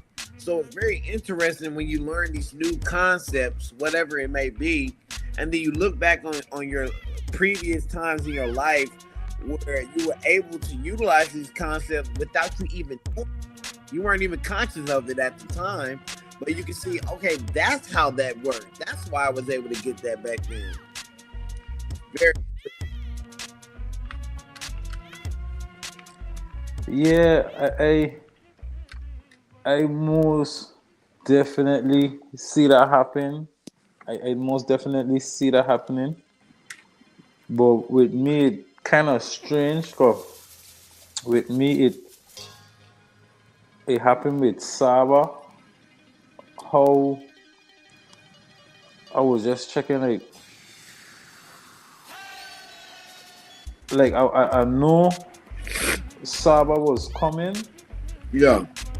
But I didn't know he was here. So when I realized he was here, I was checking, like, I was like, yo, I was supposed to be ready for this moment, and I ain't ready, you know? So I was like, oh, yo, it actually come true, you know. Wait, so was this before you knew him? Yeah, this is way before I knew him, you know. Oh, so you had like some type of feeling or inkling that you were gonna meet somebody that was gonna put you on enlightenment or knowledge? Yeah, I just thought I would had to go in the bush to find him or something, you know. Yeah. Yeah, that's what I thought. And then after then, I guess certain signs was showing me like that's him, you know. And I was like then I get like a snap. I like, oh, this is it. Then I was like, oh gosh, I ain't ready. Then I was like, yo, I gotta get ready. And that's why then I take long to come on the panel, you know. And then too much time was going, so I just had to come straight. Have you ever like gone into like a building or a situation with a lot of people and you kind of get like a bad feeling? Hold on, wait a minute, man. Something about to go on or happen here, and you just end up leaving. And later you find out that a fight probably broke out, or there was an argument, or something happened. Yeah. Especially if I know like I ain't up to good, and then like the feeling would get heavy, and I didn't know about the term ISFET then, but then I would realize like I would be like, this ISFET going like on a down slope, and then I think the first time I came on the panel, I believe I was going on the block. I think I was going on the block because I checking like I gotta go on the panel. That day I was feeling good, you know. So I was like, it was high day. I organized myself. I said, let me make a spin down on the block, and a guy almost knocked me off my bike, you know, and I went off-road. Everything happened. Everything happened except for me falling, you know. Yeah. And then the bike had a scratch, and then I was just checking like, I was like, wow. I was like how the bike didn't have a scratch, and I just thought everything was weird. So I was like. And then the person gave me some money. I didn't even ask for nothing because I thought everything was good. And then after I realized I had a problem with the bike from all the off-roading, so I used the money to fix the bike and then come on the pod class. Yeah. But I know that I almost never make it on the pod class, you know? It's just the accident went a certain way. And then I like, and I know the block doesn't always have good vibes, but sometimes you just want to see the family. Yeah. Yeah, so I can like, man, let me pull up, let me swing through, check the family. But then it was so strange, that close call. I wouldn't have make it even to pathways to awakening and meeting SABA, you know. So yeah, and then because that was the first time I ever come on the panel, so I was like, yo, I was so close to not making it the first time on the panel, you know. So it does have the mystics in the situation, most definitely. I think the Most High, the Creator, like always gives us signs, and it's up to us to like figure it out and read life. I think he talks to us through life and people and different experiences to make sure that we're going on the right path. Like it'll be times where like I'm reading a book and I see a certain word, and a random person is walking by and he's talking to someone else, but he says that word, and then I see a bus ride by with the ad on it, and it has that word on it. So it's different signs that the Most High gives us, and I think it's up to us to look at life and be able to read it and see what is it saying to us, what does He want us to do. Yeah, and that's the reason why I come straight to the pod class, because I check in. I don't have to die to see the signs, you know. I check in like I see the signs, I could read them, so I'm gonna read them and learn them, you know. Yeah. Yeah, up to now I'm still learning the signs, but SABA opened a whole door, so the learning is big, but is just the beginning, you know. So I still blown away from like my first pod class, you know, like at MAAT. Before this class start, I was like, this is going to be a MAAT favorite class. I know that for sure, because I had read the thumbnail, and then I was like, yo, this is about to be my favorite, because I read in all the thumbnails. I was like, boy, I know I see why every class is this my favorite, because it's another mind-blowing level up experience. Yeah.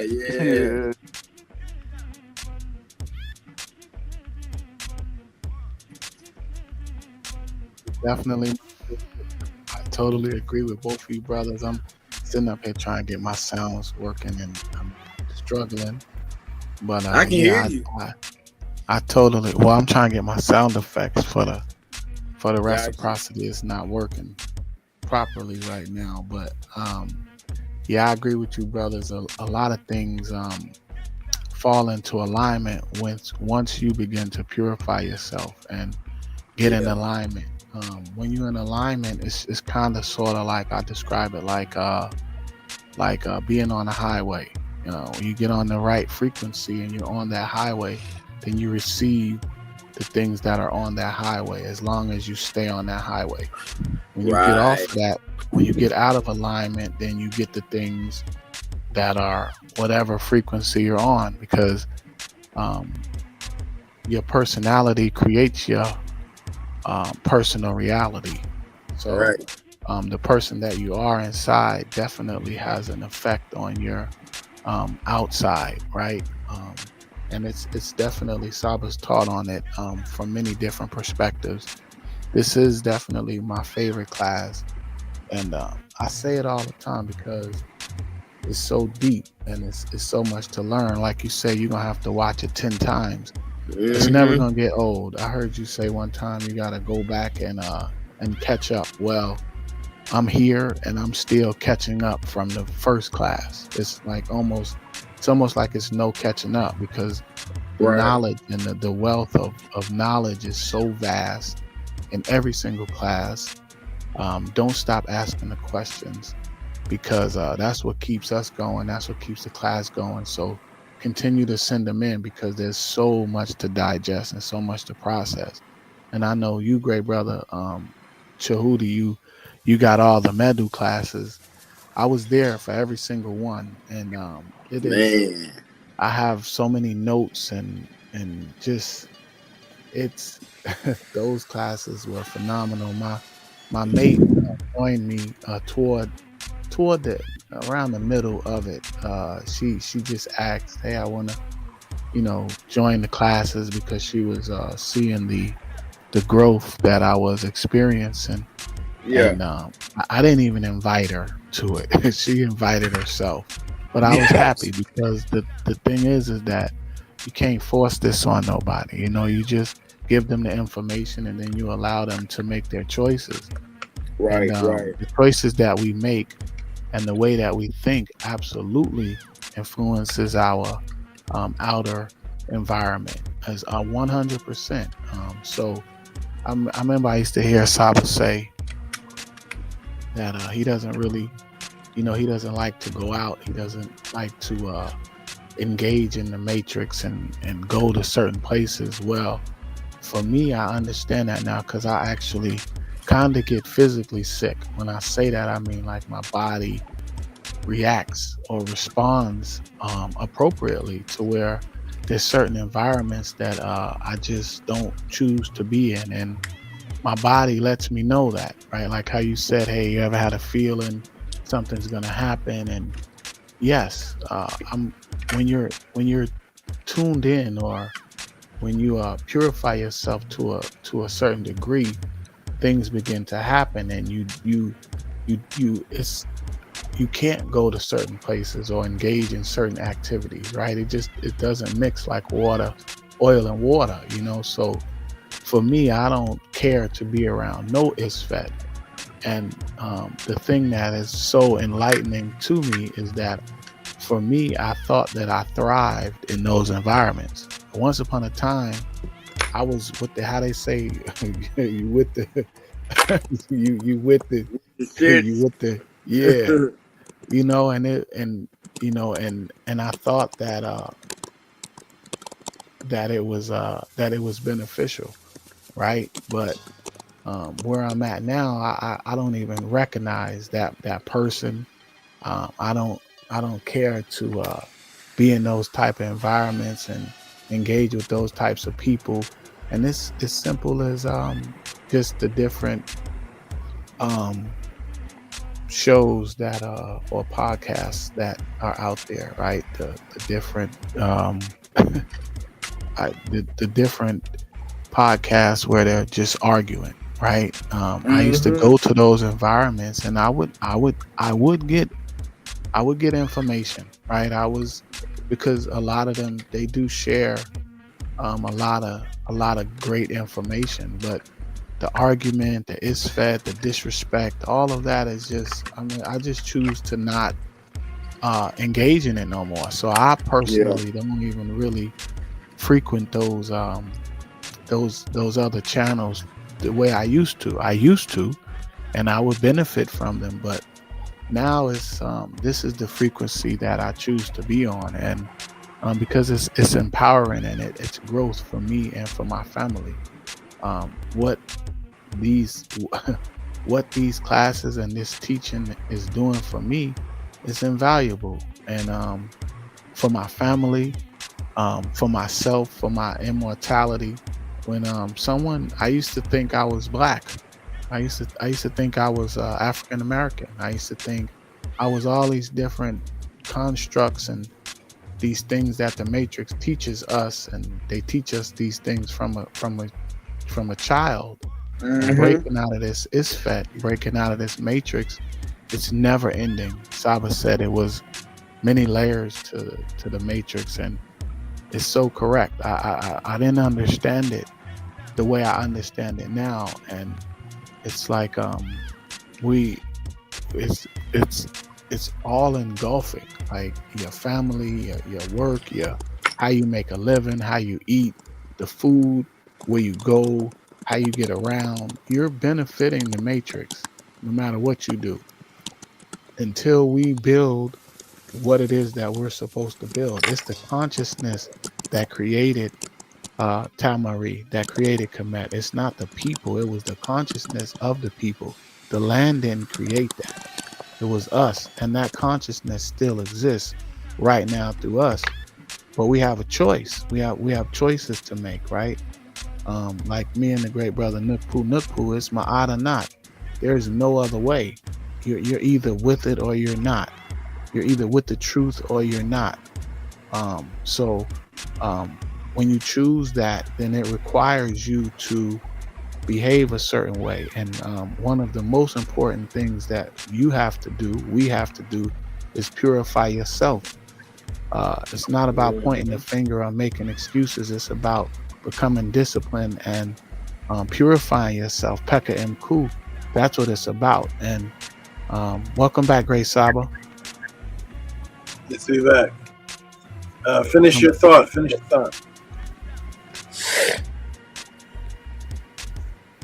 Can you hear me, Saba? Yes, yes. Can you hear me? I said, finish your thought. What's up? Yeah, I was commenting on what the two brothers were dialoguing for a while. I was trying to get my sounds together, and they were talking about how I guess you would call it like synchronicities, or having like different intuitions, going certain places and feeling things, or that knowing that something bad was going to happen, or knowing something's going to happen. And I was just telling them it's about being in alignment and being on a particular frequency, that your thoughts very much affect your reality, your outer reality. They very much do. So Tua for this great answer, great Saba, and Tua Tehuti for asking this question. And I definitely encourage you to ask more questions. Don't stop asking a question. Hush Nation, this is my favorite answer.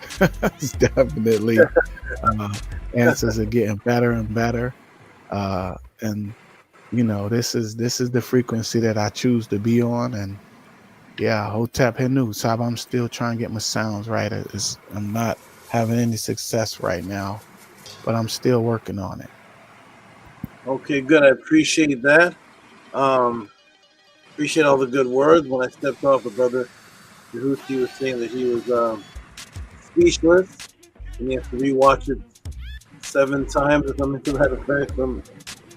So that was great, and for everybody with your positive, beautiful words, and appreciate you, Hush Nation, for all your great words and your analyzation of the things that are taught in the class. Your analyzation is going back to certain things that I mentioned. I appreciate that, because some people miss the class. When they come back, they kind of want to recap, or they want to, how did it affect you, and we get little glimpses of it by hearing you and others talk about the class that was just taught. So that's a beautiful thing, and interesting. The JHUTY brother said he was telling a story about perception and actually picking the wrong guy in the lineup or something.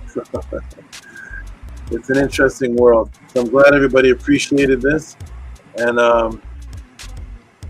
JHUTY, are you able to come to the screen? Are you eating or something still? Oh yeah, I'm stuffing my face right now. It's not appropriate for TV. Okay, every time you're on, you eat a lot. Are you an athlete? No, it's not. It's not that kind of eating.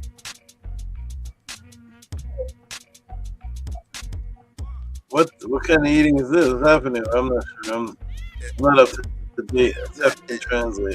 Eating not appropriate for for visuals. Okay. Well, whenever you can come to the screen, come on through, and we're gonna go through the rest of these support that was given. Let's see what support was given while I stepped away from the pod class. Let's see who appreciated it. To the new people that have come in, and I hope you jump on board, because a lot of people are falling off and disappearing. It's hard to be consistent with the truth and with positivity. It's easy to be consistent with marijuana. It's easy to be consistent with Christmas. It's easy to be consistent with going to the club. I know guys that go to the club every weekend, twice a weekend, and they're very consistent when it comes to life-changing information and actually discipline. That's where people have a problem with consistency. So a lot of people are dropping off. A lot of people that used to come to the pod class that I just don't see supporting anymore. So I give Tua and Henu to all those who are consistent that stick around. So we're gonna go over these this support, see who's been who appreciated the class. So I'm gonna go down to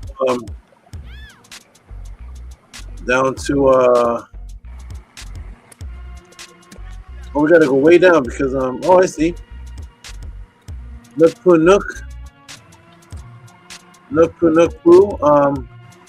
You must have sent this days before the podcast.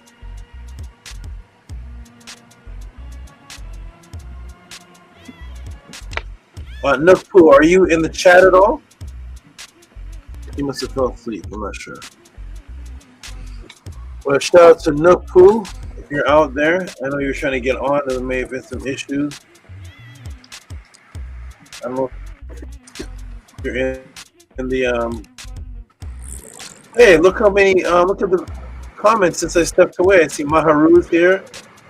Strangers here. I didn't see any of this. Let me scroll up and see Maharu is having a long conversation. Shout out to Maharu. Oh, beautiful. Okay, interesting. All right. Good to see everybody in here. Good to see Stranger.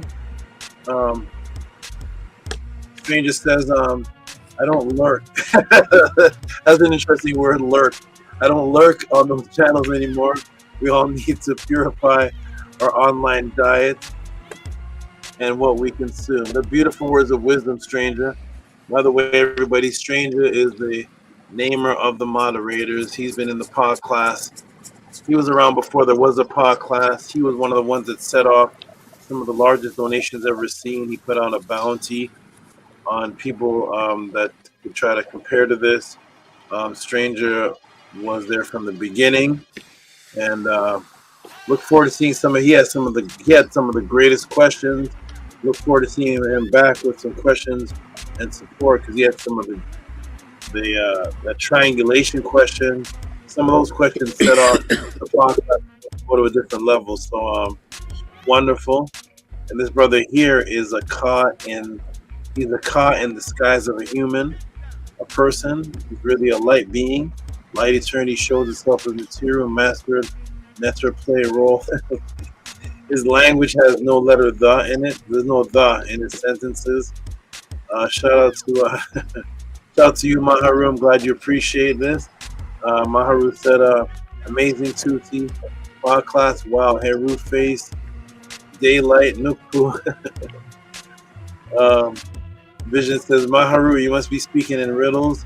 I comprehend some, but it isn't fully meshing in my mind. No disrespect.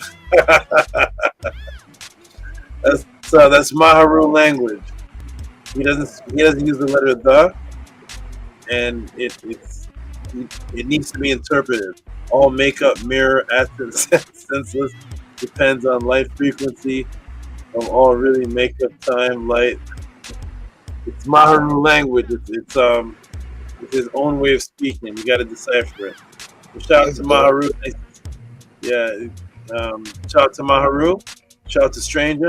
And let's go to some of these support. So we have Nukpu coming in with the 999. And Hush Nation, could you read that for me, please?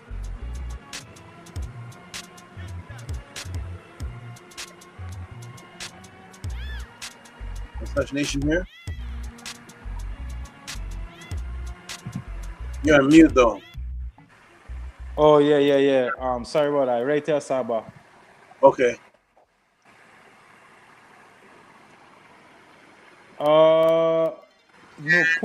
Nokpu send 999 for Hotel Marima Art Tour. Nefo Natur Titi Amun.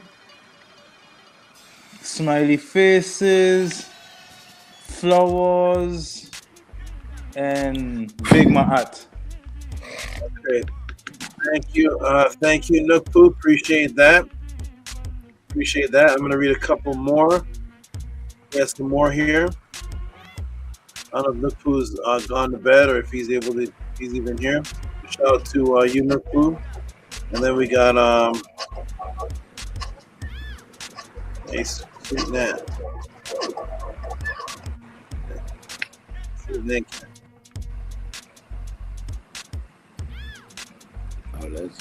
Okay, let me.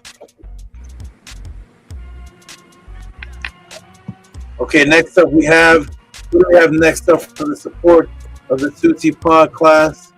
We have Daryl with the 508. See if we can get through some of these. Oh, Daryl actually typed something. he typed a sentence. He usually types for pod class. Oh, let's hear what Daryl typed. Shout out to Daryl.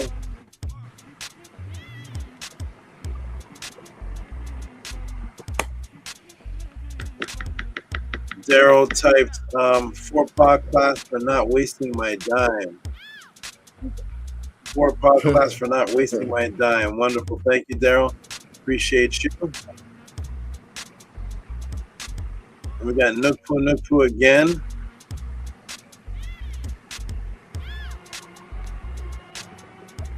Saba, last week you taught the T and the D was interchangeable. Oh, were you the one that giggled when I read that, or was that JHUTY? I can't see the screen. No, that Who wasn't laughed me. when I said it? Okay. Oh, not wasting my time, not wasting my dime. Okay, nice. Thank you for that. Tef is the interpreter translator of podcast donations. Okay. Shout out to Nookpoo again. And Tef, you have no sound still at all, nothing? No sound, Saba. I'm still trying. I'm trying as you're reading. I've been trying since you first took your break. I've been trying before that. It just won't connect. Oh, My man. phone won't connect to it. Good luck. I hope it does work. In the meantime, I'll give Nookpoo a hand clap. He's given a lot. Shout out to Nookpoo. What's up, Ma'atsters, Ma'at Star, Saba Netter, Tehuti, Amen Hotep, Ra. Shout out to you, Tua, for your consistent support.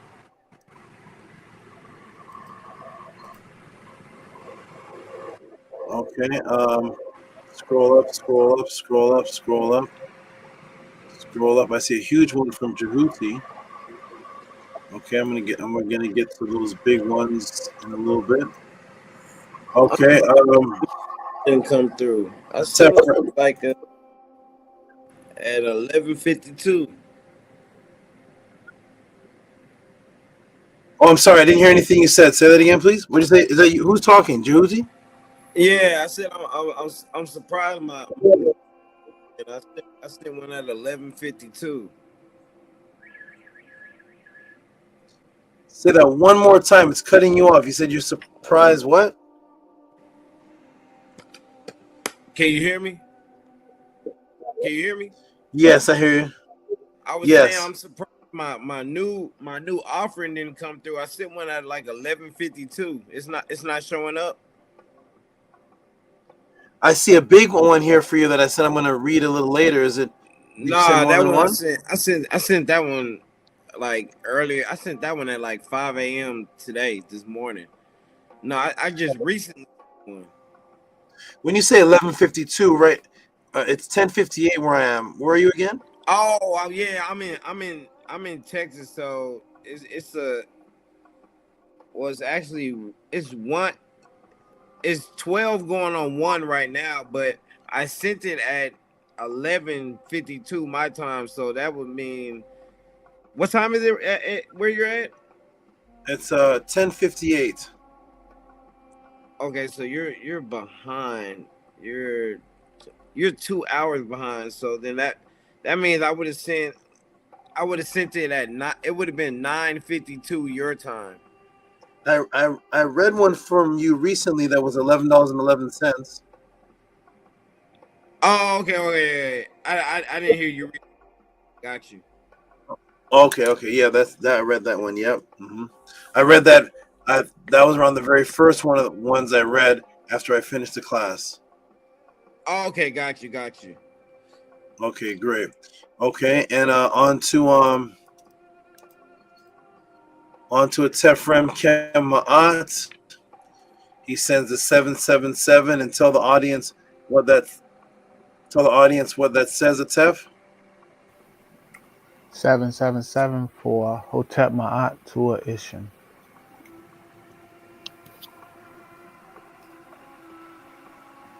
I like that Tua. Okay, wonderful. Thank you. That's done. Yes.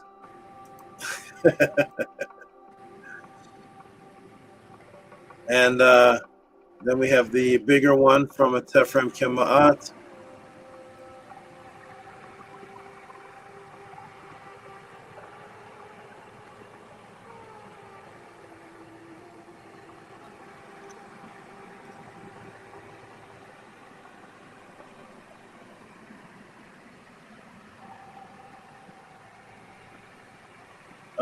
Tef, mute your mic a second. Let me see. Man, See that's something? crazy. I'm muted, Saba. I was muted. It's literally. Oh, maybe that's JHUTY. Sounds like a. Well, my mic sounds off. It sounds like a bunch of waterfalls or a lot of wind coming in. Now I don't hear it. Let me turn this off.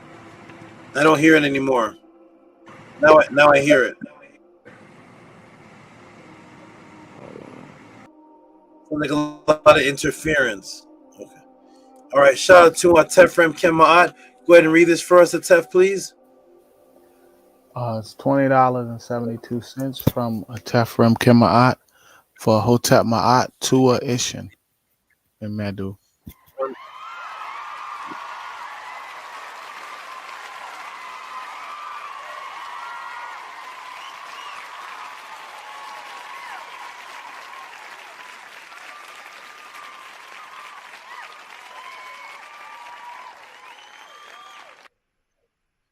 Thank you, Tef. Appreciate that. And on to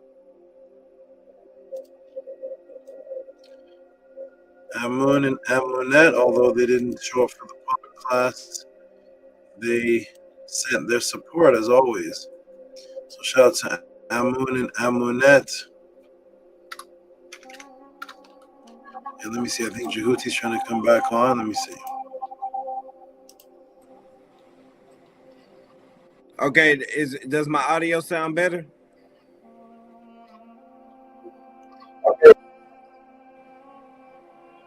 I don't hear the feedback right now anymore. You sound clear.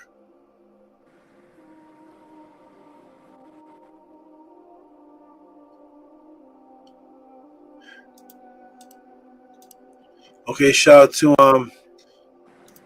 Amun and Amunet for the $40. And Tef, could you read that first, please?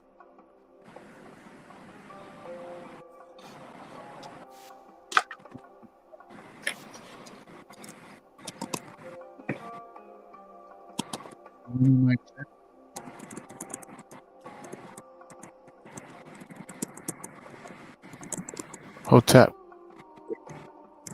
Oh, sorry. I think I'm muting you. Sorry about that. Mic check. Can you hear me? Yeah, let me try to mute JHUTY. Let me see something. Okay, say something, Tef. Mic check. Okay, good.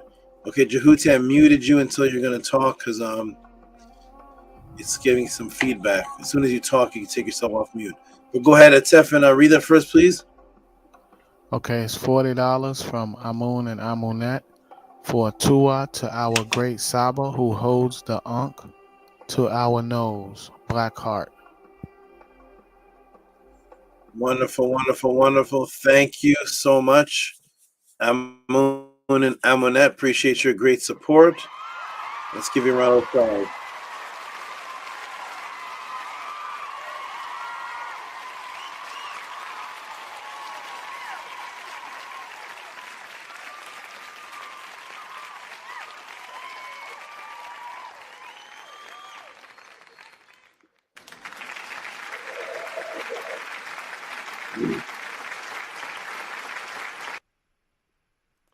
Wonderful. Good job. Thank you, Amun and Amunet.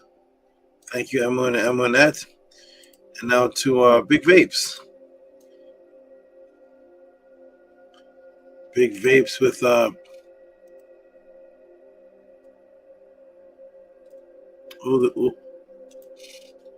watch it sip. Okay.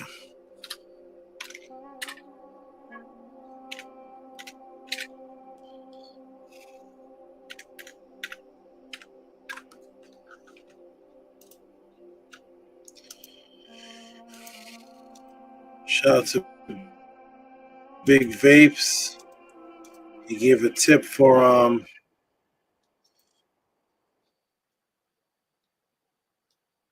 he gave a tip for the Watch It Sep. Big Vapes here.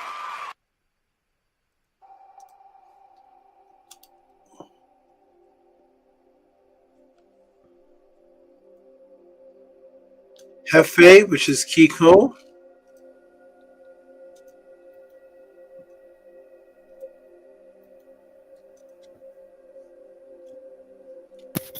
Hotep Saba, tell me if you can hear this. I don't know how to work this, but tell me, can you hear this? Did you hear something? No. I didn't hear anything. What about now? Hear No, just you. applause? No, just you. Where's your sound coming from? So usually, because I'm traveling, I will play it from my phone, but my phone won't connect to my laptop. I have the program that Ani gave us, but I don't know how to work it, so I've never used it. So I'm trying that now, and I'm trying. I didn't want to log off and log back on. I didn't want to restart my computer. Okay. Do you think that will help to log on and log back off? Is that the solution to something? You're on mute now again. I tried logging off and logging on, but that didn't work. So I was going to restart my computer, but that might take too long. So. Oh, I see. So I have that program that Ani gave us, but I've never used it because I have other means to play sounds. So I'm trying that now. Okay, I got you. I see. Okay, all right. I showed Kiko Jones already, right?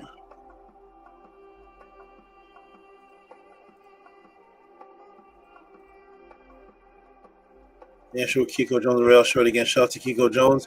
He says support for the pod class. Thank you, Kiko. I believe I showed this already, but I'll show it again just in case. Shout out to you, Kiko. Thank you so much. Appreciate you. I think I already gave you a hand clap before. Now we got okay, here we go.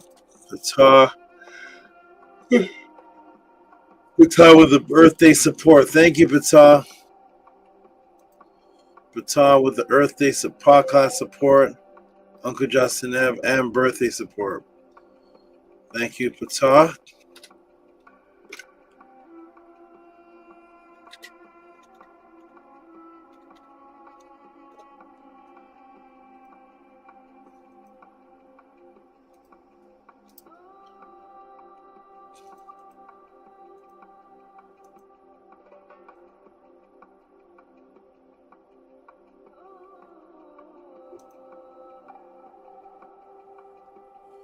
Okay, Tef, can you read that one for us, please?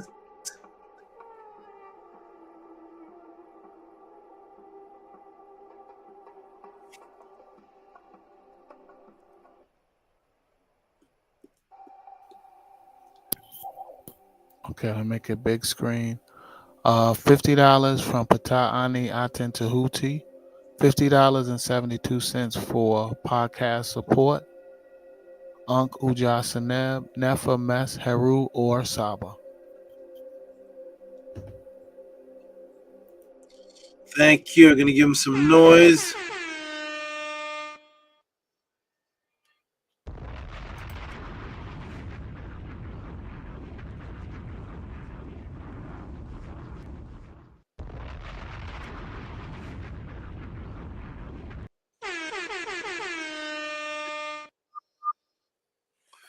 Thank you, Patah. Appreciate your great support. Going to give you a hand clap, round of applause.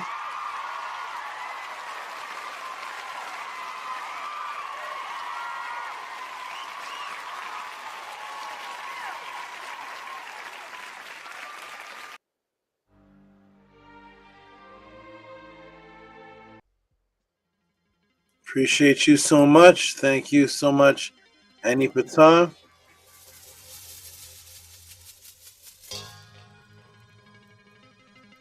we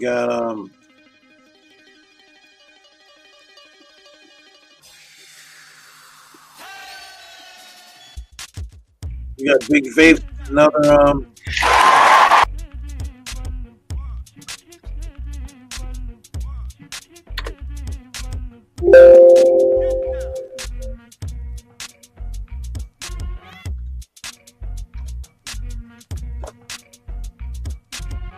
we got Big Vapes.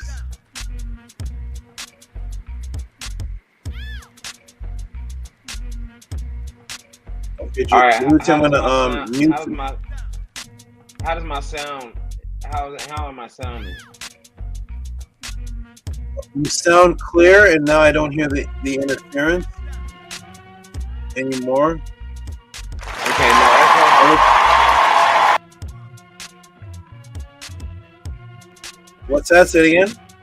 I said, there's no echo coming in? No, it never was an echo, just some interference. The interference sound is gone now. Okay. Wonderful. Okay, shout out to Big Vapes. Hey, Atef, I heard your claps. Give a clap for Big Vapes. Try it again. I heard it come through. Let's go. Okay. I don't have transformers and all that, but I got a few sounds.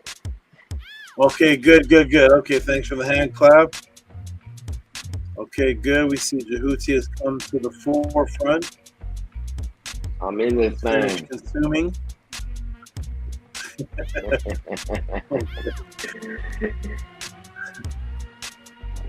Okay, and next up is let me erase this. Who's this? Okay, we got the Jets them Hempt coming through for the tip for today's pod class. And Hush Nation, could you read that for us, please? If you're there. For sure, Saba. Tua. Nini, I ain't seen it. Oh, this is not on the screen. Let me try it again.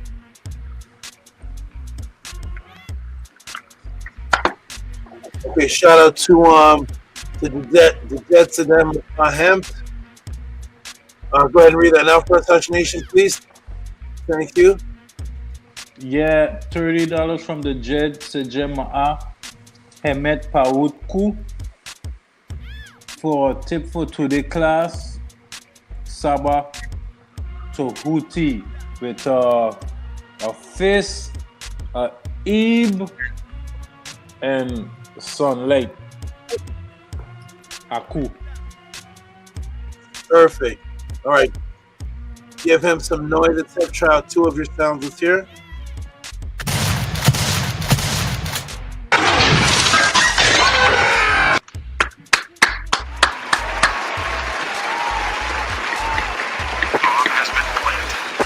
Okay.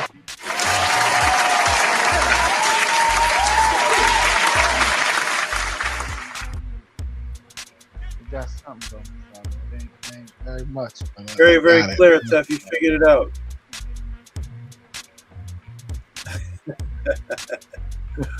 All right, good job. I never Tef. used very good. Before, but to Nini a great Saba.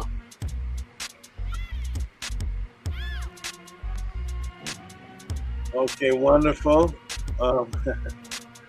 Glad you figured it out. That's impressive that you were able to figure it out without any guidance from any, and you just figured it out.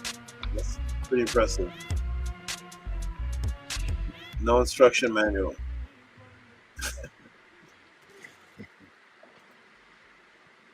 Nini a great Saba. You gotta teach us, and then I need to teach us how to fish. You know, you can't keep feeding us. Yeah, wonderful analogy. I shout out to Robert Williams with the birthday Birthday support from me. Thank you, good brother. Appreciate you with your birthday support. For Earth Day. Thank you so much, Robert E. Williams, for your Earth Day. And I see some large support that's coming in the next few that I'm going to read.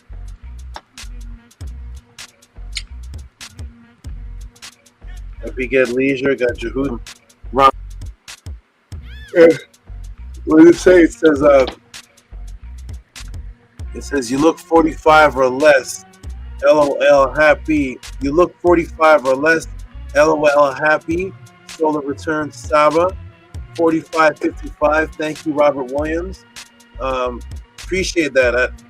Thank you. I don't know what 45 looks like, but I appreciate that. I don't keep track of my age. So it could be 45. It could be 70. I literally don't keep track of my age, period. My birth certificate gets thrown away and everything. So shout out to you, Robert E. Williams, 4555. Give him some big noise, please.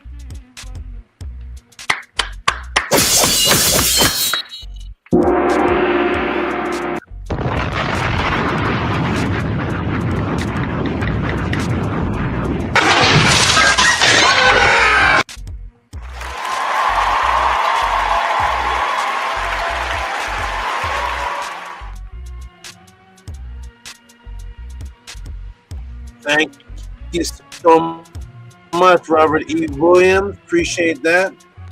Got the big supports coming in. Monster supports are in. Okay, who's this now? Get Leisure. Here we go. Monster supports in. Maharu is in. He has a couple in. He's tearing down the building. Here we go. There we go. This is how Maharu introduces his. This is how he introduces his support. Let's see. Let's see what it says. I gotta figure out the Maharu language. Oh, it's just the support. Shout out to Maharu if you're listening. This is how he introduces his string of supports. Here's the introduction. Give this man some huge noise. Transformers. Give him the works, please accept. Thank you very, very much.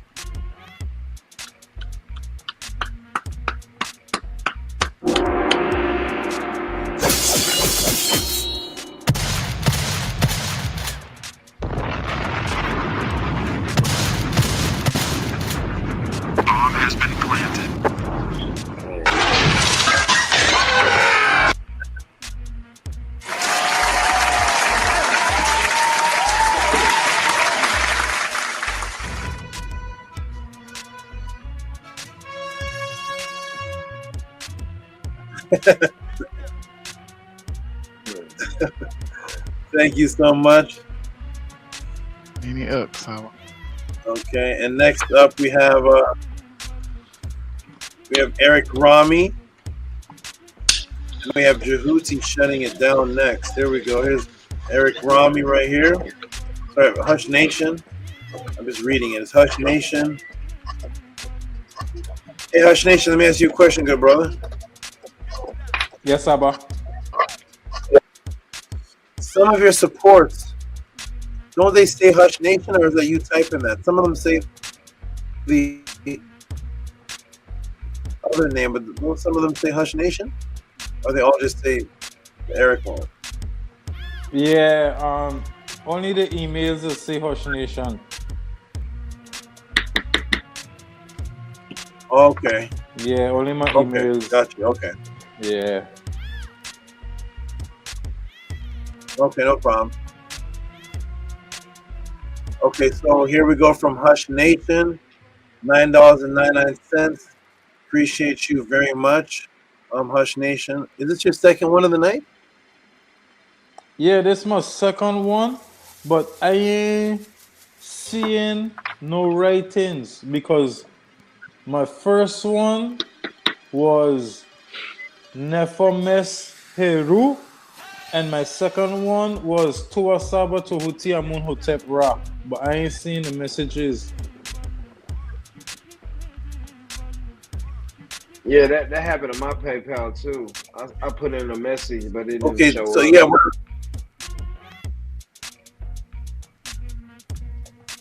Oh, okay. What I was asking, this is your second or third donation tonight, right? Yeah, this is Nathan? the one. This is the one for the conscious coup, the coup consciousness support. Okay, good. So this is he's done. Okay, good. So Atef, give him a hand clap, please. Give him some noise.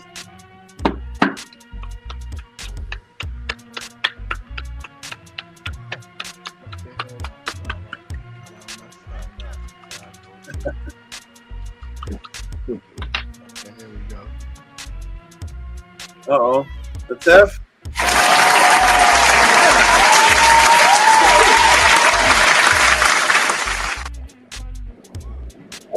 I hear that. Yep, I heard it loud and clear.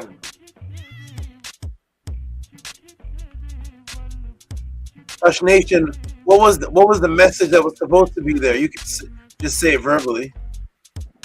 The message on the 999 is Tua Saba Tehuti Amun Hotep Ra. Yeah. You see, coup consciousness, Tua Saba Tehuti Amun Hotep Ra. Yeah, I believe that's what I had on the 999. Did you send one? Did you send one before that? I remember reading coup consciousness on either yours or someone else's. It must have been someone else's then. My first one was only Nefa Meseru. So Okay. only the conscious was second somebody else. one. Yeah, the second one was for the class. Okay, good. Okay. Shout out to who's this? Hey, shout out to Saket. If you're listening. Oh no, yeah. If you're listening, peace and love to you. And I have to see why. Sometimes I have to wait days before your audio is played. I'm not sure why that is. From the audio things. They're not playing, but I'm gonna see why that is. Okay, shout out to Saket.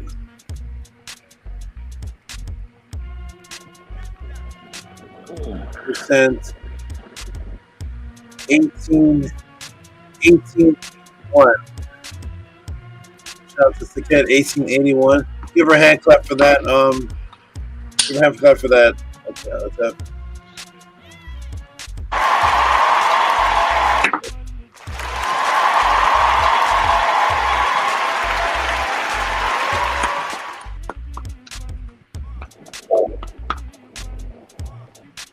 Okay, now we have three donations left, and they're all monster donations.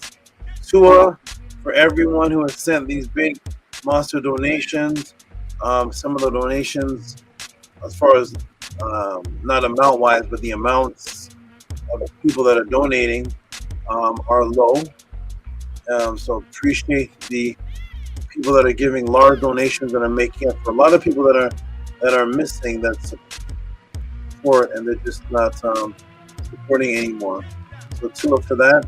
I want everybody to know this is how I'm able to do and continue what it is that I'm doing, so that I don't have to do anything else. The second I have to do something else, all the podcast questions are going to decline. They're still going to be better than anything else out there, but they'll decline if I have to go out and do fitness training or do magic on the beat. If I have to split my time and do anything else, the podcast questions are not going to be the same. So to those who are doing their best to keep me here by being consistent supporters. It's the only thing that's able to have my mind not split so that you get all of Tehuti. So to the great supporters. Speaking of which, the monster supporter that is on the screen right now, it looks like, let me look at this closely. It looks like, let me see. One from was April 19th.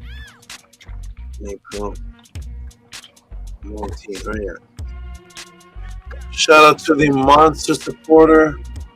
He's on the screen right now. It looks like there's another question. It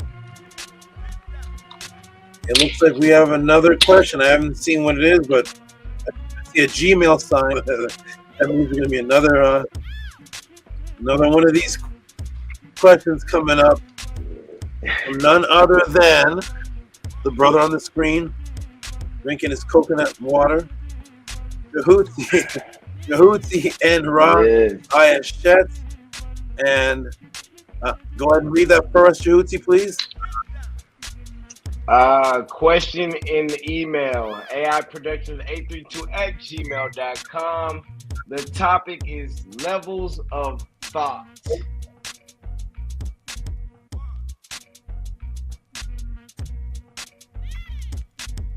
Oh, I see it here. Okay. Well, so first, before I take this off with the question on, we're gonna get ready to give everything you have, all type of noise and salutations to this donation right here. Give him some big monster noise, please.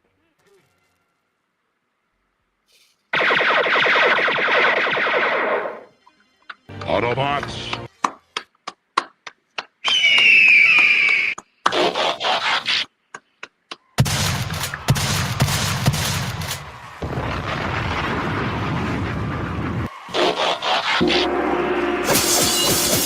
Hey.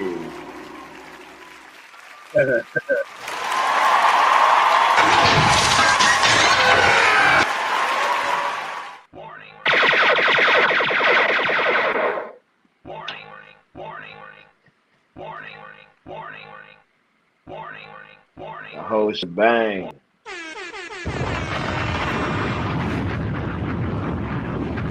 I love it.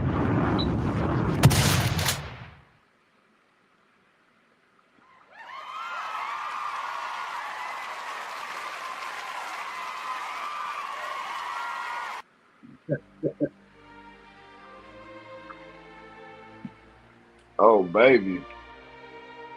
I get a movie intro.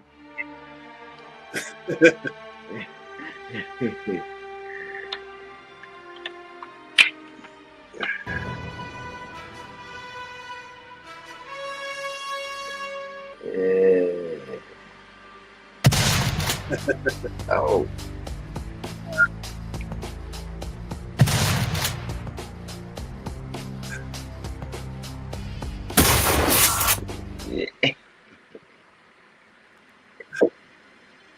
All right. I love it. All right. He got a concert. Thank you, JHUTY. I had to come in there and add some extra sound. Yeah, you got a movie sound response. Thank you, Atef, for the great sounds. I'm so glad you figured that out. Wonderful. I added some extra ones in there for you. Appreciate that. Okay, wonderful. And the question the brother asked. Oh, wonderful. Thank you. And the question the brother asked is about to go on the screen right now, and he's about to elaborate or just read off the question. It seems pretty elaborate already. He's gonna read off the question. Question. There's never one question. It's questions from JHUTY. And let me come back to the screen. The screen is frozen. Let me come back to the screen. JHUTY, you seem like. Can you hear me, good brother? Yeah, I can hear you.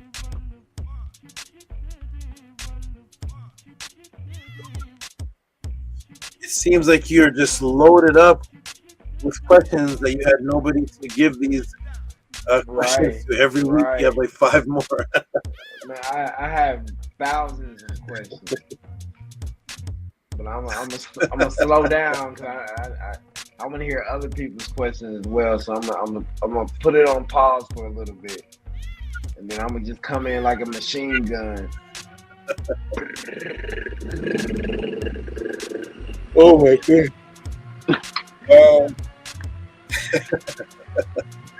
Okay, so here are the set of questions from JHUTY right now. Let's see if I can find them. If I can get it on the screen now, it's not coming. Strange. Okay, it's not coming on the screen. Let me try this one more time. Boom, boom. Huh, interesting. Here it is on my screen. Here it is here. It's saved with scientist donation, right? April 19th. Okay. We'll try one more time. Coming from the good brother JHUTY, I think I see. Oh, there we go. Oh. 3 more questions, maybe 4. JHUTY, go ahead and read that for the audience, please. Okay, peace and love to Hootie. I have inquiry questions. I wanted to get the Kemetic perspective or version of levels of thinking, and pretty much it's a link to a video where a guy is talking about the different levels of thought, I guess based on different philosophers and psychologists' perspective on the levels of human thought. Okay, number 2, what were the Kemetic levels of human consciousness or thought? How did Kemet perceive the various functions of the brain? The parietal lobe, the frontal lobe, temporal lobe, cerebellum, brainstem, etc. Were the above perspectives / answers taught in school, or was this internally known? And how did Kemet utilize the various brain waves in their lives? Thanks for everything that you provide to the world. Thanks for reading. Peace and love. Respectfully submitted, Terrence C. Jr., spiritually known as JHUTY Enra AISHAT.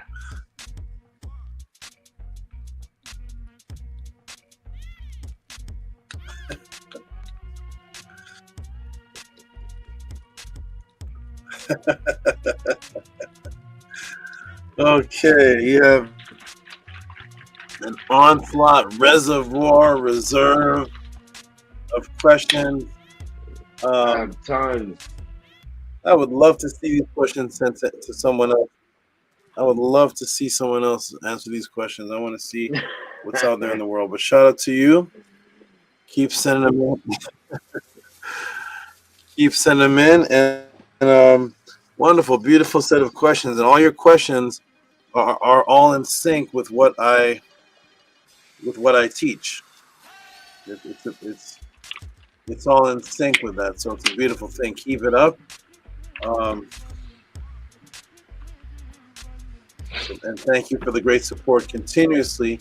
You found your way home, and now you have somewhere to unleash all the built up decade. What is it? A decade you've been doing this? Right. So you were looking decades. Been searching for decades. Decades. Oh my goodness, decades. Wow. Okay, you started young. Beautiful thing. Beautiful, beautiful.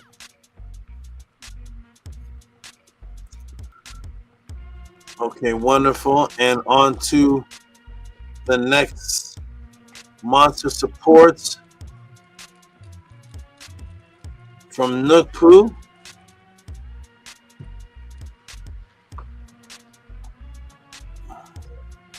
I wish Nukpu were here to read this. It looks like a question. It is a question mark at the end of it. Let's see if we can decipher the Nukpu language. Let's see here. Here we go.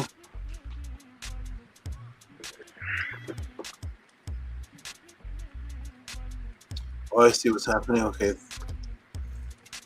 We'll put from April what? April 19th. Yep. And here we go with a Nukpu question.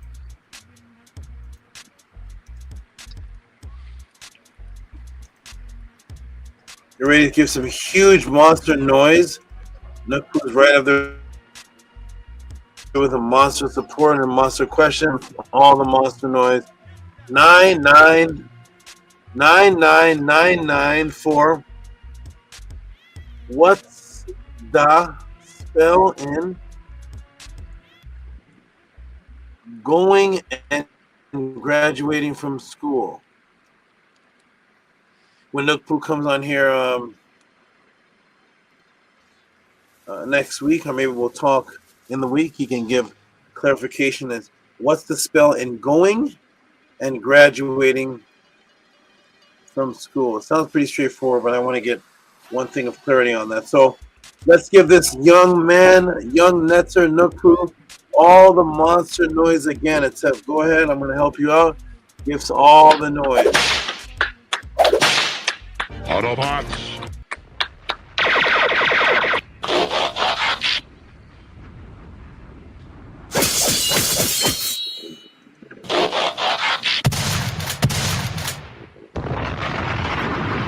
Bomb has been planted.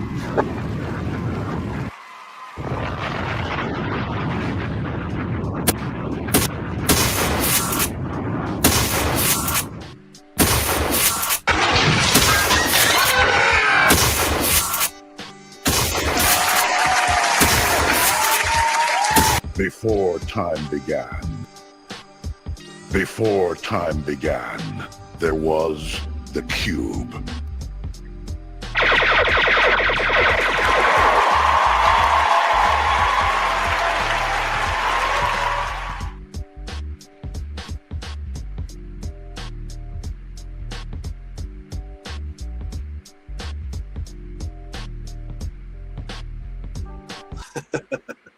All right. Shout out to Nookpoo. Shout out to all the big time supporters. Hush Nation was just starting to get into the beats.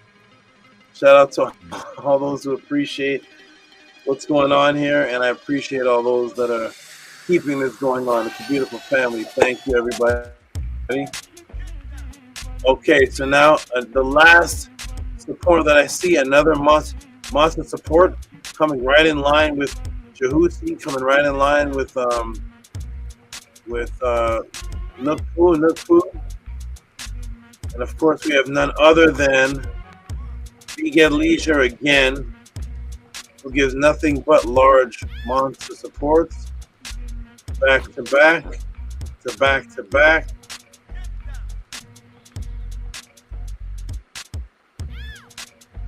And here we go. Let's see if there's a message on this one. No, just major support. All right, get ready. We're going to give some major monster support again. Let's save the biggest for the last. And Get Leisure is known for only giving these continuing. Shout out to Maharu, Get Leisure, the man with his own language. JHUTY has to be talking in riddles. Shout out to Maharu. Keep up the good work. No message here. Just a large donation. Atef, give him some monster noise, please. Autobots.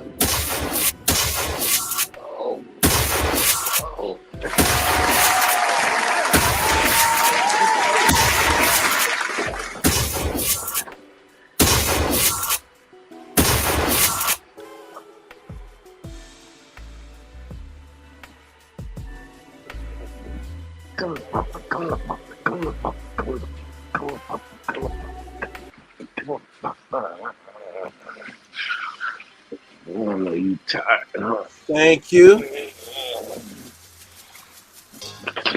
Oh, that's JHUTY. I thought that was a part of the sound effects. Me too, Sawa. That's JHUTY. You thought it was a part of the sound effects. That is JHUTY making the sound. All right. He's fighting a dog or something. All right. My dog. Oh, there you go. The dog that will protect your life to the death, right there. That's your best friend.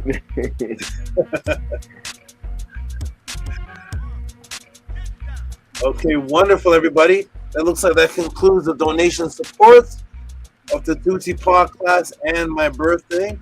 The birthday pod class. Shout out to everyone who came in and gave support. Appreciate everybody that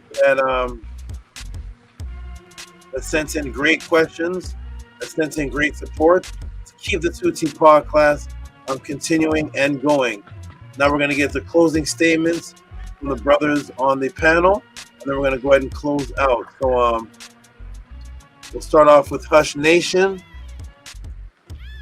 After the closing statements, we'll do the affirmation with Steph will read the affirmation. So we'll start with Hush Nation. Give us some great closing statements, good brother. Tua, Saba Tehuti, Amun Hotep Ra, for shedding more light on us. Tua for showing up every Saturday. Tua for the HEKAHU. Tua for the life-changing experience that man can't get nowhere else. I think are you hearing me? Are you hearing me? I heard man can't get nowhere else in the last thing I heard you. Then it's some sound interference, but man can't get nowhere else in the last words I heard. Yeah. Tua for the knowledge that man can't get nowhere else. Tua for the Medu Nature, Tua for MAAT, Tua for breaking down the per Heru translation, Tua for connecting man with the ancestors, Tua for connecting man with nature, Tua for connecting man with MAAT, Tua for the life-changing experiment, Tua for the life-changing experiment that keeping man alive, Dua Sekem, Henu Hotep to you, your Awut, the animals, ATEN, who was there at the beginning of the pod class, Tua for the per ATTON, Tua for having the per ATTON members to be part of my AKHU, and Tua for the Heka you have bestowed on my life that I could help other people, and Tua for teaching me how to help other people, Tua for teaching me how to control my own frequency and master my own frequencies, and Tua for teaching me to, it don't make no sense to have fear of something that it ain't even there. It make no sense to have fear of something that ain't even happened already. And Tua for the HEKAHU again, and Tua for MAAT again, and Tua for introducing man to MAAT and bringing MAAT into my life. Dua Sekem Henu Hotep Marie MAAT Saba Tehuti Amun Hotep Ra Anku Jaseneb Nefo Upesh Makeru.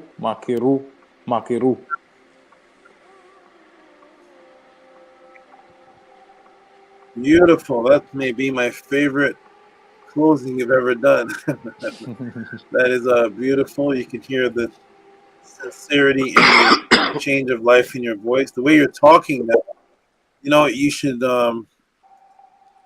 go back if you have any old videos of you, maybe in the beginning of the Killer Priest days. If you have any videos of you, look back at how you spoke compared to this.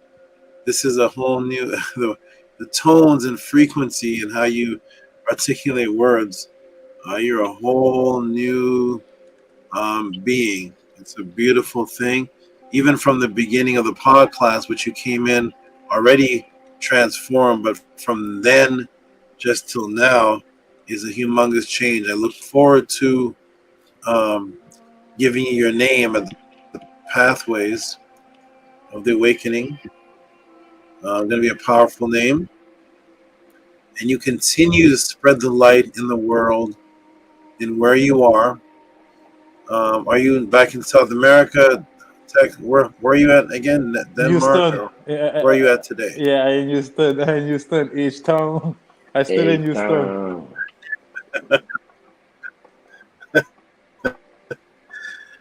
Okay, Houston, okay. Spread the light wherever you are and continue to do what you're doing, because the people in your life that are in your in a situation similar to what you were in, they need you to open their eyes up so they can start transforming too. So, and then they'll be appreciative of you, and then they'll come to the pod class and continue like the path that you're on. Keep up the good work, brother. Tua for the great words, and Nini Uk for everything that you thank and appreciate me for. Uncle Justin F. Shinama to you. Tua, Nini Ka, Tua Saba. Wonderful, wonderful. And on to the newest great supporter, 1,082 questions stored up, ready to roll and shoot out of his question gun. His question army tank, JHUTY and AISHAT. Go ahead and give us some great closing words. Happy belated Earth Day, birthday, and solar return. I greatly appreciate you sharing your time and your energy and enlightenment with us in order for us to grow spiritually. It's greatly appreciated, and it's truly an honor.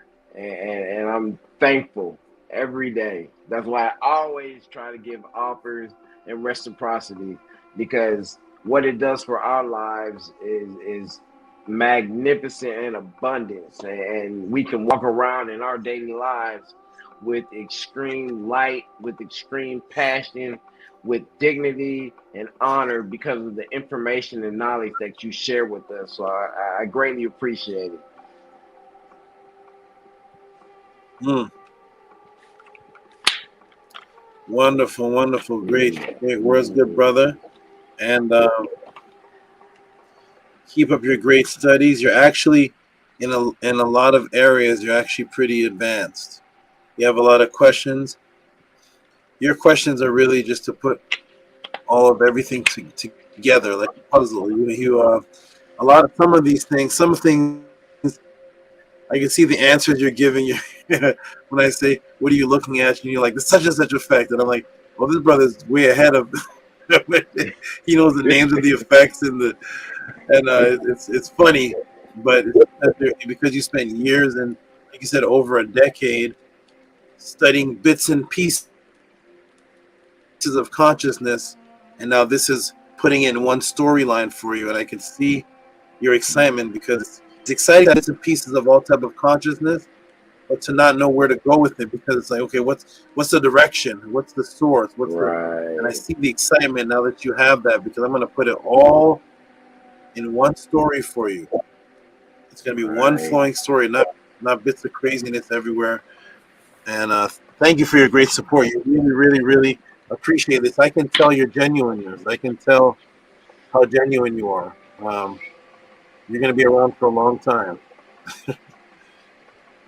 You're gonna be around as long as that crystal. Thank you. Yes.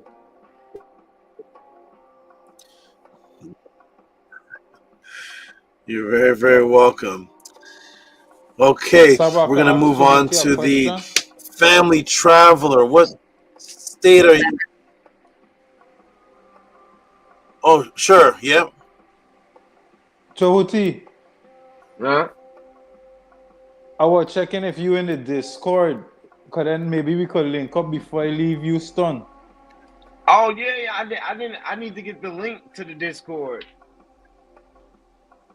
Oh, okay, I need okay, to get the link so I can add myself to it. Okay, but then as soon as you get it, we could discuss, and then we could find a way to link up before I leave Houston. Like that, we could chop it Yeah. up. I ain't sure how to get in the Discord. I get in there by a fluke, but I in there. So just try. I think it's some link on the YouTube or something like that, and you can get in. Okay. Oh, is it under your YouTube page? Atef will take care of all that. Okay. Atef going to deal with it. Okay, Tua Saba. Yeah, I'll put my email in the. Nino, you're both in Houston. Yeah, both of us in Houston.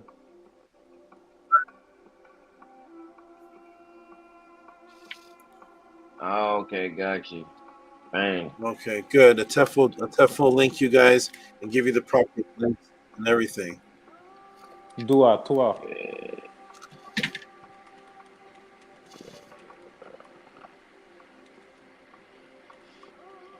Perfect. He already did it. Okay, good. Yeah, he did. Thank you, Atef, for your speedy work. And yeah, you two link up, and we're gonna get closing words from you, good brother Atef. To our great Saba Hotep, Inu, to you for everything that you do, for making us strong, teaching us and guiding us. And as the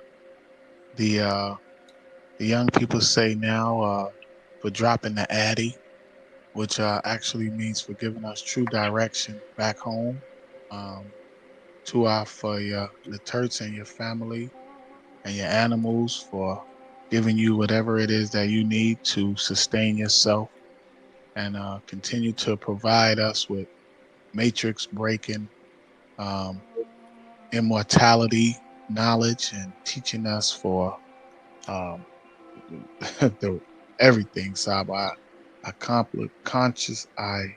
constantly get compliments on the way I speak and these different things, the light that people see in me now. I'm eternally grateful for you for making my family stronger by teaching me how to become stronger and grow into the netter that I'm supposed to be. Tua for teaching me that I'm not Black or African American as I continuously grow and evolve like the AKHU, like Kepara. Definitely missed our Monday classes, Saba. They were truly instrumental in our growth and my family's growth. So definitely Hotep Hindu to you for providing that for us and doing that for us and taking the time out of your schedule.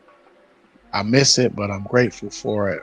More than I miss it, I'm grateful that you at least gave it to us as long as you did. So Hotep Hindu to you for that. This is definitely my favorite answer again. As I was telling Hush Nation, they are getting better and better. The answers. Hotep Hindu to you, great brother Tehuti, for asking the question. This was my question as well. So Tua for that. Tua for last week's question. Tua for your consistency. Tua for your guidance and everything that you bring forth, great Saba. May you continue to be strong and continue to evolve yourself and rise and please the netter. And may you advance your station among the venerables. May your Ka contend with your enemy. and may your body learn the ways leading to the portal of the one who closed the weary one. May Amun be satisfied, who tap Hinu to you, Great Saba. Hotep, good brother, to you. Beautiful, beautiful, smooth, meditative frequency testimony and summary. And I was actually thinking about the Mennonite classes today, and I said, man, that was such a beautiful meeting every Monday, and I was thinking about just how good it was, and I'm amazed that I had that time. I'm glad you appreciated that time. I overheard you talking to JHUTY saying you were at every single class, which you were, which is great. How your mate invited herself into the class, which is great. So she got to experience maybe the later half, which was wonderful for her. And to her for the beautiful words that your family's changing, and that's very, very important to me. That's what I'm here for. I'm a question answer and life changer. And as long as people say that I've changed their life and answered questions and support, I'm completely happy. And you're doing all three. So keep up the good work and have a great rest, good brother Atef. Tua and Nini Uk for everything you thank me for. Tua, Great Saba. I'm 3 hours away. I took a train this time with my family, so I'm just 3 hours away visiting family. Not too far.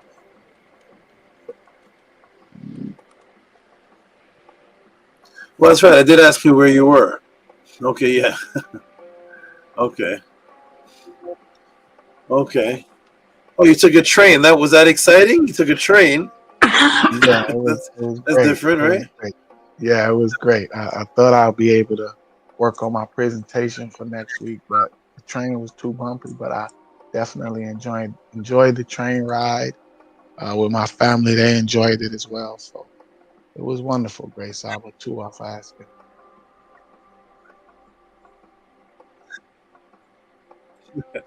Nice, a train ride. Okay. All right, everybody. Well, with that understood and everybody said what they said, we're going to go ahead and do the closeout with the beautiful affirmation with the great brother Ephraim MAAT, who is our official affirmation reader to close us out. So here's the affirmation. And after that, I will go big screen and we will close out this class and everybody get rest. Because I know it's much later where you all are than where I am. So you all need to go to bed and recuperate. So here it is right here. Go ahead, Atef, and lead us out, great brother. Great student. Tua, Great Saba, on the count of 3. 1, 2, 3. Unki and Ma'at. Un-N-S. Nintet Osat and Ma'at. Ninhapapat and Ma'at. Her in Ukui. Her Ikut. I live for Ma'at. I exist within her. I do not speak in the place of Ma'at. Every day I advance towards Ma'at. My being is surrounded in darkness. I come forth as conscious light.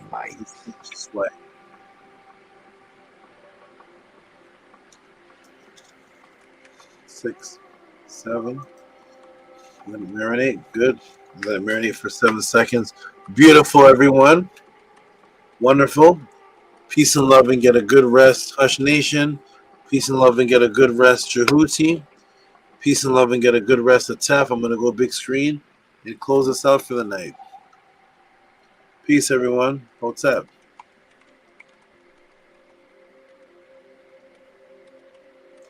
Looking for my to grab. It's not in grabbing sight. Peace, everyone.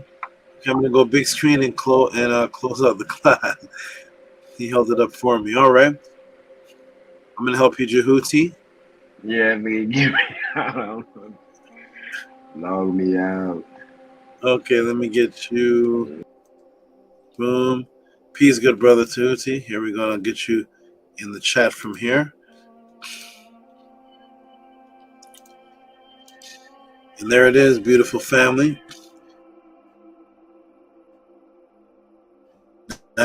hours and 48 minutes, another event, another experiment, another experience. For those that just tuned in, when this stops, press rewind. Sometimes we have 50 people watching, sometimes 60. When I check the views are 1,000, 1,500, sometimes 4,000. So we know there's a lot of people watching this after it's live. Just as you watched it or would watch it live, if you're watching it on the playback, also give support for what you thought the answer did for you, the time that was spent in the answer. When you see an answer, of a set of questions,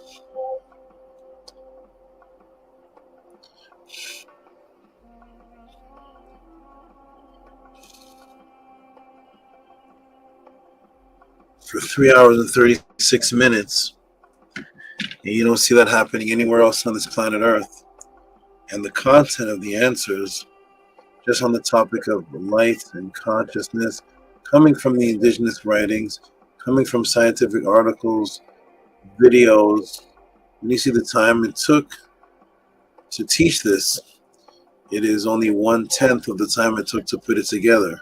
Because as I've stated, I have the answers to several of these questions, but it's about making it a presentation and beautiful to be viewed by the listening audience. I already have the answers, but it has to be a storyline when I teach, and that takes 10 times the time that I actually teach it. So for those who appreciate the time, those who appreciate the waiter that they tip, even if you work at McDonald's, if you work overtime, they give you time and a half. Flipping burgers and making oily French fries that kill people, they still will give you $15 times 1.5 for your overtime. I believe this was more nutritional for your mind than burgers and French fries. Thus, treat it as such. For those who do support, have an honest heart that do support the JHUTY podcast, thank you again and again for the great support that you're doing. The support link is at the bottom. I really hope people truly appreciate this. That's my AI moderator. Support with Cash App question TTM Moon. If you have a question or you just want to send support, I appreciate it. That's what keeps this here at this level. There's no drama. There's no cursing. There's no screaming and disagreeing with each other. There's no negative energy. There's only health, mental health, spiritual health, source information, structure, obligation, accountability, and responsibility pertaining to what the ancestors said in the past on our path. The past is now and the future is now, because it's all one timeline. Appreciate everyone who has come to the JHUTY Pod class and who continues this legacy. Pathways of the Awakening is coming up. Pathways to the Awakening is coming up. Naming ceremonies are coming up. And keep it going.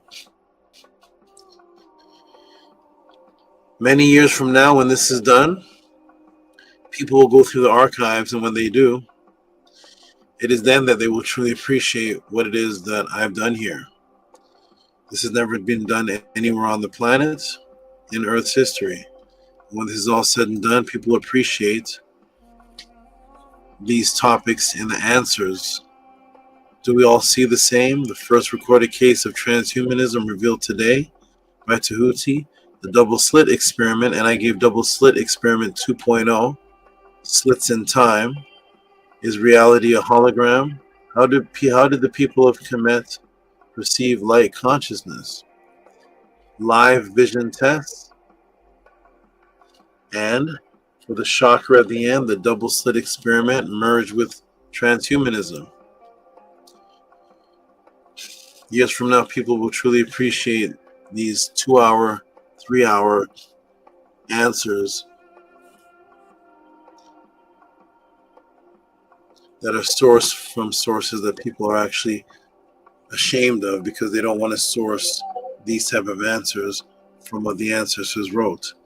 And at that time, when all said and done and I'm gone, and I'm a memory, when the archaeologists take all of this up or people come to research all that was said and done here, they will see